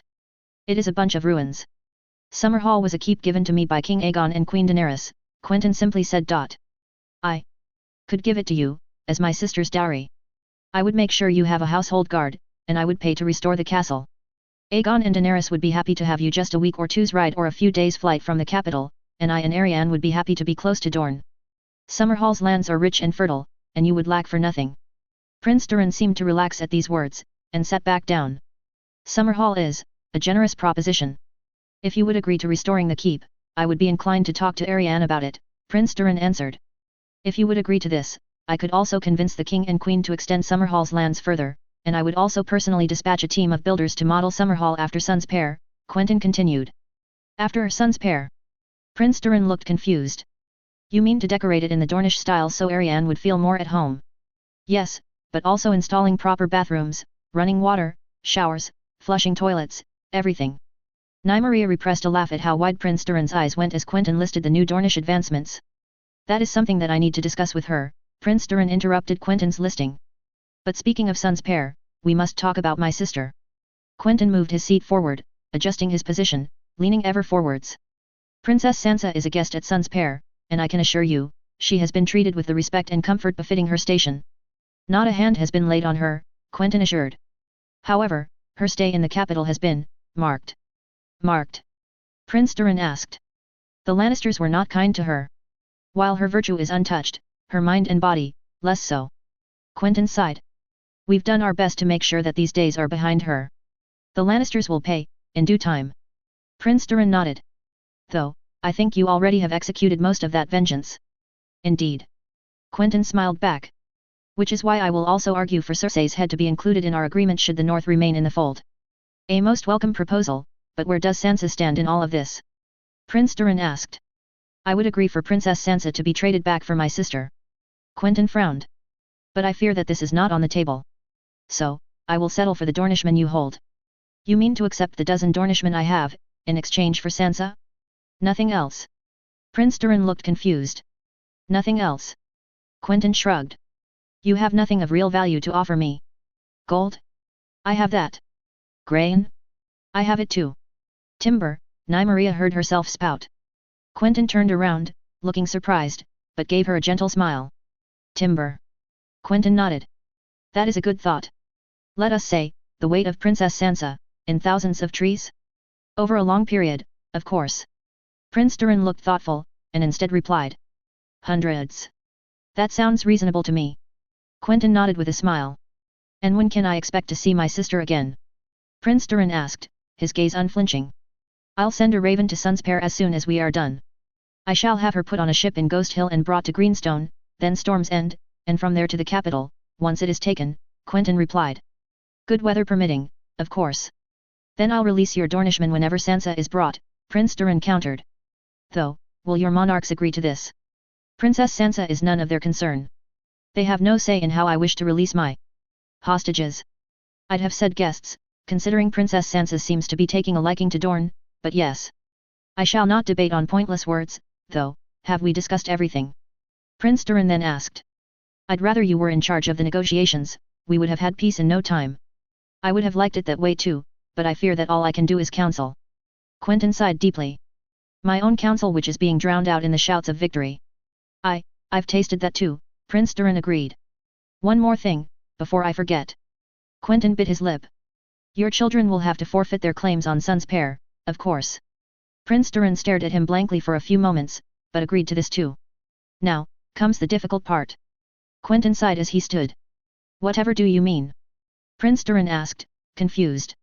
Right now, King Aegon and Princess Daenerys are preparing for battle, and not many things will let them back down, let alone the news that I negotiated with you in secret. Quentyn shook his head. It will be hard to convince them to leave it. Though I have some idea. How will I know that you've succeeded? Prince Durin asked.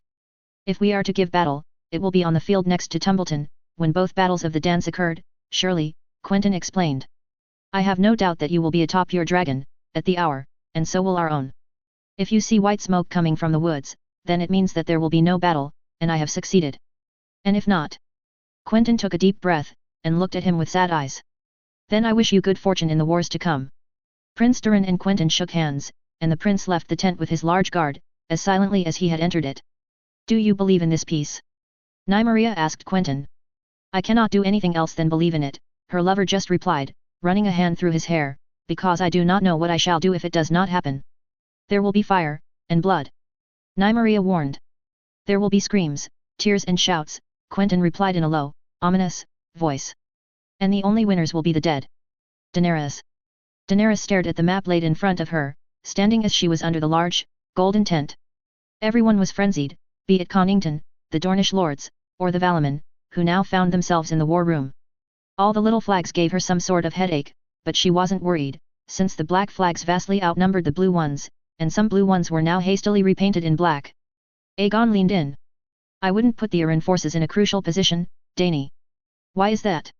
They're the freshest troops we have, other than the Dornish reinforcements, of course, Daenerys answered. A man who turns his cloak so easily can turn it again just as easily.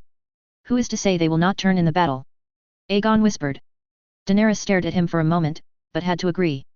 Where would you place them, then? She asked. In the center, where they'd be between the Golden Company and the Dornish troops. I'd wager they would not have any thoughts of betrayal if they were stuck so. Aegon pushed some flags. And warned the men that if the Valaman turn their swords, to not hesitate to cut them down immediately.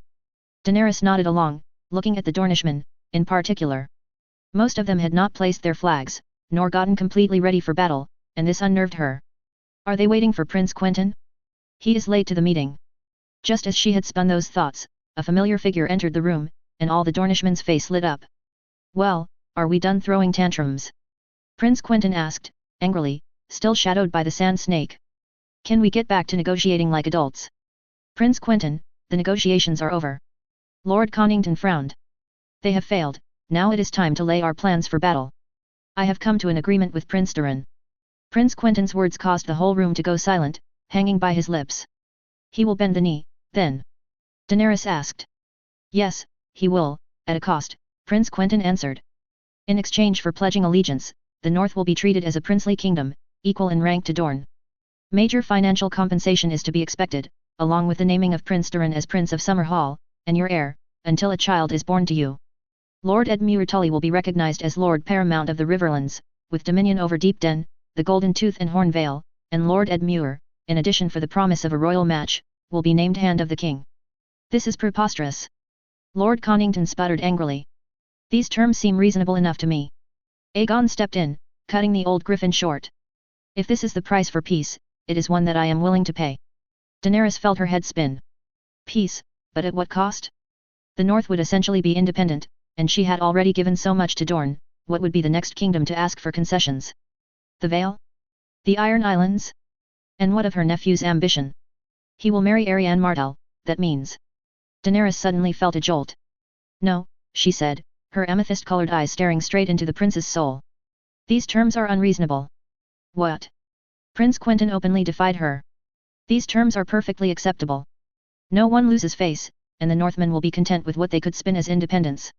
And it is precisely why this isn't acceptable. Stark or Tully, they will bend the knee or be destroyed. Daenerys frowned. If they do not? Good, let them, for I care not. We will sweep them today, let the others run north and beg on their knees for our help when they starve. Dany. Aegon put a hand on her arm. It is quite reasonable. Doran will fight with the Starks, you know it. If all we need to concede is a few privileges, a handship, and some keeps, so be it. Daenerys felt his smooth touch soothe her skin, but he hadn't extinguished her fire. She turned to Prince Quentyn, then. On whose authority did you take leave to discuss these terms? She asked. Mine own. You are sworn to us, Prince Quentyn. She ceded. Do not forget it. I forget not, your grace. Prince Quentyn's demeanor never changed. Good, then I suppose you will see no opposition to these terms being rejected. She smiled. I would very much oppose this decision. Prince Quentyn frowned. And I advise you to be very careful, your grace. Daenerys snapped. Is that a threat, Prince Quentyn? She leaned in, Sir Barristan immediately moving forwards. I can see why you wish to have Prince Doran close to you. He will wed your sister, who is already pregnant with his child. Would you plan to have us name him heir and then use it to usurp us? Prince Quentyn's eyes went wide. What? He asked, fists clenched. Have you gone mad? At these words, Daenerys almost wished to walk up to him and slap him across the face. Instead, she restrained herself, whilst the prince made to roll up his sleeves, showing his arms covered in white bandages. I have shed my blood for you. I have led my men to their deaths for you. I have lost kin for you. I almost died for you. And you think I would betray you, now? When the fate of the world is on the line. Prince Quentyn laughed, with a single tear rolling down his cheek. I have made my bed with you, I can see that, and may regret it, but, please, I will not betray you now. You regret siding with the rightful claimants to the Iron Throne. Daenerys raged. Not with my cousin, King Aegon, Prince Quentyn scoffed. For you, your grace, I must say that by the hour, I think that you could count yourself lucky that you have dragons. Barristan started to draw his sword. Oh please, Sir Bystander. Prince Quentyn laughed as half the lord in the room brought a hand to their own swords. Please, do come here and cut me down. Perhaps that will wipe away the shame of having done nothing as Queen Rilla suffered in her chambers with you outside of them. Mayhaps if you'd done your duty as a knight then, I wouldn't have to stand here talking to a petulant child. Watch your words, Martell, Sir Barristan warned. And I'll show you how deep Marcher steel cuts. Child? Daenerys asked, for her part. I would also advise you to watch your words, Prince Quentyn, because although I am merciful, you are talking to your queen, not some lowborn. Tension was mounting in the tent, which she suddenly realized was at least half Dornish, a little like her forces. Damn that prince. Dany, Aegon spoke softly. Please, calm down. No, I will not. Daenerys turned to Aegon, anger in her voice. All my life, I have been put down and shamed, and I will not let others take away my birthright. No one is contesting your birthright, Aegon replied calmly. Naming Durin our heir would go a long way to mend relations with the Starks. As long as Durin isn't within our grasp, he will always be a threat to our rule, Dany retorted. They will conspire and they will want to see his head crowned and ours on a spike. No, Aegon. I love you, and I will not see you fall for something I would have been able to prevent. Naming him heir, it is unthinkable. Giving Summerhall, a Dornish holding, is even more so. I do not trust Prince Quentyn to turn his back on us the moment we show weakness. The world is hanging in the balance, Your Grace, Prince Quentyn replied in a softer voice, with a simple bow of his head. Prince Durin is as much a threat to me, as he is to you. Daenerys made to answer, but she could see that his gaze had shifted to Aegon, who was now the center of attention of the room. Aegon muttered. It is not an easy decision. I would not be opposed to restarting negotiations, but... Aegon drew a deep breath. I must agree with my queen, Summerhall, it is too far, out of our grasp. Your Grace, he would be between Dorne and the Crownlands, how much further deep into Loyalist territory would you want him to be? Prince Quentyn asked. If we are to negotiate again, surely they would come to us. Aegon asked. Coming back to them would make us look very weak.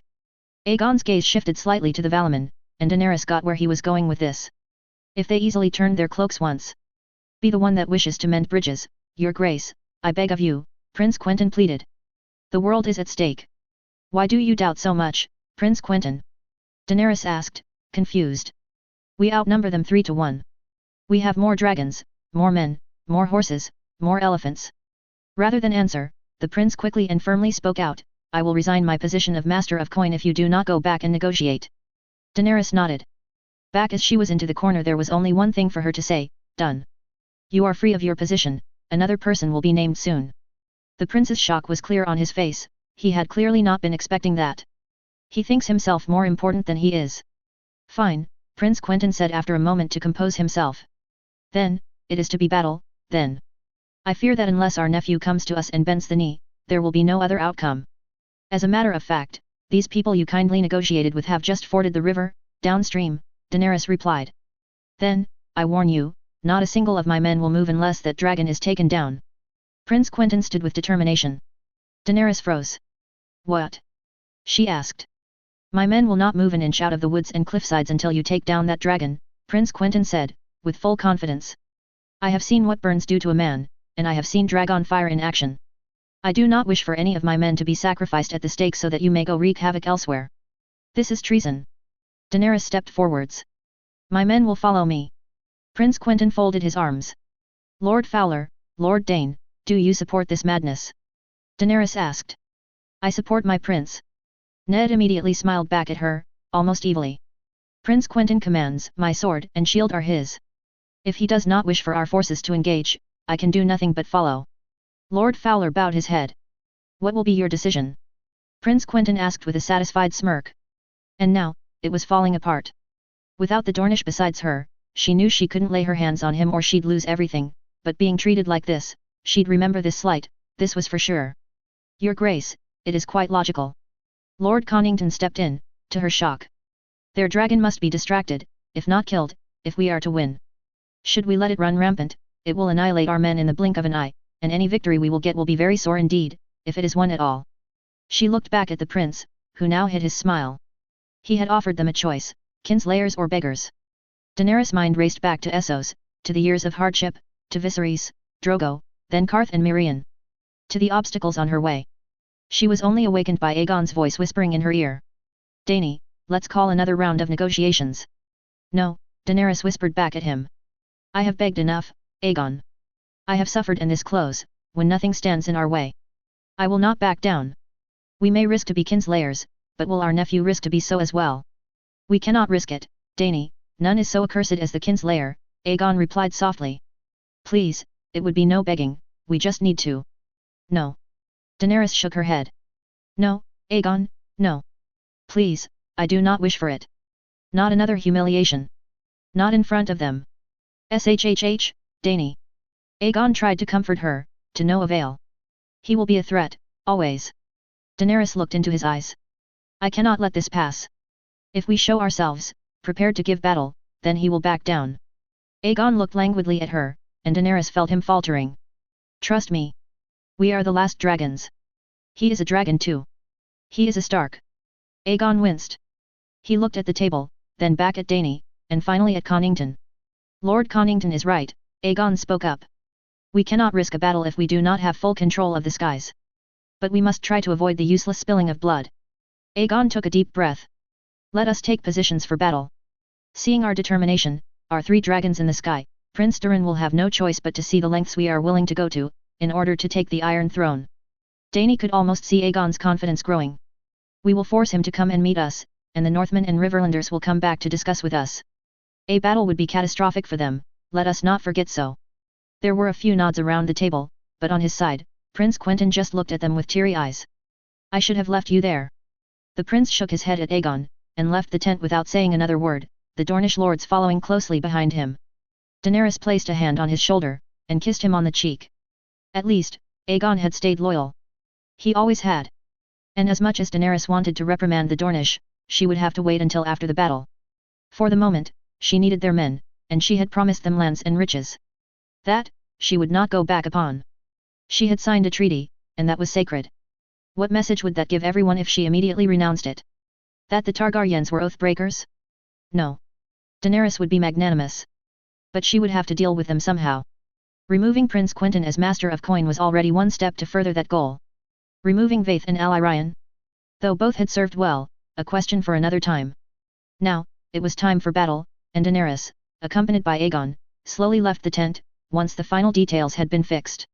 They would fly over the Tully camp with the 3 dragons, and meet their nephew in the skies. With no hostile moves, he would not risk to draw blood first, and he would see their determination in winning.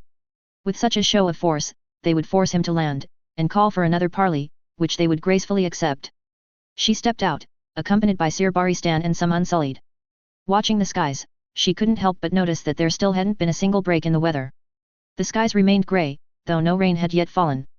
Daenerys found her dragons waiting for her, on the great grassy field near Tumbleton. Viceroy was already in the air, prowling around, whilst Drogon and Rhaegal were waiting on the ground. Before she could even reach Drogon, though, Aegon grabbed her by the shoulder. What if he does not yield? Aegon asked, his purple eyes shining into hers. What if he does not fall for our gamble? Then, we have no choice but to defend ourselves, Aegon, Daenerys replied, determined. If he does not back down, then he will have to watch us burn his armies. He cannot allow this to happen, you know this. And what if he tries to attack us? Aegon asked. Viceroy will protect our camp, Daenerys answered, confident. If anything is amiss, I will know. She then pulled her arm away from him, and gently mounted Drogon, leaving Aegon to his own dragon. Sovs. In a swift motion, Drogon lifted himself from the ground, rising up towards the clouds above. Soon, Rhaegal's greenish scales were glittering underneath her, as they both undertook to fly towards the northern camp. Rhaegal soon found himself near her, though slightly above, due to the dragon's light weight. She could not see Aegon, but this mattered little.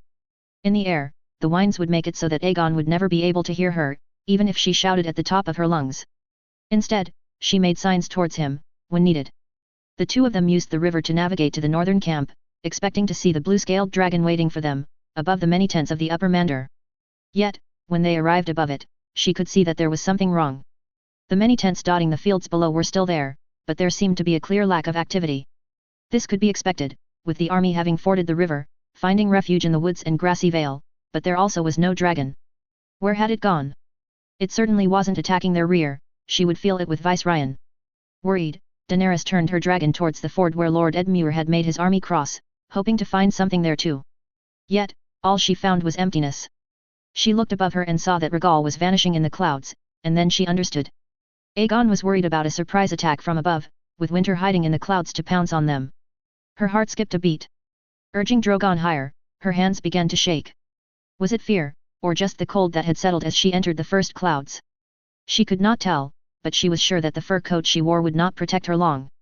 She caressed Drogon's scales, feeling the fire inside of him, to keep her hands warm. As she did so, she scoured everywhere for a sign of something. Suddenly, atop her, on the left, she saw a flash, and a screech. Lightning? Has Rhaegal or Viceroy found something? The uneasiness continued to settle.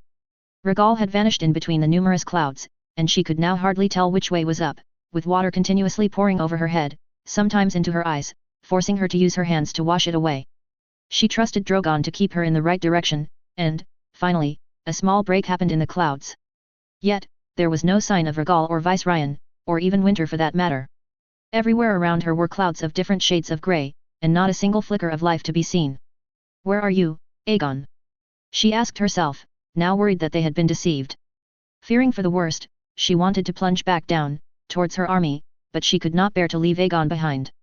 Something dark was looming in the clouds, and it was not rain. Fear gripped her truly for the first time, and Drogon could feel it. She tried to calm herself, to tell herself that it was only her imagination that spawned dragon faces in every corner of her eyes. All of a sudden, her body shook. Or was it her body? There was a great roar in the skies, and the entire world seemed to shake for a brief moment, and then a great pain struck her stomach. She looked down, but there was nothing. Not a stain of blood. But upwards, there was a rumbling, and the roar became louder and louder. She narrowed her eyes, waiting to see what was going on.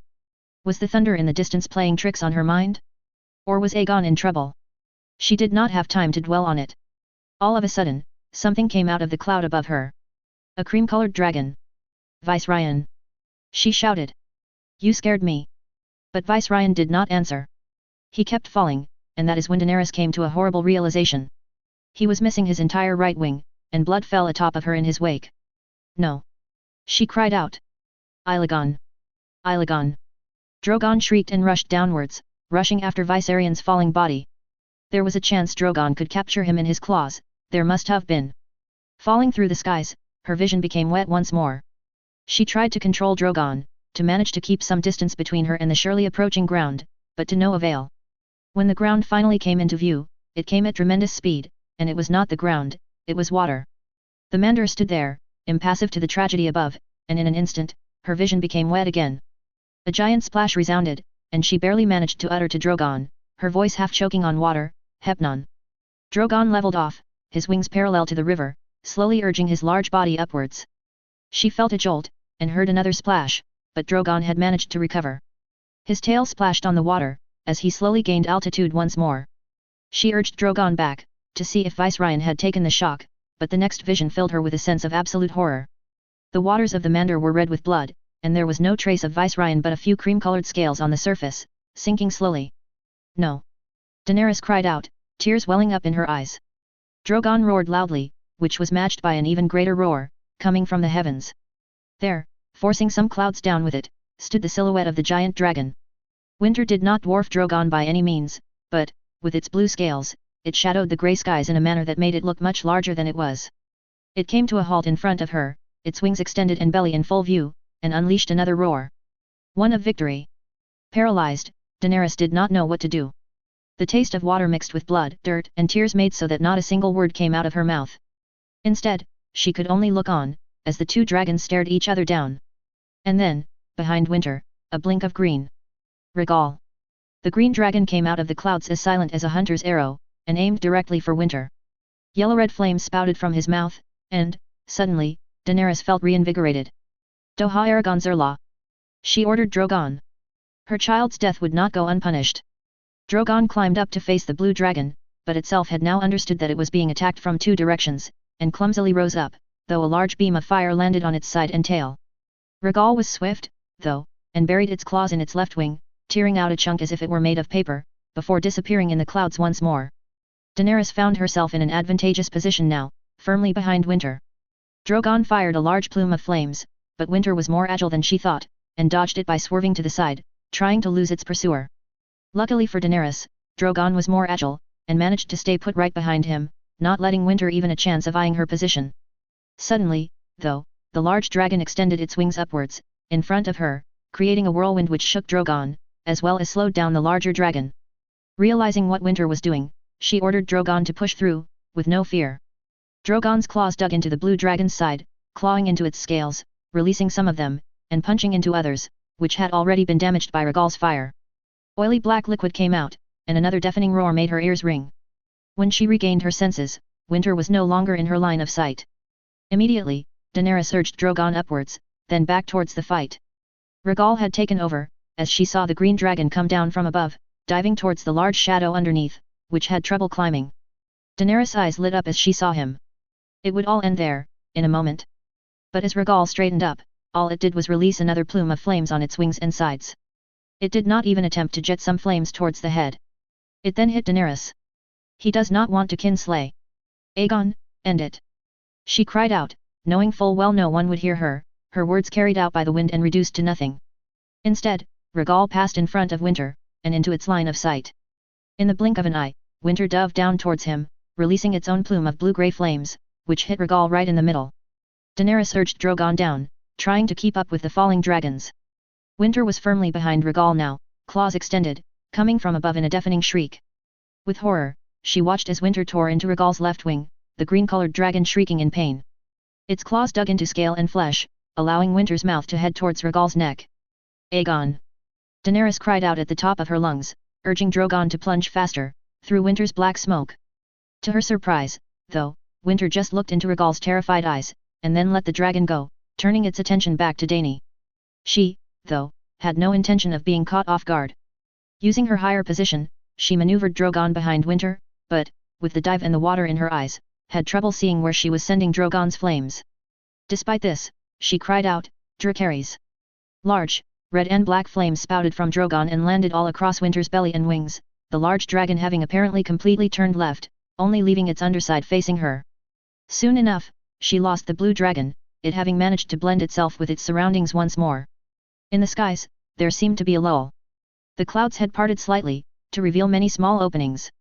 The ground was more visible too, with the green fields and hills dotted along the Mandar now being somewhat visible from high above.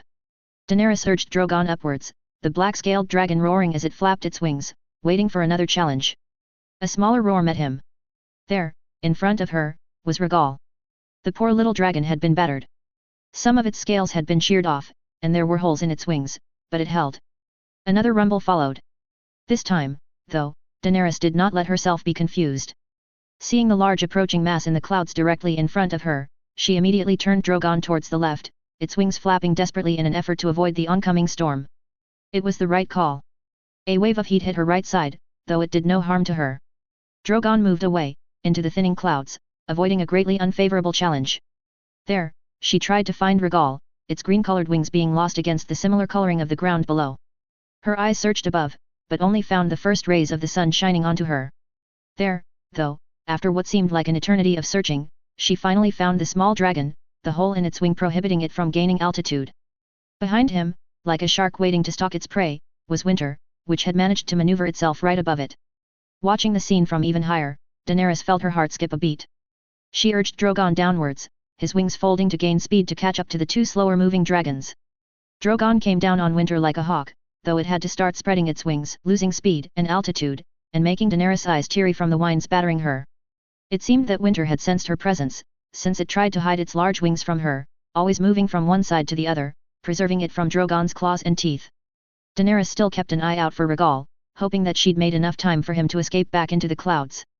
It was only when she saw Winter fire another jet of flames that she managed to get a glimpse at Aegon's mount, turning right through the smoke released by the blue dragon. Then, as swiftly as Rhaegal itself had turned, Winter flew down to meet it. Its claws dug into Rhaegal's back, and this time, its jaws clamped tight around its neck. Powerless, Daenerys could only watch as blood began to spurt from Rhaegal's shoulder, who shrieked in pain. Not letting herself be overwhelmed, she forced Drogon towards the ground, consequences be damned. Dracarys. The black-scaled dragon released another plume of smoke, and rammed Winter at full force. Surprised, the dragon let go of its prey, a deafening roar filling the skies, all three beasts tumbling in different directions as if they were leaves cut off a tree. But they had lost too much altitude. Rhaegal managed to level off slightly, only for a massive crash to be heard. Looking down, she saw that a massive mound of dirt had risen from the earth and into the sky, Rhaegal's body clearly visible. Daenerys wanted to cry once again, but this time, her tears of sorrow were replaced by tears of rage. She cried out with fury, matched by Drogon's roar, and immediately sought Winter's form. This time, blue against green, it could not use the clouds as cover. Drogon rammed into the larger dragon once more, its claws digging into the beast's side, its jaws desperately trying to find something to latch onto. Claws digging into the flesh of its opponent, Drogon ripped off its scales, scattering them to the ground below. Winter roared in pain, trying to shake off its opponent, but Drogon's teeth found their way into the dragon's tail, though the fight was not over by any means. Winter's muscles tensed, the larger dragon trying to shake off Drogon by any means necessary, until it also found something to latch onto. Daenerys watched in shock as the blue dragon's teeth sunk into Drogon's back, tearing away at its black scales as a knife would through butter. Drogon was forced to let go, now fighting for his own survival. Both dragons struggled, but neither managed to keep themselves in flight, and, suddenly, Daenerys saw the ground approach. Both dragons hit it hard, but, thankfully, on their side. Daenerys did not see much, trying to clear her vision of the dirt, while desperately clinging to Drogon's spines. The force of the shock had separated the two dragons, allowing both to take flight again. This time, once more, though, Winter had managed to find its way back to the clouds without Daenerys being able to track it. The only thing it left behind was a trail of dark blood and blue scales, scattered on the field. She dared to turn around, and felt her stomach turn. Right behind her, almost where she could reach, were bite marks. Later on, close to Drogon's tail, the scars were deeper, and a trail of blood formed from the left side, where several spines were missing, with others bent at unnatural angles. Drogon hissed in pain, making Daenerys nervous. It was obvious that he couldn't climb higher without being impaired, and, as such, she decided to take advantage of a break in the weather to go back and circle Rhaegal. Ever vigilant, she stood guard against Winter's next attack, but nothing came. Did it go to burn my armies? No, she'd see it from here, and nothing was close to burning.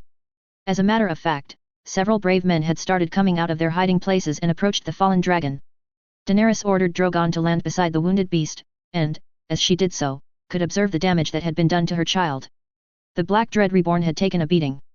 In addition to the damage to its back and tail, half its wings were shredded, and it had large claw marks on its belly, with a deep scar trailing black blood onto the marshes.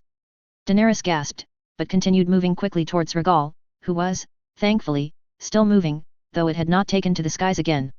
She felt her heart sink once more. Could it be?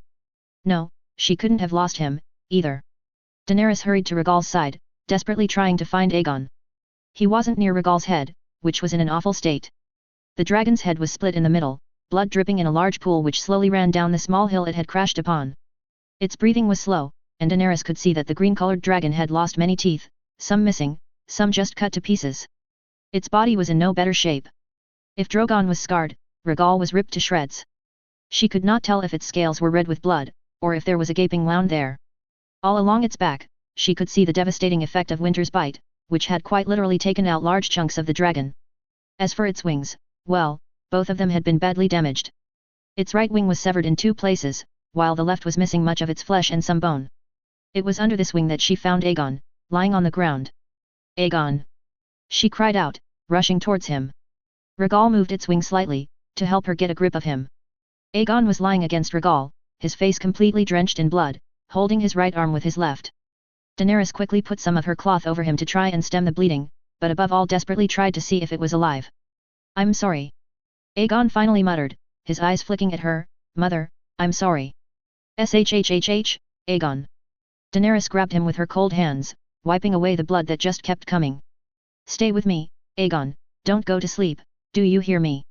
Daenerys looked around, and saw that there were riders approaching. In the distance, she could see the banners they were holding were those of House Martell. She frowned. Have the Dornish turned on me?